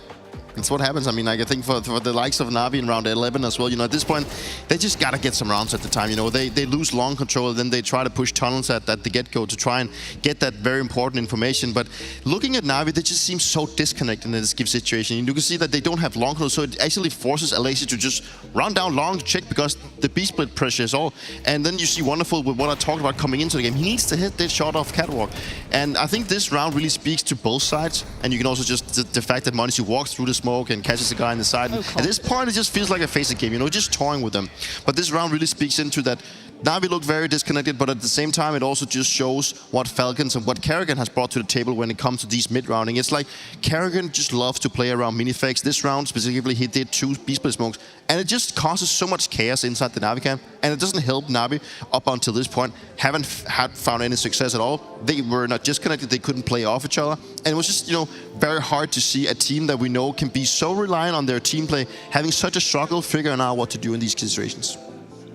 And this has happened for Navi, you know, a couple of times, even in their good runs, where they would like just struggle to maintain form over the course of a best of 3. Usually it's the other way around. They would like dominate on map 1, then map 2 sort of would be a no-show, but I think you'd be a fool to count them out just yet. Again, I am surprised by the Mirage pick. I was expecting Ancient, and I think that's a bit of a bigger weakness for Falcons at the moment. It's always tricky to pick maps that your opponents have picked as well. Yes. And especially for a team that hasn't had as many reps as Falcons have had, you know, that can backfire. But on the other side, everyone knows about Navi's Mirage at this point, right? It's been such a staple for them. There's nothing they cannot do on this map. So even if things start wrong again, like that's where they should be able to make the necessary adjustments. It's just so funny, Peter, when you're saying, oh, it feels like a face-it game. Okay, we go from Dust 2 into Mirage, right? Like, how much more buggy can you get with this? What are you reading into Navi, though, and I hope that you can kind of bounce back from this one? Yeah, well, obviously it's going to come down to what's being said in the halftime, right? Or in the break now. And I don't think Blade's going to be very happy about his troops, and neither I'm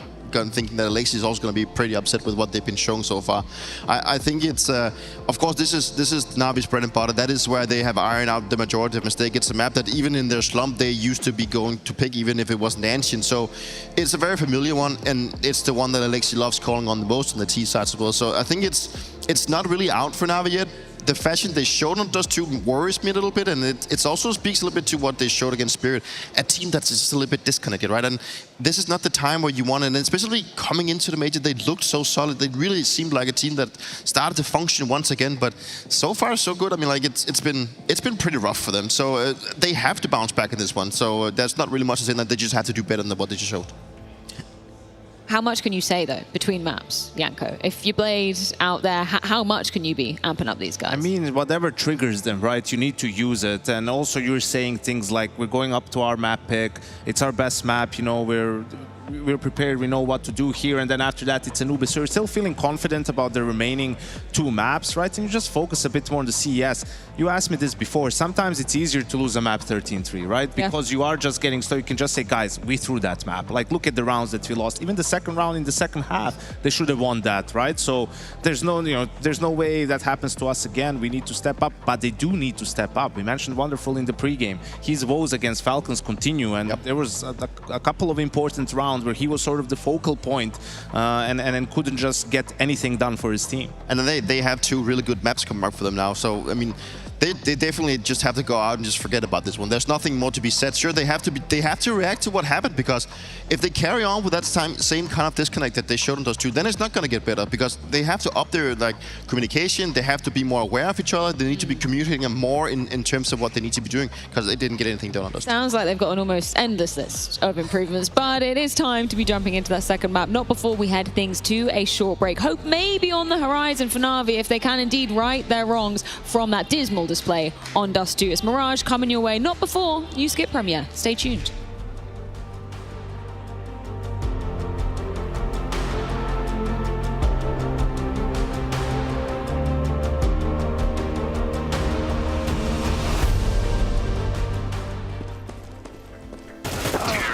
Bro, you're baiting every round. Talking about? I had so many trades. You're trading anything. You're miles away. I carried you. Tell me one round.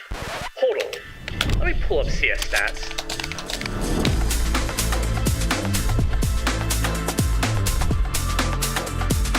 Oh, wait. My bad. You suck. Settle your debates. Search your profile on CS Stats and turn on tracking to see all your games.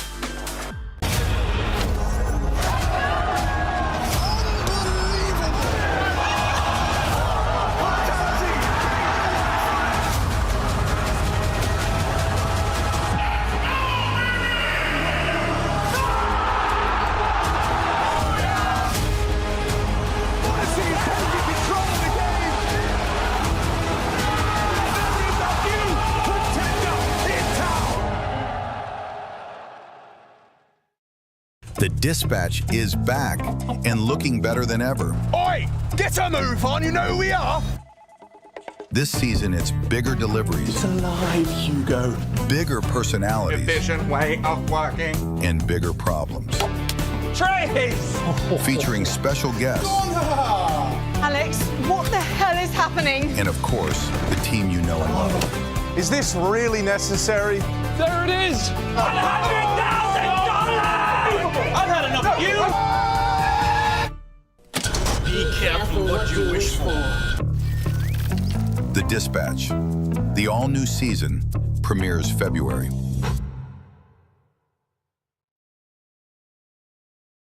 The feeling was insane. I was very nervous, I was very stressed joining G2. When I was at home still and I was packing my suitcase, I'm not nervous, you know, like, but when you're close to arriving, yes, you're very nervous. Imagine you see Nikola Kovac in real life. But the most funniest guy was Jax, because he also didn't speak English.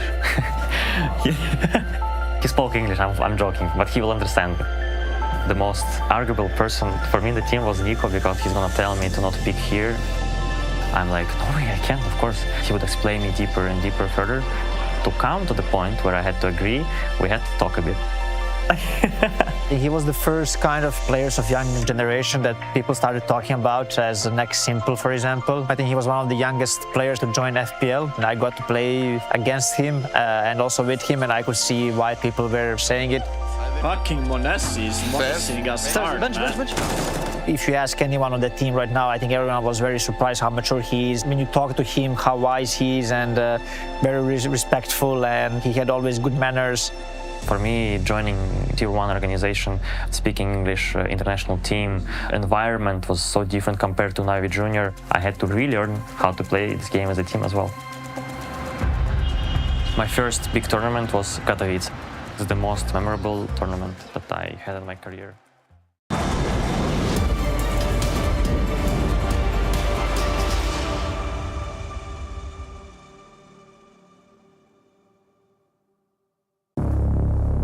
This is a high-value target, and no stranger to being inside.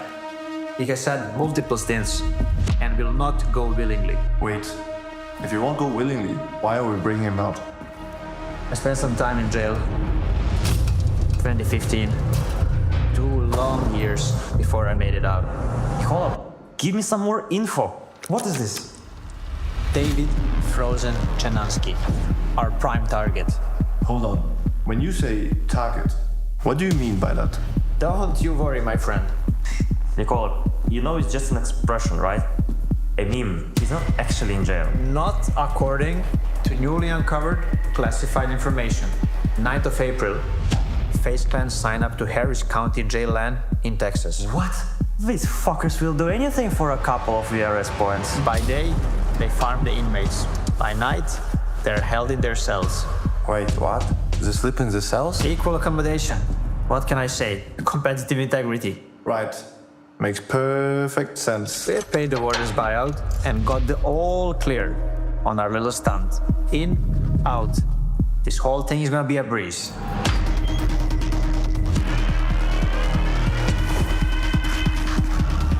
David, man. Man's been eating good in jail. You've got the connections. Respect. Respect. Nikola Kovac. I always knew you would come back for me. Yo, wagwan everyone, how you doing today? Sun's out, but we're still ducking the rain. My name's Shemzy, I was A-OK. What the fuck are we doing? I told you, I like jail. Known by the bouncers, cause I party rough. Then I got approached by Dirt McGruff. He was huge and the yo said I called him buff.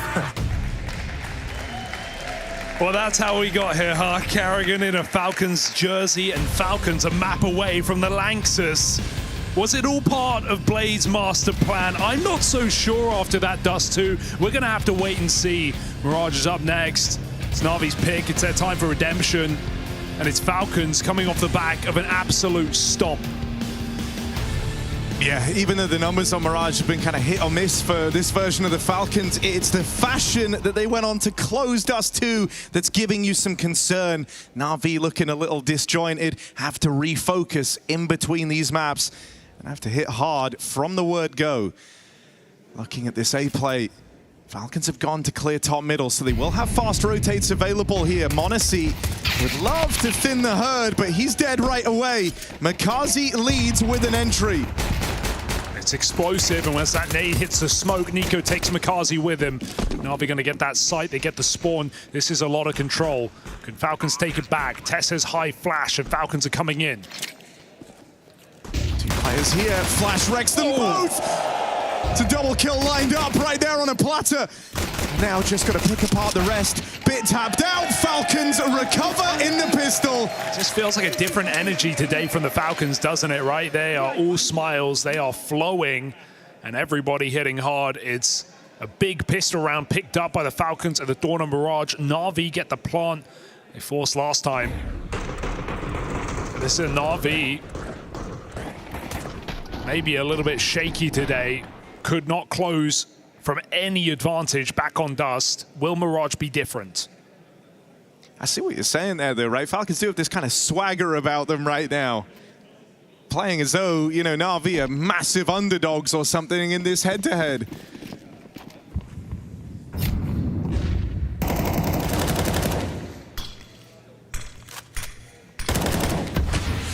Got to force buy back into this for Na'Vi.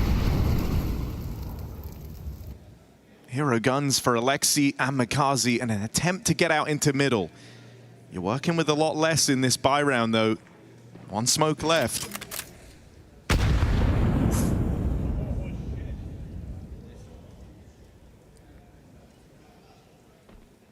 One of the two guns already softened up. You get given this mid control by the Falcons for now. So Na'Vi have the space they were looking for.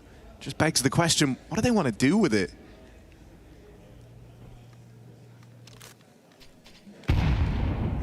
They have the util to launch an offensive out from middle. So yeah, they go looking for that space right off the top, wanting a gunfight, wanting a head-to-head. Falcons now move in and re-clear this right as Na'Vi have left. Again, perfect timing on this info. But it's led to a bit of a misread. Nico aggressing down through lower. Reinforcements arriving at B. One player over at the A side of the map. Honestly, just going to arrive in time to help out. But this A hit's coming. Na'Vi lob in their volley of util to try and get the ball rolling on this hit. It's fine for Falcons to give away the plant. It's where Na'Vi are going to struggle winning this round in a post spawn. They got no nades. They are just getting siphoned through the spawn one by one as Falcons fly in and eviscerate them from this force buy round. Na'Vi don't get a kill behind them. They only get the plant. Nowhere to go. Falcons shutting it down, and Na'Vi in the mud. 3K a player, got a half buy, got to offer over some respect. Falcons are earning it right now. Perfect info play, even though Falcons read it wrong, they clear out the other side of the map, and look how quick they're all together in spawn. Na'Vi had just no way to escape that bomb site. There were still questions for me here on Mirage. Not just the fact that Na'Vi have had a bit of a streak of it, albeit against weaker opposition, but more so Falcons' record on this map since Karrigan joining. They had some real trouble back at Astana into CAC. Not helped by some of Karrigan's weaker performances, but that was not what we got on Dust 2. Positive rated map, a lot of impact, and a well-cooled T-side. Started this map strong as well. So have things changed here for the Falcons?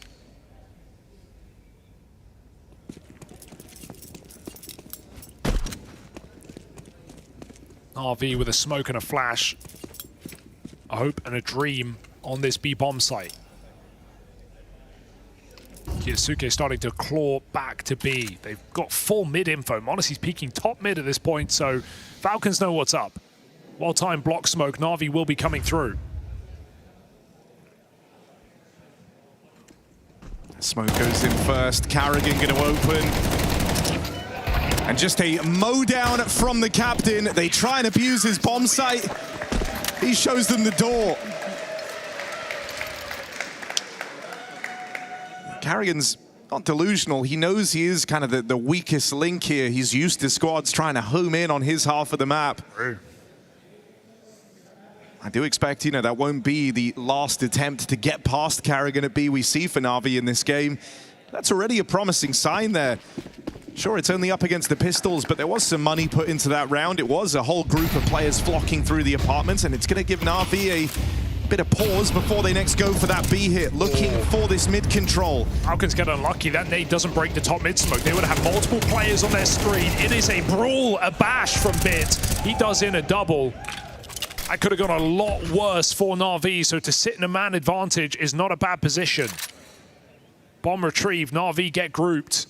Falcons are here.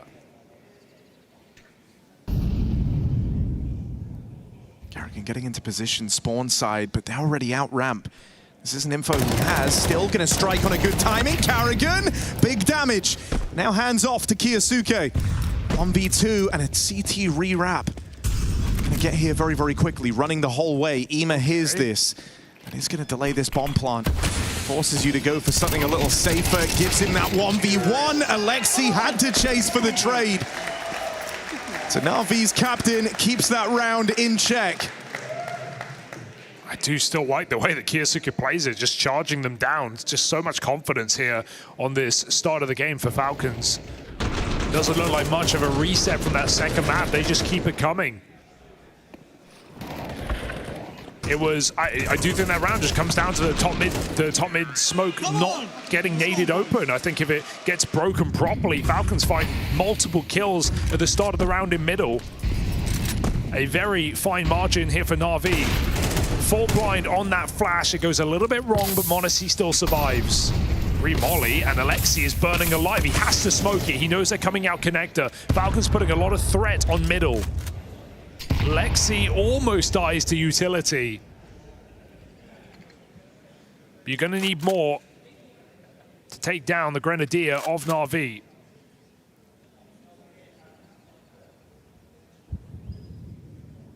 IEM in his classic position as Na'Vi vie for this A site.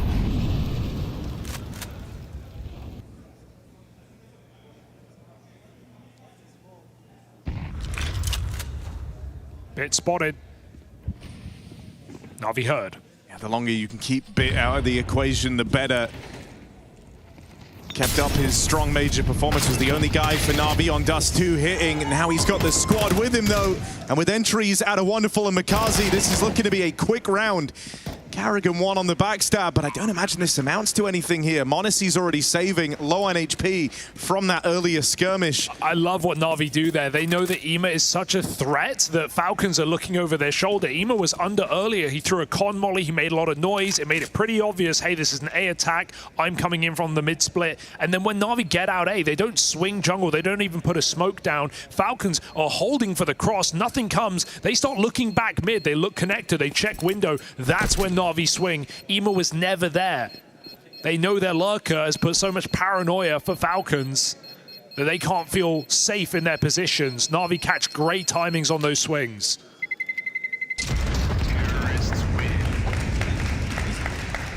It's a big round here from Na'Vi. It's going to keep them above water on this T side.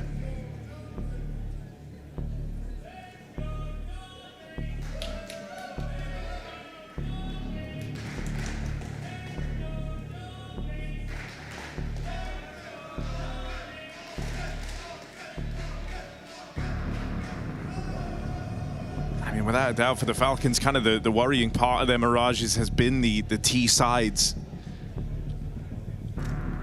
So you don't want Na'Vi to feel too comfortable in this first half.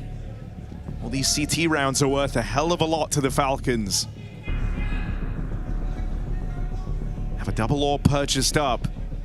Kiyosuke gonna don one alongside m0NESY. Still no orb for Na'Vi. Wonderful holding off before that gets bought out.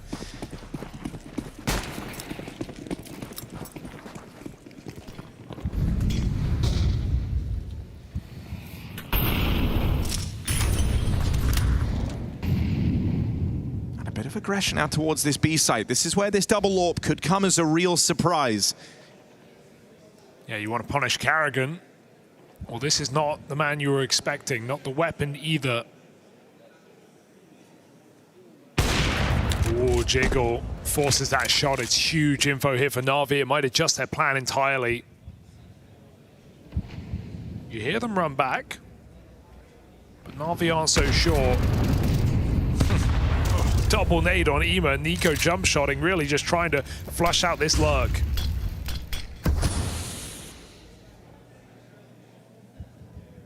This is a mid to be taking shape. 3 players in the apartments. Kiyasuke gonna have another shot on this AWP, but that smoke blocks him off the angle. He's repositioning and Carrigan's getting split on. What a turn to find Makazi. And the short players dealt with by Nico, just all across the board. Falcons have each other's backs. Finally Wonderful with a breakthrough kill, but he's left in a very unlikely round. We'll get the bomb down. It's just where do you go from here? Don't know how close the Falcons are. Don't know numbers. There's a lot of uncertainties for Wonderful to try and work with. Edging his way forward, gets the spot on Tesses. It's backing up into the open, into 2 guys out through short. That's the nasty surprise. So B-site holds its own with a bit of help from Nico. Yeah, surprised to not see Wonderful take that up in the post plant. Felt like a perfect opportunity for a player who's had a fantastic 2026. Took his first MVP back in Atlanta and has led Na'Vi to renewed form and to multiple trophies this season. Wonderful has his AWP now. Kiyasuke puts his down. And Carrigan again, for the second time, starts alone on this B-bomb site, entirely evading as Falcons look to fight middle. Oh, Nico gets a taste of his own medicine. Finally, the nades connect to him. And we even saw, just with that over-the-shoulder shot, Nico checking out his utility damage on the scoreboard. That's because Falcons have put a lot of these HEs down under to punish EMA, and they know they're working.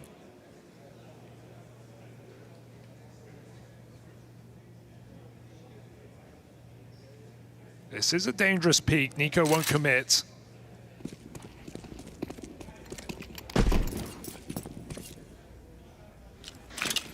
They let Na'Vi make the next play.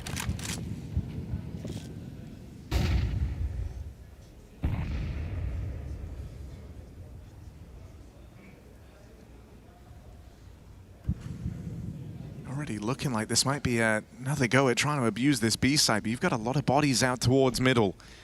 Bomb alone in the apartments with Bit. He's just worked his way into this corner and con on it. Good timing, Wonderful there to bail them out at least. Wonder if that kill changes things, because you've still got Makazi going short, still have the bomb back at apartments with Bit. And this B-site hold has dissolved to just Carrigan.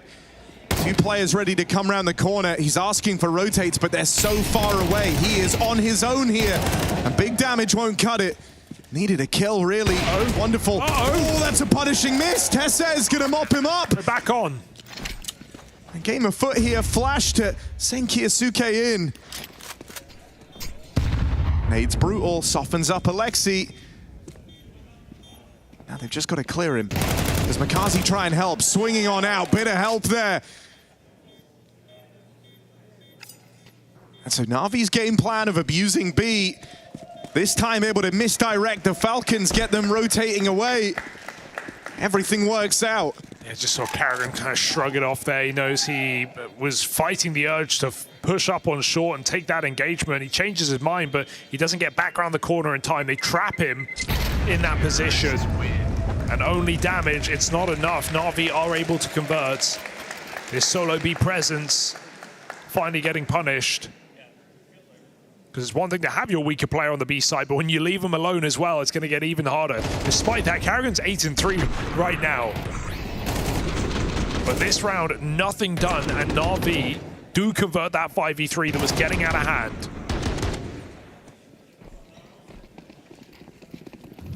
They're taking a spawn on ramp. Monacy getting mental. And with that, Nico walks alongside out under. EMA not flashing this, could go very, very pear-shaped. Nico's initiating. EMA looking to wait it out. Monacy, will he get dragged into this AWP? Yes, he will. It's exactly the reaction they were hoping for. Just bait that peek out of EMA. Give him a fight that's so tantalizing he can't resist. Monacy answers back with an equalizer, but they're out on A. Monacy gets there just in time. Real quick on this AWP. And this is a big problem now. This is Monacy with hot hands, feeling good. Knows he could be the difference maker. m0NESY is on for the ace.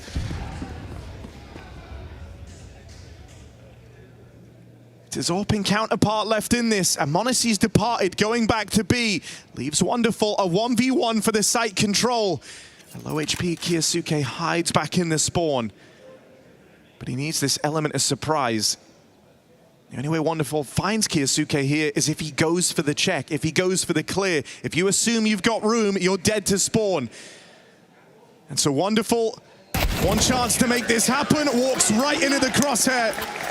What a round from that m0NESY AWP. Yeah, just a thing of beauty to watch. It's the hot hands, it's the flow state, it's everything we saw back on Dust 2 for Falcons, where it feels like nothing can go wrong. Good setup to start the round. NiKo doesn't overcommit, plays smart, lets m0NESY excel. And he goes on to trap every single player. Feels like they're already dead before they peek him. Nice earlier indeed. Broken money now for Na'Vi.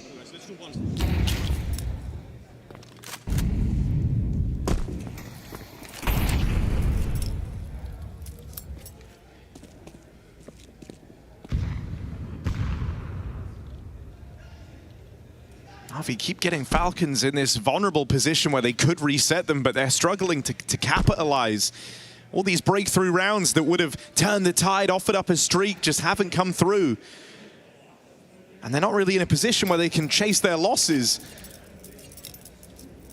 It's late in the half, so you're just prioritizing as many gun rounds as you can. You've lost that initiative, you've lost that ability to break the Falcons' money. If they get a clean round here, they're pretty much short up till the end of the game, or the end of the half.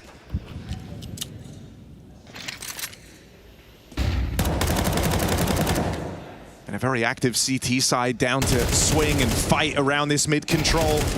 In rounds where they don't, they'll pressure the extremities, taking away ramp space. Right now, it's just a farm session for kiosuke out towards mid. No problems versus the Pistols, and a clean round called forth by the Falcons. 5 alive when all is said and done.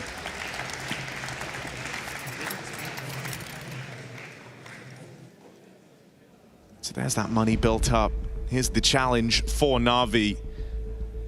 Blake gonna punctuate this with a timeout, as he noticed something they could exploit that maybe the rest of Na'Vi have been slow to jump on. Been very active fights out towards middle. Falcons have been willing to meet them there head on. And it's clear they've game planned a little around trying to abuse IEM in this lower tunnels position. Yeah, 1 and 9. Nightmare starts. He's been getting nade stacked. He was the guy who had m0NESY and NiKo double push into those lower tunnels. And it makes a lot of sense, because with IEM out of the picture, you're losing someone who can force these gunfights, who can misdirect the Falcons. The last round that Na'Vi got on the board, they got that A pick, right? They had that kill out through the connector. It scrambled the rotates away from B, and it created gaps in the defense. Without these kills on the mid lurk, it starts to get really hard to push and pull Falcons around the map. All right, can Wonderful be the difference maker? He is audaciously out middle behind the tap. Fast with the flash. Waiting for Falcons to re-clear middle, but nothing of the sort in this round. And this has been after multiple rounds where Falcons dedicate a lot of control in the middle of the map. This time, it's m0NESY AWPing B. It's kiosuke hiding out in plain sight. And it's Falcons just waiting for IEM lurk. Nothing coming in. Na'Vi are regrouping for this execute. IEM part of the pack for once. Realizing that things aren't going his way in middle. And they might get worse, because Falcons have already read this setup. Oh, great timing catch on Tessez. kiosuke, though, able to control the spray. Stops that spillover. One back for IEM. Tag down range off the Wonderful AWP. Na'Vi have been able to break through.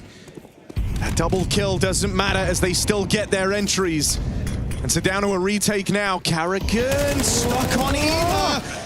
And he will close on that all-important kill. Stops the first man in.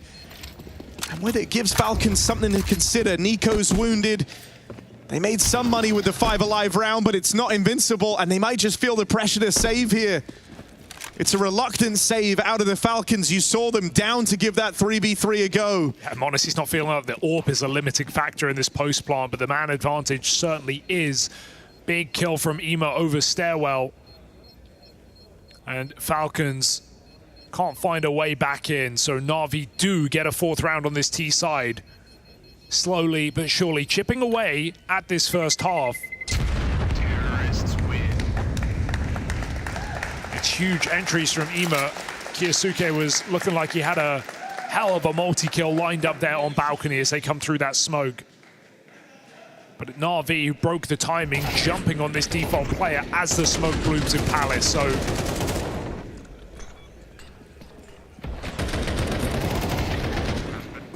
It's close, but Na'Vi still need another round in this half.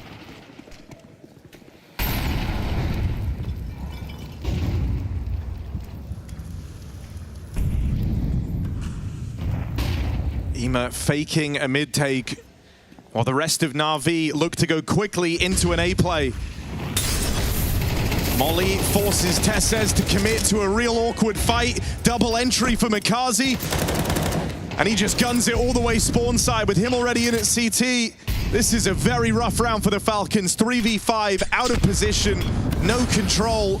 Post plant's already taken for the Na'Vi squad, and this game's going to tighten up. Yeah, even though, again, Falcons make the read, right? They've got the setup to start the round. 2 players balcony, high-low, but Na'Vi just completely catch them off guard by going for an instant execute. Perfect molly from onto Tesses. And Na'Vi barely a scratch, saving themselves right down the tail end of their T side, looking for an even half. Certainly not bad on Mirage. And this begs a question from Falcons, because they've had back-to-back correct reads, correct stacks, and both times have just been locked out of this A-bomb site. What do you do now?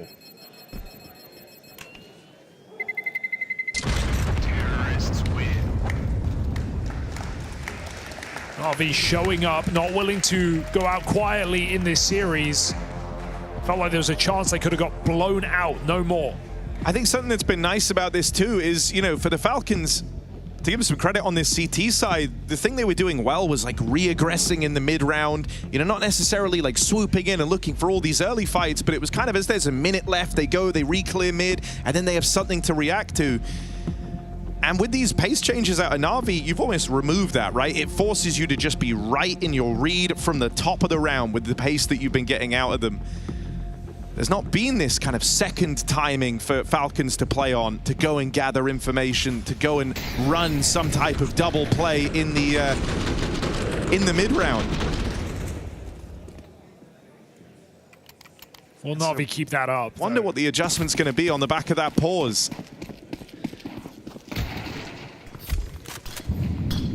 Heavy mid-smokes.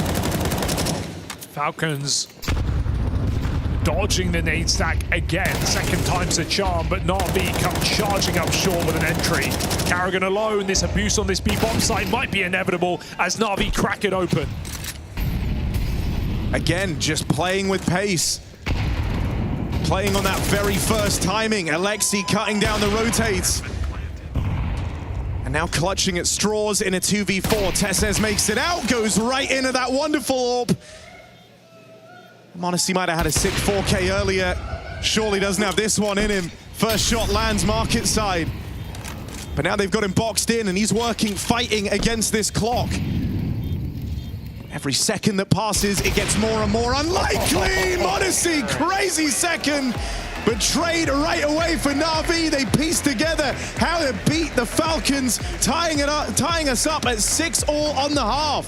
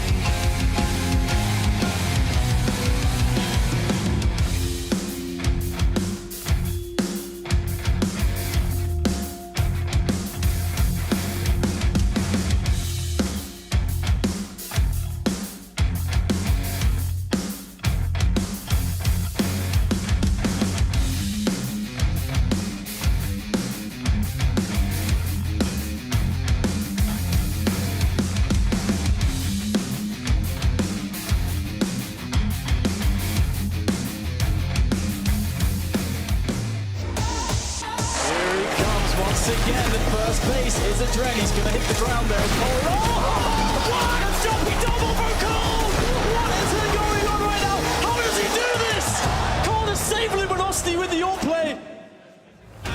With major playoffs on the line, Na'Vi refused to roll over and die here in this qualification series. Last 3 rounds of the T side keep Na'Vi in contention up against the Falcons, and on their map pick, they look for their first pistol to get back in this game.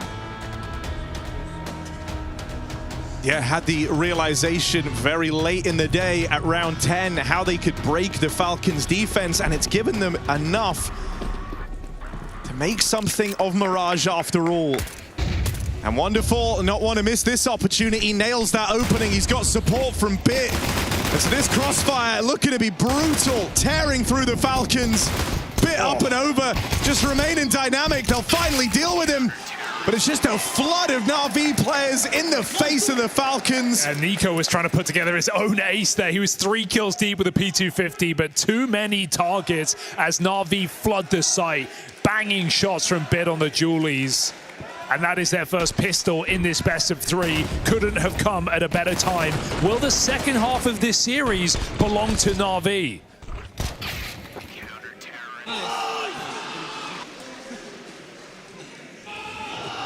Very much a chance.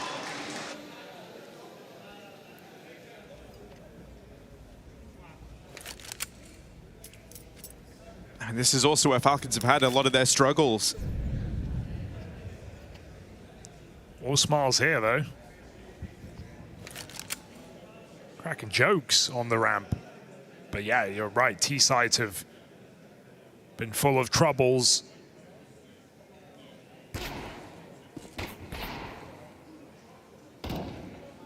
Hear those pistols shooting and look at the minimap. All of Na'Vi want these ecos.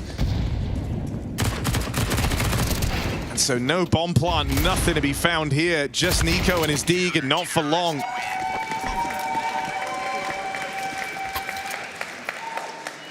Right, building a bit of a lead now, are Na'Vi.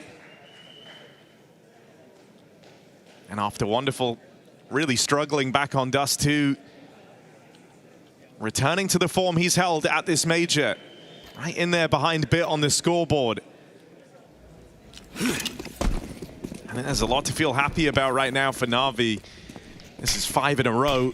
Rifles finally back out for the Falcons.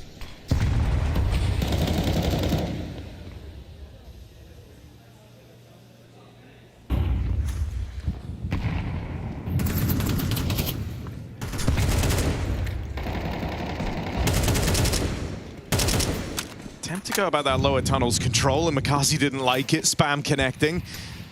Still Na'Vi fighting for this mid control.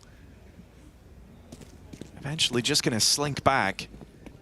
Get a little bit nervous with it being so quiet.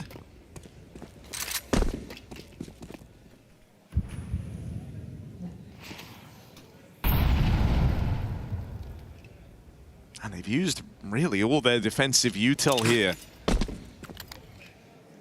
It's Falcons looking curiously out towards B. That might be making you nervous because Alexi's on this side of the map all alone. No util to slow this down. Nothing to take the pace out of the round. It's just him with an SMG. McCarthy rotating over. Will be close by in the market, but if Alexi dies with nothing done, this might have to be a save. So you need something from the captain. There's the first. That's going to bring McCarthy into the conversation as well. He barrels out through the market, trying to put up a stand because his teammates are a long way away. Kiyosuke quick to deal with him.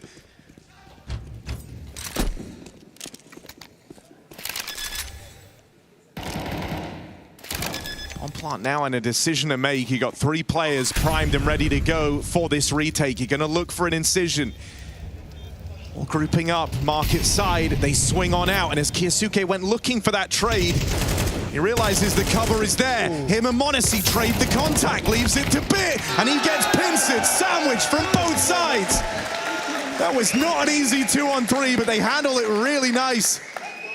Kiyasuke and m0NESY playing off of each other well to see that round through for the Falcons. And you feel the swing of McCarthy mattering even more now because that molly actually didn't spread. There was room back behind the site. He could have lost it a few more seconds and waited for his team, but he felt the pressure to swing. He felt like that molly was a guarantee. It was not. And so m0NESY and Kiyasuke clutch out a round on that B-bomb site. With T-side rounds, the Falcons really need. And in the 7 games the Falcons have played on Mirage since Karrigan joined, they've only managed a 7-round half once on this T side. That was their first game against 9Z. Since that point, it has been 6 or less. And so Falcons need to give us their best game yet.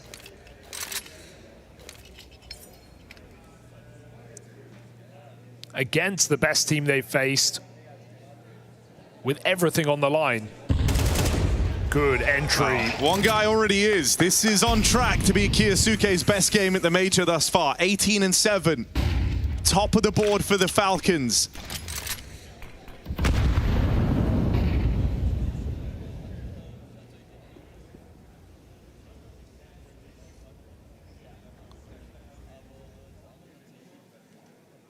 Sneaky, sneaky. What are they up to? Because that bomb's back over towards B. Waiting with m0NESY and Tesses. Nico throwing util out from Palace, but with Bit cleaning up the con side, that flash arriving way too late. And McCarthy head on a swivel, keeps B under control. m0NESY's low on health. Does he have this clutch in him? Na'Vi are closing in, and they're closing in quick. Bit's going to arrive before that bomb even goes down. Kill instantly mopped up by Bit. And no worries about that m0NESY clutch. Saving grace here from Bit and Connector. Double kill as they come up. That was Falcons on the fake as well. They don't even get around the corner. Ugly despite a very important entry. Bit makes it look easy and finds that third off the catch-up. Falcons cannot celebrate too soon. These T-side troubles might come right back to haunt them. That round would have broken Na'Vi's money. It would have put Falcons in the lead. Instead, we're talking about pistols and double digits for Na'Vi on their map pick, and Blade punctuates this round with a timeout.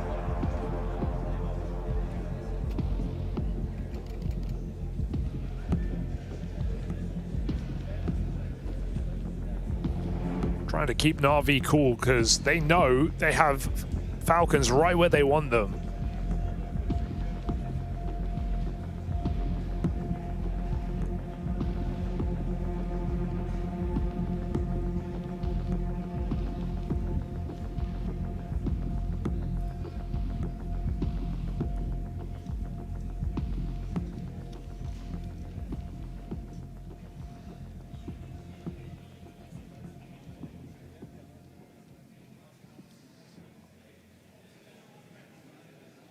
Still some quiet players for Na'Vi, but still time to wake up.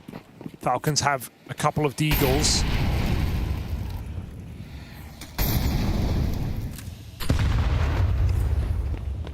Bit doing a lot in this CT side, winning the 2 most important rounds in that 3K buy and the pistol with the Julies.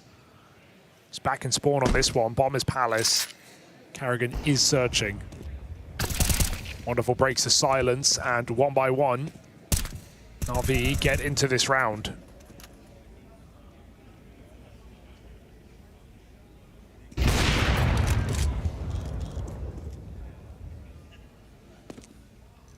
No issues up against the pistols. That's always just reassuring, isn't it? Considering they were up for getting broken in that last rifle round, now you get to put a bit of a cushion on this lead.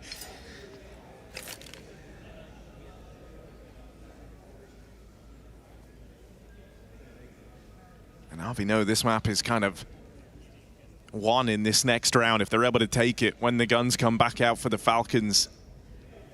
You got them right where you want them, as you say.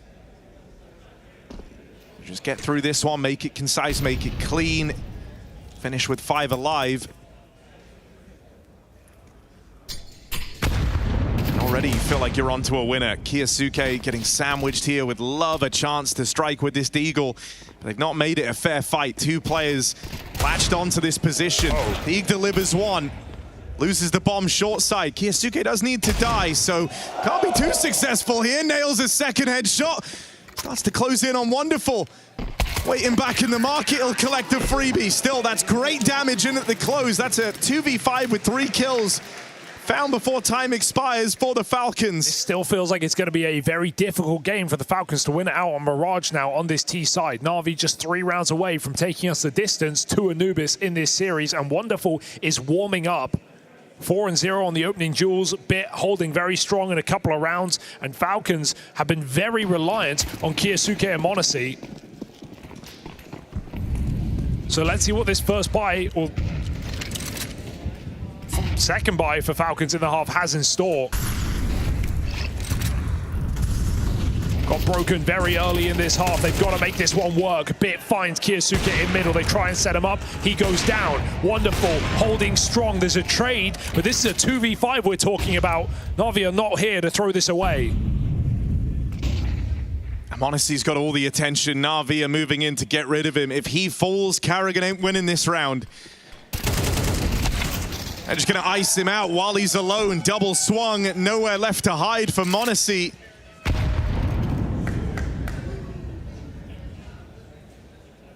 Kiyasuke sent to his doom into a triple mid-stack. Round just becomes unraveled. No entries won for the Falcons. A convincing case from Na'Vi. A welcome return to form. Yeah, showing some great resilience in this series. They got blown out of Dust 2. They were 6-3 down, and m0NESY was putting on highlights in that first half. Felt like Falcons were just going to swim into the Lanxess. But Na'Vi, with great mental, are now taking a convincing victory here on their map. Will there be any more bumps on this journey? Falcons just have pistols looking to pop on this B site. Nico looking for Deagle in middle. But nothing getting offered up.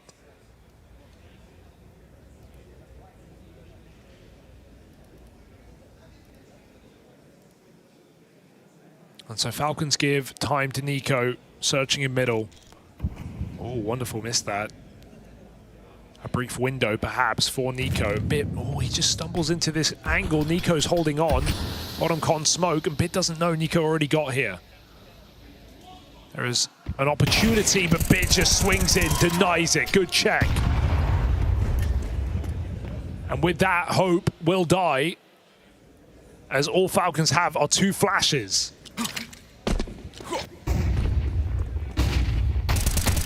Kazi with the cover, lights up the apartments.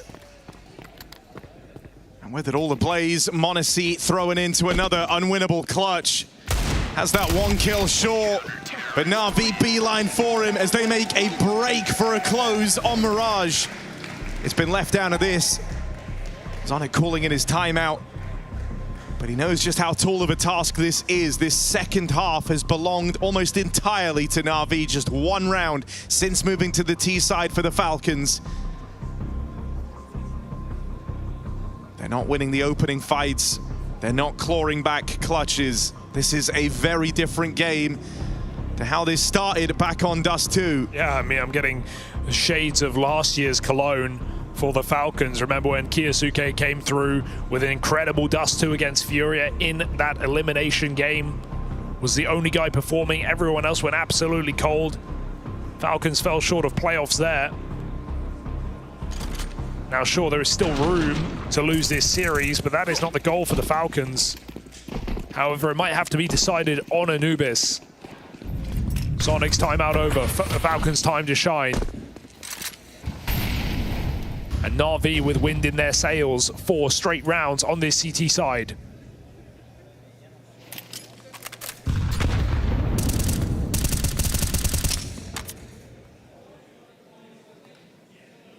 This is good timing. Window just got broken and Falcons have walked out after the fact.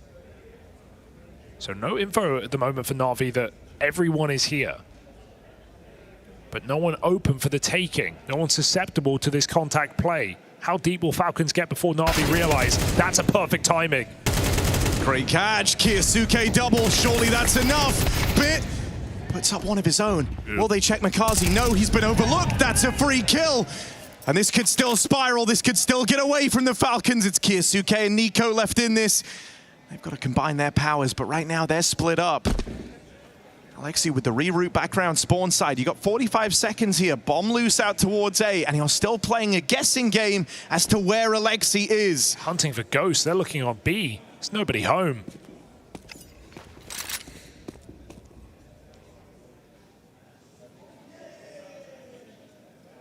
And now with Makazi taking a deep ramp position, Alexi ready to play out from spawn, Na'Vi have assembled a crossfire.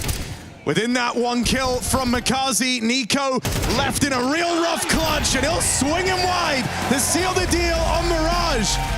Na'Vi bouncing back at an alarming rate. Might have started slow, but they shake that off in time for Mirage, finishing with their top performers looking lights out. Falcons gonna have to dig deep and now attempt to bounce back of their own, because playoffs are hanging in the balance and this series goes the distance.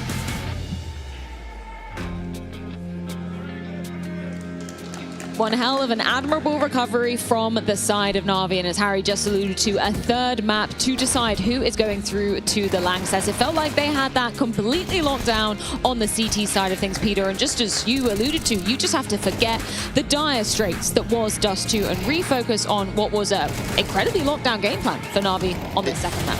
They surely looked way better. I think that was in every aspect of the game, and I just can't emphasize enough how much it actually means to see the Na'Vi playing this well onto Mirage, and it just speaks to me that they just, as individuals, but also as a team, they're just so much more comfortable playing this map, you know, because they can play the XVX situation so much better. They can play around each other, and they just know so much more what to be doing whenever they're put in a pressure situation. But the game plan also just looked very solid. I think Blade, he had cooked up some very good things, and just looking a bit of the team comms as well from the side of the Falcons, they were aware of that there was something different being thrown at them, but they couldn't really find the answer. And you know, the disconnect that we saw on Dust 2 was slightly different on this one. It was a lot more about them understanding the rotations, but also just putting themselves in favorable situations throughout the game. Yeah, like we said, there's nothing Na'Vi can't do on Mirage, right? Like their playbook is endless, and they can make whichever adjustments they deem necessary. You know, Falcons were up 6-3 from that point on. It was 10-1 for the side of Na'Vi. I think those last 3 rounds in the first half that they were able to rack up were hugely important, because those 6 rounds, they were all 6 gun rounds. Falcons had a good economy, they were saving guns, but Na'Vi just found ways to win rounds. Yeah, truly a bread and butter map for the side of Na'Vi. Now let's go back to a little bit earlier than you're alluding to, Janko, because Dupree, you picked out round number 5 for us. T-side round from Na'Vi. What are we looking at here? It's a very classic Na'Vi default round, but this round is super important to try and avoid the reset here, since they won the round prior to this one. And it is just a classic, you know, the top mid smoke, the window smoke with the Molotov. And Alexi, he actually gets a brawl here with m0NESY, and he gets a little bit lucky not getting killed, whether it's m0NESY whiffing or anything, but at least gives a lot of info, and he turns his attention back to the A side by gathering up the squad here. And I don't really like the setup that Falcon has going here. It feels like they're trying to, you know, have a little bit of a brawl for mid, because they know Na'Vi love these, you know, these splits.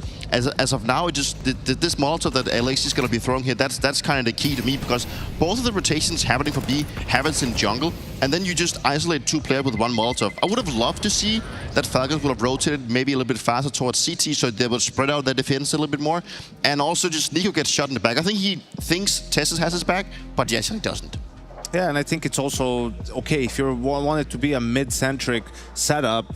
At some point, you need to clear mid, you know, or do something. Yes. You can't just be stuck like that the entire time. And there are a couple of different situations where either they're just the setup doesn't seem the best, or the one player is sort of out of position and maybe tries to do too much on his own, right? Which have been issues that have played Falcons for a while. As you alluded to as well, when we come into the tail end of that first half, it's where kind of Na'Vi really start to find that comfort, right? Yeah, they switch it up, right? Like with just doing something a bit more unorthodox here. They're going to group up towards A, and Bit sees the trajectory of the smoke, knows where Tessis is, catches him, and Kusuke finds 2 great kills, and Apps is smoked. Why is he peeking into this fight? He has 2 teammates in jungle. Just stay in sandwich, right? Like, just hold Apps from there, and your teammates can hold someone jumping on top of Tetris, right? Like, m0NESY can start searching with the op, like, they can help you.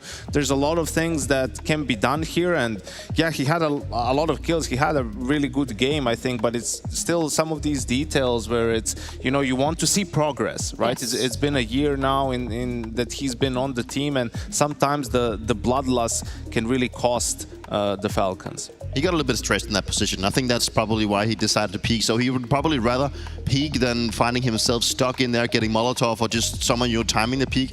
He wanted to take that fight to them instead, and I guess that's what it is, right? But you know, that's the problem with Falcons. I know, right? The answer is always for each player peek.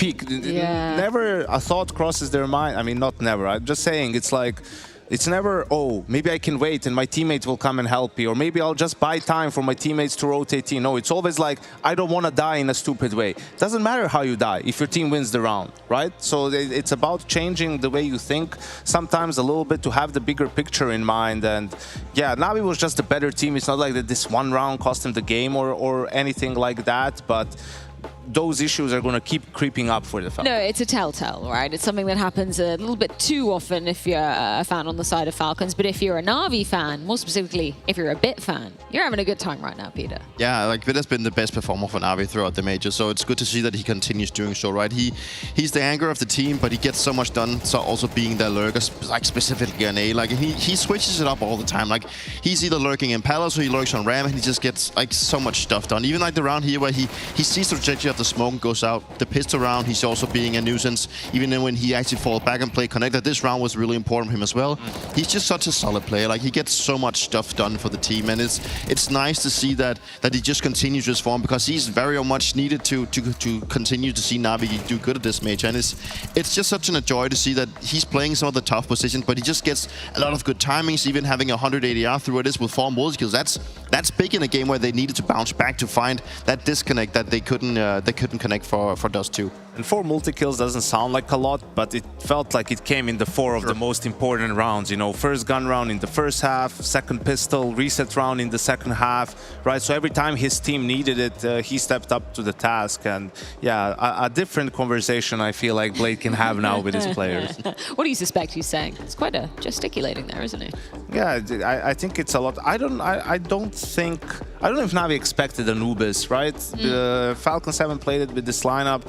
I don't know if teams from cracking each other have any, you know, sort of feelings about it, but I think Navi is in a situation where they know if they just focus on themselves, it doesn't matter what the Falcons bring. You know, if they play their own game and if they play it on a good enough level, like, they'll come out victorious on the other side. Before we do dive into that Anubis conversation, I just wanted to touch upon Bit's friend turned foe on the other side of the server. That is indeed m0NESY. Of course, it didn't amount to a victory for Falcons, but I just love watching this guy play. I can't get enough for it. I was saying to Dupree, can we kind of maybe put style points in the AWPer of the Year conversation? Because I feel like then it would be undisputed, right? I just love seeing him enter the server, and yeah, as much as it didn't amount to a W, still super impactful.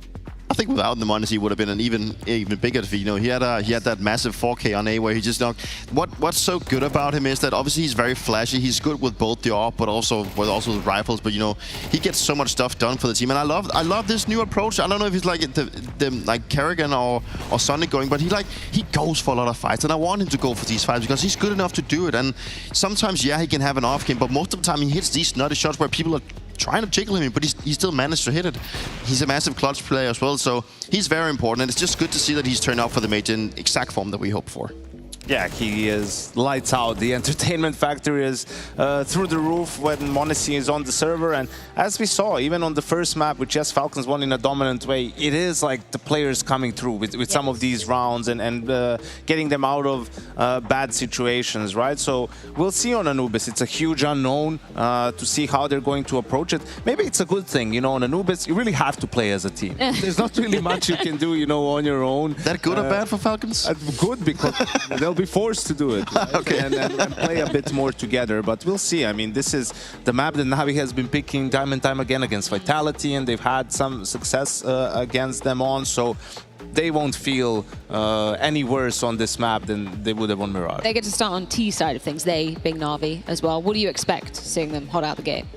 I think for me, it is a clash of styles. You know, Navi with their strong T sides against Falcons, who almost have to be winning games on CT sides, right? Like, yes, I know they won 9 rounds on T side, Dust too, and I know Anubis is more of a T-sided map, but I just don't think they've had enough time to really gel with Kerrigan and get used to his play style or calling style, and their playbook is deep enough, right? So it has to be things like having a decent CT side, winning both pistols, you know, or some of the hero rounds coming through like we saw from Tessis on Dust 2. Yeah, I actually just excited to see what Falcons will bring to the table, because there's not a whole lot of data to have. They've only played it once the last 3 months, and it's still a map that to me is relatively unknown when I look at the Falcons, because, you know, they might turn out to be really good, and I think that could be a really important card to have in your hands turning out for playoffs, because there is as I mentioned coming into the game, there's a lot of teams that's really good at playing Overpass, and since they're not playing it, they might be forced to either pick it or play Anubis. So this could be a good test for them, and I think it's rightfully so a good time to get it. Can you both give me a prediction then, heading into this? I'm very excited we get a third map. Who's going away with a spot in the Lexus?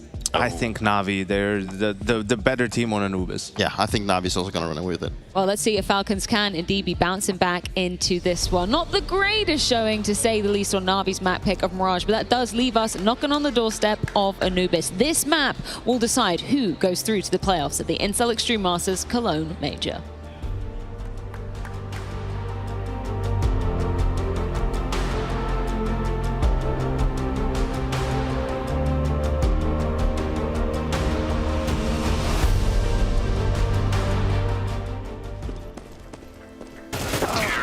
Bro, you're baiting every round. Talking about, I had so many trades. Trading anything. You're miles away. I carried you. Tell me one round.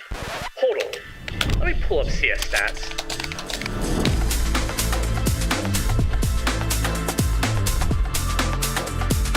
Oh, wait. My bad. You suck. Settle your debates. Search your profile on CS Stats and turn on tracking to see all your games.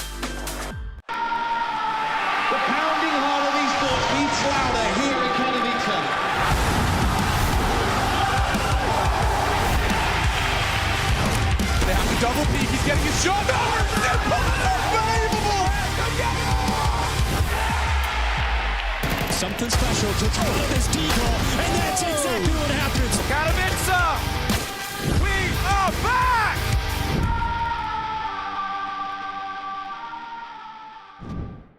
Do it. Can you hold main? I can try. Hold main, let me pick on you. I try to molly main, okay? One trash. Trash, stack. Trash. Two. Burning. Trash убил. I'm not kitchen. Убил, сейчас я пикаю. Я пикаю зик. Up. Лучший, блядь. Найс, Илья, хорош. Никого не слышно. Good job. Хорош, блядь. We need to save if they go B. Hold ups. That con. One more that con. Nice. He flash from maps. Don't see con. Don't see ramp. One on top. BF depths. Nice. One more BF. BF flight. Lost B, minus 50, guys. Who is this? I'm gunshot. Minus 50. I have no armor. Kitchen. I have no armor. I'm coming. Nice. You've had a few IGLs. You got a new one now. He's the GOAT. GOAT. What's he brought to you? Yeah, I feel very comfortable in his system. I like how we play the rounds. I like how we think during the round, that everyone is vocal and active. Everyone can give ideas and whatever he sees. So our communication is very important in our system, so we have to be always on point. Okay.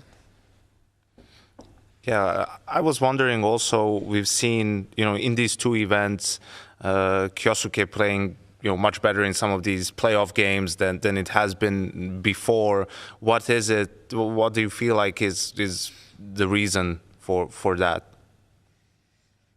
I just think he has a man to follow now and trade. I think Finn gives him a lot of space and a lot of directions in the rounds, and I think he's just feeling more comfortable like going in and just trading, because before it was a bit of mixed roles when Damian was on the team, but I think now it's very, very clear that Finn is the guy up front. You just follow him and you get the trade. And I think with this now he got the confidence, so now it's going to be much easier for him to also be the front guy when he needs to be. So I was really happy to see him performing the way he did in Astana and also in the CAC.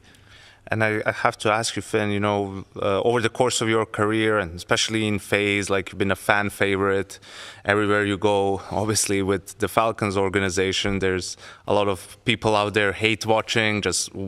I've never seen an anniversary of a round that's been lost, you know, being talked about. So it takes it to a new level. Like, has that been, you know, difficult to adjust to? Has it, you know, have you even noticed it to some point? Like, now I think the expectation everybody had of us in FaZe was unfair with the team we had. So every tournament we had very high expectations of ourselves, and for the team we were, there was always disappointment. And I don't think it's much more different. Of course, there's a lot of more things on social media with Falcons, but it's funny when you go into the arena, it's just like everybody's kind of a Falcons fan suddenly. They just don't have the jersey on, which I think is showcasing what's being built. There's a lot of fans of the players, and I think when you have a Falcons jersey on the fans, you probably have things to explain and stuff like that. But in my opinion, we are here to win trophies. We're all on the same page, and I think it's no different to other organizations. There is just high expectation of us, and this is the player I want to be. Oh wow, there's the first bomb frag. Nico gets a double. There's still 2 players left. They got no health on them. 13 and 3. Oh my goodness, how does he do this? How does Nico do it again?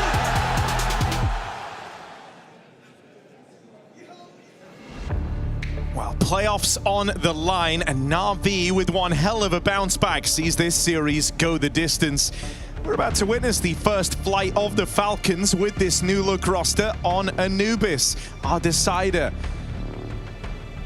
Yeah, it was a good map for them before Karrigan joined, right? 4 wins in a row. Not many played across the year, but they still got in there and found wins over Spirit, over Furia. That Spirit one was a stomp as well back at Rio. So some reassuring signs perhaps for the Falcons. We'll see if that continues now with Karrigan here.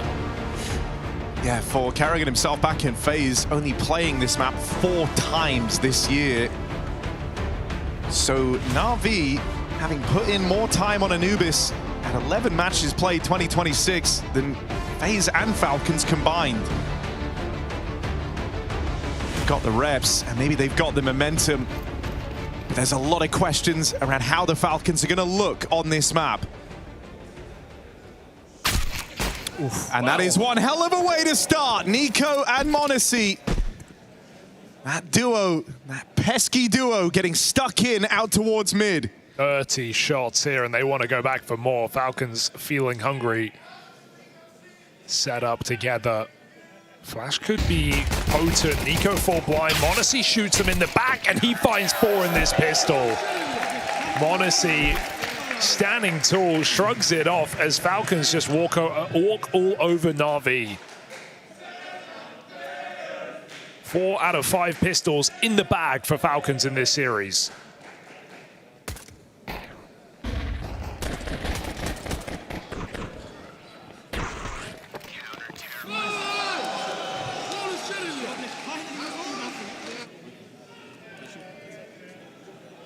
Karrigan, biggest hype man here.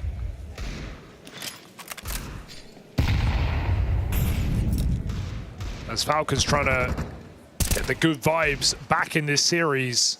Dust 2, they felt invincible. Reality hit hard on Mirage.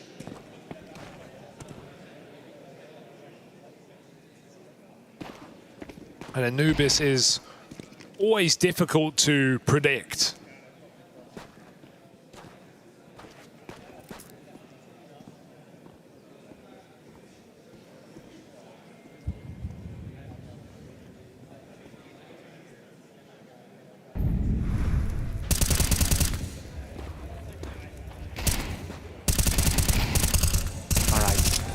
Tension broken here with a nice shutdown. No worries.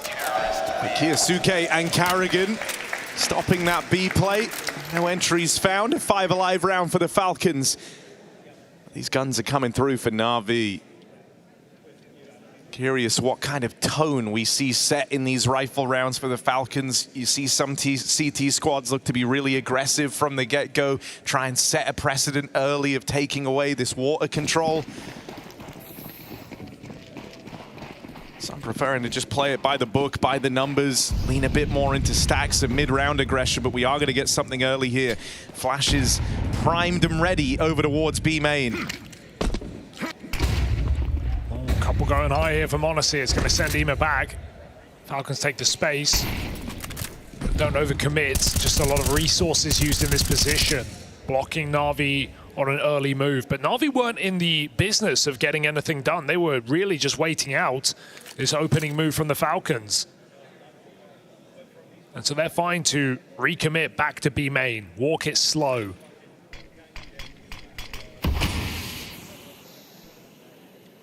Two smokes remain for Falcons. m0NESY hovers, hesitating between the two bomb sites, uncertain where Na'Vi are going to go. Quick to react to either, committed to neither. Na'Vi keep you guessing. Mid's a great place to end up. Falcons made the decision to leave that part of the map empty, so nice for Na'Vi just to have this in their back pocket. Like we could have a fight down here as Kiyasuke teetering around that peak, but instead it's just a boost up into the window. Space given. It's the A play that gets spotted. Bit with the catch. Sees Nico in this position as well. Kiyasuke trying to help him from the other side. But this A play is coming in. They will finally flush out Bit. Still, Falcons very far removed from this round. Ooh dear, Molly is a problem, but Na'Vi get off the bomb plant before Nico's hits theirs. He's holding for the repush. Makazi flashing wonderful in, looks perfect. Nico dodges it though, going far too deep as Nico collects a kill. They come in from heaven at the same time. Falcons speeding up. Yeah, starting to feel claustrophobic here for Na'Vi. Ema throwing into a clutch, needs this kill and he can't wrangle it in. That's Falcons out of position, but denying any type of a foothold for Na'Vi to play around. That Nico kill is massive. Yeah, give and take in this round. Even though it felt like Falcons kind of butchered it by stepping on that flank, Bit realized what was up. He's able to take one with him before he's flushed out by Connector. Still, Falcons know what the reaction is. Na'Vi jump that A site. They find an empty site. They get a bomb plant, but it's so uncomfortable in the post. They don't have heaven control. They don't have main control. Na'Vi have nowhere to hide.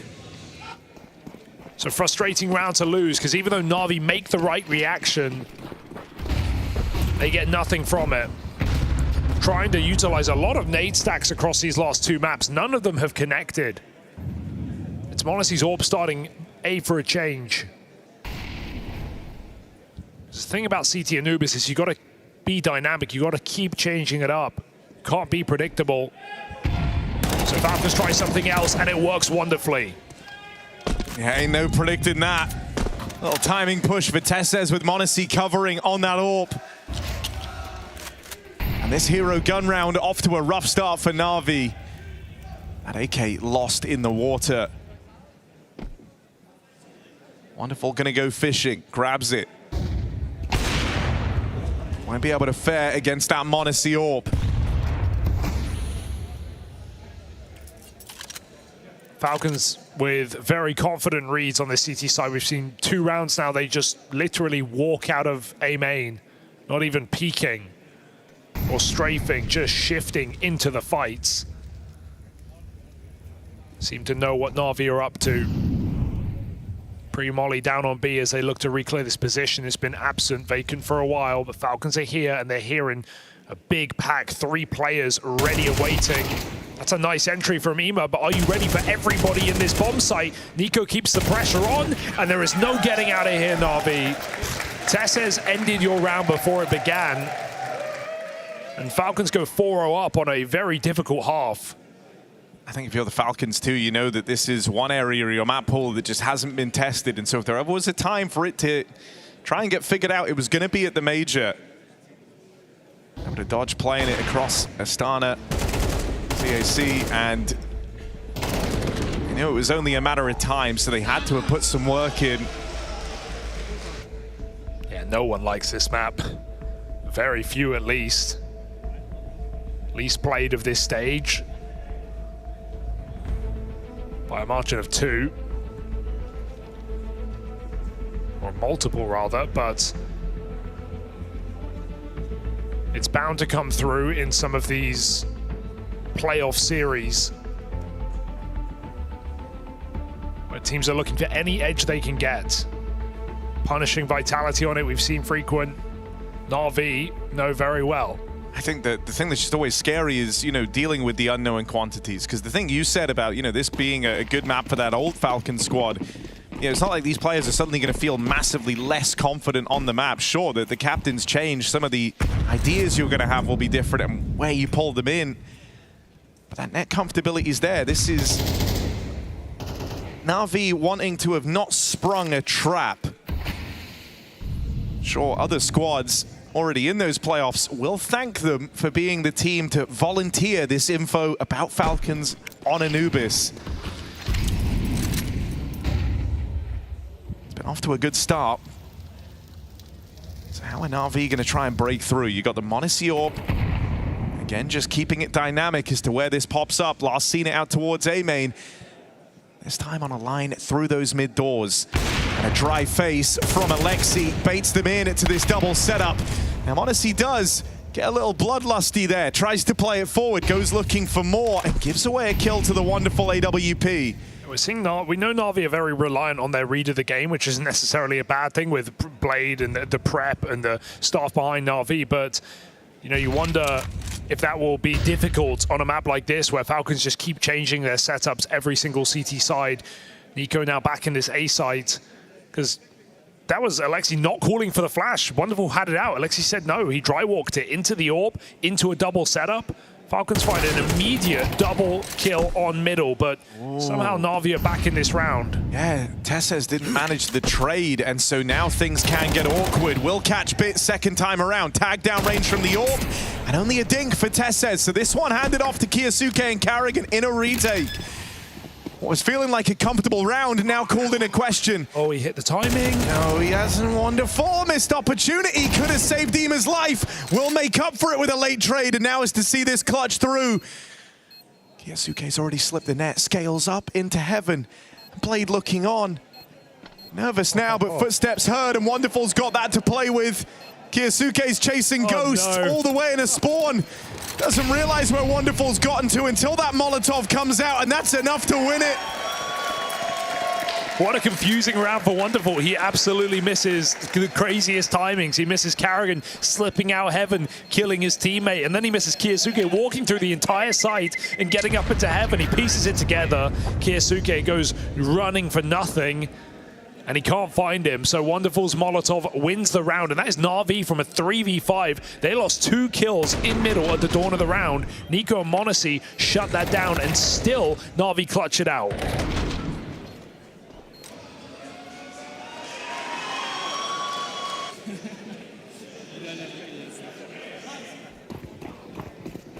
And it's not the round I would have banked on Na'Vi winning, but it comes early enough in this half.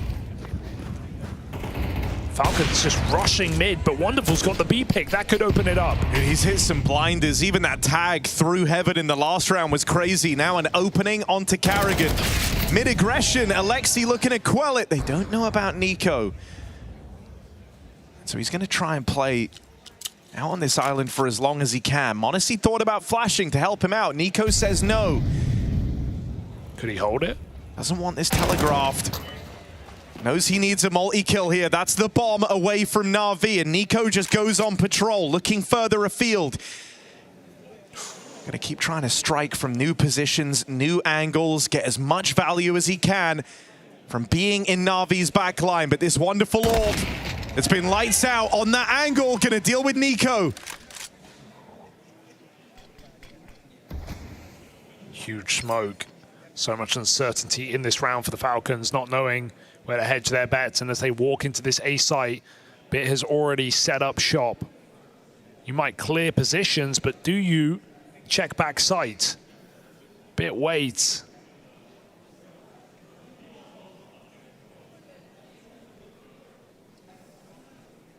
And Falcons is quiet.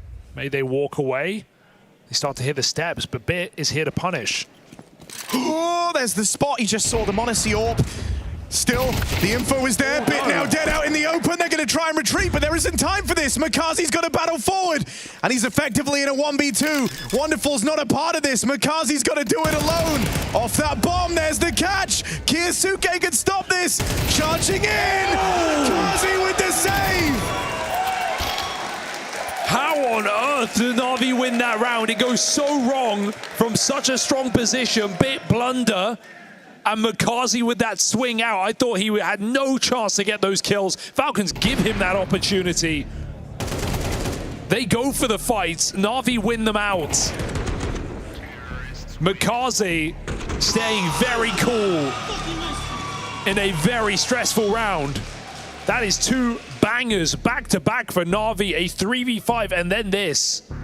It's just one of the most uncomfortable spots you can be in. You've committed to the A play with Bit having all that space, and then every single bad timing, every single rough peak happens to Na'Vi, and makazi still able to pull it off in spite of that.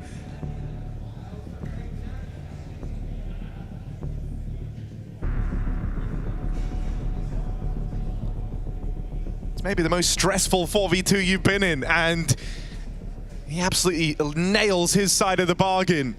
This is such a tense game already. We are just 6 rounds deep. Now Falcons money on the line. m0NESY AWP, Kiyasuke rifle, and a bit of aggression from Nico, but stifled by that nade. He's still going to send it, but the second timing recovers that very well. This is Nico on 20 health after the HE in middle, and he's forced to 5v4.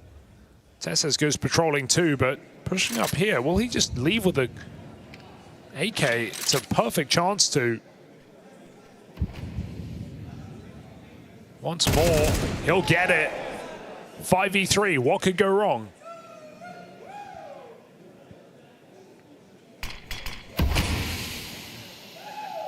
In both of these last 2 rounds, Falcons have held the advantage. Na'Vi have been the guys to snatch it back. This is the tail end of your money, and so if you let this one get away from you, Na'Vi are tying this game up at an alarming rate. Tess has made a great play pushing forward to grab this rifle, but his job in this round is far from over. Ema and Alexi waiting around this corner. Got Nico here alongside him, low on HP. That swing, Tess has had to hit this. Oh, that pressure for Carrigan draws him back, but Nico still gets caught. Idea was there. 4v2. And 30 seconds to decide if you really want to risk your AWP and your AK on this round. A lost round would put Na'Vi back on pistols. Yeah, both teams running the risk of getting broken at the end of this one. That molly is big. Tesses has to swing ahead of it. Fight forced. Tesses gets one. Hands off to Ema in this clutch. 1v2. Bomb plant will be found here. He's got that to play with. Fast flank heard main. He goes looking for the m0NESY AWP, but already on the angle. m0NESY waits for that kill to come to him. That's another round you expected Falcons to pick up. That's a light buy, but they pull through. I can't believe Nico gets away with this backstab, right? The fact that no one is there to help out Bit. He gets full blinded. Na'Vi just sell him down the river. And Tesses goes on with an incredible multi-kill in A main. Falcons have been extremely aggressive in this CT side on second timings, catching Na'Vi off guard while they set up, dropping the bomb, throwing some very chaotic rounds Na'Vi's way. And they know it's coming. They still have been yet to stop it. And honestly, you know, it felt like a big risk sending Nico through that mid window without extinguishing the molly, without considering the timing of the nade. But I almost wonder if that's why they're just overlooking it entirely. So often you drop that smoke, right, and run through. Otherwise, you're taking 80 damage, and that's exactly what happened to Nico on that push.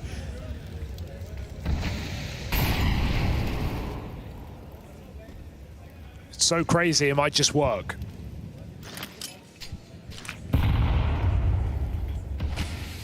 All right, now a test at this B bomb site, but 3 players here for the Falcons. They've got numbers in the right place. Mid again left open, being a bit of a fixture of some of these rounds. Instant kill onto the 2 defenders. It's Nico playing Joker, the 3rd man that they weren't expecting. Mowed out for Nico. Eventually overwhelmed. And in spite of it being a multi-kill, you almost wish he got even more. Because this is not an easy round now for Tesses and m0NESY coming into a lost B bomb site. Smoke's in their way. And as they fade, you are desperate for someone to provide an opening. Alexi swings out ahead of this retake. Knocks m0NESY off his perch, and now with info on Tesses, no way back into this for the Falcons. That's a low econ round right back out of Na'Vi. And every time Falcons get Na'Vi in a breakable position, they somehow persevere and break back. That was a force in for Na'Vi. That was quite a risky investment, and an explosive B hit gets them back on the board. Look at what it's done to Falcons. We have 1 M4 and 4 pistols in this next round. Na'Vi put everything on the line, and it works out just perfectly.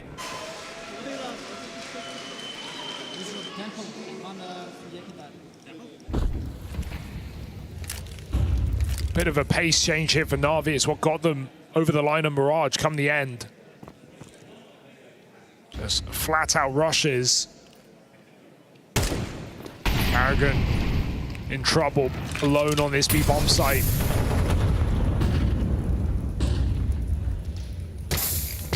Oh, he heard those B players starting to pull back. And the mid defense, the mid stack isn't budging. Falcons don't fall for the Na'Vi trick here. They've got very fast rotations available. Might even be able to help Tesses before Na'Vi get into A.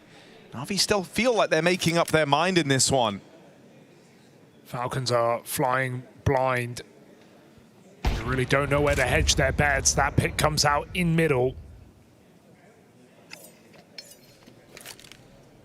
To an aggressing Nico as Falcons tried to find that flank timing. Now it's Na'Vi surrounding this B bomb site. Still Carrigan sits alone, but not for long. This is Na'Vi rolling out the red carpet. They were regrouping to go back for that A hit, so calling it off. Perfect remedy here in this round. Falcons saving what little they have.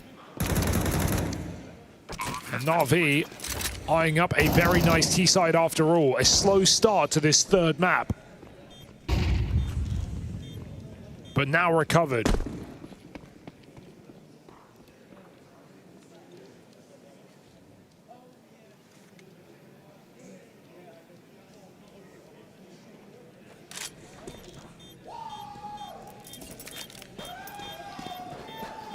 Seeing how much harder it is as well to go for this mid-round aggression now that the wonderful AWP has made an appearance.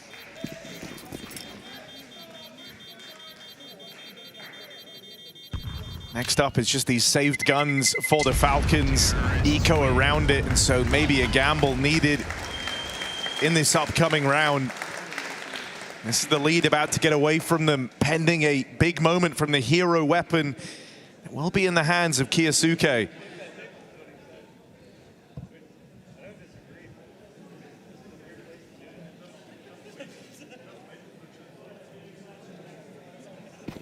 Falcons still all smiles, not feeling like they've lost control over this game yet.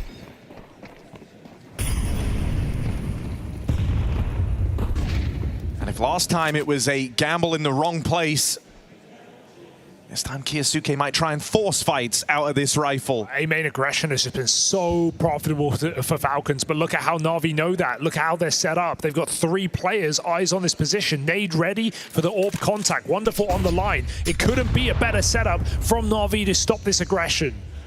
So Falcons wait patiently, 3 players. But so much doubt, so much uncertainty, and so much utility flooded in for Na'Vi in middle is going to draw Falcons back out of position. The give and take of Anubis, leaving Falcons constantly uncertain. I mean, their stack's in the right place. Sure, they're clearing out mid right now, but they'll uncover it's clear. How mobile do they get with the pistols? Because Kiyasuke ain't moving. He's got m0NESY here alongside him, and an A play looming for Na'Vi. Wonderful. Hoping to lead the way on this AWP. Looking for that opener. He will strike. Presence of 2 up close, but they only get out with the 1, and there's the shutdown. Full collapse of the Falcons. Na'Vi tying up this game. Oh, what a game out of Wonderful at this point. He has showed up every single time Na'Vi have needed him since getting this AWP and constantly dragged back from disadvantaged rounds. Even won that early clutch out against Kyosuke that started off this streak for Na'Vi.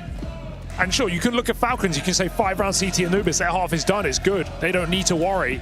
The job is completed already. That's feel great seeing Wonderful as well put in kind of more positions to succeed, right? More integral fights, being the guy to go and roam and look for these opening kills, putting a bit more responsibility on his shoulders, and feels like it's working out for Na'Vi.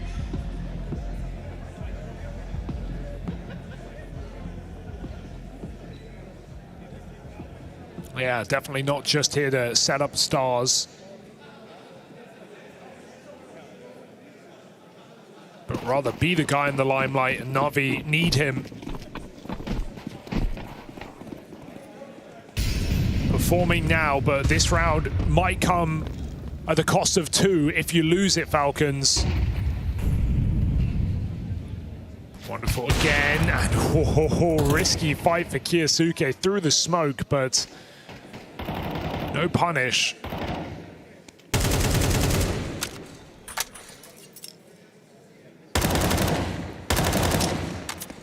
Wonderful's getting whittled down. Shot by shot through these smokes. Na'Vi been extremely quiet on these T sides, and they'll do it again. Just one flash to middle. Oh, Nico burning, they'll hear that. They close in on him quickly. Gonna be hard pressed to get out with anything. It's m0NESY's help, hoping to bail him out in middle.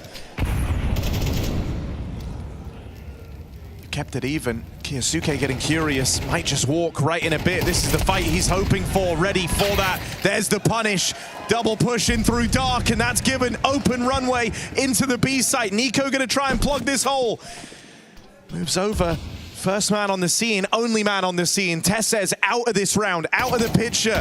It's Nico or it's nothing, and that nade gets rid of him.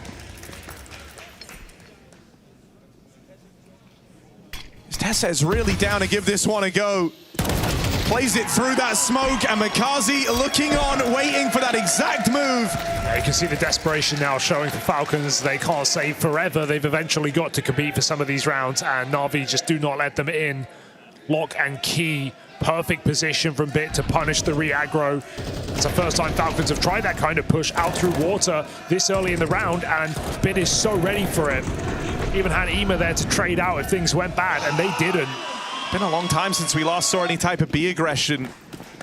I know they walk desperately through the connector there, but they start with triple B this time, leaving that option open. Na'Vi maybe feeling the same, send Ema to harass this side of the map. And I love this harass because you know how bad the money is for Falcons. There's not going to be an AWP on this B side. There's likely no M4s either, so you can just take straight up gunfights. Falcons smoke it off, but Ema's just really looking for an engagement against an overconfident MP9. No one from Falcons is willing to make that mistake. And so Na'Vi, opening move, nothing from it, but they've got plenty of time and plenty of resources.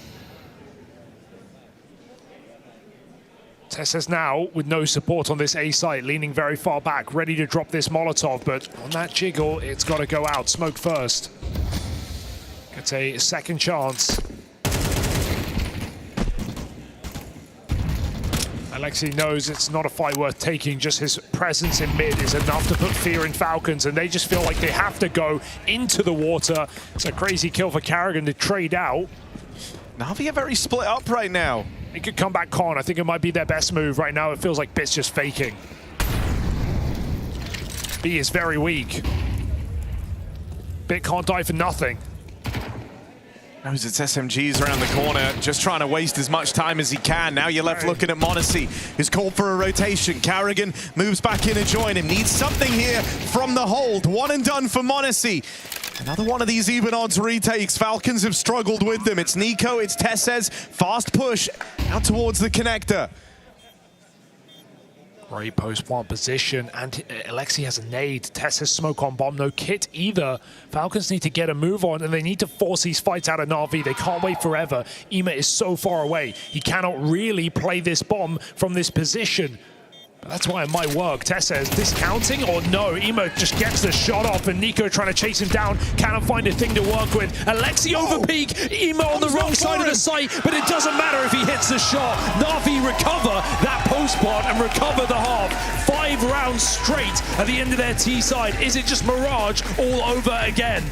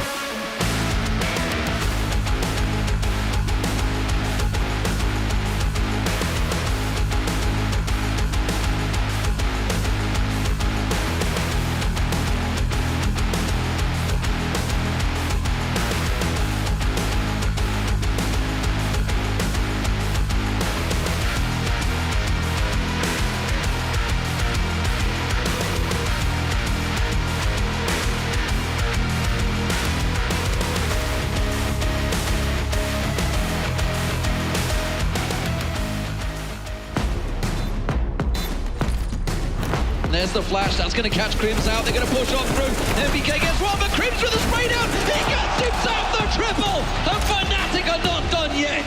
Can you believe it? It's a push for the playoffs.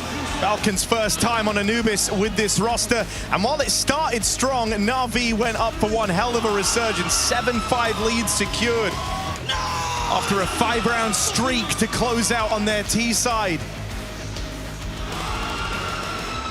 4 out of 5 pistols in the series for the Falcons. They really need this 5th to start off this T-side campaign.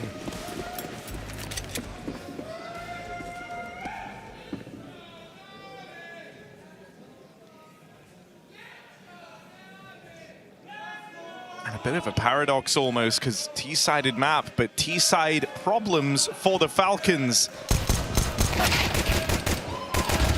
Suke, big damage, can't convert, Bit gets out, and the advantage rests with Na'Vi. Wonderful, waiting for a reaction on his end of the map, and Tessez might be about to give it to him. Gonna go searching out towards B, right into these dual Berettas. Hear them fire off. Tessez knows he's lucky to still be alive. Not backing away from the challenge though, not shying away from searching for an opener here, and now Tessez gonna get it.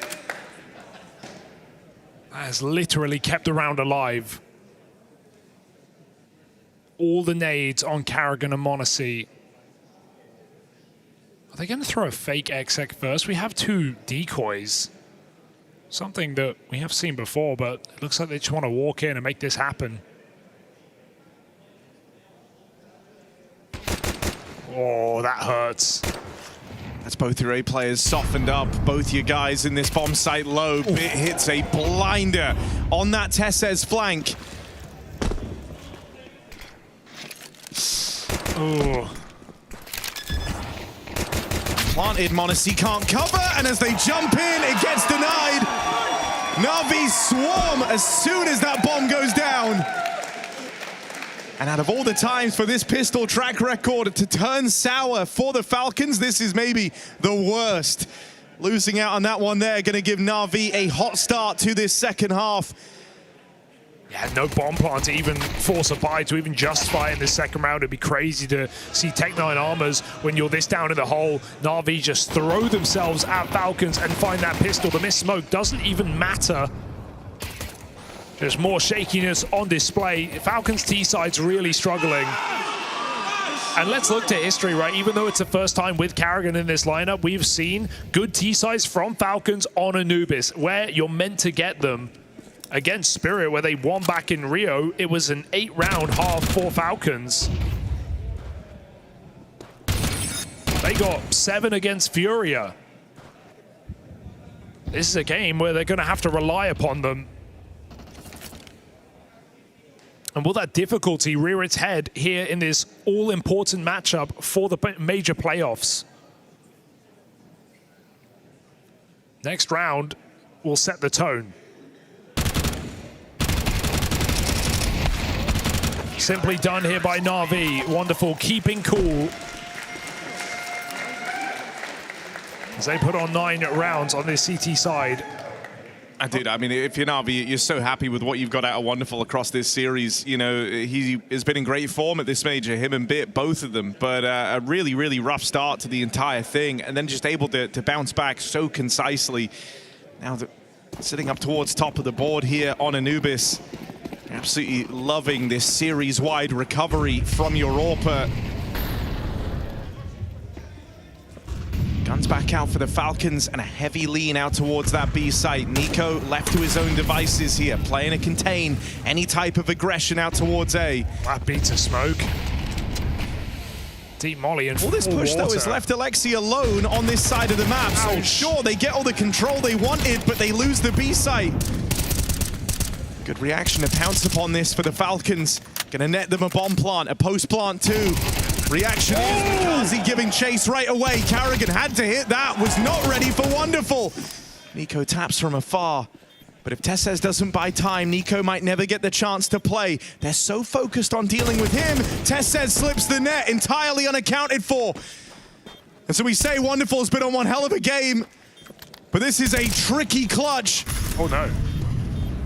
Players on either side of him, and Wonderful decides not to play. Backing out of there, conceding in this clutch. Falcons first rifle hits hard. Yeah, just could not find a kid. That was deathly winnable. Nico locked off by his own molly. Tess is low health, nadeable. There were ways for Wonderful to do it, but he just couldn't get on that bomb. He could not win the round. Better to save your gun. That flash for Karrigan is so important. Alexi, as you said, he's close up alone on this B bomb site, but he has an MP9. He can shred them coming out of B main.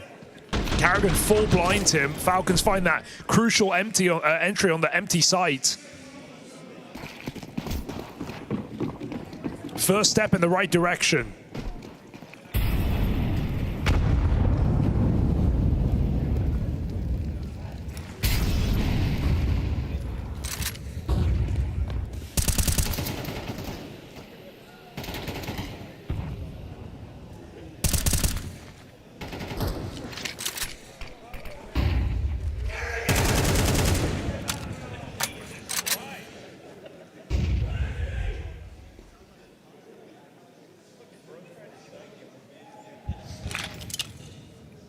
there's all this paranoia over the bomb sites. None of these opening moves for Na'Vi. Falcons showing them they're able to react very, very quickly around this info. It's kind of scared them out of doing it. And so it's a bit more restricted here. 3-man hold on B, 2-man hold in A, and a boost just to try and give you any type of an edge. You always feel desperate to make a play for info here on Anubis, and that's what's happening now. Tessez lies in wait, will get cleared. Here's one more player. Makazi gives chase, able to hunt that kill down. Now the split comes in, but cut down by the EMA util. Pace taken out of this for the Falcons as they get thwarted on this take of the connector. Carrigan hoping to find an entry out main side. Is he up for the job? Dead straight away, and that's a rough whiff. 20 seconds left now, and anything else just comes from desperation. Gonna need clean entries here to pull this one off. m0NESY leads the charge, can't find a thing, and with rotations on the way over, that's a safe round for Na'Vi. A massive step up for Makazi in these last couple, showing up when Na'Vi need him, and it's those kind of moments where you feel Falcons really rely on just everyone hitting their shots, and Carrigan lets them down in that round. He needed to find that entry in that 3v4 to win this one for Falcons. They were fully blocked off in connector. They had no way in. It had to be the B main player, and Carrigan just can't convert the kill. You are not going to clutch out late round situations whiffing shots like that. And so Na'Vi holds strong. 10-6. They shrug off that one gun round from Falcons, and we really are feeling those shades of Mirage.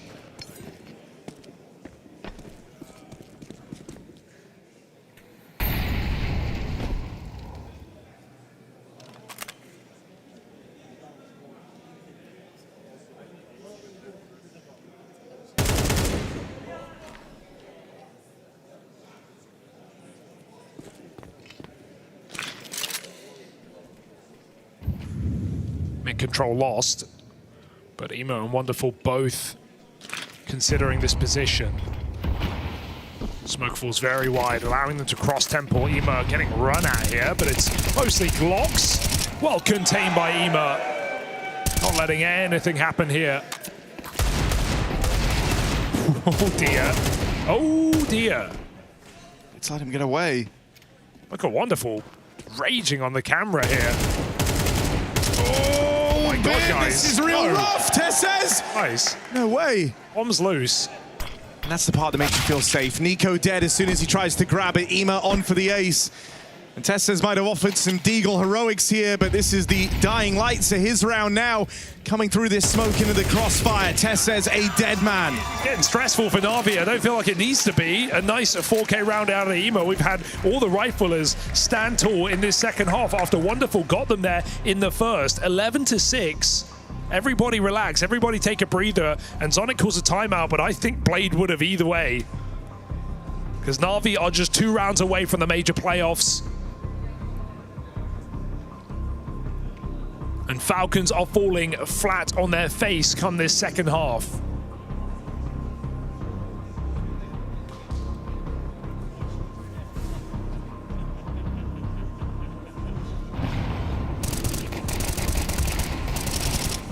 And if you want this to not be a super one-sided affair, they need to win this round because Na'Vi have been in full control. 1 round for the Falcons in the last 10 rounds of play.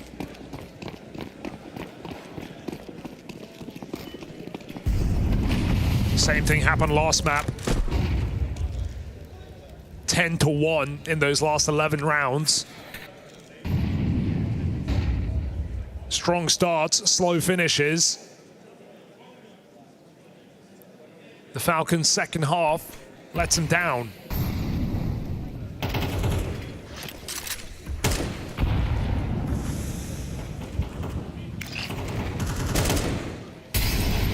RV are so close.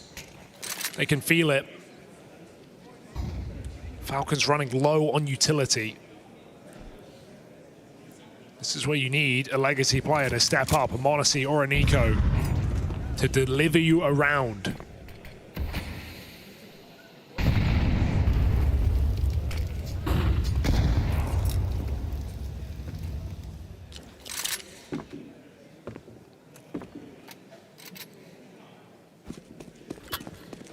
Bomb retrieval, 45 seconds.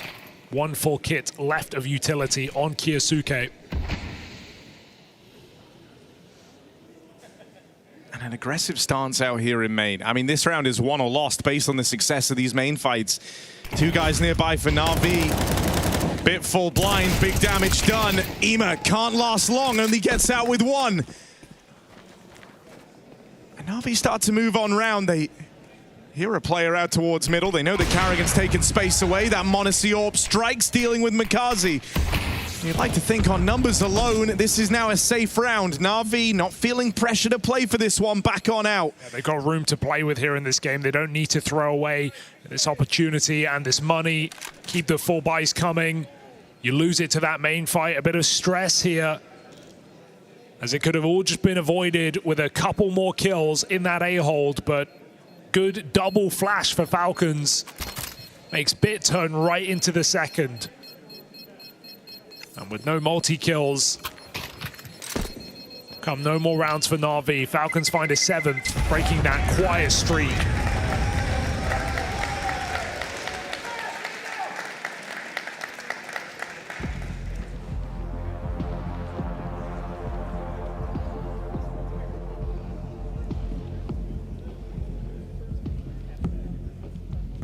Trying to hop on this early, because the last thing you want is for Falcons to kind of find their rhythm on this T side. Knows that easy route to the playoffs is still right here.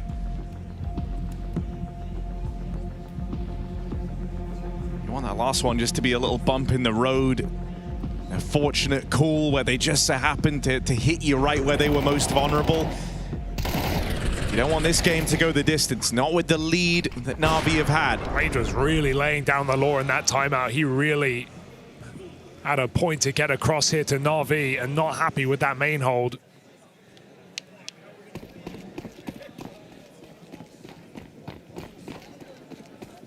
One of the coaches with a very high timeout to round win conversion rate. Maybe also just feeling like they gave up a little too much space in that last round, right? Like mid was free for the Falcons. They had players coming through there. It became a very restricted sight hold for Na'Vi, one where you kind of just had to be in the right place and you were relying on multi-kills. This time Wonderful is in the right place. He can assist on mid. He can also set up Bit in A main.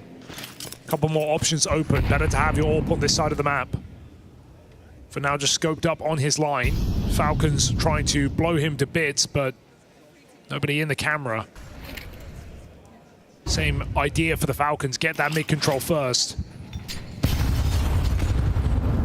Util's nice, but nobody home. It's still going to give Falcons the room. Tessus and Carrigan getting very close. It gives you that security to start walking out towards middle. You've really made this look and feel like the A play, but now you get blocked at the 50-second mark. And that's going to make them change their minds. They leave that A side of the map entirely, walking this bomb back towards B. Flash in a lower, it's all decided on this next fight. Tag for Monacy, someone's going to bail it out, and there's that trade for Kyosuke. Alexi now feeling a lot of pressure as they're homing in on B, and a breakthrough for the Falcons as they now chain together back-to-back rounds. Yeah, got to give it to Carrigan there. That's a really well-called round. They really make it look like that A play again. The same pressure, flashes on main, the same util in middle, just to force Na'Vi back, and then boom, 180 back to connector into that B hit. Falcons explosive execute, catches Na'Vi by surprise.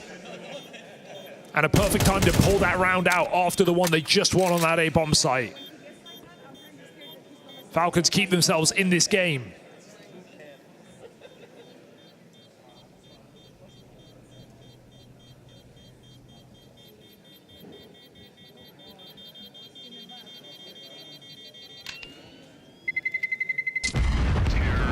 Now with an eco to follow, this is starting to tighten up in a big way. Almost hope this is where you let Wonderful off the leash a little bit, right? Try and force some fights on his AWP, because he's held on to it a couple of times now. Just found himself out of the action. So maybe this is where he says, I'm going to stop giving them the chance to avoid me. In rounds like this, you need a hero to emerge, and one of the ways you can do that is just by forcing these opening fights. So what kind of look do we get for Na'Vi? No aggressive line for Wonderful. A bit just committed to that A-hold. Falcons were nervy about some early aggression. You've got Nico floating around the rugs, making sure no one can push out A. Two-man hold out towards the B main push. And Wonderful is now going for that peak. Got to flick down on this because Tessez holding for it. Missed shot. Ooh. He closes in. That's the wrong man. You know that Wonderful's still here, but it's just this one orb. You're surrounding it on all sides. There's nowhere left for Wonderful to hide. So they go right in to that AWP. They give Na'Vi their wish. Falcons still get through with the round win. I say that. Bomb was out towards the T stairs. Nico taking a safe path to rotate, but it's Carrigan who's got to cover, and Bit taps him out. Oh, no. This bomb is now trapped, cut off from the rest of the pack. Is Bit aware of this? Nico's been sneaking. Will he be able to put 2 and 2 together on that? Wondering why was someone holding. Oh. Nico gets by with a bit of help from the rest of the Falcons. Util comes down. Bomb dodges this threat.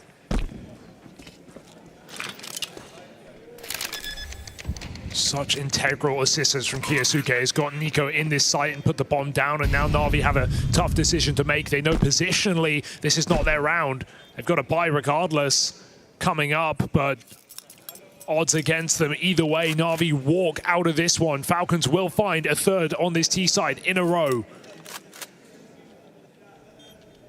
We are going the distance. It felt like Falcons were ready to roll over in this series. Na'Vi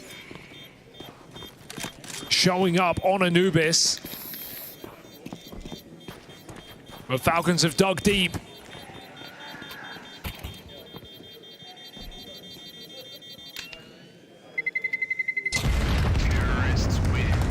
Love the round opener as well, getting Kyosuke into con very quickly. m0NESY covering him, letting the young rifler trust in his mechanics to fight the window. Strong early map control for Falcons. What will the next call be? Na'Vi have used their final timeout. There are no more left in regulation. Both teams burning all 3. Zonic's last chance to talk as well. Blade recapping the game plan, because while this felt like a quick, easy finish for Na'Vi, no reason to get stressed. Some very clutch rounds down the stretch for Falcons have made this all too close for comfort.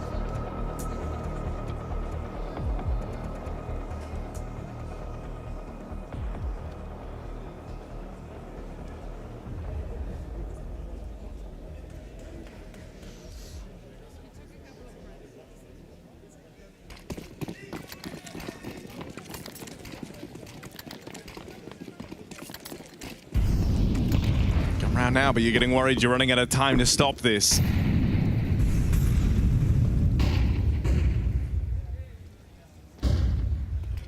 Again, adopting this triple B lean for Na'Vi. Tessez throws in the lurk smoke to try and keep him there.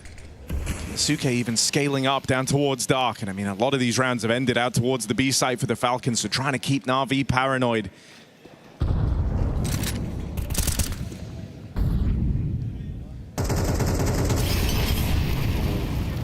Util comes in, and with a flash, that hands Kyosuke control over Dark. Ema, flash play in middle is a nice way to set a tone. Set up by Alexi, he's dealt with Carrigan. Falcons now a man down. Kyosuke dead, and the push out through the connector. Tessez trying to bail them out. Wonderful getting pincered, getting cleaned up. It's Tessez double openings that flip the script on this round. Bomb rotating in late, so you got to save a smoke for the cross. Luckily enough, m0NESY's bringing his own. Nico and Tessez, they just can't relinquish even a meter of ground here. Smoke goes down. Bit thought about playing through it, but no util for that, so you just got to group and hit, go together. First man spotted, it's Ema. Little labored for Nico, but boy does he make up for it, and Tessez just continues this tear. That's a 3-on-5 out of the Falcons, swept back the other way so quickly. And that's a nice Rene at the end of this one. 3 massive kills from him on the entry. I just can't believe he walks the smoke. He does it alone. His teammate's coming out connector. He just charges through that B main smoke. Absolutely fearless play from Tessez with all the pressure on. Gets himself a double entry. Finds a 3K in the round. Nico hunts down Alexi B. Falcons playing like they have nothing to lose with everything on the line. And Tess's big game, big play across Dust2 and Anubis. He has just been a rock for the Falcons. I absolutely love that. You know, one of the conversations earlier from the desk was how, you know, when he made that smoke push play back on Dust2, that's the comfortability of a massive lead. But there's no lead here for the Falcons. That was a round that was getting away from them, a round that could have decided whether they lock in playoffs today. And Tess makes the baller move. Money broken.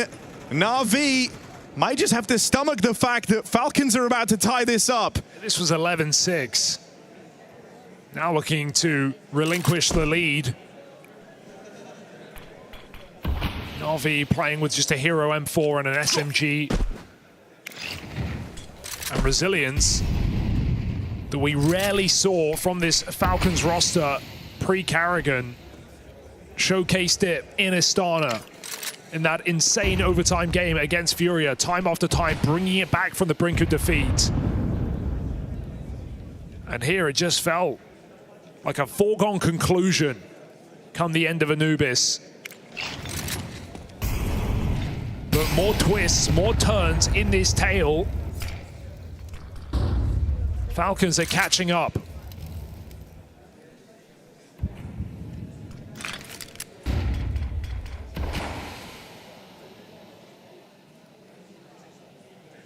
Got to be careful, man. This 5-7 is lethal.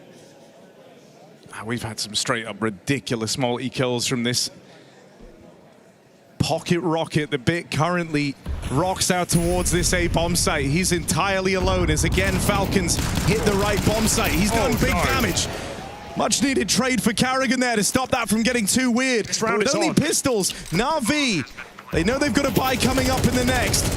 They just might give this one a look in. Smoke in the way. Gonna slow the roll of this retake, and it looks like they're fanning out to go and save. Oh man, if that smoke doesn't come down, Falcons, the last bit of util in this round. Na'Vi are charging through that with a couple of flashes, and Kyosuke already wounded. It's gonna gotten very scary. Ima certainly has to save his gun. But Na'Vi, do they want to go searching for AKs at the end of it all? Looking for anything they can get. Falcons exiting together in CT. Wonderful the chance to make a bit more money for that orb later on, but Kyosuke denies. And that is 11 apiece.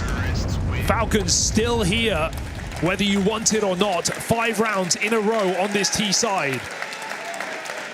And in this whole streak, you know, they've walked into the stack, I want to say once. Other than that, they've been dodging these Na'Vi stacks. They condition them to worry about that B bomb site a hell of a lot, with just a relentless slog of B hits. Now breaking away into A plays. At this point, Na'Vi, they've fully kind of lost the read. They've lost the initiative on this game. Falcons in the driver's seat. They've got momentum behind them, a 5-round streak on this comeback.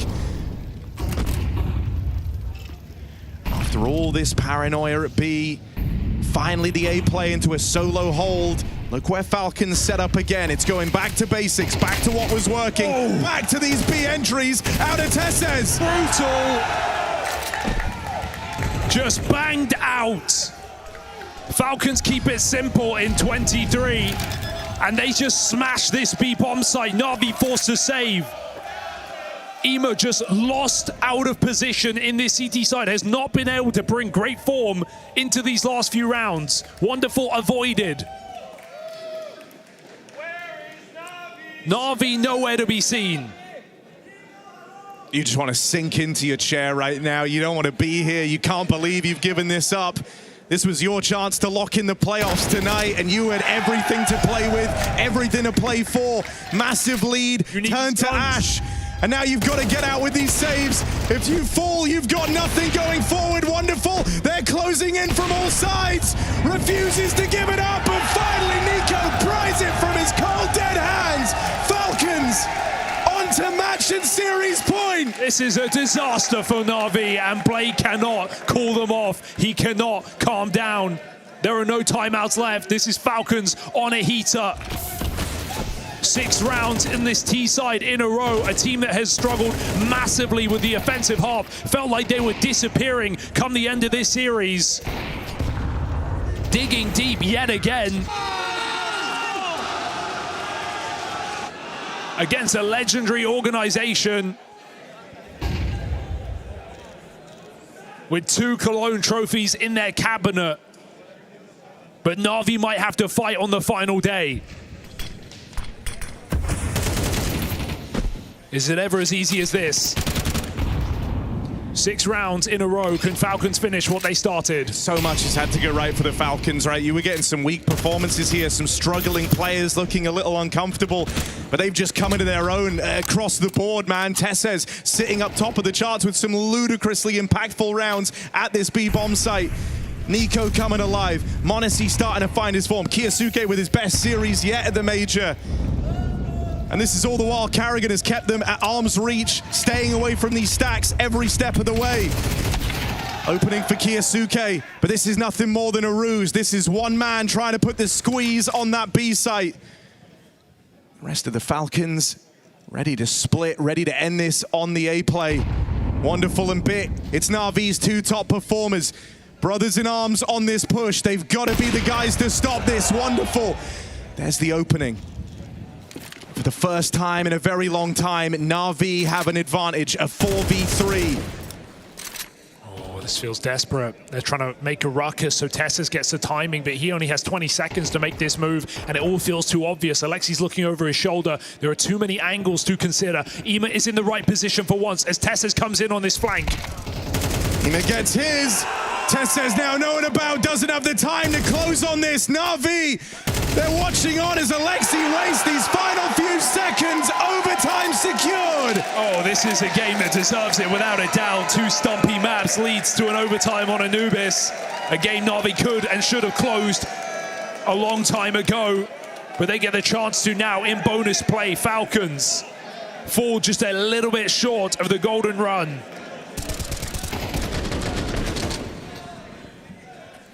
Captain gets them there. Much needed multi-kill in that B site keeps Na'Vi alive.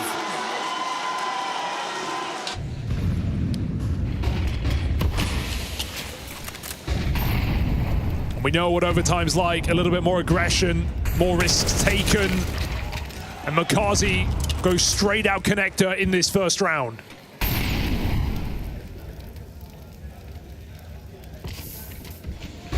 Instant B hit. They try and pick up the pace. This time, bit more of a hold for Ema, and with Makazi close by, he'll help him out. Same double for Tessez. Nico, it's m0NESY. The big duo of the Falcons left in this one. So m0NESY gonna open, nades rain in, but they don't finish the job. First you see the flash, and now you're waiting for that thunder. Nico close by. Wonderful, doesn't go. Doesn't elect to play. Is he really writing this one off, or is this just a reposition? Surely you're not throwing in the towel.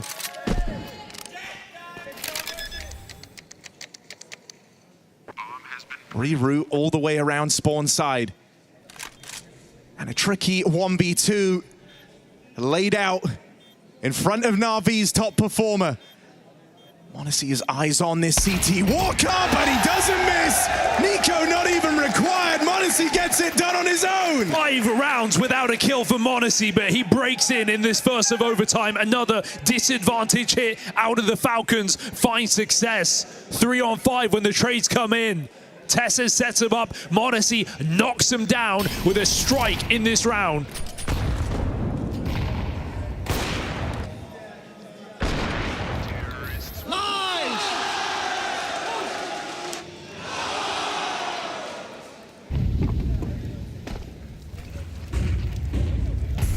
Back to the water. m0NESY covering Kyosuke again. This 1-2 punch up connector. Triple B for Na'Vi. It's been abused. Threatening mid-utility. As Carrigan gets in the mist. Last time Ema came through the smoke, he cleared it entirely. This time he waits him out. Carrigan's already low. Just a couple of shots in the head for Ema. As Na'Vi go investigating, they clear mid entirely, putting bodies back on this A site. No better time for it. They're coming through that. Nico First man in, first to fall. Trade back for Tesses, who has just been electric. That's going to enable a plant. That's going to put the time pressure back on Na'Vi, but they're here very, very quickly. And they're chomping at the bit to begin this retake. Quad swing, Tesses, mow down. Oh, way! What form are we getting out of Tesses? What is this from this guy? Nearly 30 kills deep as overtime rages on. Unbelievable impact in this game for Tesses, and that is back-to-back double man advantages for Na'Vi. 5v3s, the Falcons swiftly trade back in their favor, and this post-plant is a thing of beauty. They just line up for Tesses. Tesses hasn't been shy in talking about the adjustments since Carrigan joined. The kind of weird spot he's in with having to both be the safe pair of hands and a risk taker, but he is nailing that right now. Nico with this trade, the water aggression stemmed by the Falcons. Now it's lost you two big names. Monesi, Kiyosuke sitting out in this final round of the overtime. Tesses just playing his timing, walks right by Bit. Turn around on that 5-7 and Tesses is gone. And so he won't be here to bail out the Falcons. It's got to be this long-awaited reunion of Carrigan and Nico.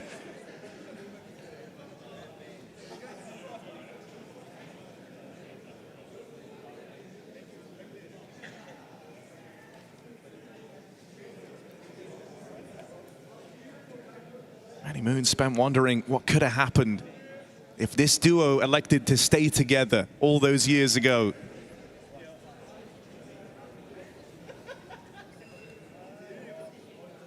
It's time to find out. Full util here in an empty B bomb site. That is going to get your mind racing. Where are these B players? Where are Na'Vi? There's a spot for Bit. That's both kills on a platter. And Nico is the right man to find out of this pair. Carrigan thrust into a 1v3. And an awkward one at that. Bit closing in main side. Rotate out towards CT for Wonderful.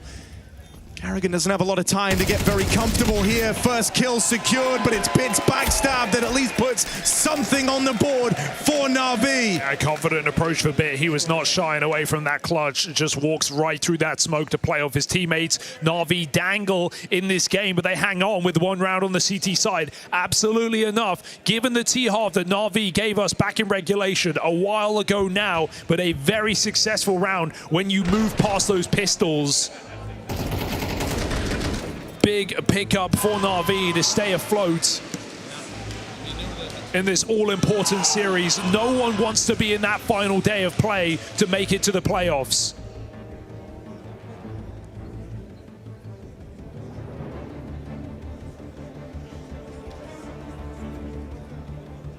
Blade's been absolutely dying for the chance to jump in and say his piece. He's waited till Na'Vi move over to the T side.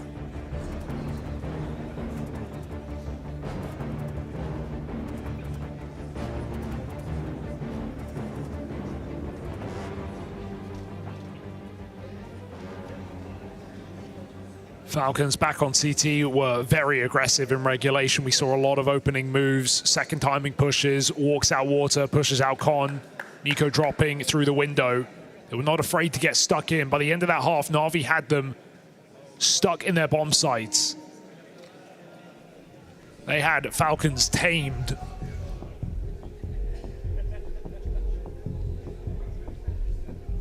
Well, Falcons bring that same aggression that they started in this third map with.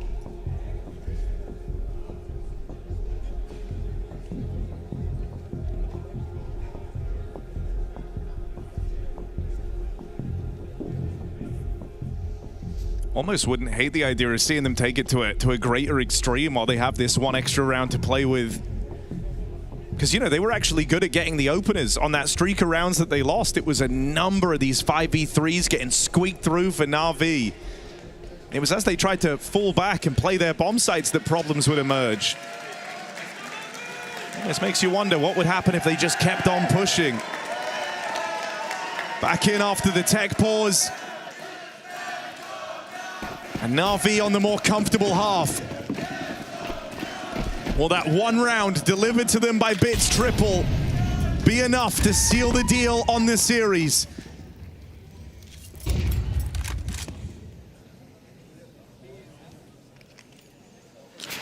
Gonna see a very different pace of play out of Na'Vi. Falcons were bombastic and explosive on their T-half. Na'Vi a lot more considered. It's about the slow grind, wasting the util, misdirecting your opponent. And now with a foothold taken down here towards the connector, eyes set on a potential B split. Yeah, no ifs, ands, or buts. This one's happening here for Na'Vi. No matter what gets thrown their way. Bit of a feint towards the middle with that util is going to send Nico back into Tesses, and so that leaves the other three of Falcons holding on this site. m0NESY moves in, hits his shot with ease. Trying to take a repeat, trying to take another advantage because they got Na'Vi blocked off. You want to leave right now. You've just learned about this m0NESY AWP in the worst way possible. You lose Bit. Your star rifler brushed aside by the AWP. I don't think you can leave. I think you have to recommit. You've got two players stuck in the mud, committed to this B site. m0NESY's moved away, back of the site. Only two CTs here, make that one. It's only m0NESY or bust. Second shot lands now. He learns about the Wonderful AWP. For the time being, he's so focused on dealing with the connector. Oh, and there's Wonderful owning that angle. m0NESY walks right into it. Nico and Tesses. Do they give this one a look in? Oh. Hop, skip, and a jump for Alexi. Keeps him out of harm's way, and that Wonderful AWP continues to cover. All right, we're back to regulation. We're Wonderful feeling like an unstoppable force here for Na'Vi. Massive shots to defend that site, and again, the pressure felt by Falcons. m0NESY taking that re-peek into the AWP. He slides in. What a dangerous decision. Must be feeling like he's getting scaled on by a rifle. Why else would he do that? Wonderful just holds the line. Na'Vi trade out, 14-14. Timeout for Falcons. High pressure on that B site.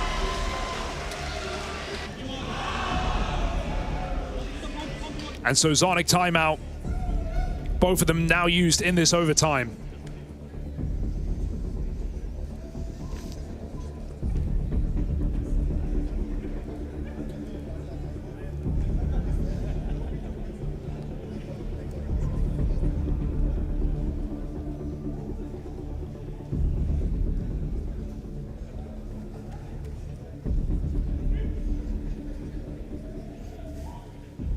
It's our last map of the night.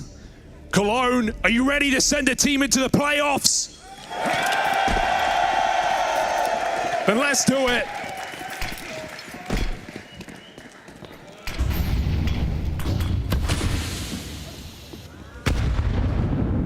Patience is the name of the game.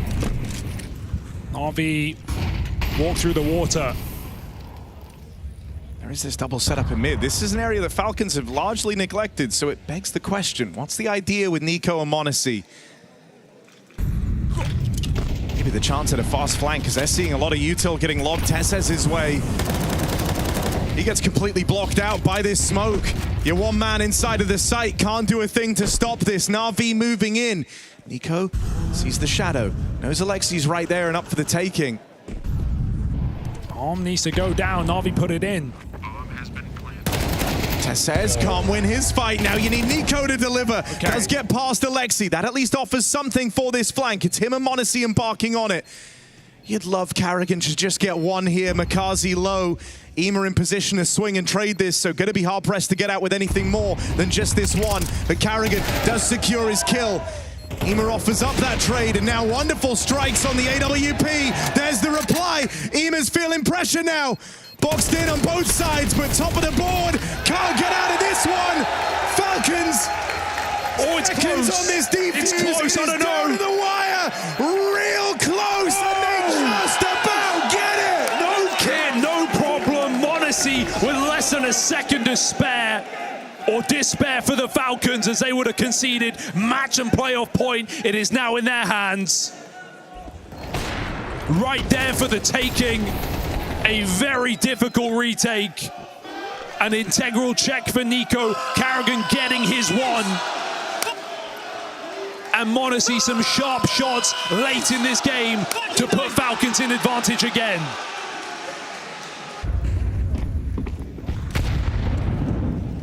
is their second try to close this out. Oh, m0NESY knows he has one right here. Only the tag onto Bits, softening him up. And in a way, you feel like Bits' round basically ends on that fight. 2 HP and relegated to the sidelines. He'll swap off, taking the AWP from Wonderful. Oh, damn, that hurts for Wonderful, man. It makes sense here for Na'Vi, but Wonderful has just been so reliable on the AWP. He has been going toe-to-toe with m0NESY all map. He's been besting him in head-to-head as well.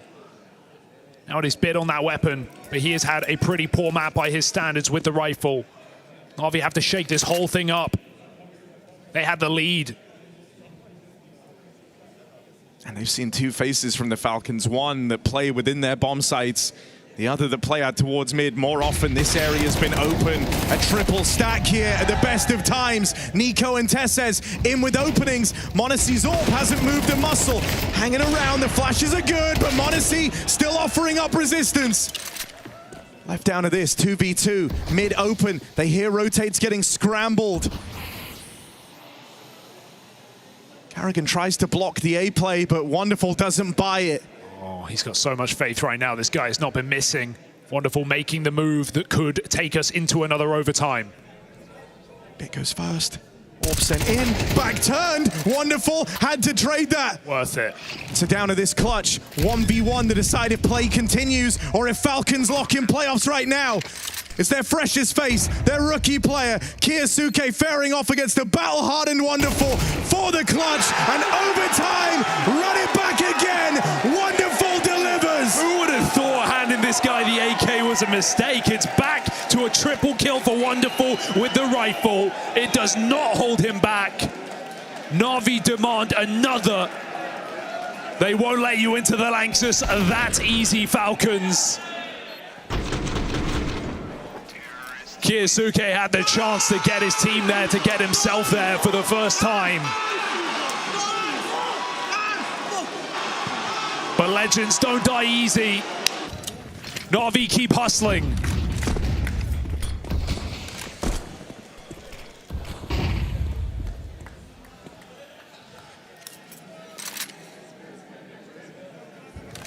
And hard to not feel like Na'Vi now feel like they have a big degree of freedom. They're on the better half.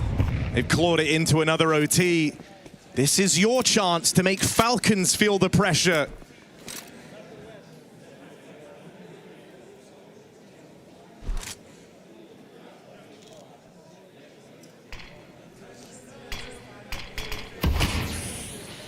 Heavy stack out towards this A bomb site. Na'Vi very interested in this control. Tesses again left to his own devices here alone. Playing a block, but this can sometimes feel risky. Depends the pace you get out of Na'Vi as they round this corner. Makazi ain't slowing down, and there's an opener just handed over. A site now ripe for the taking. Karrigan and Nico try to scramble these rotates in. Karrigan with one. Spam gets a little bit crazy for Karrigan, but he's delivered on some damage. Rotates arrive. Bomb at the back of the pack, and that kill on a bit might give you a second thought here if you're Na'Vi. You see Kyosuke arrive, and you're getting nervous. Have you missed the timing? You've missed this window. Alexi, does he have a clutch in him? Bomb across to the fountain, so he's got to commit, and crossing into this m0NESY AWP feels like a death sentence. Falcons with the first in this second overtime. It just feels like whoever gets these opening kills in the round is destined to lose, and both teams have won some massive disadvantage. It was Na'Vi to win a 3v5 just to get back into this second OT. They get the entry on A, but still Falcons hold strong. Rifles just throwing themselves at that A hit. Na'Vi gonna have to get a bit fakey here now on this T side, as Falcons do not take that push for granted. Shaky round from Tesses despite a fantastic series, but his team bail him out. And 2 overtimes deep. How much can your prep really save you?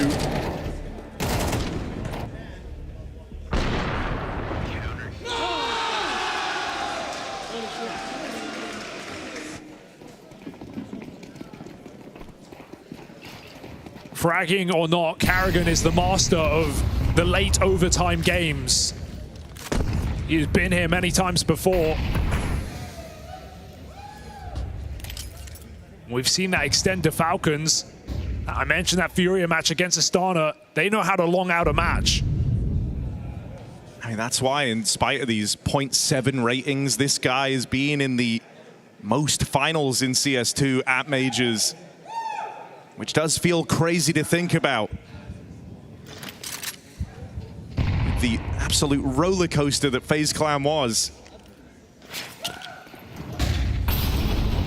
This is a guy who knows how to cool under pressure.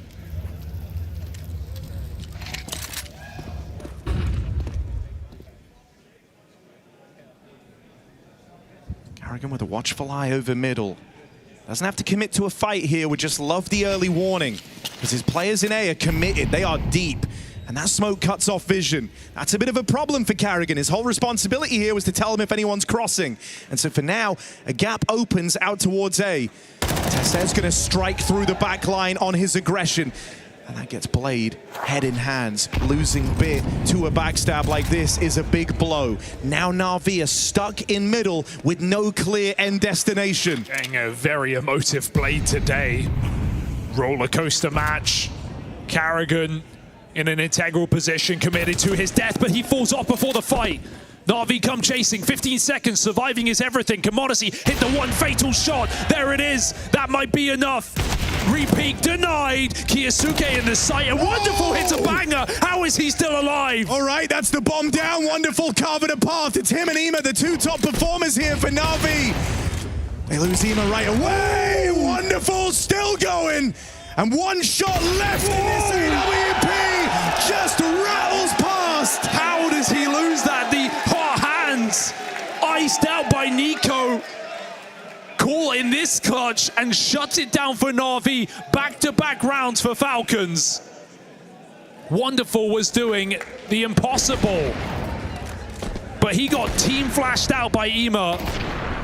He still follows up. It is not enough.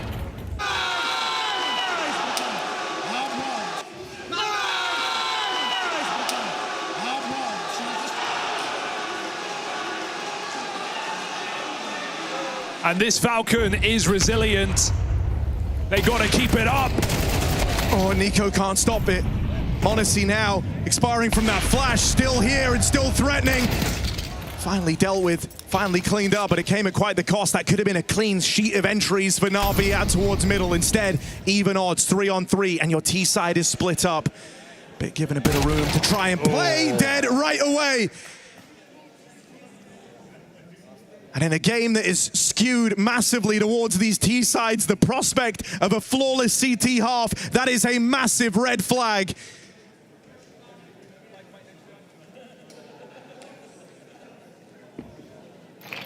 Kiyasuke had his chance before in that 1v1 to end this series for once and for all. Now he can give Falcons a flawless round on the harder half.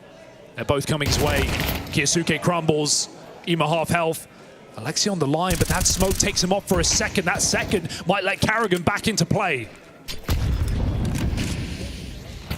Reroute, regroup. Background spawn for Tessez. Karrigan going to drop mid. Smoke is going to block Tessez. It also lets him get closer. Karrigan is moving in, and Na'Vi play the time. They play the bomb. They've got a molly for it as well. There is no smoke to put that out. They were never given the chance to do this in that previous clutch attempt for Wonderful. So this time taking full advantage of the chance to reposition. They don't want to win this with Brawn, they want to win it with smarts. Molly ready to come in and stop that defuse. And now there just simply isn't time for Tessez to win this. Decided by the util. Na'Vi, 16th round locked in. They get something done on this T side. Oh, just a feeling of relief again to hang on, but it's on the T side. You get one round, not advantageous for Na'Vi at all. Very different game in overtime, yes, but still questioning whether Falcons can close. They're the ones who have had the opportunities in this series. They've had the playoff points.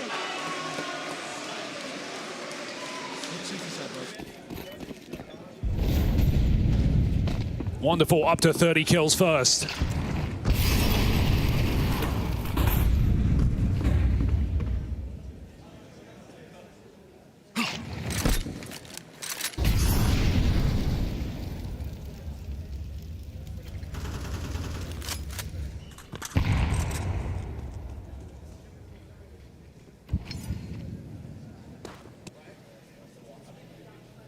Falcons have done a lot of work in these T-halves to try and get Na'Vi paranoid about these sudden pops.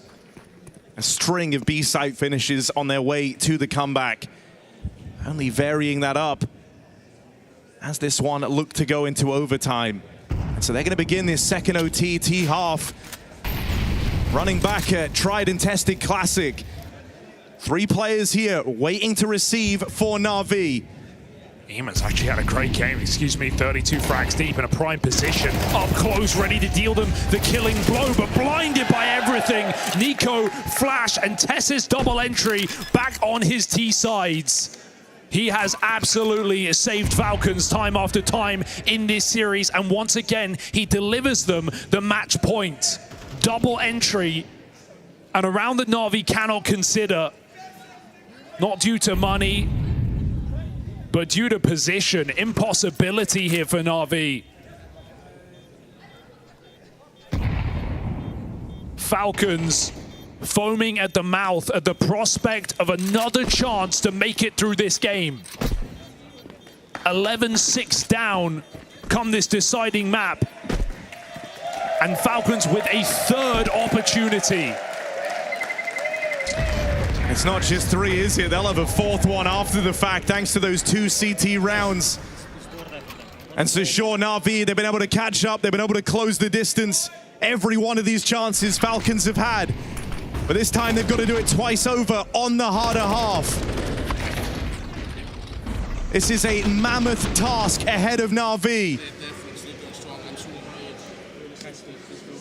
Guys, it's door there for them. You heard Monacy there. It's do or die for them. He knows the pressure they're under. He knows what they're feeling. Off this peak.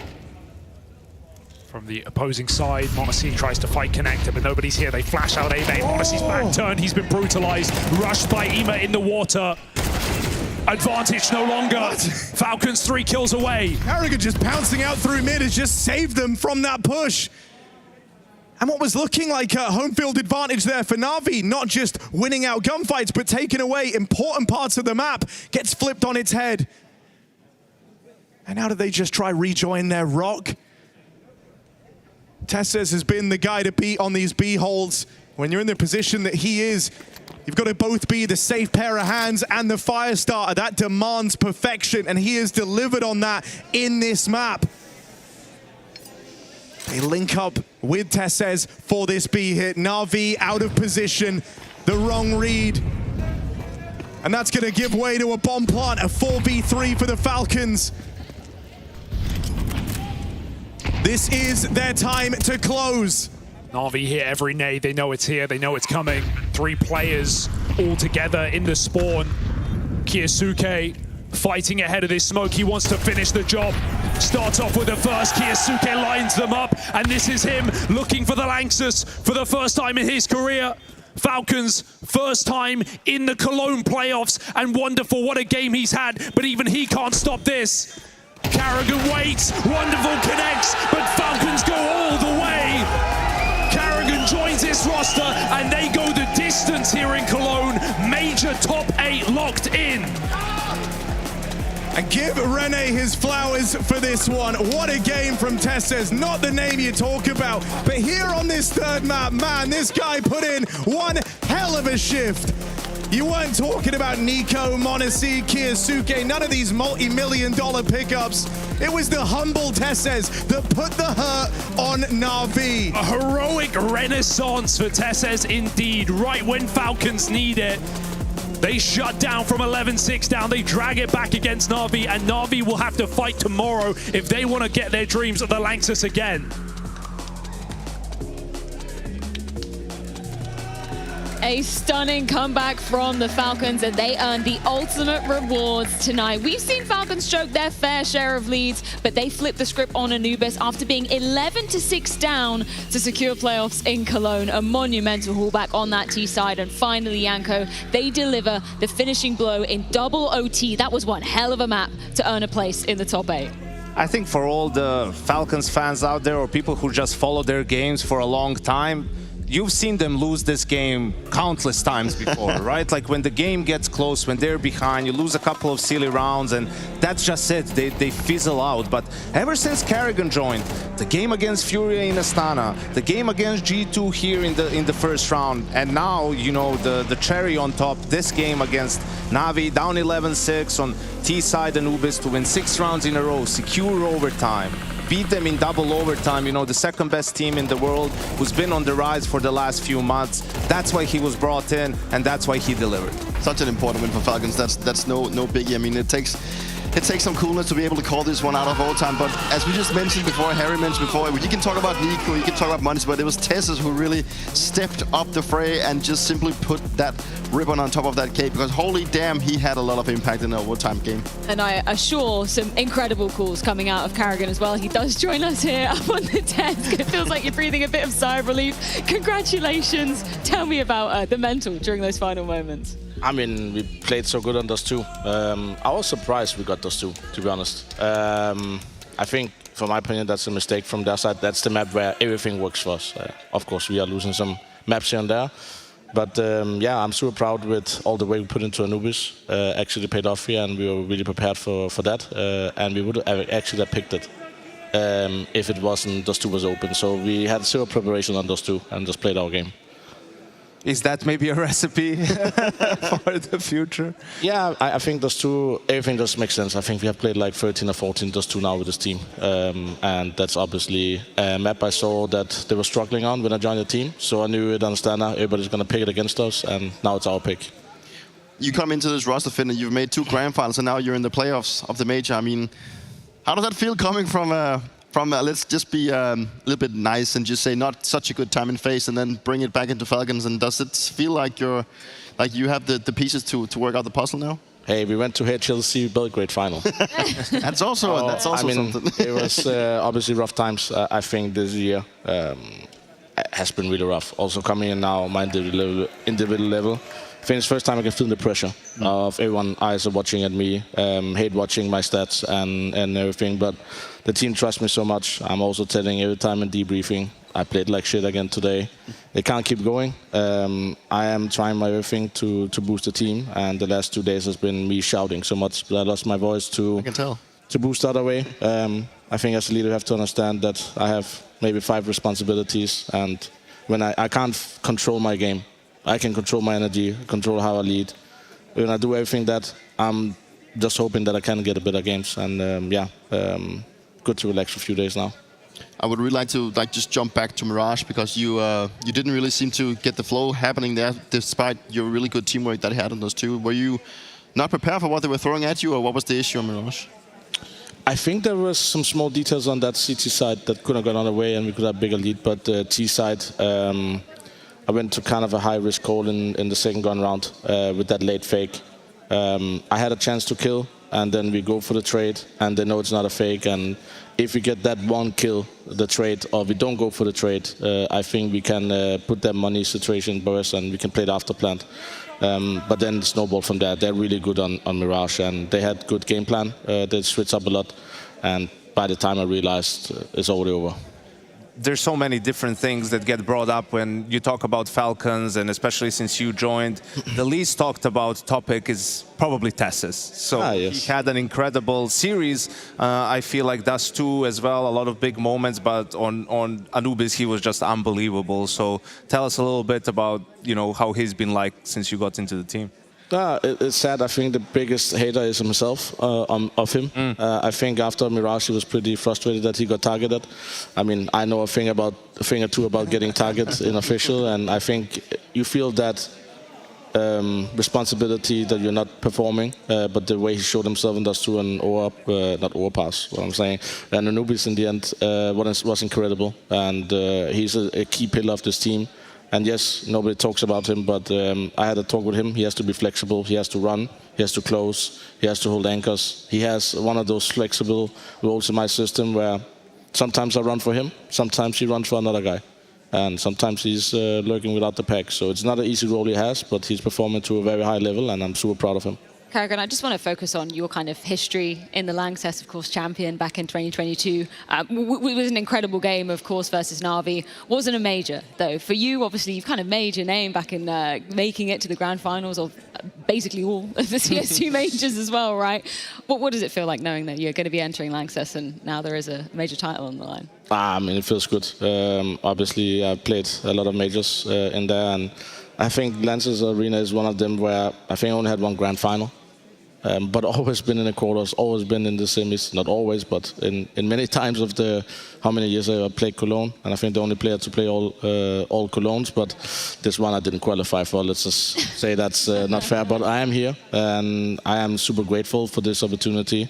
3 games away from winning the major in Cologne, dream come true, and a few days off now, and super proud the way we beat Na'Vi today. That I think everything can be possible, but our consistency has been the biggest issue, but maybe we play up to the enemies, because we play way better today than we did against Monte, and Monte almost beat Mongols, so there's a lot of good teams in this major.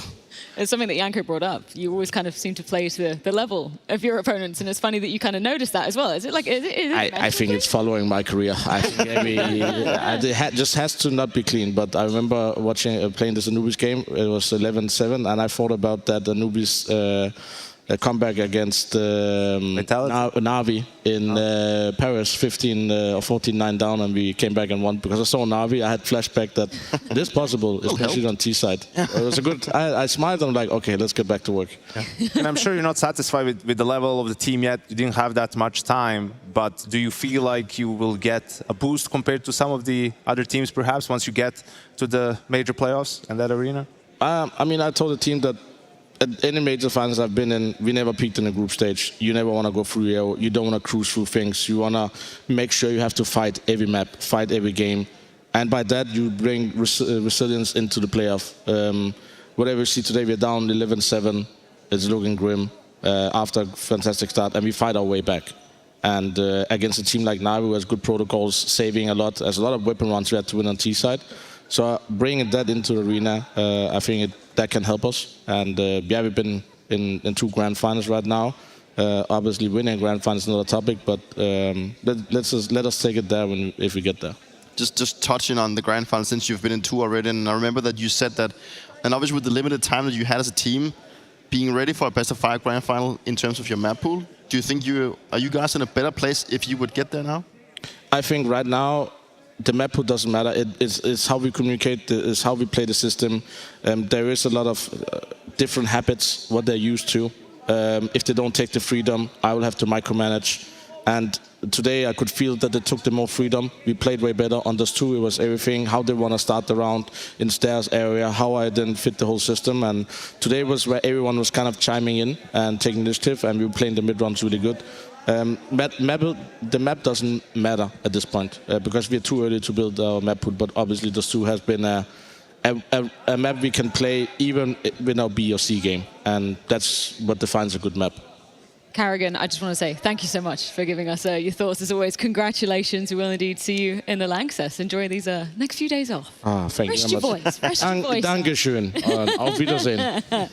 Beautiful stuff. That is Falcons securing a spot in top 8 at the very least of the Intel Extreme Masters Cologne Major 2026. I love getting to pick his brain. Always so honest and kind of upfront with us about the current situation, right? And he's not obtuse to the critique that's been thrown his way, but the fact that he proved that his system that he's implementing within Falcons, it works. When they're in those high-pressure situations, on the T side as well, he's pulling things back and giving them that resilience. Yeah, I've been very vocal about, like, I don't care about this, like, the statistic stuff, because there's a list of priorities for him when he joins the team. Yes. His individual performance isn't at the top of that list. No. Like, if they're going to lose games, that's not going to be the main reason. Can he shoot a little bit better, kill a bit more people? Sure. Is that going to be the main thing? No. And then you can see in some of the one stat that matters is the win-loss column. And they've been winning some games that they would usually lose. And I think also some of the things that he has brought in terms of leadership, resiliency, like, that matters a lot, right? And for everything else, it needs to get built with time. And I think just for their future, the sort of wins that they've had, that gives everyone confidence. It starts building trust in Carrigan, in his system. And yeah, I think we'll see how they do in the playoffs. I can see into the very near future as well, and it's pick'ems. I think it looks okay. I think the future looks all right, I think. How about you, Janko? Well, for me, it depends on tomorrow. I have 3 now with Spirit, Bait, and Falcons making it through. So I need Navi, G2, and Foot are all playing tomorrow, and I need 2 out of the 3. So depends on the matchups, I guess. Yeah. I think we're kind of similar if we could bring mine up. Yeah. Also think that I'm doing pretty okay. I got Falcons there. Obviously the legacy one didn't really give me the thing, but I mean, Bait's out, throw 3. That's good for me. If we can give Navi and G2 go, I think we have 4 out of the 3. That's definitely a case that I can make it through. Yeah, you're looking pretty safe. Okay. Let's take a look at the matchups. Okay, this is exactly what we wanted to see. 90 versus Mongols kicking off the day. BetBoom versus Foot, and then rounding out the day, Navi versus G2. Ouch. Okay, that's a big head-to-head. Both of those teams have had not an easy run here. No. I mean, you know, who did Navi play? Spirit, Mongols, Falcons, obviously, and one more team. That's one more team. That's rough, man. Yeah, and then they got to go up against Navi. Yep. Good luck. I mean, what are we taking away from Navi here? Obviously, we've been, riding that Falcons high because that was just an incredible performance. But where do you place Navi after that one? I think it's just they have to start better. I mean, even in the Mongol series that they won, they were 1-0 down and they were losing on the second map too. Did manage to come back and win that one. Yeah, they had the legacy game now as well. But yeah, I mean, they were close. It seemed like they were going to be able to close it out. But Blade was, I can't remember last time I saw him that visibly frustrated. And also, I mean, you heard it from Carrigan as well. Like, I don't think I've ever said this, but I think Navi really messed up the veto, right? Like, vetoing Nuke over Dust 2, and I just think that giving Dust 2 to Falcons at the moment, where they're not confident on a lot of maps, like, doesn't make too much sense, and they paid the price for it. I think there was a bit of frustrations in the camp. Also, just like the player camps were, obviously they were frustrated with how they did on Dust 2. But overall, I mean, like as you just mentioned, Janko, like it's been a while since we'd had Blade doing it, not only once, but it happened like multiple times where he was just like looking at his players like, what the hell are you doing right now? It's like, I don't know if they were like deviating from the game plan or they were just making too many like bad decisions. But it just felt like they were off in some of the situations where they shouldn't be, and we expect more of them. But you know, there's still a game tomorrow. It's very important, very, very important that they reset for the game tomorrow, because you know, going up against G2, they will come in as a favorite again. So there's still some head of the light. I think I quickly want to give props to Zonic for one thing. I think Blade used his final timeout in regulation at 11-7. And I mean, that game was close. I'm sure Zonic would have liked to chime in and had something that he maybe wanted to change, but like just holding it in and not letting Blade get another timeout, I think that definitely did more good than harm for his team. But yeah, that was one crazy game. Yeah, it was incredible. Thank you guys so much for your thoughts. Thank you all at home for joining us as well. Last day of Stage 3 will be going down tomorrow. We use the term a lot, but quite truly, last chance saloon for the final 3 remaining spots inside the Lanxess. We'll see you tomorrow.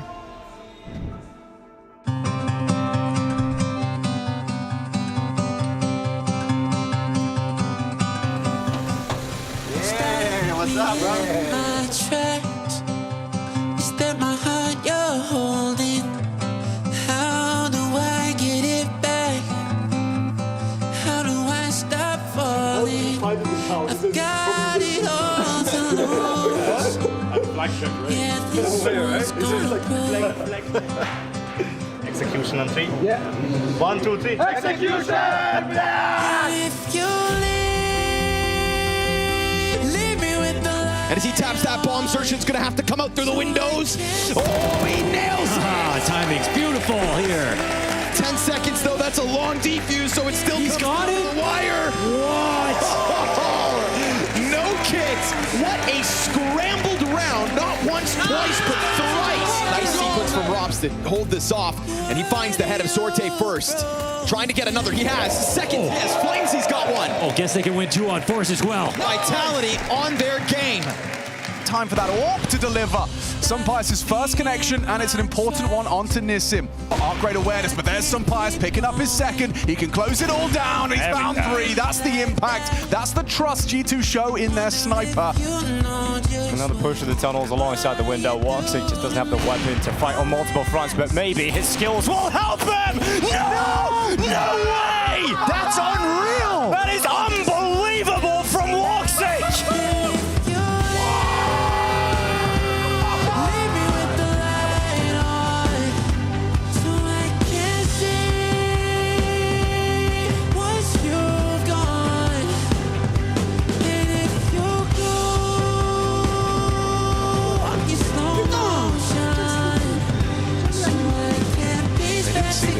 saw this. That's a free kill. Why not make it the double? Na'Vi not out of the woods yet, in spite of all these openings, because Tesses is ripping heads off. Oh, it's Seconds close. on this defense. It's close, I don't down know. to the wire. Real close. And they just about get it. This year, MOUZ's flag does not fly in the cathedral. We're out of the major now, and yeah, that's it. Mongols make it through to the final day of play, and it is heartbreaking for Monty. They will exit. I think just the way we played the major now was not enough. The youngest team at the major keep their foot in the door. Now he returns back to the Lanxess as major champions, trying to stick the landing on a double whammy. Carrigan joins his roster, and they go the distance here in Cologne.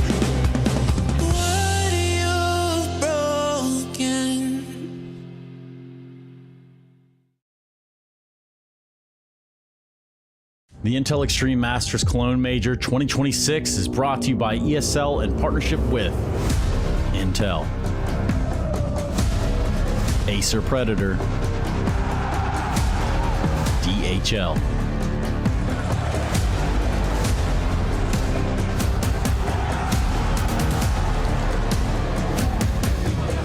and Zoe.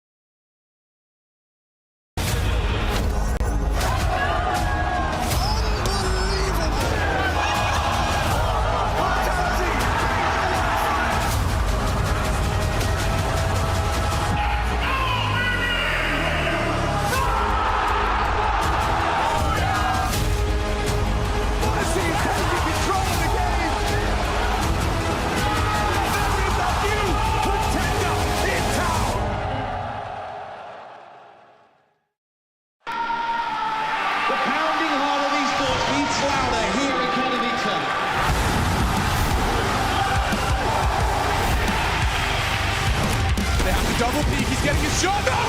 Unbelievable! Something special to throw this decoy, and that's exactly what happens. Got him,